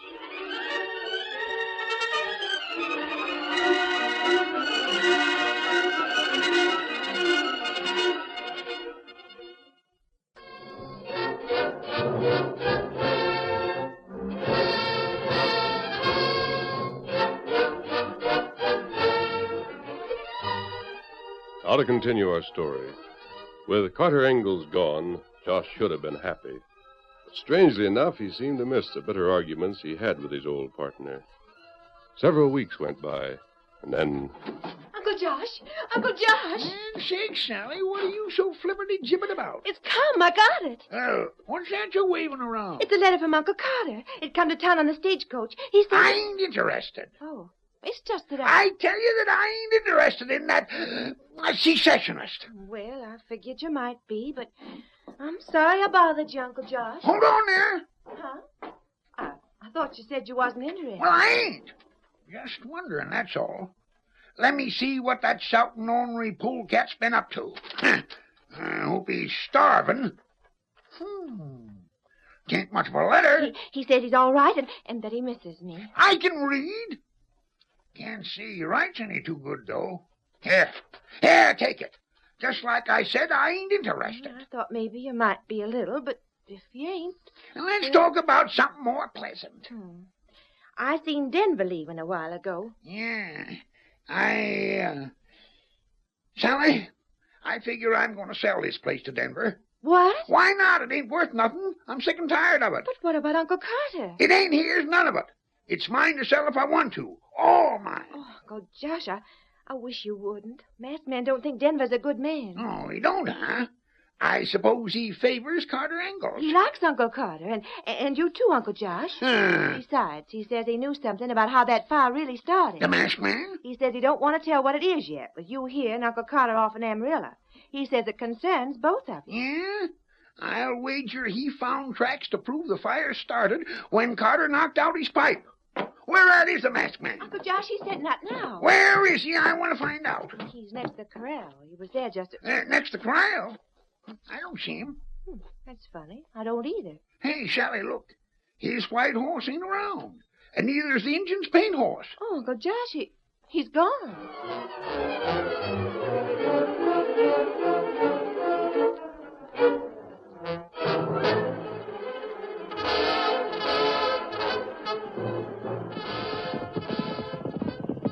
This way to Amarillo, Kimosabe. You saw that letter, Tonto. It was postmarked from Amarillo, and it was from Carter Ingalls. Then we find him. Tonto, we've got to convince Ingalls to return. Him plenty stubborn. They're both stubborn, Kimosabe. Why you not show him spur? No, Tonto. That spur proves that neither Ingalls nor Brandon started that prairie fire. But if I'd shown the spur to Josh Brandon, he still wouldn't make up his quarrel with Carter Ingalls. That's true. But we will show the spur to Carter. Now, here's where we part company, Tonto. You go back and find Scar in Denver. I want them to learn that Carter's returning. Me not savvy. Maybe him not come back. He will, Kimosabe. He will. After I talk to him. I'll meet you later. Adios. Get him up, Scout. Hello, Silver, away!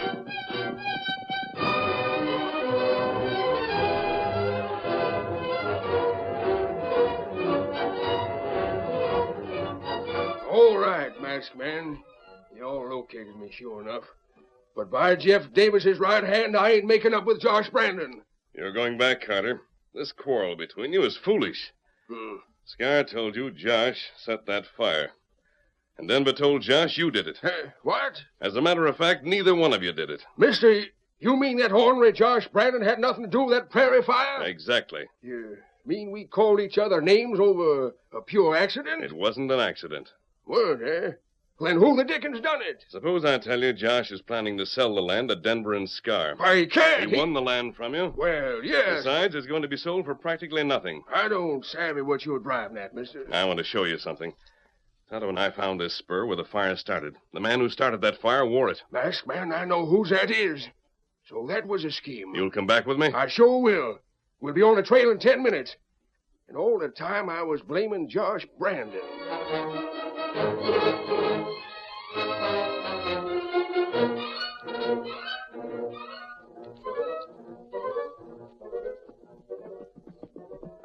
Mister, I've been figuring. Yes? I reckon I've been a doggone old fool arguing with Josh Brandon about a war that's all settled. It's about time you reached that conclusion. But there's one thing troubles me. What's that? I'll apologize to Josh. I'll eat humble pie. But supposing he don't want no part of it. Supposing he's still madder than hops. You see that rider coming toward us? Yeah, your Injun pard. When he tells me what he's learned, I'll tell you how to make sure Josh is willing to make up. Aye. Kimosabe. Howdy, Injun. Oh. Denver and Scar know that Ingalls is returning, Tonto? Like you say. Tonto tell him. You mean Just listen. You heard them talk about it, Tonto? That's right. After me leave, me go back quiet, like owl. Me listen. It would upset all their plans to take that land if Carter should return, wouldn't it? Then make sure him not return. Well, you mean them coyotes are going to try and stop me? That's right. Let them try. I'll learn them now. That's just what we're going to do, Carter. What? We're going to let them try. They plan to use force, Tonto? Them shoot, maybe. I see. Oh, an ambush. That's what they figure, huh? Yes. Now listen to me. Tonto and I are going ahead to Josh Brandon's. You're to camp here for one day. But what are you going to... Scar and Denver will likely be waiting for you to get near before they go after you. Oh, that's right. Me hear 'em. By camping here, you'll give us time to talk to Josh and your niece, Sally. You mean you got a plan, mister? I have, as I told you before. And it all fits in with ending this quarrel between you and Josh. Yeah? You'll do as I suggest? Yeah. I'll camp here for a day, then go on? Yes. Suppose I walk right into them coyotes. That's exactly what you're going to do. Huh? And once more, when Josh comes to the rescue, he'll think he's come too late. He'll come to rescue me? Yes. Mister, if you can get that done, you're a miracle man. And... What do you mean he'll think he's come too late? Listen closely. Here's what I mean.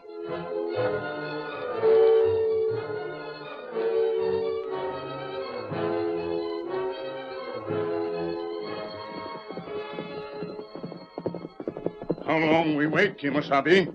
It's 1 day now. Quiet, Tonto. Here comes Denver. Hey, mister. Rain up. Well? So you come back here, huh? That's our business, Denver. All right. Don't go on the prod. I don't hold with no masked man, but as long as you don't bother me, I ain't bothering you none. I just wanted to know where you been. Near Amarillo. Why? Amarillo, huh? Ain't that where old Carter Ingalls went to? It was. Was? You mean he ain't there now? No, he isn't. He's on his way back. On his way? Ain't that interesting? Is it? Why, sure. Not that it matters to me, but do you think he's planning to make up? He should be on the trail again today.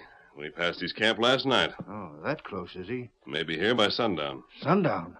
Well, that's only a couple hours away, and you'll pardon me, mister, I got important business. Him go like rabbit, eh? Going to get Scar, Tonto. Then ride out to meet Carter. Now, come on. It's time for us to see Josh. Let's go. Get him up, Scout. Come on, Silver.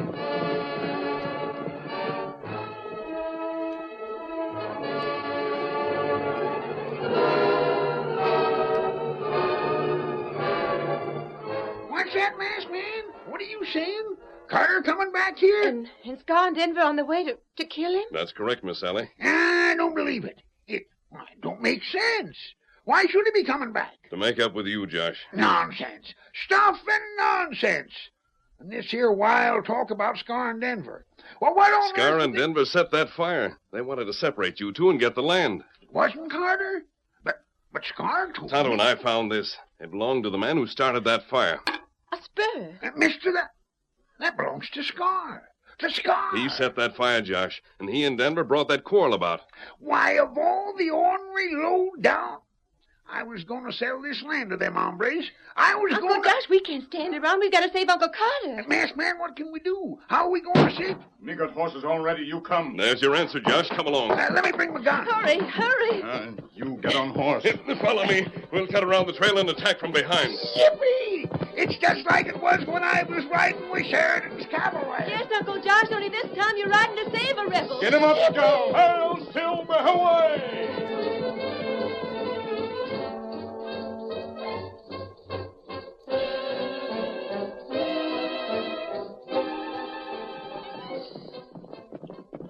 The shadows are beginning to stretch, Scar. Well, then strain your eyes. We ought to see that old gent pretty sudden. Rain up. You spotted him? Look yonder. I don't see nothing but night coming. And you told me to use my eyes. Can't you see where the trail I see him, Denver. A single rider. Must be Carter. Yeah. Couldn't be better. The setting sun's behind us, so as he can't spot us in the glare. You going right to him? There ain't no need to hurry, Denver. Just loose your gun. It's loose. We'll just go along easy like, since he can't tell who we are. We pull guns and let blast as soon as we get close enough, huh? That's right. Keep traveling. Well, I'll be... You hear what he's singing, Scar? Yeah. I guess he stopped being a rebel anymore, huh? Just as well him and Josh Braden don't never get together now. All right, now.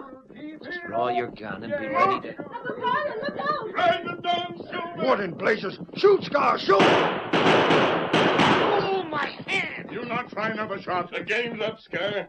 You and Denver try to ambush Carter. I don't know what you're driving at, mister. We know all about it. You started that fire. Tonto and I will take them to jail. Masked man, you sure beat him to the draw. Hey, Carter, you old renegade. If you want to apologize to me, maybe I'll... Uncle Carter? He's laying on the ground. Come on, boy. He's been shot. One of them bullets must have hit him. Uncle Carter. Carter, doggone your hide. You've been shot. You've been shot before I could tell you I was always mighty fond of you. I never meant them arguments we had. I didn't mean nothing by 'em. Well, you are every bit as good an American as I am, and I... All right, Josh Brandon. Now you said that, I can get up. Why, what in blazes? Uncle Carter, you're not hurt. You weren't shot. No, nary a nick, Sally. But you was laying on the ground. It was a masked man's idea. He told me to pretend like I took a bullet. He said it was the only way I'd ever get you all to say the things I knowed you wanted to say. In your heart. About me, I mean. You, still feel the same? The same? Carter, everything I said before goes double. From now on, you and me are going to patch things up perfect. Agreed? Oh, it sure is, Josh. Doggone it, the North and the South made up long ago, so what are we waiting for? I tell you, this sure is a great country.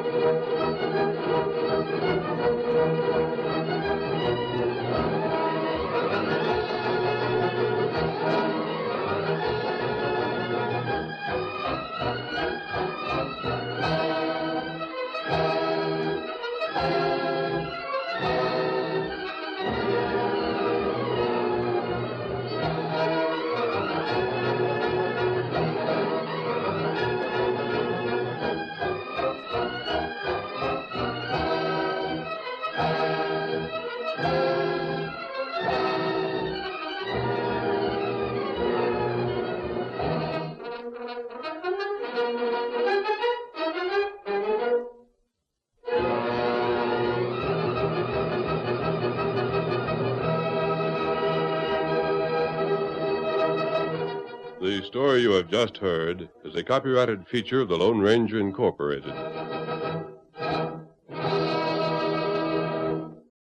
Up next on Nightly Old Time Radio Shows, enjoy the adventures of Nick Carter, Master Detective.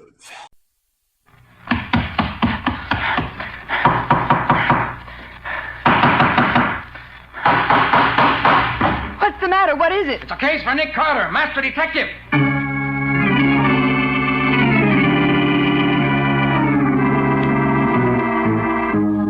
Yes, it's another case for that most famous of all manhunters, the detective whose ability at solving crime is unequaled in the history of detective fiction. Nick Carter, Master Detective.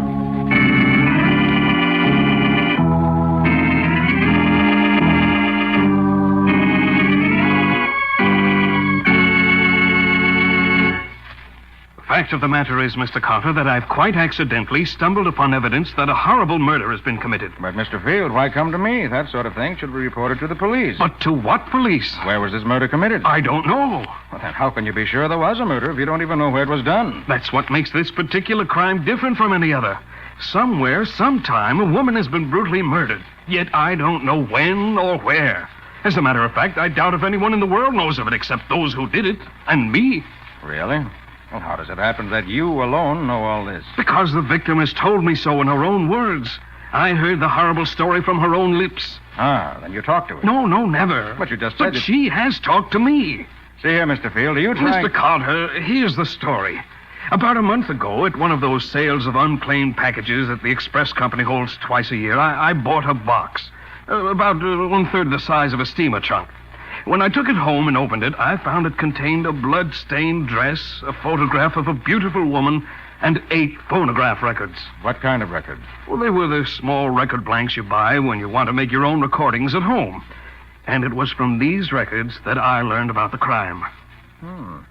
Well, Mr. Field, if you wanted to arouse my curiosity, you've certainly succeeded. How soon can I hear these records? Immediately. They're in my rooms. If you care to, we can go there right now. Excellent. Patsy? Yes, Nick? Get your hat. We're leaving at once to listen to a murder.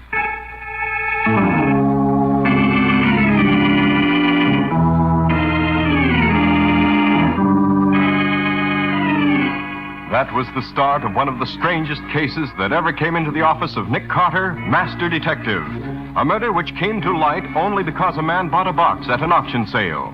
8 records which told the amazing story of the brutal killing of an innocent victim. 8 records of death.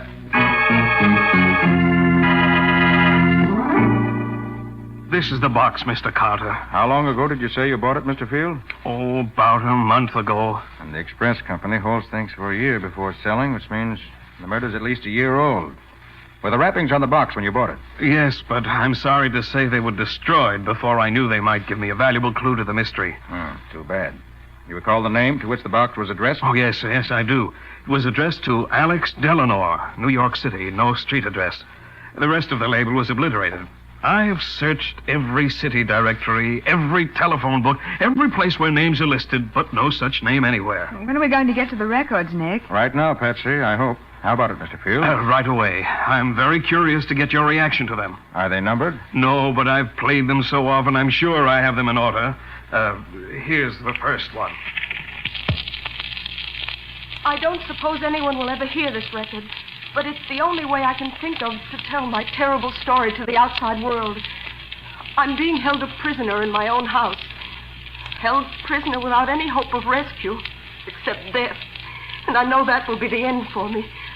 All I ask of you who are listening is to avenge my death by putting my murderers where they belong. My name... She sounds as if she really meant it, doesn't she?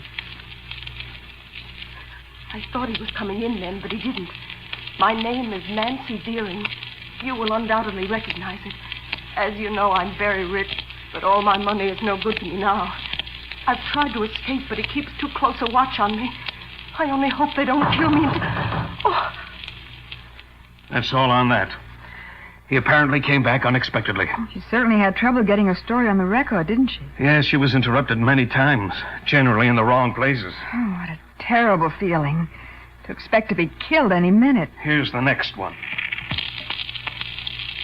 I don't know where I left off last time. I don't dare play it back.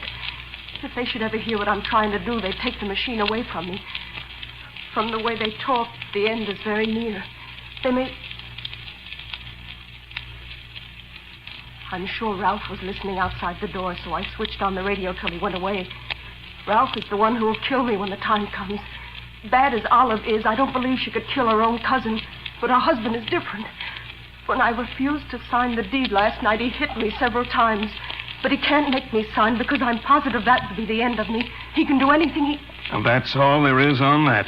I wish she'd planned what she was going to say a little better. It's hard to make head or tail of it this way. Well, she manages to get most of the story on the records, one way or another. The only thing she missed out on was telling us who she was or where she lived. All we have is her name. And she said she thought we'd recognize the name. Maybe she lived a long way from here. Maybe. Here's a third one. She apparently knew Ralph was coming to see her, and she prepared for his visit in advance.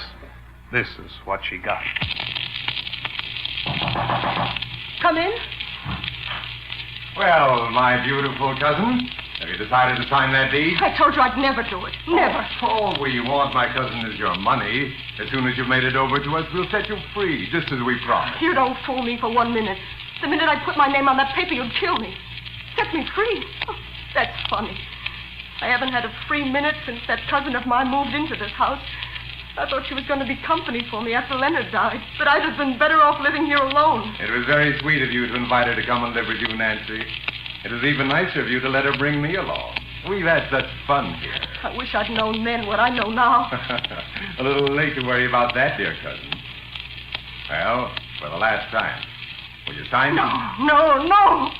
Very well. But it won't be long before you'll wish you had. Oh, I wish this were all over. I'd rather be dead than living like this. Not a friendly face anywhere since they got rid of my old servant. Nobody left but Alex. He's too busy with his rose bushes to know what's going on. I wish I were dead. And that's all there is on that one. Oh, the poor woman. But it's too bad she didn't use more of those records than she did. She only uses a small portion of each blank. It's probably hard enough to get as much as she did on them, the way she was watched. Nick, where do you suppose she got the blanks in the first place? Probably had a radio phonograph in the room where she was shut up. Must have had the record blanks in with the other records where they didn't notice them. I've never been able to make much of this next one. Maybe you'll have better luck. The whole first part is just scratch. Here, I'll start it where the voices begin.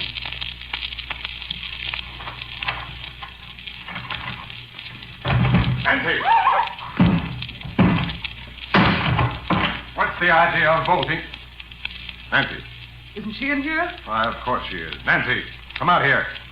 Hiding, is she? Well, we'll drag her out. I'll find her, the little Let's she look around devil. here, little fool. Hiding, find her. Aha! Look there. Ah, come out of there. No, go away. Come Let me out alone. of there, I tell you. Let me Will. alone. Come on. Try to kill me, will you? And with my own gun. Too bad for you didn't succeed. You devil. Why, Ralph doesn't... Not very clear, is it? I think so. Nancy locked her door and started the recorder. For some reason, she waited before saying anything. Then Ralph and Olive came to the door, found it bolted, and broke in. Nancy hid, and they dragged her out. She grabbed Ralph's gun and took a fast shot at him. It's too bad she missed. It's clear enough when you tell it. Well, here's the next one. I must hurry, as I may be interrupted any minute. They seldom leave me alone anymore. Maybe they're afraid I'll kill myself. But to get on with the story. When my husband was killed in Italy, I invited Olive, a distant cousin, to come and live with me. She asked if she could bring her husband. I foolishly consented. Everything went well for about 2 months. Then one after another, my servants left. I know now that Olive and Ralph drove them out. Then Ralph suggested that I put him in charge of my estate. I refused, of course. The next day, I was shut up in my rooms. He told me that when I made my fortune over to him, he'd let me go anywhere I wished. But I could tell he was lying. I knew... Someone is listening outside the door. Yesterday, I wrote a letter to Alex, the only one of my servants left, and threw it out the window. If he finds it, maybe he can... And that's that. Well, we didn't get much out of that except a few background details. Now, it all pieces together, Patsy. A little at a time. This next record is more interesting, you'll find. Good. Let's have it.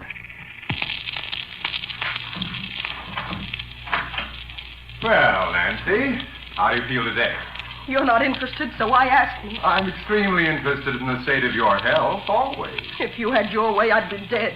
Now, why don't you stop being so stubborn, Nancy? It's not getting you anywhere. Why don't you stop torturing me? Or do you enjoy seeing me suffer? I don't particularly mind. Why, You she-devil! You ever throw anything at me again, I'll tie you hand and foot so you can't move. Why don't you kill me and be done with it? That's what you're going to do anyway. Why, Nancy, what an unpleasant thought for such a beautiful woman. You know, I could go for you. You'd only say the word. You dirty snake! I told you that I'd fix you. Ralph, please! Next time I will kill you. I'm almost tempted to do it now. Ralph, will you get me a glass of water, please? I don't see why I should. Oh, all right. But no tricks, or I'll... Gosh, wish I could have heard more of that. I thought he was going to make a pass at her. You will hear more. Nancy must have known the record was about ended, so she sent Ralph after the water so that she could change the record. She's clever, that woman. Or should I say, she was clever. I'm afraid it's past tense for sure, Mr. Carter. What a terrible thing. Quiet, Patsy, please. Thank you, Ralph. I think I should tell you, Nancy, that Olive and I have decided that we'll give you one more day to do just as we want. Just one. Do you think death frightens me? That's the only way I'll ever get away from you two. At least that way my fortune will go to my sister and not to you two murderers. Are you sure? Of course. My will leaves everything to her. Ah, but we have a new will, leaving everything to us. Properly signed, sealed, and written. No, you can't get away with it. Oh, yes, we can. Of course, we'd rather not have to use it, but if we must, we must. And I assure you, it's a masterpiece of forgery. I can't believe two such inhuman creatures as you and Olive actually exist. Well, we do. And we shall continue to exist long after you've gone. Look forward to tomorrow, Nancy, dear. You heard what he said. It was practically a full confession of everything. Oh, I beg you, whoever you are who may hear these words, see that those two monsters get their just deserts for what they've done to me. I shall feel... Huh. If you didn't know she was in deadly earnest, you'd think she was putting on an act. Truth is generally more effective than fiction, Patsy. There's one more, the eighth and last. How she managed to get it, I'll never know. But here it is. The first 2/3 are blank. It starts about here. Keep away from me, both of you. As you see, I have a gun, and you both know I can shoot. I'll kill the first one of you who comes near me. That's my gun. Where'd you get it? Olive gave it to me so I could defend myself. That's a lie, and you know it. What if it is? Nancy. Give me that gun. Give me that gun, Nancy. Give it to me. I say wrong. Raise your wrist. Now, come on. Give it to me. Well, that takes care of you, you stubborn fool. You all right, Olive? Yes, I guess so, Ralph. The bullet just grazed my head. Good. Is she dead? She's dead, all right. Even Nancy Deering can't live with a bullet through her heart. Well, I'm glad it's over at last. You say you've arranged with a doctor to... Poor Nancy. What a tough break she got. I truly believe that's the most remarkably told murder story in the history of crime. Well, Mr. Carter, do you have any ideas? I think so, but I'm not ready to talk about them yet. What's your first step going to be, Nick? First, I want to take these records back to the office and play them over and over until I know them by heart. Then, I'll be ready to go to work.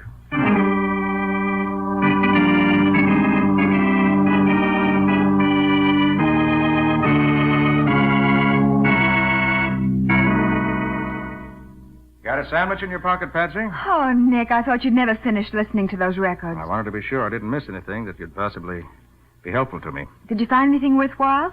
Yes, indeed, Patsy. There are several clues plainly marked out for us. Certainly enough for us to get started on. Well, tell me, Nick. Don't keep me waiting. Of course, the most obvious clue we have is the blood-stained dress that came in the box with the records. You mean the label in it? Yes. We know the girl's name was Nancy Deering, that the dress was bought at Shipstead's dress shop in Albany. Uh-huh. And as the picture that was in the box had an Albany photographer's name on it, she must have lived in or near Albany. Right. So we'll start our search there. But, Nick, if it was all done as secretly as the records would seem to indicate, chances are that nobody up there knows anything about it. Yes, except for one thing, Patsy. It's obvious from the quality of the dress and from what she said in one of the records that Nancy Deering was a well-to-do woman. Uh-huh. And I find it difficult to believe that any rich woman can disappear without the newspapers or the police or somebody knowing something about it, even if they don't know there was any foul play connected with it. I see. And when they give you the facts as they have them, you can give them the inside story you got from the records. That's what I hope will happen. So pack your bag and order a taxi. We're flying to Albany immediately.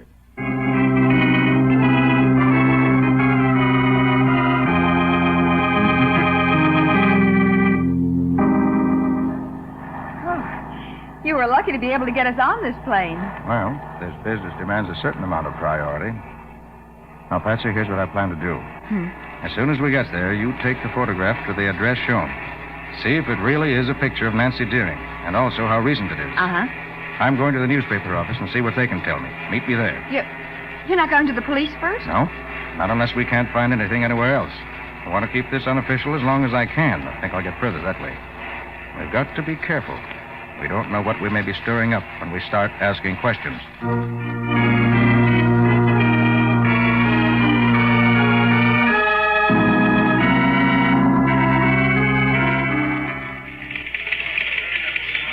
The chief's office? Oh, right over there. Thanks. Come in. Yes?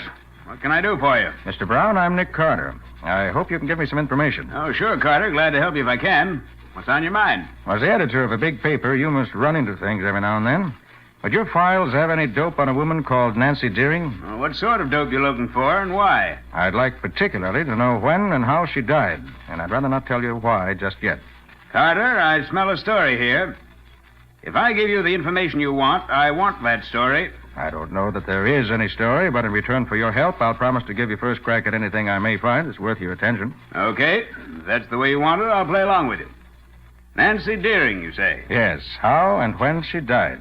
Well, Nancy Deering and her husband Leonard Deering were pretty prominent people here in town, so I can answer your question offhand. Deering, a colonel in the engineers, was killed in the big push through Italy. His wife died of pneumonia a little over a year ago. Pneumonia, huh? You're sure of that? I am, but I'll check it for you. Give me the morgue. Now, Bill, when did Nancy Deering die and what was the matter with her? I'll wait. Get the name of the attending physician, too, will you? Now, look here, Carter. You got any reason to think that... Yes? December 14th, 1944. Right. Pneumonia, yeah. Who was the doctor? Fred Windsor. Hey, wasn't he the guy whose license was taken away a while back for malpractice? Uh-huh. I thought so. Well, okay, thanks. So this Fred Windsor was disqualified. Any idea where he is now? No. Wait a minute. I'll have a look in the directory. Let's see. Yep, here he is. Fred Windsor, 57 Telfer Road. That's up in the western section of the city, a small suburb. Thanks very much, Mr. Brown. I won't bother you anymore. And if I get any red-hot tips, I'll pass them on to you when I'm ready. I wish you'd tell me what this is all about. Later, Mr. Brown. Well, so long. Thanks again. So long. Oh, there you are. I was just coming to find you. What did you find out? The photographer says it's a picture of Nancy Deering, all right, taken about 1.5 years ago, just before her husband left for the war. That's her husband with her in the picture. They had a big house out on Lincoln Avenue in the West End. Good. I found what I wanted, too. We going out to the Deering house now, Nick? Not just yet, Patsy. Huh? What she said in the records is true. The ones living there now are her murderers. They'd hardly be likely to tell us anything we'd want to know. Oh. No, we'll wait till we have more definite information before we tackle them. And what do we do now? We're going to call on a doctor, or rather an ex-doctor. I hope he'll tell us something he never told anybody before.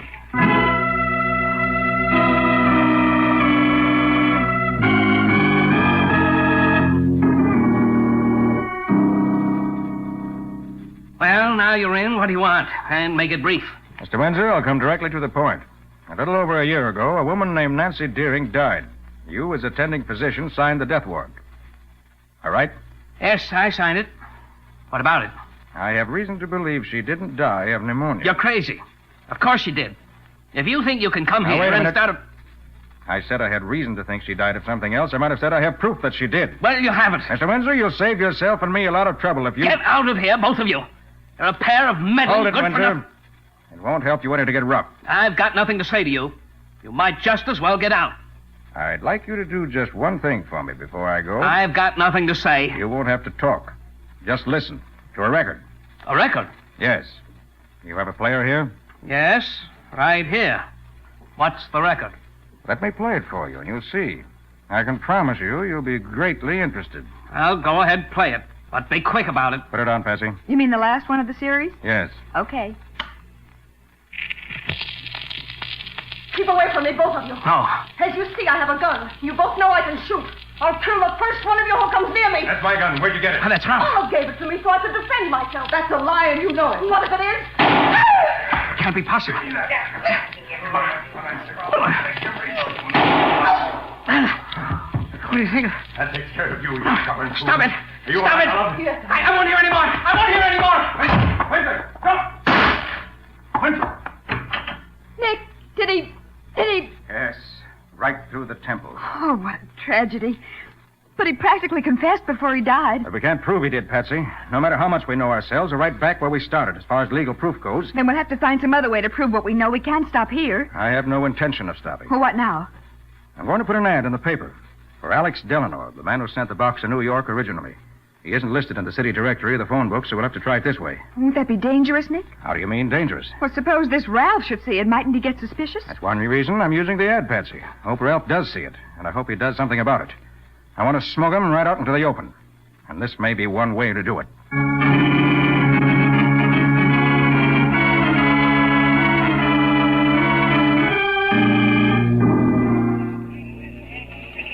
Pardon me, do you have any answers in box 415? 415.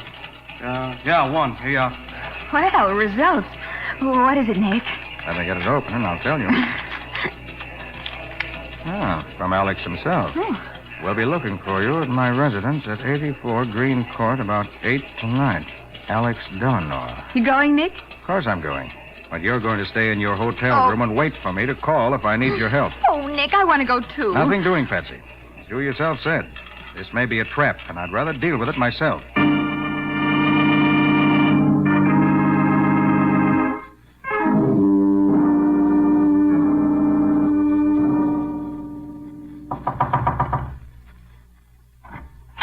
Who is it? You Alex Delano? Yes? May I come in? I'd like some information, if you can give it to me. Oh, but of course. Come in. Thanks.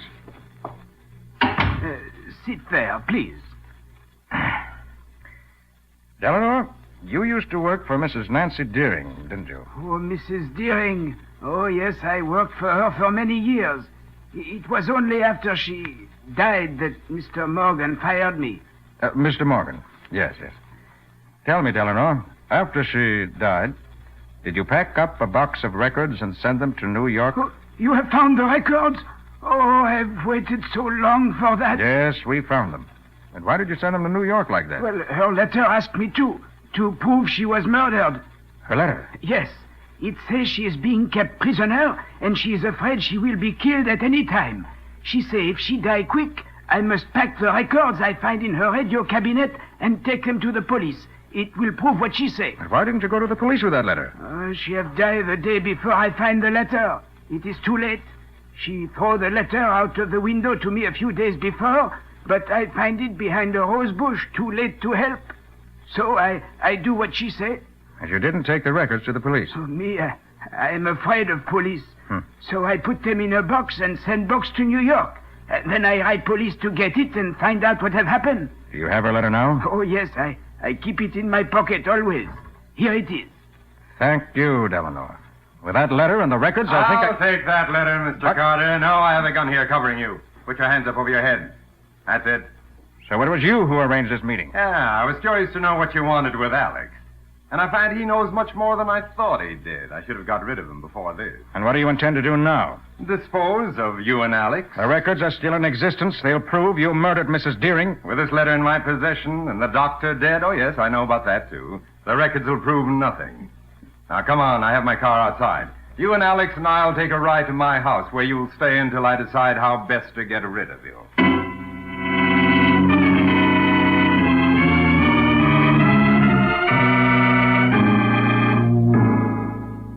And I say kill him, Ralph. He's too dangerous to be allowed to live. Well, do as I say, Olive. If Carter were to disappear, every cop in this section of the country would be searching for him. But, Ralph, No, we'll clean out the safe deposit boxes, withdraw the money we have in the bank, and go to Mexico, South America. We'll leave Carter and Alex tied up there. If they starve to death before they're found, well, that's just too bad. I think you're a fool, Ralph, to let him live. I'm running this, Olive. And if you don't want me to go away alone, do as I say. I hate him. If it wasn't for him, we wouldn't have to run away like this. I could kill him myself. Well, you won't. Now, don't leave the house until I get back. Pack all your things, be ready to leave. All right, Ralph. I'll get back as quick as I can. Let him live. I won't. I'll fix him. A knife in his heart is what he deserves. That's what he's going to get right now. Yes. Yes, this carving knife will do. Tied up as he is, he can't do anything to stop me from killing him. Are you in there, Mr. Nick Carter? I'm coming to kill you, Nick Carter. I hate you. I'm going to... Now, if I can reach that knife you dropped. Oh, if I could only see behind my back. What happened, Mr. Carter? I tripped her up as she came in and knocked her head on the floor and stunned her. Now, if I could get to that knife... Oh, where is it? I want to be... Now, cut the ropes on my arms.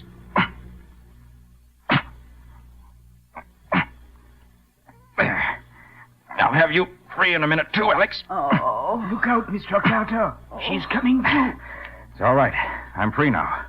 I'll take care of her. What happened? Quiet. Don't make a sound.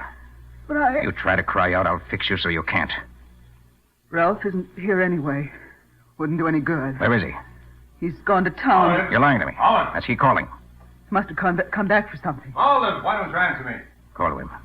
Tell him to come in here. That you don't think my ropes are tight enough. I won't do it. Ouch! That's the carving knife you feel between your ribs. Now call to him. Carefully. Ralph? Ralph, I'm in here. Please come in. Well, what are you doing in there? Get your hands in the air. Why, what? Get him up high. That's it. Olive, how did Carter get that gun? Did you? You overlooked this little pistol I always carry in my shoulder holster, Ralph, but it's deadly even if it is small. What are you going to do with us now? Round up whatever existence I can find in this house, including Alex's letter, and hand you both over to the police. With what Alex and I can tell them and the evidence I can turn over to them, you'll both of you pay for Nancy Deering's life by forfeiting your own.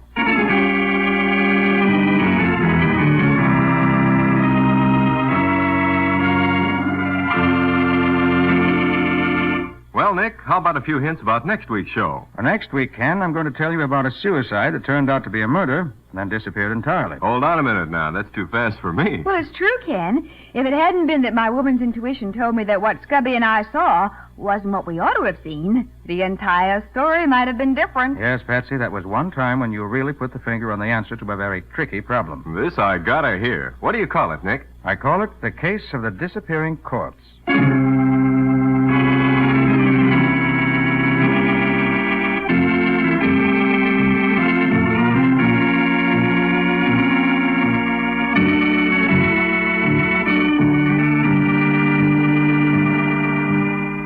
Nick Carter, Master Detective, which is produced and directed by Jock McGregor, is copyrighted by Street and Smith Publications, Incorporated. Pictured stories of Nick Carter appear in every issue of the Shadow Comics magazine. In the adventures of Nick Carter, Master Detective, Lon Clark is starred as Nick, Charlotte Manson is featured as Patsy. Original music is played by George Wright. Script is by Jock McGregor. Any resemblance in these programs to actual persons, living or dead, or to actual places, is purely coincidental. Nick Carter, Master Detective, is presented over most of these stations each week at this same time. This is Ken Powell saying so long until next week.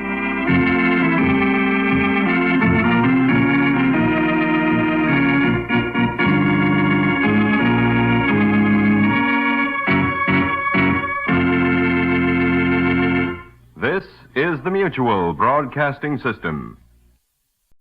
The Sears Radio Theater is up next on Nightly Old-Time Radio Shows. Enjoy. Sears Radio Theater will begin after this message from your local station.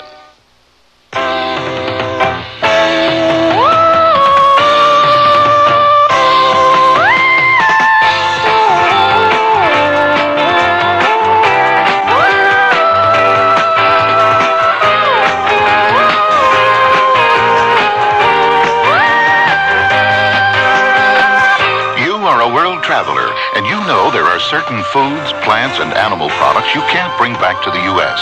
You can't because they're prohibited.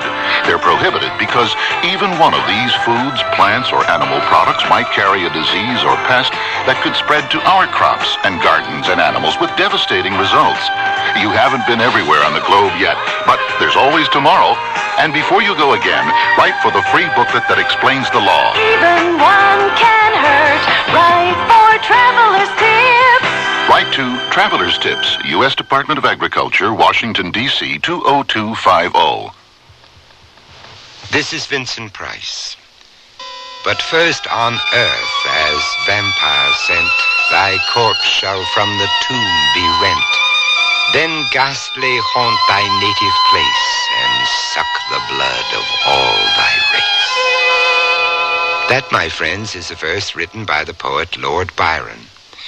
The vampire is a truly fabulous being that rises from the grave to prey upon sleeping persons who then become vampires themselves. Driving a stake through the heart of one of the undead while he lies slumbering in his coffin during daylight hours is said to put an end to his blood-seeking wanderlust.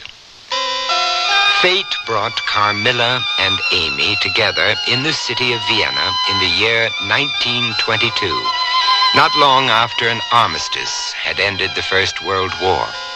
They appeared to be equally young, beautiful, innocent. But one was an ageless vampire, the other an unsuspecting victim.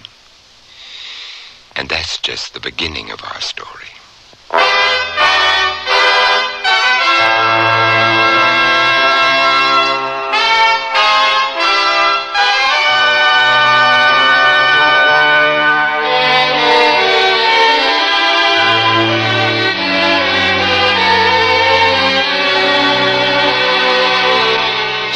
Radio Theater, a new adventure in radio listening.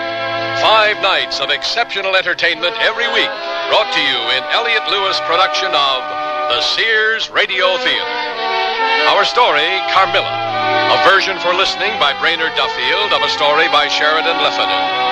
Our stars, Antoinette Bauer and Ann Gibbons. The Sears Radio Theater is brought to you by Sears Roebuck and Company, where value is your byword. Sears, where America shops. Hey, look, in here, inside this stylish man's dress shirt. I'm a Sears Value dress shirt label, just popping with pride, because Sears Value dress shirts are sure to be popular for a number of reasons. They have fashion spread collars, come in classic patterns and solids and short sleeves. You'll appreciate the perma-pressed polyester or polyester cotton blends for easy care, plus at low value prices, what a buy. Just look for me, the Value dress shirt label at Sears Men's Store, where style, sense, and satisfaction combine to label me right for you. When I need advice, I go to my mom. Why not? It's free. Now that I'm married and moving into a new house, I want all the advice I can get. So when Mom says shop Sears, I listen. You should. Sears is a great help on those big items you'll need for your new home. Major appliances like washers, dryers, and refrigerators. They'll deliver, install, and service. I always depend on Sears. You should too. Sears, Sears, Sears, where America shops. Clinging jerseys, tight satin tops, they only look good if they hug your body smoothly. Sears Best A Bra Light helps you and your clothes look good. How? A Bra Light has no-seam cups, and straps adjust in the back so you look great up front. Whatever you do, whether it's dashing around town or simmering with disco fever in that slinky dress, it's flattering fun with the Sears A Bra Light. Available at most larger Sears retail stores. It is a midwinter day in the year 1922, and we are in an upstairs bedroom of an old house on the outskirts of Vienna. Miss Amy Forrester, a young lady of quality, is writing in her journal at an antique desk by the window. She is about to tell us, in her own words, about her encounter with a vampire. I'm going to tell you something so strange that it will require all your faith to believe me. It concerns an incident that took place in my nursery long ago when we first lived here in Vienna. One night, I awoke and sat up. I saw a pretty face looking at me from the side of the bed. It was that of a young lady kneeling with her hands clasped in front of her on the coverlet. She drew me towards her, smiling. I felt soothed and fell asleep again. I was wakened by a sensation, as if two needles ran into my throat at the same moment. I screamed. The lady backed into the shadows. I recall my father embracing me and telling me it was nothing but a dream. But I wasn't comforted, for I knew the visit of the apparition was not a dream. For some years afterward, I could not be left alone, and a nurse remained at my bedside every night. Now I'm back here in Vienna, once again. I find I am still frightened by that childhood recollection. Some people might think it trifling, but you'll see why I must mention it. Something happened one afternoon this past summer. Yes, who is it? Excuse me, Miss Amy. Your father wants to see you in his study. Thank you, Madame Perrodon. I'll go at once. You wanted to see me, Papa? Yes, Amy, my dear. Come on in. Close the door. You look charming today. That's a lovely frock you're wearing. Thank you for noticing. I made it myself. Quite the proper young lady nowadays. How old are you getting to be? I'll be 18 next month, Papa. Yeah, that's what I thought. Well, perhaps you're brave enough to listen to some unhappy news. Yes, Papa? I've had a letter from General Spielsdorf. He can't come to us as soon as I'd hoped. Oh, I've been looking forward to meeting his daughter. I thought we could enjoy the summer sunshine together. It's just as well that you and Berta never became close friends. Why do you say that? Because the poor young lady is dead. You can't mean it. Here, let me read you this. He says, during the last days of Berta's suffering, I've been unable to talk on the phone or write to anyone. I've lost her and learned the truth too late. Thank God my child died without suspecting the cause of her misery. When I see you in the autumn, I'll tell you things I don't dare to put on paper now. Pray for me, my friend. I see what you mean. He's in great sorrow. Poor Berta. Oh, there now. Amy, you mustn't cry. I do have other news. You're going to have some companionship after all. What do you mean, Papa? We're expecting a guest. She'll be with us tonight. That should cheer you. What are you telling me? A short while ago, the phone rang. I heard the voice of the Baroness Krupska calling from Salzburg. I knew her in my embassy days at the turn of the century. She was lively and stylish then. A bit of a dragon now, they tell me. The Baroness is coming to visit us? Oh, no, I don't think either of us would like that very much. The Baroness is going to Paris on some vital business, but she's entrusting her niece to my care. What is she like, this girl? Quite beautiful. Everyone says so. Somewhat delicate, but altogether bewitching. That's a fine recommendation. The Baroness was afraid a young guest would tax my hospitality. I told her, on the contrary, she'd be doing us a favor. My daughter, I said, has been expecting a house guest who cannot be with us. If you confide your niece to our care, I told her, it'll be a consolation to Amy. And what's the name of this paragon? It's a very pretty name. She's called Carmilla. My visitor arrived at dusk while I was lying down and was carried upstairs, bundled in furs, to a bedroom that had been prepared. She didn't appear at dinner time, but she was certainly the topic of our conversation. Papa had insisted from the beginning that our dignified housekeeper sit down with us at table. Amy, my dear, please pass the cream. Certainly. How do you like our guest, Madame Perrodon? Very much. Almost as pretty as you, my dear. About your age and exquisite manners. The rumors were correct. She's absolutely lovely. Ah, such a sweet voice. Though we only exchanged a word or two. She sank into a deep sleep as soon as her head touched the pillow. A fainting spell from the excitement, no doubt. I hope I haven't done a foolish thing in taking charge of the young lady. I had Dr. Kleinbach take a look at her to protect you from contagion. And what was his diagnosis? Favorable. Yeah, she's tired and a trifle nervous, but completely sane and not subject to fits. Very amusing, Papa. When am I to be allowed to meet her? Forgive me, my child, but you know I always like to take precautions. She's sitting up now with a supper tray. There can be no harm in seeing her.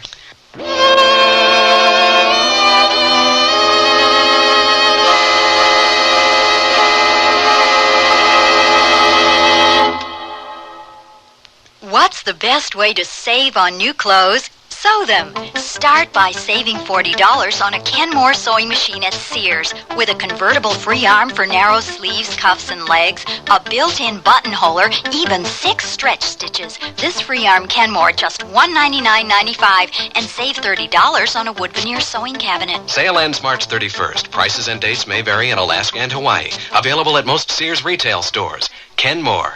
Solid as Sears. Spring is a playground of texture at Sears Junior Bazaar. Our classic blazer is touchable in cotton and polyester terry.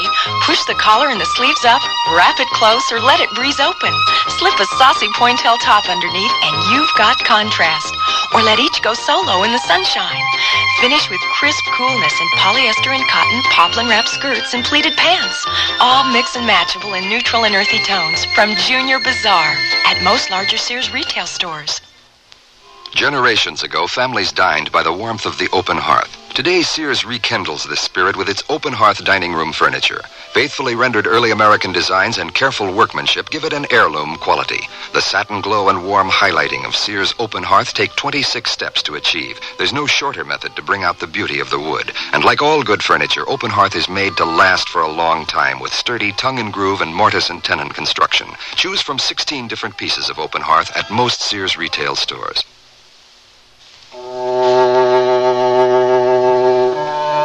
Shortly thereafter, I entered the sanctum sanctorum. Carmilla rested against pillows on the canopied bed. As I approached and opened my mouth to speak, I was suddenly struck dumb. I saw the very face which had visited me that terrible night in my childhood. It was a pretty face, but with a melancholy expression. This changed into a smile of recognition. I couldn't say a word. It was she who spoke first. How wonderful. 12 years ago, I saw your face in a dream, and it has haunted me ever since. Wonderful indeed. 12 years ago, whether in a dream or in reality, I certainly saw you. I couldn't forget your face. This is not to be believed. She took my hand and pressed it. Whatever had frightened me was gone. I felt reassured and blushed as I stammered words of welcome. Sit here beside me. I must tell you my vision about you. It's so strange that we had a vivid dream of each other, you and I, that we have seen one another before, looking as we do now, when of course we were both children. My father has books on psychic experience, perceptions, intuitions, whatever you want to call them. But I never believed a word of it. Until now. Let me tell you. I was perhaps 6 years old. I woke from a troubled dream to find myself in a different room in another house. I knelt beside a bed as if to pray. Then I saw you. It was most assuredly you, as I see you now, with golden hair and angelic blue eyes. Ah, it was your looks that won me over. I wanted you to be my friend. I recall embracing you as if we had always known each other. And then I think we both fell asleep. Is that what you remember? I was roused by a scream. You were sitting up screaming. That frightened me and I ran away. Somehow I lost consciousness. And when I came to, I was in my own bed again, at home. I only know that I was greatly terrified. In all this time, I have never forgotten your lovely face. It isn't a mere resemblance. You are the young girl whom I saw then. I don't know which of us should be the most afraid. Ah, but if you were less pretty, I should be very much afraid of you. But being as you are, and young as we both were, I only feel that I made your acquaintance years ago. It does seem as if we were predestined to be friends. I've never had a close friend, and I've longed to find one. Dear Amy, have I found one now? I'd like to be companionable. I'll try. I want to make a compact of true friendship. But forgive me, You're exhausted. I can see that. Yes, suddenly I feel quite tired. It's my fault, Carmilla. I'll bid you good night. Oh, please don't go. The doctor thinks you ought to have a maid to sit up with you. One of ours is waiting in the hall. You'll find her most useful and quiet. No, I never could sleep with an attendant in the room. Our house was robbed once, and a servant was murdered, so I always lock my door. It's become a habit. I know you won't mind. I see there's a key in the lock here. Suit yourself. Lock yourself in if you like. You'll be quite safe. Good night, then, my new friend. Or should I say my old friend? It's hard to part with you, but we'll see each other again tomorrow. Though not too early. I like to lie abed most of the day. I'm what they call a night person. You'll soon get used to that. Good night.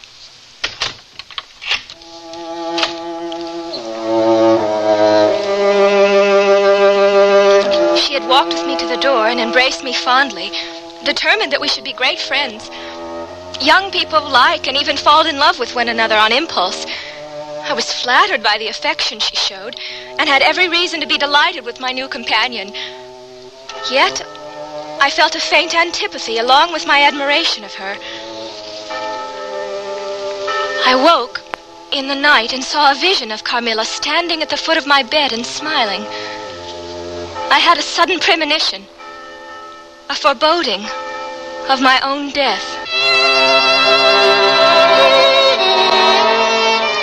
There was a park between our villa and the river, and one day, a month after Carmilla's arrival, we stepped outside for a stroll and met Madame Perrodon on her way back from doing errands. If I were you girls, I shouldn't go into the park, or anywhere there'll be crowds of people. Why do you say that, Madame? You see what's going on over there at the church? Another funeral. The third one since last Sunday. There's some sort of fever going around that infects young girls, like yourselves. Why has no one told us? Your father never speaks of anything that might frighten you. He's gone to the churchyard. I thought you knew she was going to be buried. Is it someone we know? The daughter of the shoemaker at the corner. Not little Lenny. Poor child fancied she saw a ghost 5 days ago and has been dying slowly ever since. Tell me nothing about ghosts. I shan't sleep tonight if you do. I'm going into my kitchen. There'll be fewer germs there than outside in the open air. You're probably wise. We'll see you at dinner. Au revoir, Madame. I hate funerals. What does that signify to you, my dear? It makes me wonder about the home and family you never mention. It indicates a people with strange manners and customs of which we in Vienna know nothing. I gather your native country is more remote than I imagined. That isn't true. It's very close by. Soon I intend to tell you all about it. That funeral bell. It fills my heart with fear whenever I hear it. Don't talk that way. The tragedy of life is not that men die, but that they cease to live. What does that mean? Oh, I'll explain it to you when the time comes.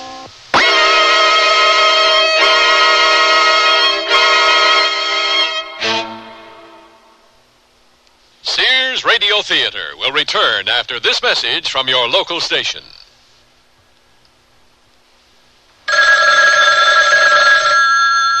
Is there a Mrs. Samuels at home? This is she. Mrs. Samuels, this is Peters. I work with security at the Mutual Liberty Building. Where my husband works? What is this? Mrs. Samuels, your husband has collapsed here in the lobby. Oh, no. He was gripping at his chest, some kind of seizure. We've got an ambulance on the way. What hospital is he being taken to? I'll be right there. Mr. Samuels was having a heart attack, as will 1 million other people this year. More than 600,000 of them will die. The American Heart Association wants everyone to learn cardiopulmonary resuscitation, CPR, so that heart attack victims will have a better chance. CPR can sustain the life of a heart attack victim until emergency medical care arrives. CPR was pioneered and developed by the American Heart Association. Support your local heart association. We're fighting for your life.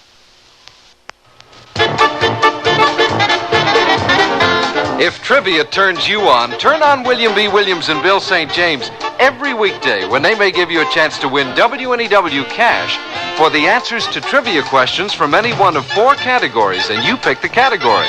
To be eligible to play, send your name, address, phone number, including your business number if you work between 10 a.m. and 4 p.m., and your favorite category, potluck, sports, entertainment, or recent world history, to WNEW right away.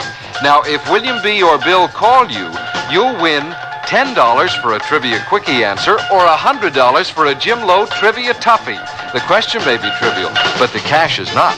And by the way, whether you answer your question correctly or not, you're eligible just for playing to win an AM/FM stereo system in a weekly drawing. Better get those cards in right away to Trivia, WNEW 565 5th Avenue, New York 10017. I wonder what the longest-running play on Broadway was, after all. And Break the Bank, wasn't that Burt Parks? And who was the last hitter to hit 400?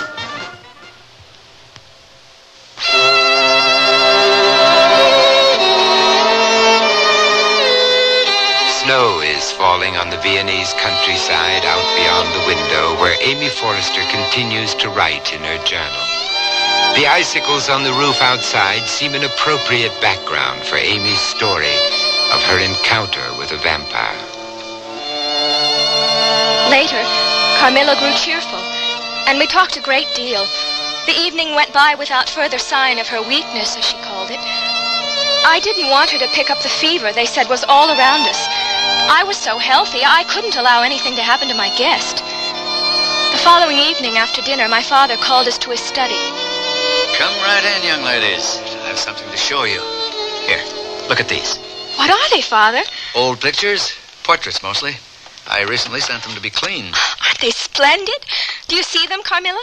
Yes, I can see them very well. My late wife was of an old Hungarian family. Most of these have come to us through her. Don't you like them? Images of dead people. I neither like nor dislike them. But they're undoubtedly old, and some of them are quite curious. I'm seeing most of these myself for the first time. Smoke and dust had almost obliterated them, till now. One in particular should interest you.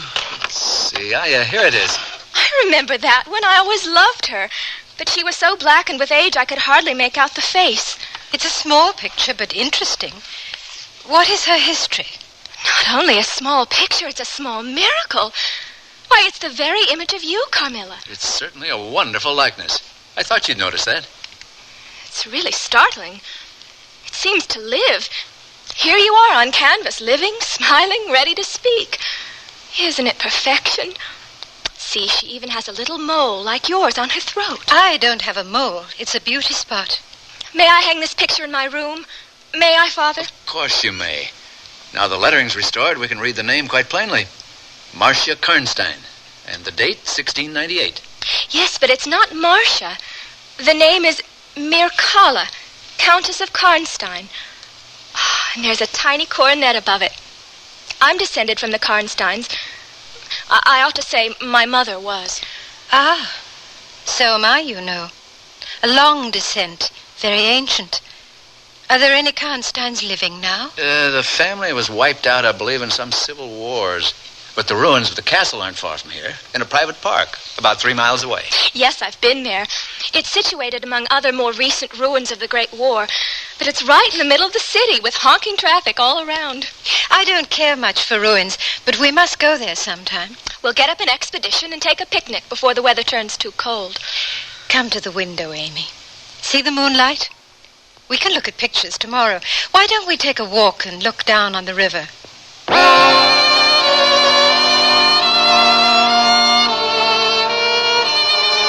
So like the night you came to stay with us. A month ago, there was a bright moon like this one. So you're thinking of the night I got here. Are you glad I came? I shall always be glad. And you asked for the picture you think resembles me to hang in your room? I declare, you're getting sentimental, Carmilla.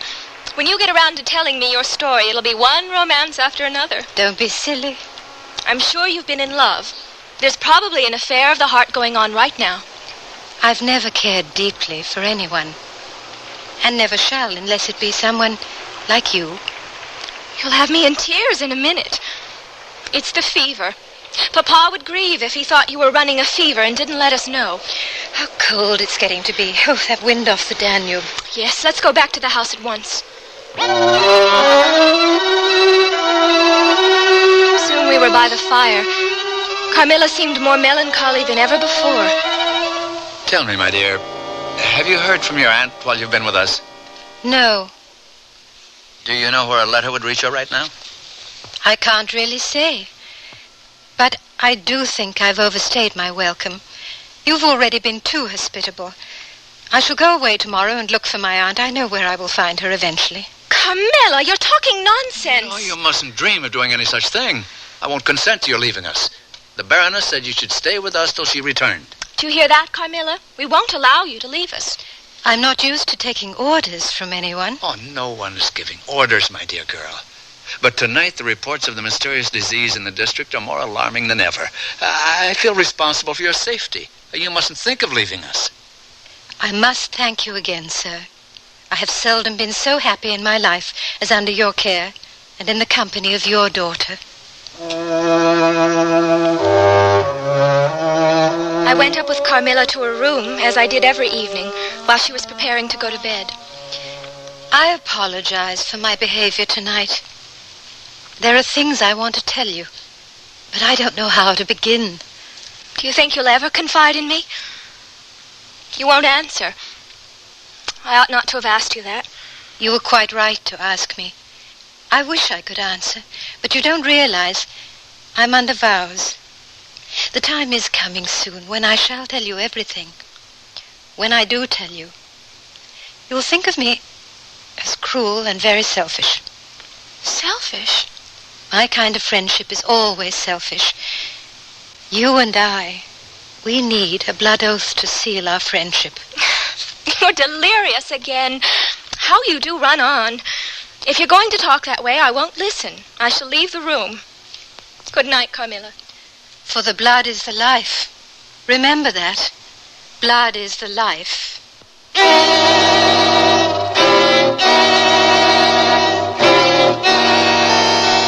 I had adopted Carmilla's precaution of locking my bedroom door, having taken into my head her fear of midnight invaders. But dreams have a way of coming through walls to light up dark rooms. I had a dream that night, which was the beginning of an agony of dreams. I saw, or imagined I saw, something moving around the foot of my bed. It was a sooty black animal that seemed like a monstrous cat. Before my eyes, it transformed itself into Carmilla, standing there, staring with blood on her nightgown. I heard a voice. Your mother warns you to beware of the assassin. I was terrified. I ran to the door and found it locked as usual from the inside. My next recollection is of being in the hallway, crying for help and pounding on Carmilla's door. Miss Amy, what's the matter? What has happened? There's an evil spirit in this place. We must waken Carmilla. Oh, calm yourself, Miss Amy, I beg you. Go downstairs, madame. Bring some men to force this lock or break the door down. Yes, Miss Amy, I will.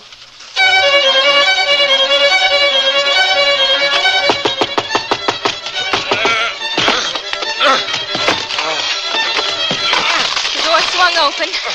We gazed into the room. Carmilla! Carmilla! Carmilla, where are you? We called her by name, but there was no reply. We looked round the room. Everything was undisturbed. It was exactly in the state I left it when bidding her good night. But Carmilla was gone. We thought Carmilla might have hidden herself somewhere nearby. But the door had been locked and the windows all secured. Daylight brought no solution. The entire household was in a state of agitation. As evening came on, I went upstairs again, and there was Carmilla, standing at her dressing table. She beckoned to me, and I ran to embrace her. Amy. Oh, my own darling Amy. We've been frightened half to death. Where have you been? When did you come back? This last night has been a night of wonders. I want a sensible explanation. It was past 2 last night before I went to sleep, with the doors and windows locked. All I can say is that my sleep was uninterrupted and dreamless, but I woke just now on the sofa in the little dressing room. The door between the rooms was open. The other door was forced open. How could that have happened without my being wakened? By this time, hearing voices, my father entered the room. He was incredulous to be told the same story I had heard. He took Carmilla's hand. Will you forgive me, my dear, if I ask you a question? Ask what you please. I'll do my best to answer, but my story is simply one of bewilderment. Precisely. Now, the marvel of last night consists in your having been removed from your bed in your room without being wakened. What possible explanation can there be? Have you ever been suspected of walking in your sleep? Never. Not since I was very young. Ah, but you did walk in your sleep when you were young. Yes, I was told so by my nurse. Oh, well, and what happened is this. You got up in your sleep and unlocked the door. You took the key with you, locking the door from the outside. Do you follow what I mean? But how, Papa, do you account for her finding herself in the dressing room, which we had searched so carefully? She came back there after you had searched it, still in her sleep, and awoke spontaneously, as much surprised to find herself where she was as anyone else. I wish all mysteries were as easily explained. The explanation involves no drugging, tampering with locks, no burglars, poisoners, witches, nothing that need alarm anyone about our safety. And that's the end of it. Father arranged that a servant should sleep outside Carmilla's door, in case she walked in her sleep again. But if her sleep was dreamless, mine was not. Strange sensations troubled my sleep. There was a cold, peculiar thrill, as if one were swimming against the current of a river. Sometimes there came a sensation as if warm lips kissed me, longer and more lovingly as they reached my throat. And there, the caress fixed itself. My breath came faster and faster with a sense of strangulation till I became unconscious. It told on my appearance, this siege of nightmares. But I assured my father I was quite well. In a way, this was true. I felt no pain.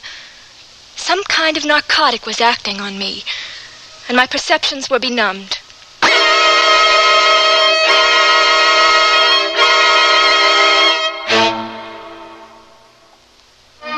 Hurry, step right up to most Sears retail stores for the Sears National Hardware Week sale. Take aim for special savings on these items. Save $40 on a fully automatic garage door opener. Save $10 to $15 on several handy and versatile bathroom storage cabinets. Get $40 off a 14-inch lightweight chainsaw with its own carrying case. Take home big savings, real straight shooting at the Sears National Hardware Week sale. Hurry. Prices may vary in Alaska and Hawaii. Your baby's room. Furnish it with the quaintness and charm of Sears Jenny Lind's crib, dresser, and chest. Your baby will be secure in our old-fashioned crib built with high sides and a safety drop-side latch. And each handsome maple color piece comes in a non-toxic finish. Sears Jenny Lind dresser and chest is furniture that will adapt gracefully as baby grows older, too. So visit us soon, because Sears has baby buys bundled up. Available at most Sears retail stores. Understand you type fast. Yes? Accurate? Well... That's okay. You'll be typing on Sears' exclusive Corrector electric typewriter with easy correction and more. It's Sears' best. Try typing Sears Corrector typewriter. Whoops. Now first, Sears is S-E-A-R-S, not Z. So backspace to the incorrect letter. Tap the correction key. Now the mistake is blocked out. Next, type the correct letter. Then proceed. Yes, Daddy.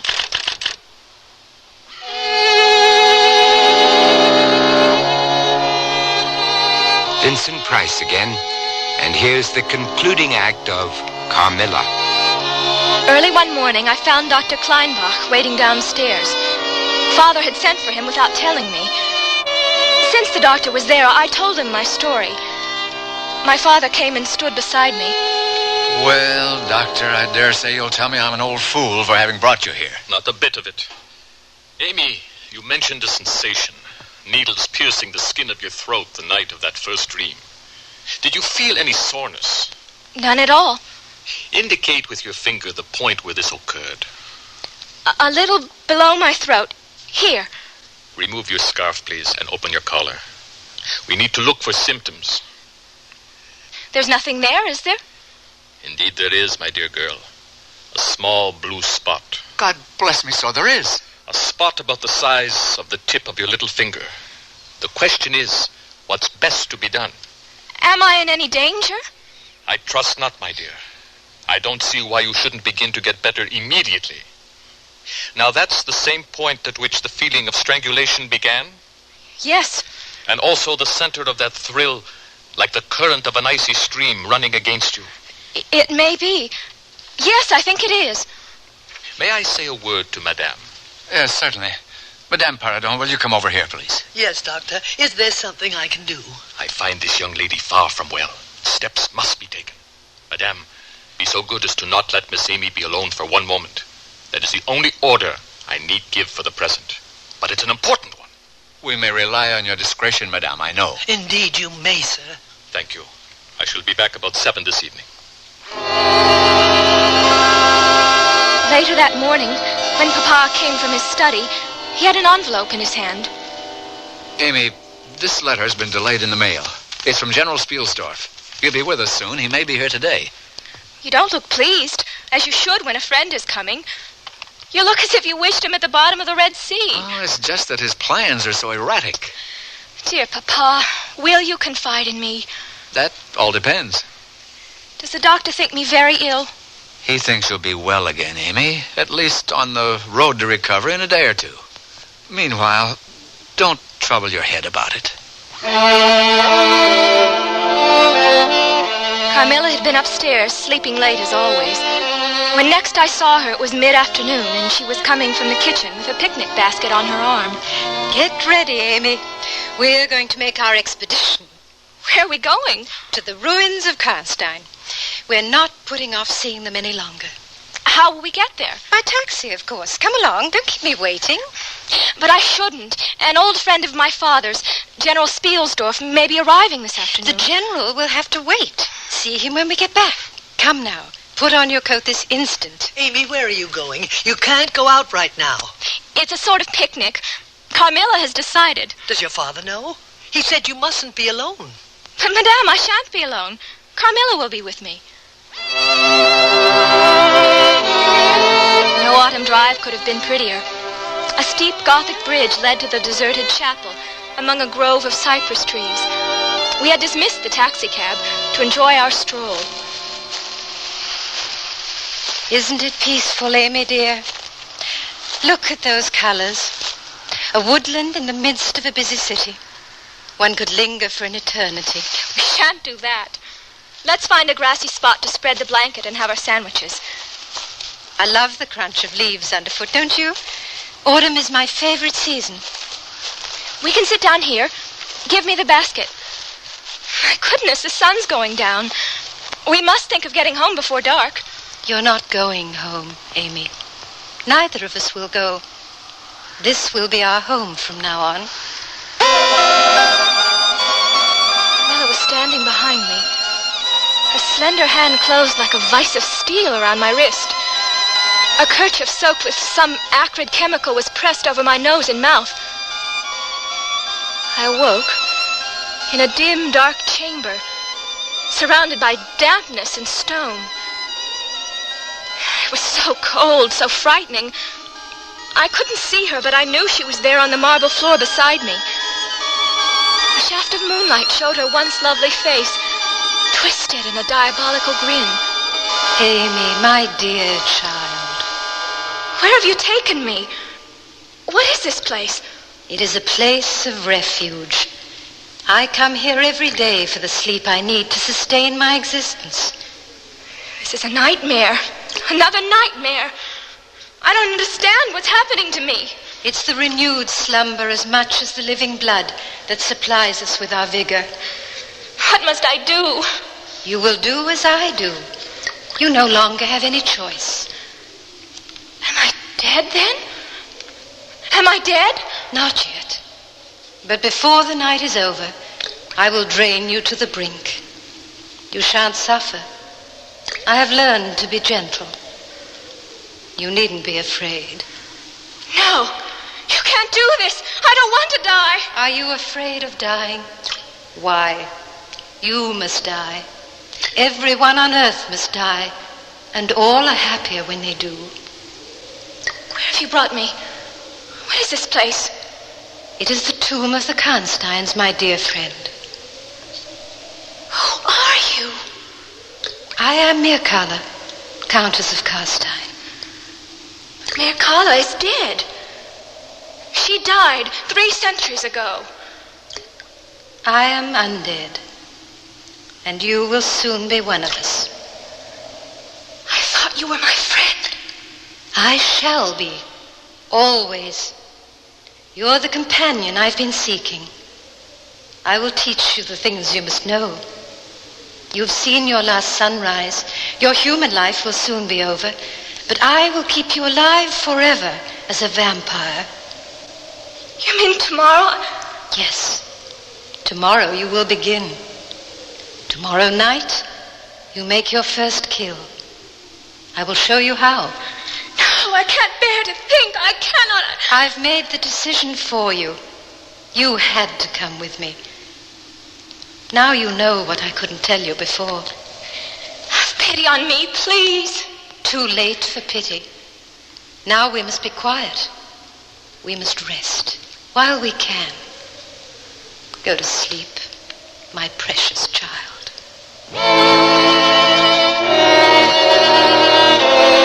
The rest of the story was related to me later. When General Spielsdorf arrived, he brought a priest to exorcise evil spirits, and a learned man who knew the tradition of vampirism. The general had come to Vienna with the intention of exploring the graves of the Karnstein family. Using ancient maps, they found the tomb and ripped away the ivy, which concealed the marble tablet. With crowbars, they broke in the door.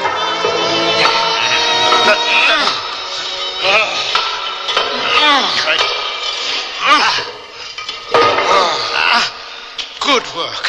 Now flush your light down there. Come on, then.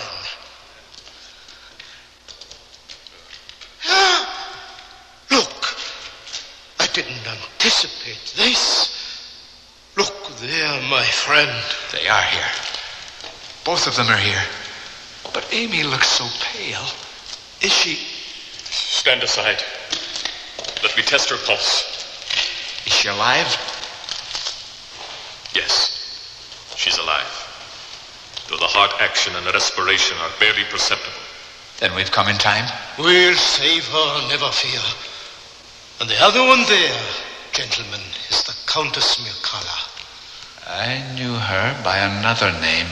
Camilla and Mircalla, the same creature, with the letters of the name rearranged. Your daughter and mine were victims of the same demon. At least this child can be saved, though Berto was not. The commissioner will be here shortly. We can't wait for him. Hand me the stake. Thank you, Doctor. I'll wield the hammer. Oh, Camilla, Mircalla, whatever your name may be, how I have longed for this moment.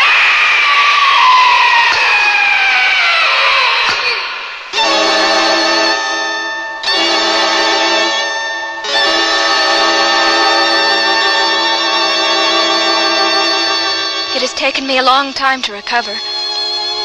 But to this day, the image of Carmilla returns to memory. Sometimes the playful, languid girl. Sometimes the writhing fiend I saw in the tomb under the ruined chapel. Often from a daytime reverie, I have been startled into sudden fear, thinking I have heard the light step of Carmilla at the door to my room.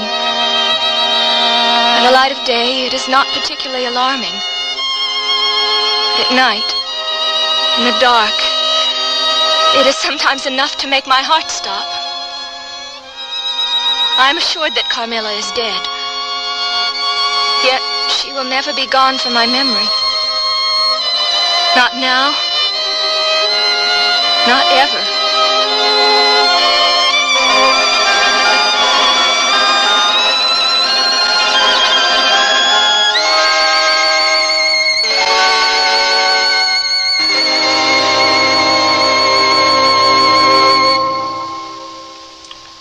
The word's out and spreading fast about the jeans from Sears Men's Store that grow beautifully.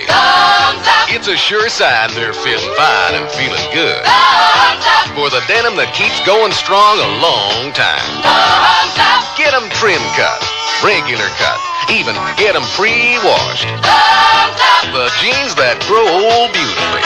Now at most Sears retail stores. Hurry, hurry, step right up to most Sears retail stores for the Sears National Hardware Week sale. Save $3 a gallon on Easy Living flat, semi-gloss, and ceiling paint. Now only $9.99 a gallon. Save $100 on a 10-inch radial arm saw with leg set, just $279.95. Save $30 or $40 on 2 crystal glass chandeliers, now $59.99 and $79.99. Take home big savings. It's Sears National Hardware Week sale. Prices may vary in Alaska and Hawaii. The natural look really helps do something for a woman. The classic look does too. Now there's a group of classic coordinates at Sears that really does up the natural look for spring. Everything in a nubby, texture-rich blend of polyester, rayon, and flax in 2 of this season's favorite colors, mauve or natural. Capture the double-breasted blazer, wrap, skirt, straight-leg trouser pants, and open basket weave shirts. Sears Spring Coordinate Group in sizes 8 to 16 will really help do something for you at most larger Sears retail stores.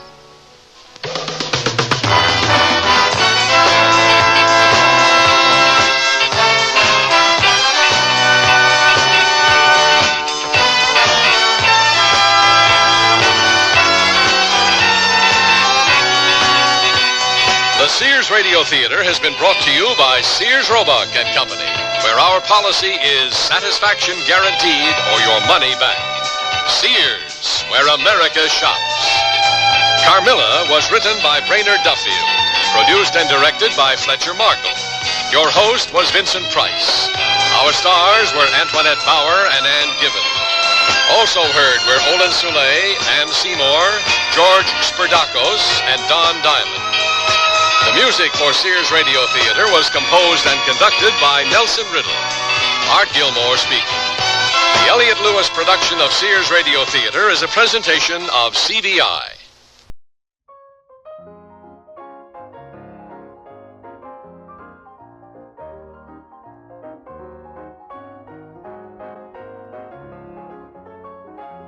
All right, here we are. It is time for the Trivia Minute, and here we go.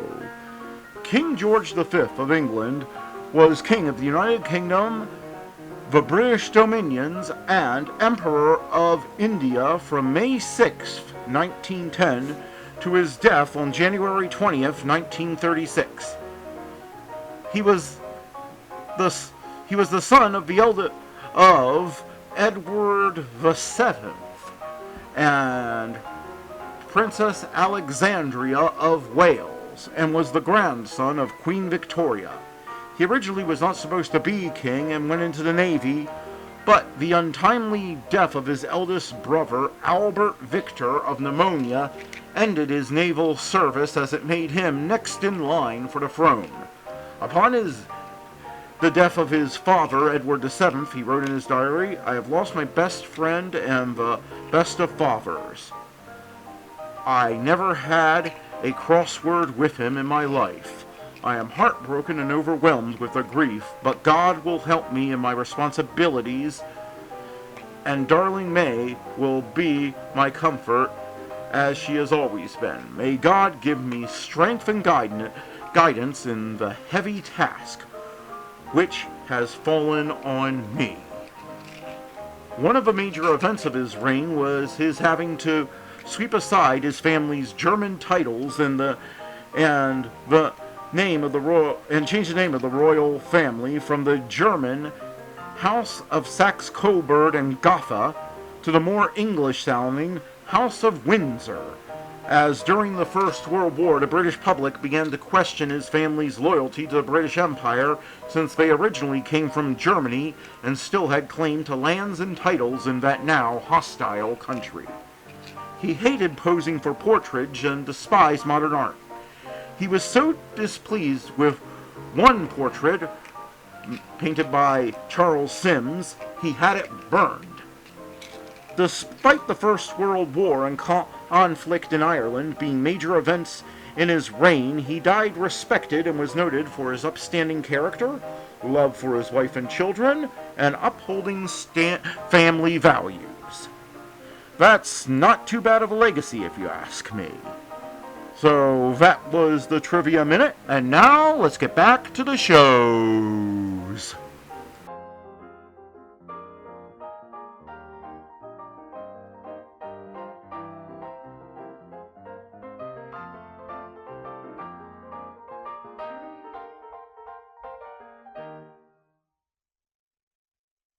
Journey to the Stars with Space Patrol, coming up next on Nightly Old Time Radio Shows. Wheat Chex, Rice Chex, and Good Hot Wilson present Space Patrol! High adventure in the wild, vast reaches of space. Missions of daring in the name of interplanetary justice. Travel into the future with Buzz Corey, Commander-in-Chief of the Space Patrol. In today's transcribed adventure, Buzz and Happy are stranded on the Martian desert, 100 miles from the nearest city. They've just come to an expanse of tiny green plants carpeting the desert for miles. Something's wrong with my throat, Commander. It feels tight. It's hard to breathe. Mine's the same way, Happy. It couldn't be the dust coming up from the ground, No, sir. it comes from the plants. Every time we take a step, the plants shoot out spores, poisoning the atmosphere. It's getting worse, Commander. What's still worse, these are poisonous lichens. Poison? What are we going to do, sir? We can't go back. Well, if we go on, these plant spores will paralyze our breathing muscles. We'll suffocate. We'll be back in just a moment with today's Space Patrol story, The Electronic Burglar. Say, you want to have some fun, gang? Well, listen to this jet cycle. There's nothing in the tank but ordinary fuel, and here's the result. Just a putt-putt. That's all it is with ordinary fuel, but pour in some super fuel.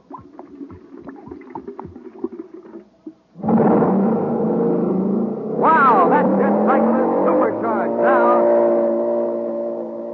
Yes, sir, gang. When it comes to supercharging, you need super fuel. And the same thing is true of you, especially in the morning when you haven't had a bite to eat for hours. So to really get up ahead of steam, to really get set for a lightning takeoff, you have to get supercharged. And here's Buzz Corey's way of doing it.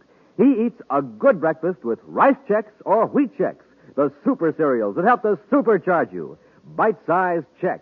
Chex, the cereals that taste so good. Chex, the cereals that are so crisp, so absolutely different.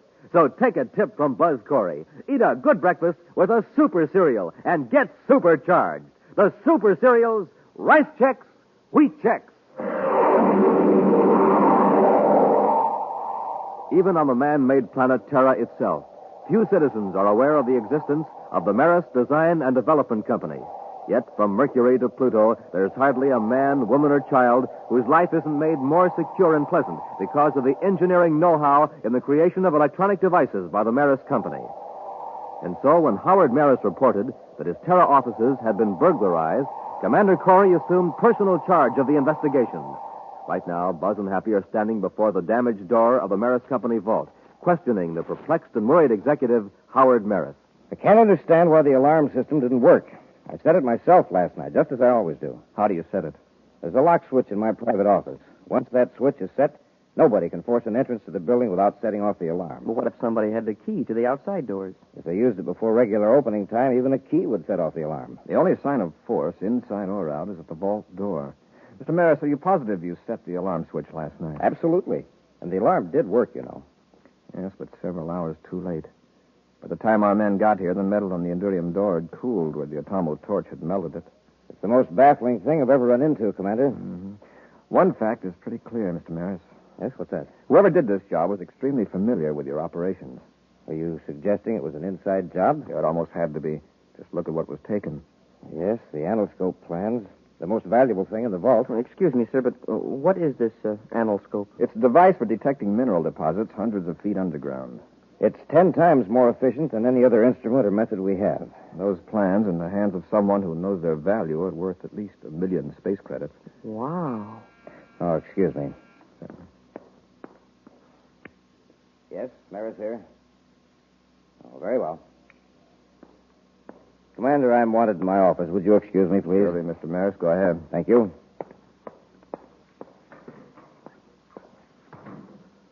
Well, Commander, if it was an inside job, why did the thief have to use an atomo torch on the vault? He got into the building without setting off the alarm. The alarm didn't go off until the thief was safely away. If I didn't know Maris so well, I'd suspect him of being involved in the robbery. Well, how about his chief engineer, Cheller? They both agreed to a brainograph test. I think they'll pass it. They've worked with Robbie and me on top-secret projects a number of times. Maris and Cheller are exceptionally honest. Well, the security department men have gone over everything and haven't found a single clue. What's the next step? The brainograph. Excuse me, sir, but have a look at this. What? On the floor of the vault here, it looks like broken glass. It is. Somebody dropped his glasses. Gather it up carefully, Happy. Yes, sir. Well, there's hardly anything left but slivers. Don't cut yourself, but get all of it. Hey, Maris doesn't wear glasses. Neither does Cheller. Happy, don't mention this to anyone. We'll have a check made on Maris employees to see who does wear glasses. I hope there are enough large pieces there to tell what the optical formula is. I've got it, sir. The pieces are in this piece of paper. All right, Hap. We'll send it over to the lab. Goodbye, Stokes. And so long, Maris, and thanks. Don't mention it any time. Now, Commander, you mentioned a brainograph test whenever you're ready. Fine, Mr. Maris. By the way, the man who just left, he looks familiar. Oh, that was Ward Stokes. He's a precision machinist. Does special assignments for me from time to time. Oh, sure. I remember him now. About a year ago, Major Robertson had him work on a special viewscope for the security lab. Oh, that's so? I had him in mind for the anoscope job. Did you discuss it with him? Oh, no. No, I wouldn't do that until I'd checked with security. That's our standard policy on really important jobs. Stokes just dropped in, pick up an instrument case he left in my office. I see. Your man, Captain Scoville, talked to him. Captain Scoville and his men will remain on duty here for a day or two, Mr. Maris, checking the alarm system. Yes, Commander, I understand. They won't interfere with your regular operations any more than they have to. Now, if you'll get Cheller, Happy and I will take you to headquarters for the brainograph test.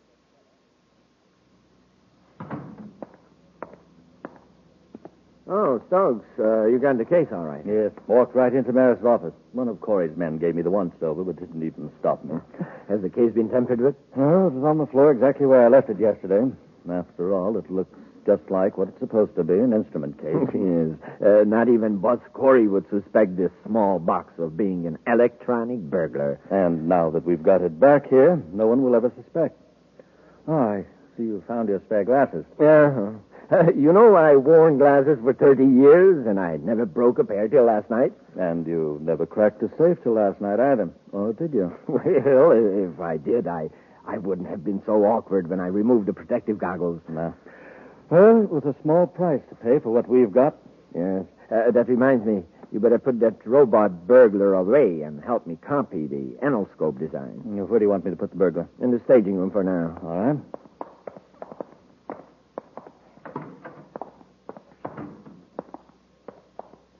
This stage set's a great piece of work, even if I do say so myself. Startling duplicate of Maris' private office. Well, it would have to be, wouldn't it? Otherwise, we couldn't have trained our mechanical helper to find the alarm switch in the real office. You know, I've made dozens of machines operated by electric eyes. But until you came along, it never occurred to me to, Yes, to make a machine that works for you instead of somebody else. Yes, Bartram, I guess that's it. The toughest part of the whole job was getting a hold of Maris' burglar alarm key long enough to make a duplicate. Maris doesn't suspect us. Corey doesn't suspect us. I'd say we pulled it off without a hitch. But now we better get ready to blast off from Mars. Happy, I suppose you heard the results of the brainograph test. Yes, sir. Maris and Scheller didn't have anything to do with the robbery. Not only that, but they haven't the remotest idea who might have done it. That's great, except that it doesn't help us much. Oh, how about the fragments of glasses? Well, the lab couldn't tell a thing. The boys did their best, but the pieces aren't big enough to indicate the optical formula. Oh, well. Maybe it wasn't a thief that dropped it there anyway. Maybe not. Maris says that he and Scheller are the only ones who go into the vault. We would get this clue just when our chief optical expert is in the hospital. Dr. Pricer? Yes. I contacted Pricer and showed him the fragments on the telescreen. He thinks he could determine the lens formula after he's out of the hospital. When will that be? In 10 days. You know, I think I'll take his suggestion. Pricer says this man Stokes might be able to help us. Stokes? Oh, the fellow Maris was talking about? Yes. Stokes helped Pricer on some high-precision optical work a while back. Pricer thinks he's great. He could well be, with both Maris and Pricer raving about him. Now, let's pay him a visit, Happy, and see if he can put our glass jigsaw puzzle together.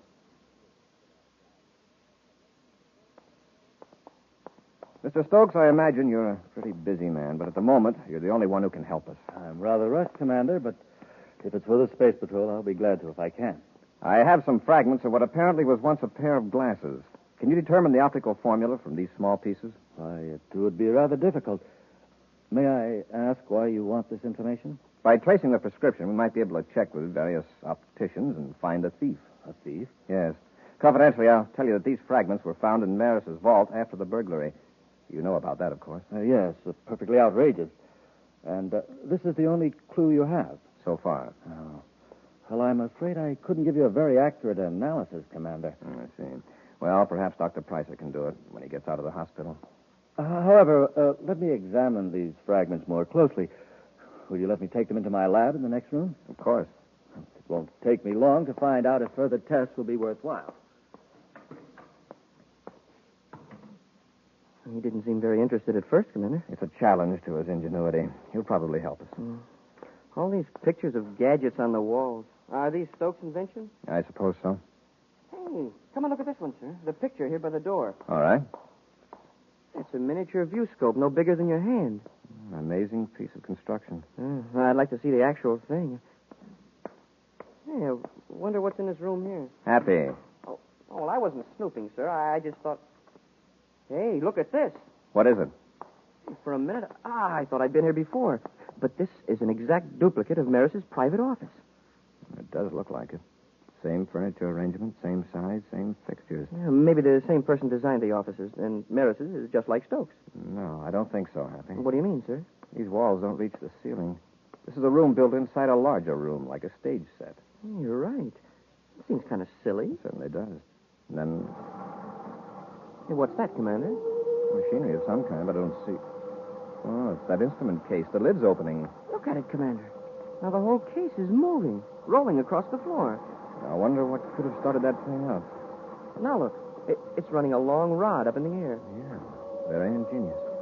A telescoping rod in sections with a key on the end of it. I'd sure like to have one of those things. It looks like it's on its way to unlock something. Mm-hmm. To unlock a mystery. Watch it closely, Happy. What am I going to tell him about you? Well, tell him you can probably figure out the optical prescription. Then, in a day or two, give him a fake formula. Good. Then Corey will never be able to trace you.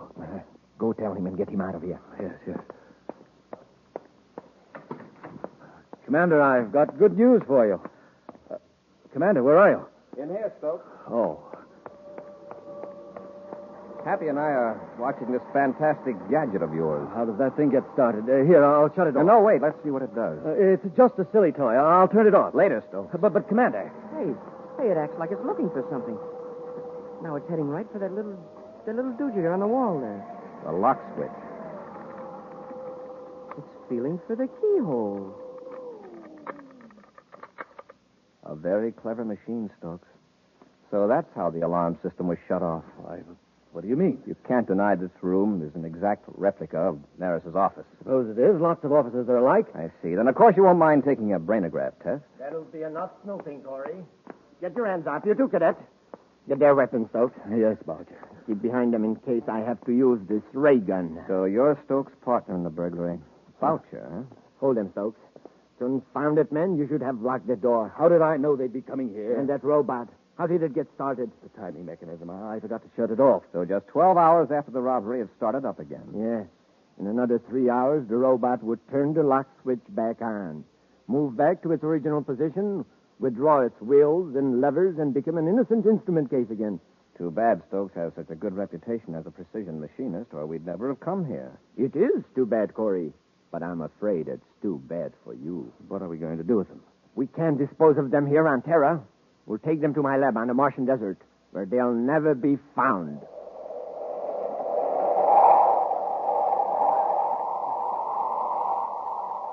We'll be back with Space Patrol in just a moment. Say, gang, listen to this boy going to the breakfast table. He doesn't care if he ever gets there, does he? He doesn't like his breakfast cereal, that's why. No zip, no lift, no flavor. Now, here's a girl. Listen to how she goes to breakfast. She doesn't even bother about going. Same trouble. A cereal dull as can be. No taste, no tang, no nothing. Now, here's another youngster going to breakfast. No wonder he's in a hurry. He's really going for breakfast, because this fella does what Buzz Corey does. He has a checkerboard super cereal for breakfast every single morning. Rice Chex or Wheat Chex. The cereals with that modern bite-sized design for easy eating. And boy, it's not just the size that makes Chex easy to eat. It's that flavor. Man, oh man, Chex have a flavor that keeps that spoon of yours going up and down, up and down, up and down until the cereal bowl's empty. So get the cereals that have you sprinting to the table for them. The super cereals that help to supercharge you. Rice Chex, Wheat Chex. Buzz and Happy have been captured by two criminals who stole designs for a valuable new mineral detection device from the Maris Design and Development Company vault. The thieves, Stoke and Boucher, have locked a space patrolman in a compartment on a spaceship and are heading for a hideout on the Martian desert. Certainly aren't taking any chances, sir. My wrists are tied so tight, my fingers are numb. If we can work loose before the ship lands, we might be able to fight our way out of this mess, Happy. Keep at it. Yes, sir. Now, they cut the rockets. Feel that increased gravity pull? Yes, sir. If they're carrying out their original plans, it means we're landing on Mars. We've got to work fast before they can land.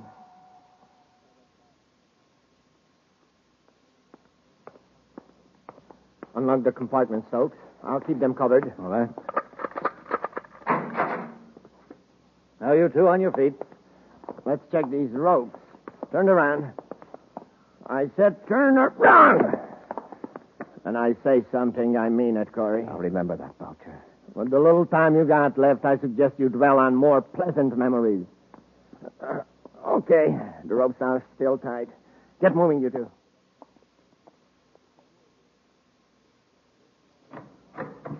This is our little Martian hideout. Sure is a filthy little hideout. Well, maybe we'll let you clean it up before we do away with you. Let's get some heat on. I'm freezing. Stokes, you're going right back to the ship and blast off for Lowell City. You still think I should make contact with Thorpe? Yes. I'll stay here and guard Corey and the cadet until everything is set. Leave the designs here. I'll put them in the cupboard. All right. If you find everything safe in Lowell City, then make arrangement for getting the money from Thorpe, and we'll hand over the design. When do we get rid of Corey and the cadet? Just as soon as you get back. Nobody will ever find them out here in the desert. You better get going. Oh, I wanted to ask you a couple of things. Come out to the ship with me. Well, all right. I don't imagine you'll want to leave, Corey. But we'll lock the door, just in case.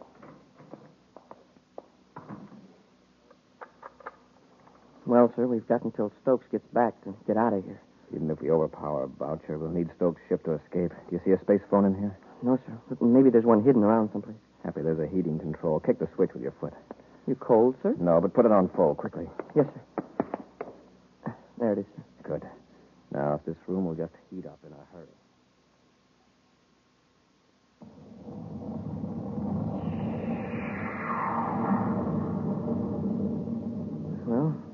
goes Stokes. Now, when Boucher comes into this heated room, I have a hunch he'll have some trouble with his glasses. Huh? Coming in from the cold air, they'll fog up just like the windows. Hey, yeah, then we can rush him. The best we can hope to do is knock him down with a headlong dive until we can get our hands free. Here he comes. Get ready. Yes, sir. All right, gentlemen.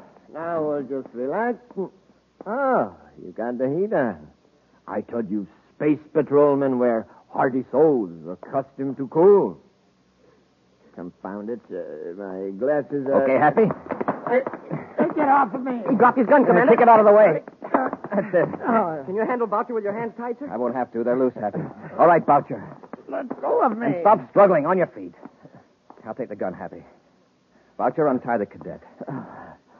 Wait till I get my breath. You knocked all the wind out of me. It's all right, sir. The ropes are working loose. Good. Boucher, is there a spacerphone in this building? No, there was a portable set on the ship, but I forgot to bring it in. We'll just have to wait till Stokes returns. You'll get a nice surprise when he walks in that door. Should we tie Boucher up, sir? That might be a good idea. We won't have to watch him so closely. Boucher, get away from that cupboard. I'll get him, Commander. They're not there. They're gone. What are you talking about? The anoscope design. Stoke never put them in a cupboard. I saw him walk over there. He double-crossed me. The dirty rat. What good would they do you if they were there? Don't you see? Stoke isn't coming back, and we're stuck here. He's right, Happy. This puts all of us in a tough spot. Boucher, how far did you say it was to the nearest city? 100 miles. 100 miles of desert. And we don't have any way to call for help. We'll die out here. We only got food for 2 days. Maybe. But we're not going to stay here. Let's take what food and water we can and start across the desert. On foot? We could never make it. We're going to try it. Now, where's the food locker? Come on, Boucher. You're lagging behind. Don't make me walk anymore, please. You've got yourself into this mess. We're going to keep moving. All right. I'll try to make it. That's it. Now stop blubbering and save your breath. Hey, these green plants are all around us. They're lichens, Happy. In the Martian summer, they turn rust-colored. Stop. Wait. Now what? I feel sick. Something's wrong with my throat. Well, I don't feel so good myself, but we've got to keep moving. Hold on a minute. There's something strange in the air. It's dust coming up from the ground, sir. Every time we step, a little puff of dust spurts up. It's from the lichens, Happy. They're spores. Spores? Yes, tiny cells from these plants. This kind is poison. What? It's getting into our throats, lungs. Let's get out of them, quick. But we've got to keep on going. The plants stretch for miles in all directions except behind us. Well, then let's go back. We can't go back. Commander, these spores, what do they do? If we keep inhaling them, they'll paralyze our breathing muscles. We'll suffocate. I'm going back. Boucher, come back here. Grab him, Happy. Boucher, keep your head. All this stomping around's making it worse. Stand still, Boucher. Be quiet. Look around, examine the terrain. Maybe we can find a bare stretch of ground. It's hopeless. We're trapped. Trapped on the desert. I said be quiet. See anything, Happy? No, sir. Except that low hill there. It seems to be a tower of some kind. Yes, a power relay tower. There's one every 20 miles. Maybe there's a spacerphone at the tower. If we can get there, we could call for help. That's worth a try. Come on, let's go.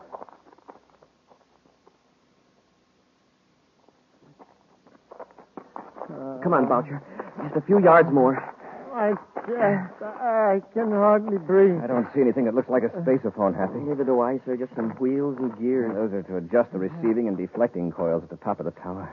You mean we can't call for help after coming all this way? I'm afraid not. Then what good is this monstrosity? We'll all die here under the tower. Look, Boucher, lie down and rest a minute and keep quiet. Sir, by looking at the coils, can't we tell the direction to take to Lowell City? Yes, but it's straight across those poison lichens. Now, wait a minute.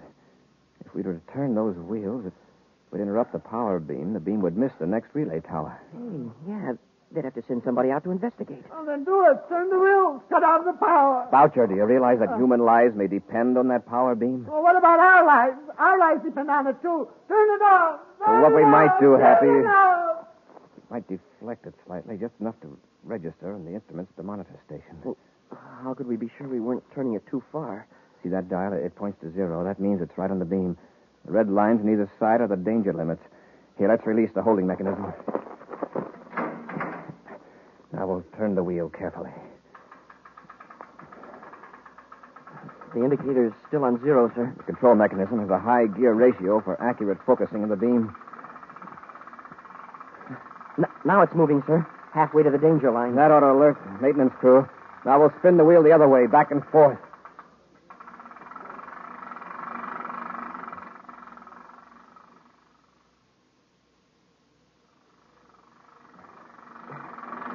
Want me to take over again, sir? You must be tired. All right, Happy. Thanks.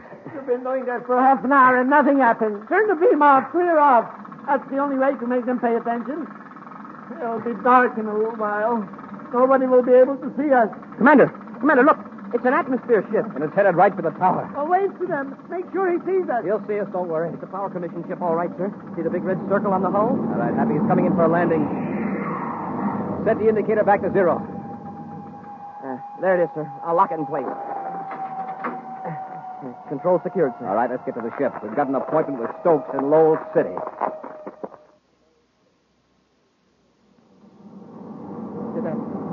I told you and the commander how you can pick up Stokes and the man who's going to buy the design. They will go on my record one day. Oh, sure, but I'm afraid it's a little late now to start thinking about getting off easily. Happy, I just talked to Lowell City Space Control and the pilot's spacer phone. They're putting a guard around Stokes' ship in case he tries to blast off. Fine. When do we get to Lowell City? In a couple of minutes. We'll turn Boucher over to the spaceport guards and go after Stokes and Star.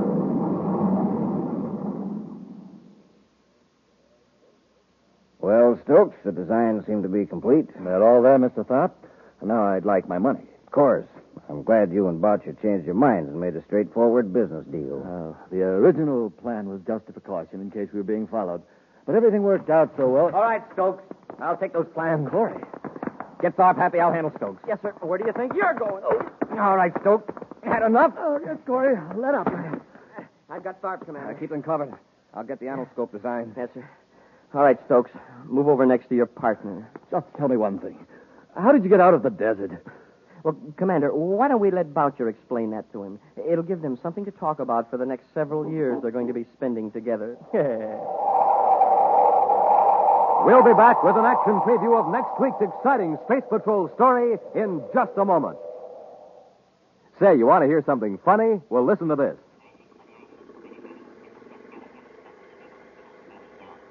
That's a word scrambler, gang. A machine that scrambles secret messages sent by space patrollers over the spaceophone.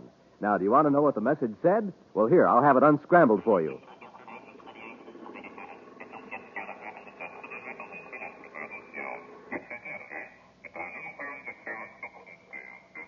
To get supercharged, eat a good breakfast with Instant Ralston.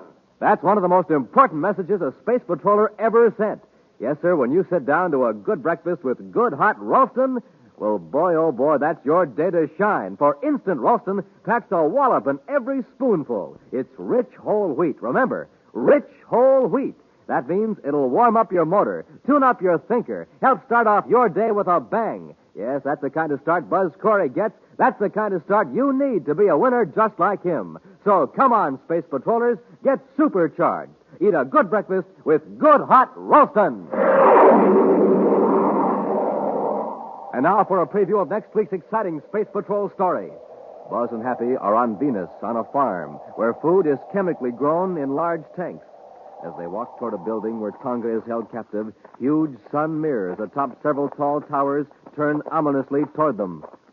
Smoking rockets, Commander. It's really getting hot all of a sudden. Yes, waves of heat. Even for Venus, this is unusual. Oh, my eyes.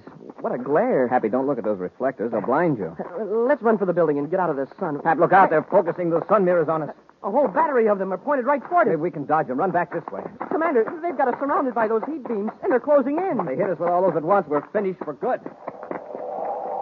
Be sure to be with us next Saturday for the exciting story, The Space Shark, when wheat checks, rice checks, and good hot Ralston again bring you Space Patrol!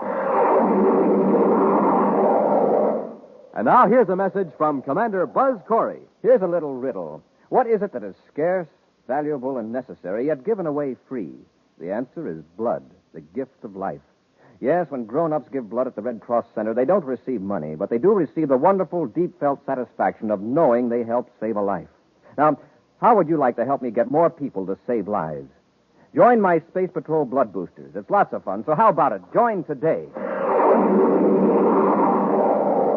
Space Patrol, an original Mike Moser production starring Ed Kemmer as Commander Corey and Lynn Osborne as Cadet Happy, was written by Lou Houston and directed by Larry Robertson.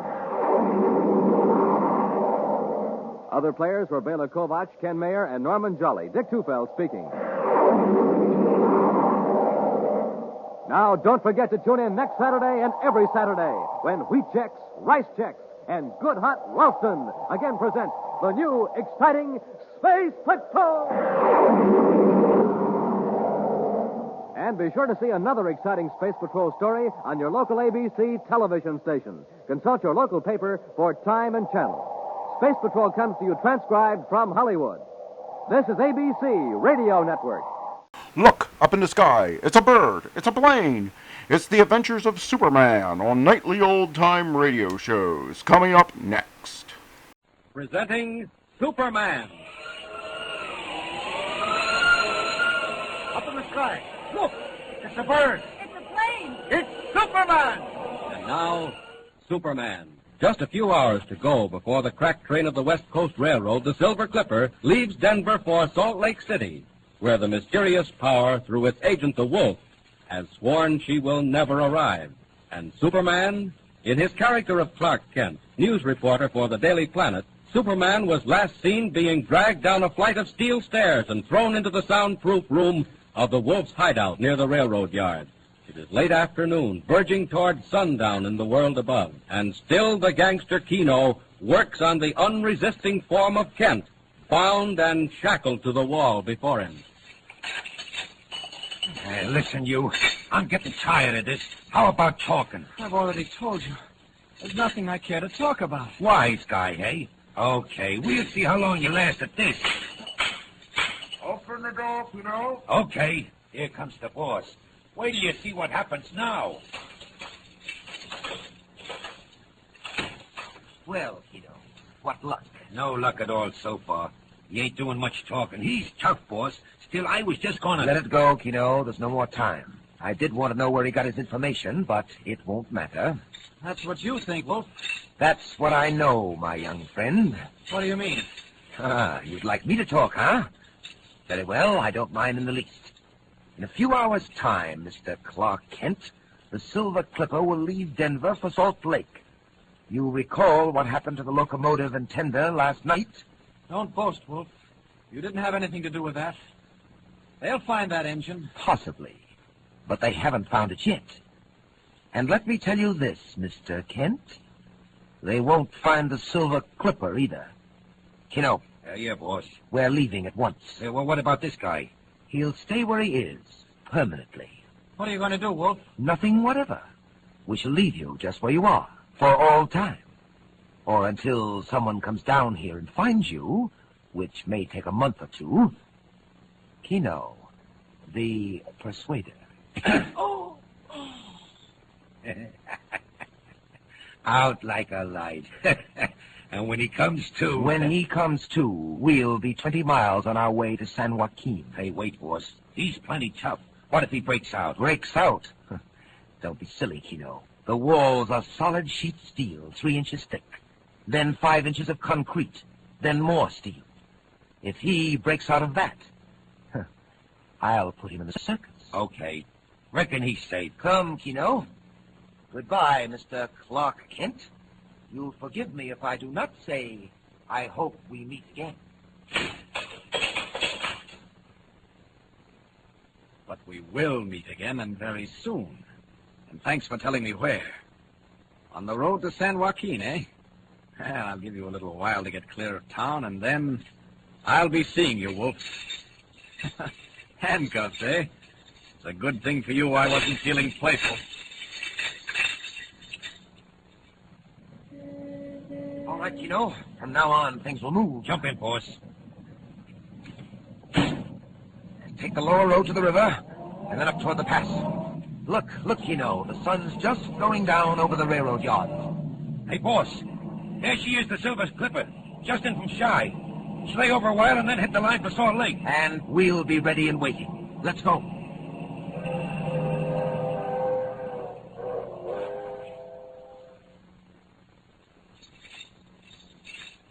"20 minutes.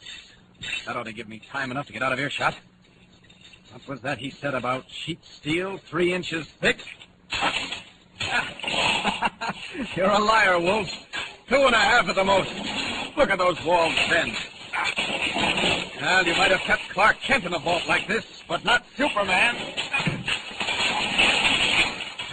There goes the concrete. And still more steel. Well, I'll just put my foot through that.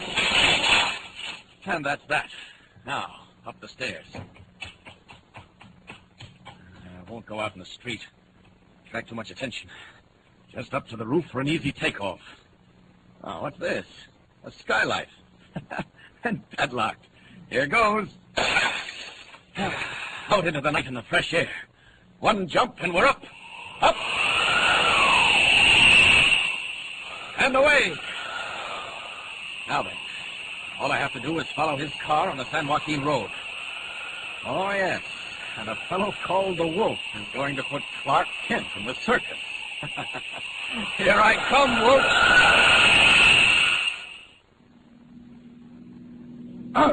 Hey, which way you going, will you, boss? Take it easy, Kino. In a moment, we'll be at the crossing of the San Joaquin River. Do you know where that runs? Sure, down through Schooner Canyon Lake to the dam at Wallkill. And do you know how Schooner Canyon got its name? Who cares? Oh, it's interesting, Kino.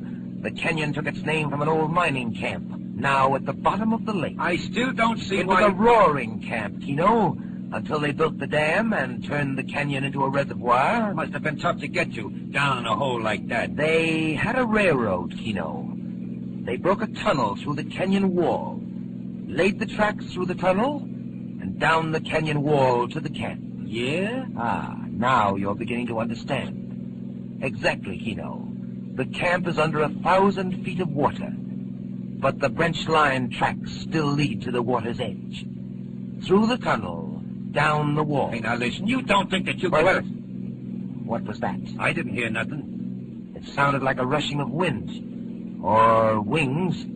High over our heads. Chicken hawk. At night? Well, I don't hear it now, whatever it was. Hey, what about the canyon? Well, Kino, that's where that spare engine went last night. Into the lake? Right into it, Kino.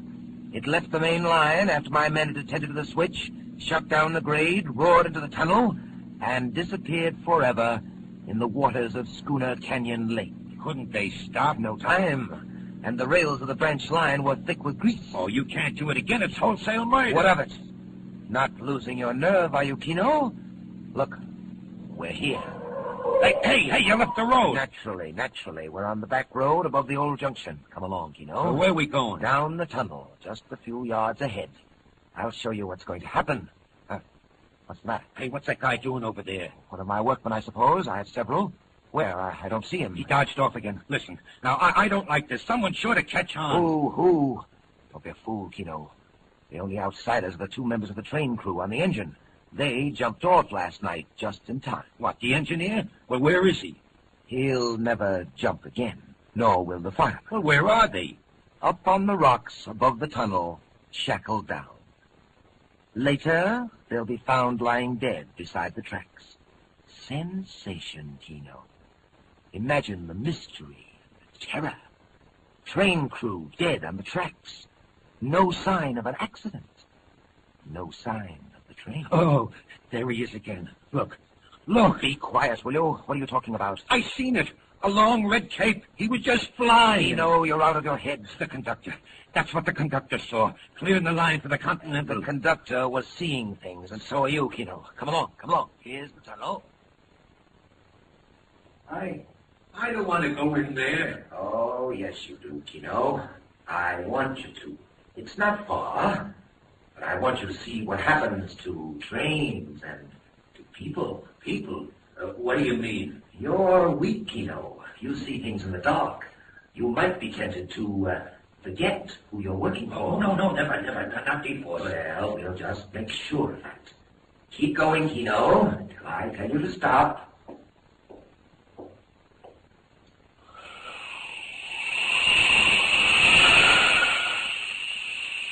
The devil. The cold, inhuman devil. Giving himself away this time. I'll find those 2 Finmen. They're just the evidence we need. Where are they? Quick. Above the tunnel. Good thing I can see in the dark. And through rocks. Huh, there they are. Chained down to die. But they won't die. Not this time. They'll be the witnesses that hang you, Wolf. It's all right. All right, I won't hurt you. Gotta break those chains. There. Now, one under each arm. I'll find a ranch house and drop them at the door. They won't know what's happened. Think they crawled there. And then back to get the police. Up! Up!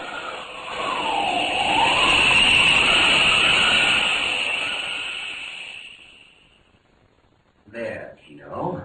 We're at the end of the tunnel. Look down the canyon. Gee, it must be 1,000 feet across. And would you like to know how deep? 300 feet down to water, and 1,000 feet more after that. Yeah.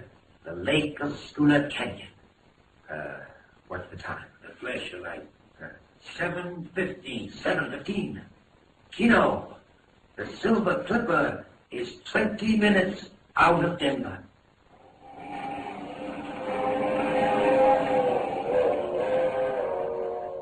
"20 minutes out of Denver, roaring up the Rockies to the crossing at San Joaquin. The cracked streamliner of the West Coast Railroad rushes through the dark at 80 miles an hour, destined for a watery grave at the bottom of Schooner Canyon Lake.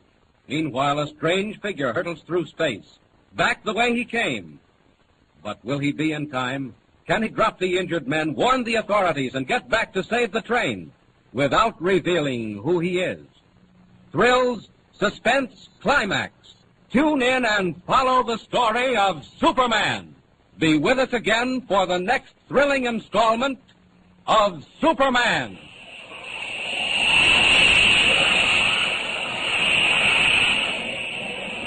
Up in the sky. Look! It's a bird. It's a plane. It's Superman.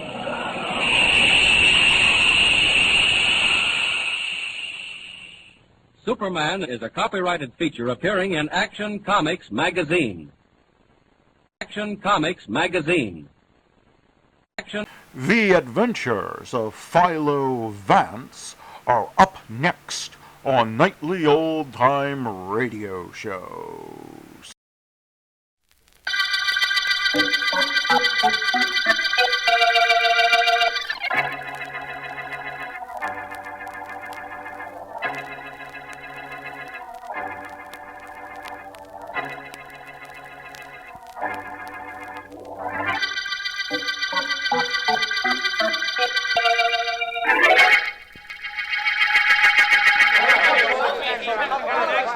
Listen to me, men. Please, listen to me. I don't have to stand here on a street corner and talk to you. Nobody pays me to do it. Okay, then what are you doing? Because I'm a citizen. I'm a citizen the same as all of you, and I want you to know the same things I know about Jonathan Graves and his political gang who is trying to steal your votes. They're crooked men, completely crooked. They're in politics for their own personal good, not the good of the community. That's right. Now, be sure you remember that when you go to the polls election day. That's all I've got to say. Thanks for listening. Wait a minute, Masters. I want to talk to you. Oh, it's you, Graves. What could you have to say to me? That was quite a speech you made. Thank you. You seem to be able to influence people very nicely. Well, I read that book you've heard about. Don't get cute, Masters. You're a very honest, upstanding young fellow, and I'm sure we could use you in our organization. What you mean is you could use me so that I don't fight against your organization. That's your interpretation. Of course, there is an element of logic in it. The truth is that if you keep up these street corner talks, you're going to get a lot of people disliking us. That's the best news I've had all day. So long. Wait a minute, young fellow. Don't be in such a hurry to get away. It might be very valuable to you to stick around and listen a few minutes. I doubt it. The only thing I'd consider valuable would be if you and your crooked colleagues withdrew from the election. No, we can't do that, my boy. You know that. We've got too much at stake. It's cost us a lot of money to build up our candidates. We can't just withdraw them just like that. In that case, we've nothing to talk about. Oh, but we have. We have something to talk about that should be very near and dear to you. You. What about me? You have your choice at the moment, Masters. A choice of being a quite wealthy, silent young man. Or a very definitely dead one.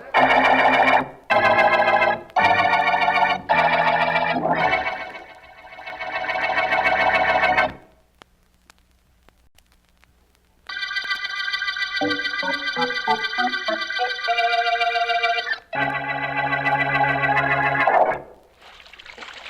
on in, Eddie. Water's fine. Well, move over. Give the guy room to dive. Okay. You want all the water in this pool for yourself? Hello, boy. Welcome to Poolville, Eddie, old pal. I'll race you to the end. No, Bill, I just as soon splash around a little. Relaxes me better. Whew. Little tightened up from those street corner talks you've been making, huh? No, not particularly. And incidentally, I'm getting results from him. Old man Graves is a little worried about my activities. He heard my speech this morning. Well, don't stop, Eddie. This town will go on the rocks if Graves and his gang get in. No, and I know it. Only that isn't what's really bothering me. What? What is? Do you remember Joe Cates? Yeah, vaguely. Why? I'm worried about Joe. He doesn't like me. He doesn't like you because his girl does. That's nothing, Eddie. Lots of guys have fallen in love with another guy's girl. Come on, let's make the end of the pool. What? I'll give you a couple of yards start. Well, I'll swim there with you, but let's not race. Okay.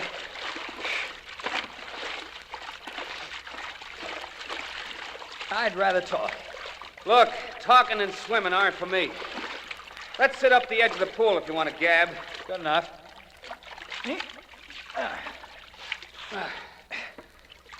Okay.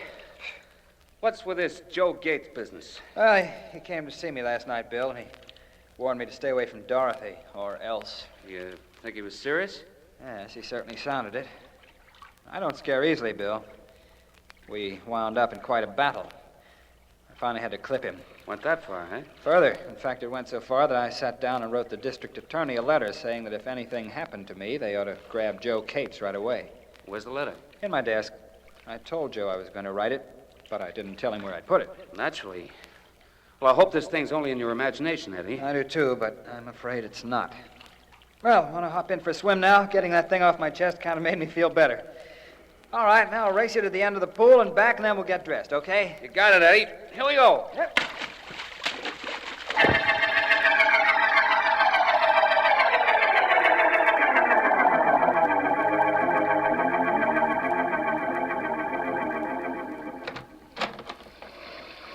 Wow, look at it come down, Eddie. Bad. I guess old Joe Pluvius didn't think we got wet enough in the pool. Probably. Lucky I don't live very far. Wait with me out here, and I'll get a cab and drop you off. No, by the time you get a cab, I'll be home in bed. All I have to do is walk to the corner, turn it, and I'm practically on my front doorstep. Lucky you. Yeah. Okay, Eddie, I'll be seeing you. And don't worry about Joe Cates. I'll try not to. Hope you get that cab in a hurry. Thanks. Night. Night.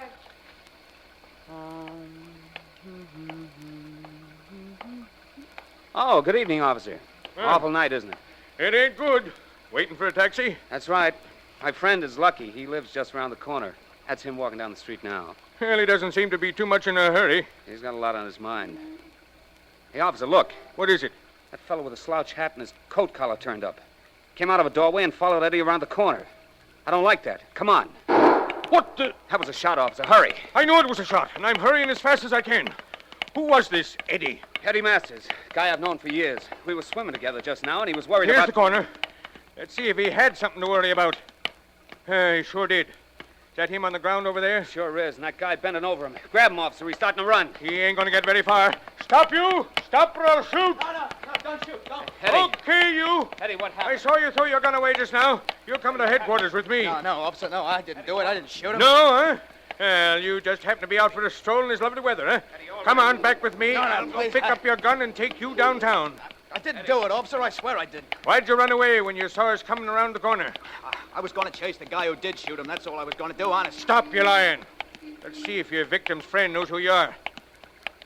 How is he, my boy? He's dead, officer. That's what I thought.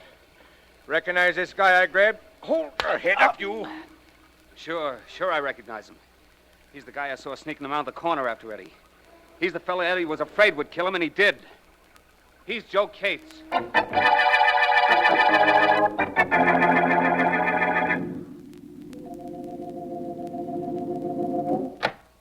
Hello, Miss Morgan. Oh, Mr. Vance, please come in. Thank you. Is Mr. Markham in? He's in his private office. He's been trying to reach you. Yes, I know. I phoned my office and they gave me the message. Is that you, Vance? That's right, Markham. Please come in here, will you, Vance? Well, the command of the district attorney permits no pleasantries between you and me, Miss Morgan. Excuse me. Of course. Hello, Markham. How are you, Vance? Fine, thank you. And you? I'm not sure. Sit down, won't you, Vance? Yes, thanks. I have something on my mind, something important. Of course. Does it have anything to do with the trial you're conducting? Everything. Vance, I left that courtroom today knowing definitely I can get a conviction in the state's case against Joe Cates. And that bothers you? Yes. Every bit of evidence points to Cates being the killer. Yet when we adjourned today, for the first time in my life, I was sorry that I'm the district attorney. Well, this sounds serious, Markham. Tell me about it. I'll tell you as much as I know.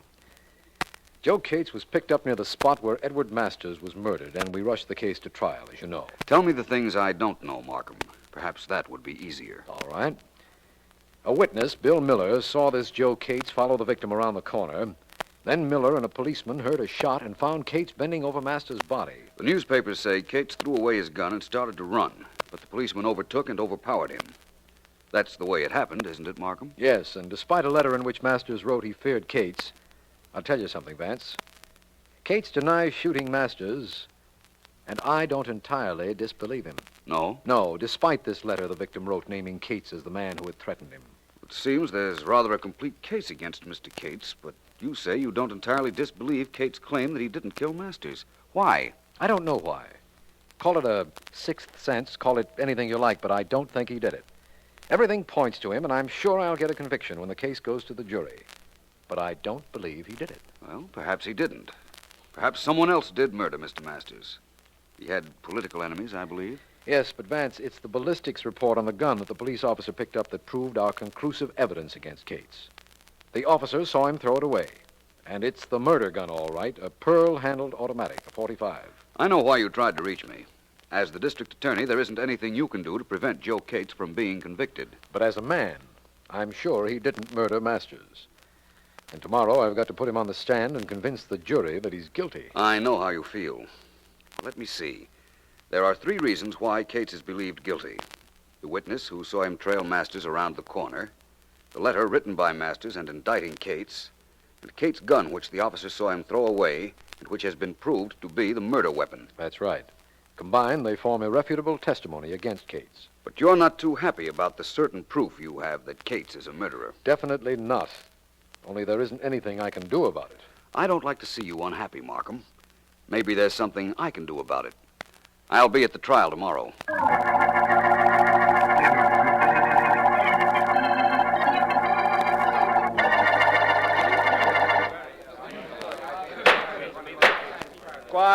Quiet in the courtroom, please. Continue with your interrogation of the witness, Mr. Defense Attorney. Thank you, Your Honor. First, I'd like him to identify this photograph. Excuse me. May I? Pardon me, please. I've saved a seat for you, Mr. Vance. Here. Thank you, Miss Morgan. Well, how is Mr. Markham doing? Wonderfully. He can't miss getting a conviction. The defense attorney is questioning the main witness now, but it won't mean a thing. Listen. Now, the photograph you just looked at, Mr. Miller, shows the scene of the crime, Blake and Daggett Streets, and includes the spot where you were standing. Is that correct? That's right. Now, you say you saw a figure whom you identified as Joe Cates turning the corner after the victim, Mr. Masters, had passed. That's right.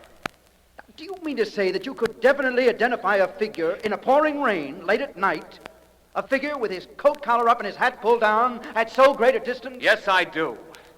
I'm positive it was Joe Cates. The street lights were bright enough for me to see him. I even knew what color suit he was wearing under his coat. I could see the color of his trousers. That's how bright it was. That's all. Your witness, Mr. Markham. No questions. See what I mean, Mr. Vance? Mr. Markham has a cinch in this case. So it appears. Your Honor, I wish to call back upon the stand my client, Mr. Cates. Very well. Mr. Cates, please. Will you take the stand? Yeah, I'll do it. Okay, now what? Mr. Cates, the state declares that a police officer seized you a short distance from where Mr. Masters' body was found lying on the ground. Well? A witness, Mr. Miller, says he saw you turn the corner shortly after Mr. Masters had passed. That's right, I did turn the corner. I was following Masters to protect him. From what? I knew he was in danger. I knew I'd be blamed. I was following him to see that nothing happened to him. Mr. Cates, a police officer says he saw you throw your gun away. Is that true? Yes, I did throw my gun away. I didn't want to be caught with it on me. The state says that gun the officer picked up, the one you threw away, killed Edward Masters. I know. I've heard it a dozen times, only I can't help what the state says. All I know is I didn't do it.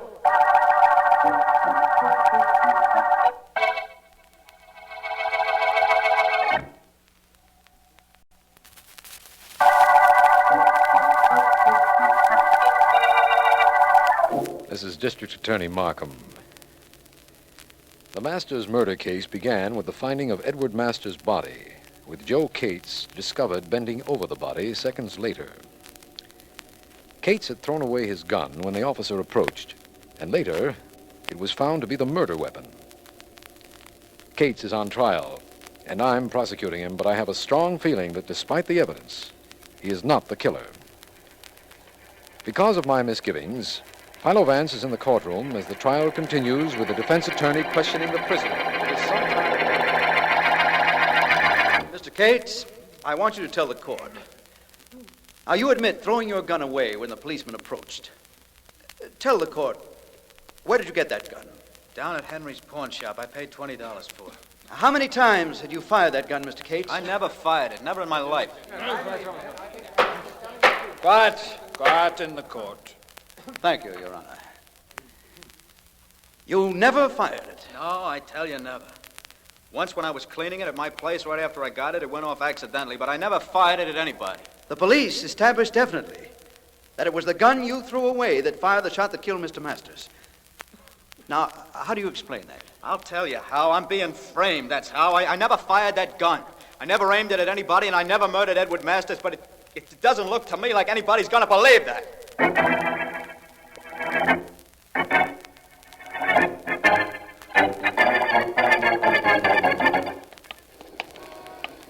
Well, this is Henry's pawn shop, Vance. Do I go in with you? No, Markham, please. I want to do this alone if you don't mind. Wait for me, will you? Of course. After the trial this afternoon, I don't mind being alone, believe me. The trial isn't over yet, Markham. Tomorrow's another day. And by tomorrow, we may have some hope for Cates. I hope so, Vance. I won't be long.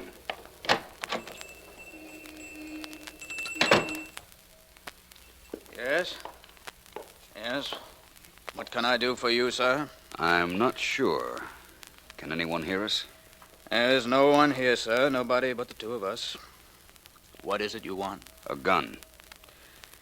I'm sorry, sir. Guns do not sell. If you have something to pawn, I'll gladly look at it. If you wish to purchase something, I'll gladly sell it. Except guns. Guns I do not sell. I've got a lot of money. Money wouldn't help me if I went to jail. A lot of money, you say? That's what I said. What kind of a gun? How much do you want for a .45 automatic, pearl-handled? With a pearl handle, it will cost you $100. Without, it's less. How much less? I have a foreign pistol for $20. I have them for any price over that.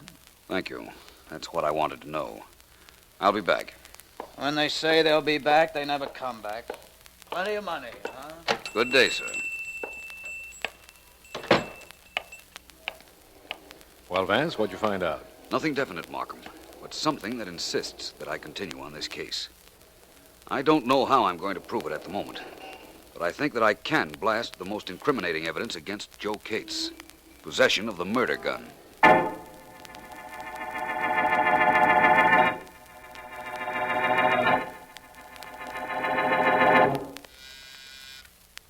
Yes, Miss Burke? There's a Mr. Akins to see you, sir. Who?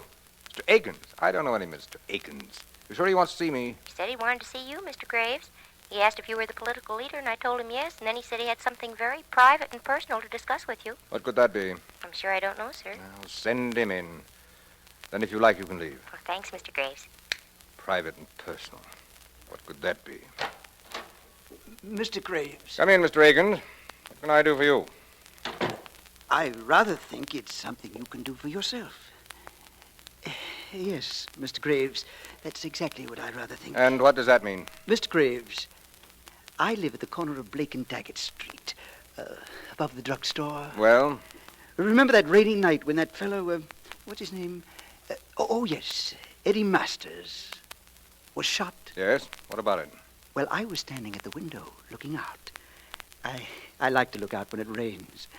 I think streets are prettiest when it's raining. Forget the streets. What's on your mind? Well, my windows face the corner where Masters was shot. And I saw who shot him. I'd rather think it was you, Mr. Graves. I've seen your pictures in the papers often. Yes, I'd rather think it was you. Oh, you do, huh? Oh, yes. I was going to mention it to my wife, but I said to myself, no, I said, I'm going to see Mr. Graves himself. I'm sure he'll give me something for not saying anything about this to anybody. You see, I was rather sure you would. You were. You were sure you were going to get something to keep your mouth closed. I was rather certain of it. You're going to get something to keep it closed, all right? Keep it closed for good. Oh, no. No, please.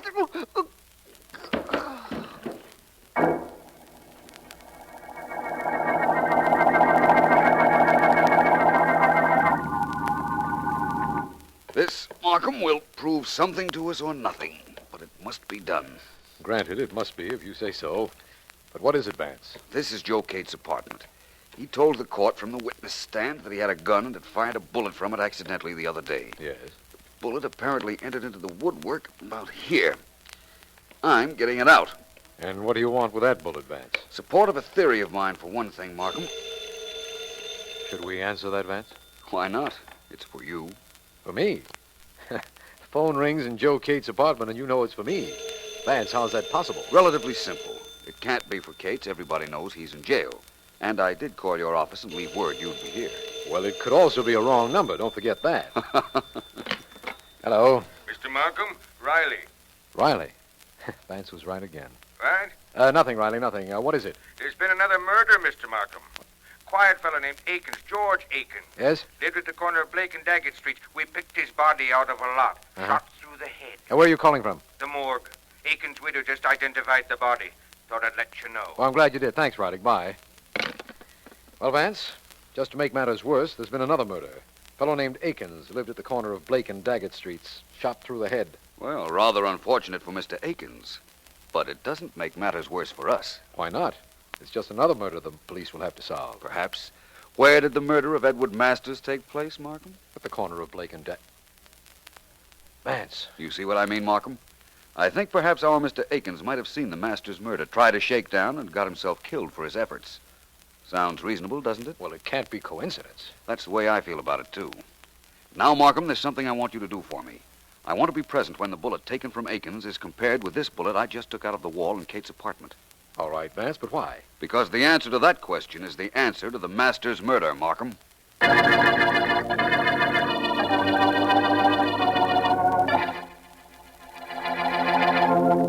Okay, Mr. Vance, I've looked. No doubt about it. The two bullets are identical. Thanks, Riley.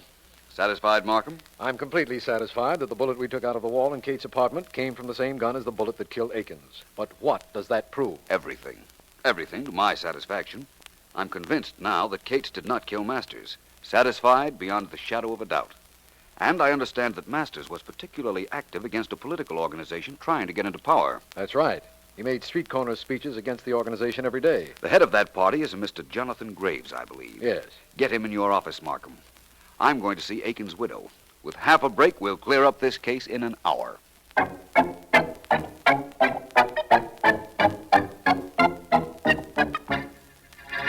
I'm a busy man, Markham, a very busy man. What's the idea of getting me down here to your office? Well, to tell you the truth, Mr. Graves, it's Philo Vance's idea. Vance? Well, if it's his idea, where is he? On the way here, I hope. He went to see the widow of that fellow Akins, the one whose body the police picked up a little while ago. What's that got to do with me? I'm afraid Vance will have to tell you that when he gets here. I'm here to tell Mr. Graves right now. Thank you, Markham, for getting him here. If you're Vance, don't thank him for getting me here. Thank me for coming. My thanks to both of you. Mr. Graves, I've just come from seeing the widow of George Akins. So Markham was telling me. She told me a rather strange thing. She said that her husband was going to see you just before he was shot. Maybe he was. He never got to my office, though. That's still stranger. The young lady in your office told me that she showed Akins in to see you. That's the reason I was delayed, Markham.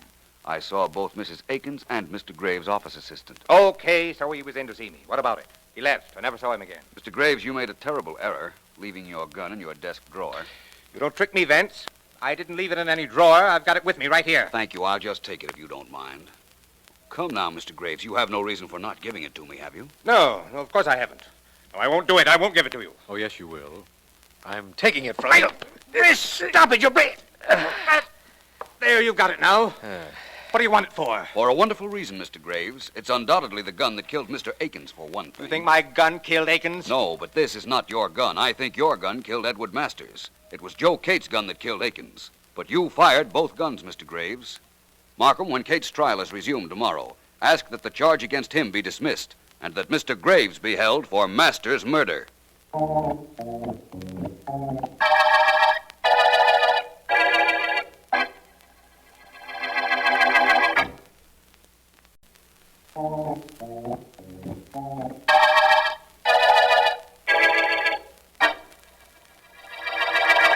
Vance, would you explain to me about the murder gun? That's what's been bothering me. It will bother you no longer, Markham. The gun that killed Masters was a pearl-handled automatic, right? That's right. Cates' gun, the one that he bought from the pawnbroker, was a foreign pistol. Cates told me he paid $20 for his gun. You can't buy a pearl-handled automatic for $20. Oh, I see now. The police officer picked up the murder gun, all right, but it wasn't the gun Cates threw away. That the murderer himself came back to find after the crowd had dispersed. Give me that slowly, will you, Vance? Please? Certainly. Cates threw his gun away when the policeman arrived. Yes. The murderer, Graves, saw him do it. Uh-huh. Graves had previously thrown his gun away when he was running with Cates after him. Oh, I see now. Graves came back to pick up Cates' gun and keep it. Keep it until he had to use it to kill Mr. Akins. Uh-huh. Apparently, my idea as to why Akins was killed was correct. He saw Graves kill Masters. I don't see why Graves didn't get rid of Cates' gun after he picked it up. No reason for him to, Markham. That gun hadn't killed anyone until he himself used it on Akins. Then he didn't dare get rid of it because if it were ever proven that it was Cates' gun, Cates would be absolved of the murder of Masters and the real murderer sought. This has really been a beauty, hasn't it, Vance? Every possible element seemed to point to Cates as Masters' killer. But you found a way of breaking all of them down.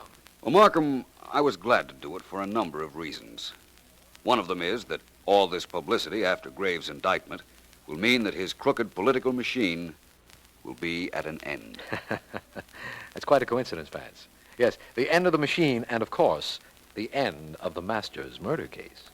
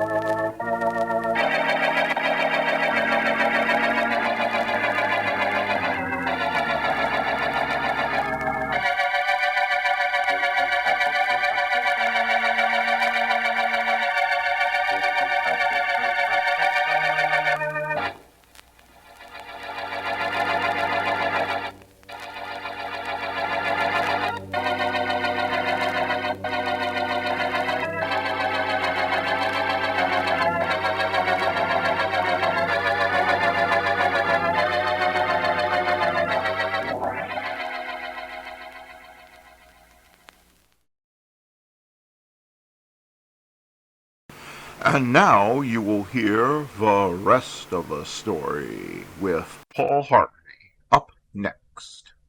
Now, the rest of the story. It was a warm afternoon in the early spring of 1931, Chattanooga, Tennessee. 3,000 fans sat in the ballpark bleachers eagerly awaiting the exhibition game between their local team, the Chattanooga Lookouts, and the New York Yankees. For the Yankees, this was the age of the big guns, Gehrig, Ruth. No one really expected the Lookouts to win unless the local team's owner, Joe Engel, could produce a miracle. And there was a shortage of miracles for just about all Yankee opposition in those days. Though just this once, the Chattanooga Lookouts had a secret weapon, a pitcher named Jackie, 17 years young. Now, I should mention that Jackie was not officially a team member of the Lookouts, was in fact still on the roster of a smaller team in Chattanooga where the young athlete was discovered. But so outstanding was the teenage hurler's record on that other team that an exception was made. So this would be Jackie's big league debut. The manager of the Lookouts, Raw Meat Rogers, they called him, had it figured this way. He would use the team's star pitcher, Clyde Barfoot, as their starter. If the going got rough, Rogers would take out Barfoot and send Jackie to the mound. Well, the going got rough in the first inning. The first two Yankee batters reached base. Next up were Babe Ruth, Lou Gehrig, and Tony Lazzeri. So lookout pitcher Barfoot was pulled, and just like that, 17-year-old Jackie was in the game. The young Chattanooga fans cheered especially loudly as Jackie walked calmly onto the field. Then at once the ballpark was silent. Jackie's first pitch was cautious, high and inside on purpose. The mighty Babe remained poised in his famous stance. Ball one. The second pitch was a fast curve breaking waist high. Babe swung, missed. 1-1. The third pitch was a fastball shoulder high, another swing from the great Bambino, and another miss. Strike two. The crowd went wild. Certain that Ruth would look for another high inside pitch, Jackie unleashed a fastball straight down the middle. Babe fell for it, did not swing. Strike three. Jackie had struck out the Sultan of SWAT. Before the joyous din from the stands could diminish, Lou Gehrig was standing at the plate, and Jackie struck him out, too. After walking Tony Lazzeri, the lithe young pitcher was retired for the afternoon. Enough excitement for any fledgling superstar. So how come you never knew about Jackie's big league debut, April 2, 1931? Well, at least in part because there was no big league career to follow it up. Now, did the Yankee sluggers really give it their all that day? We've no reason to assume they did not. So the promising young pitcher just arrived at the wrong time. In 1931, there was no room in the majors for someone like Jackie Mitchell. But do you think even today, or ever, some big league team would welcome aboard a 17-year-old girl? That's right, a teenage girl struck out Lou Gehrig and Babe Ruth. And now, you know the rest of the story.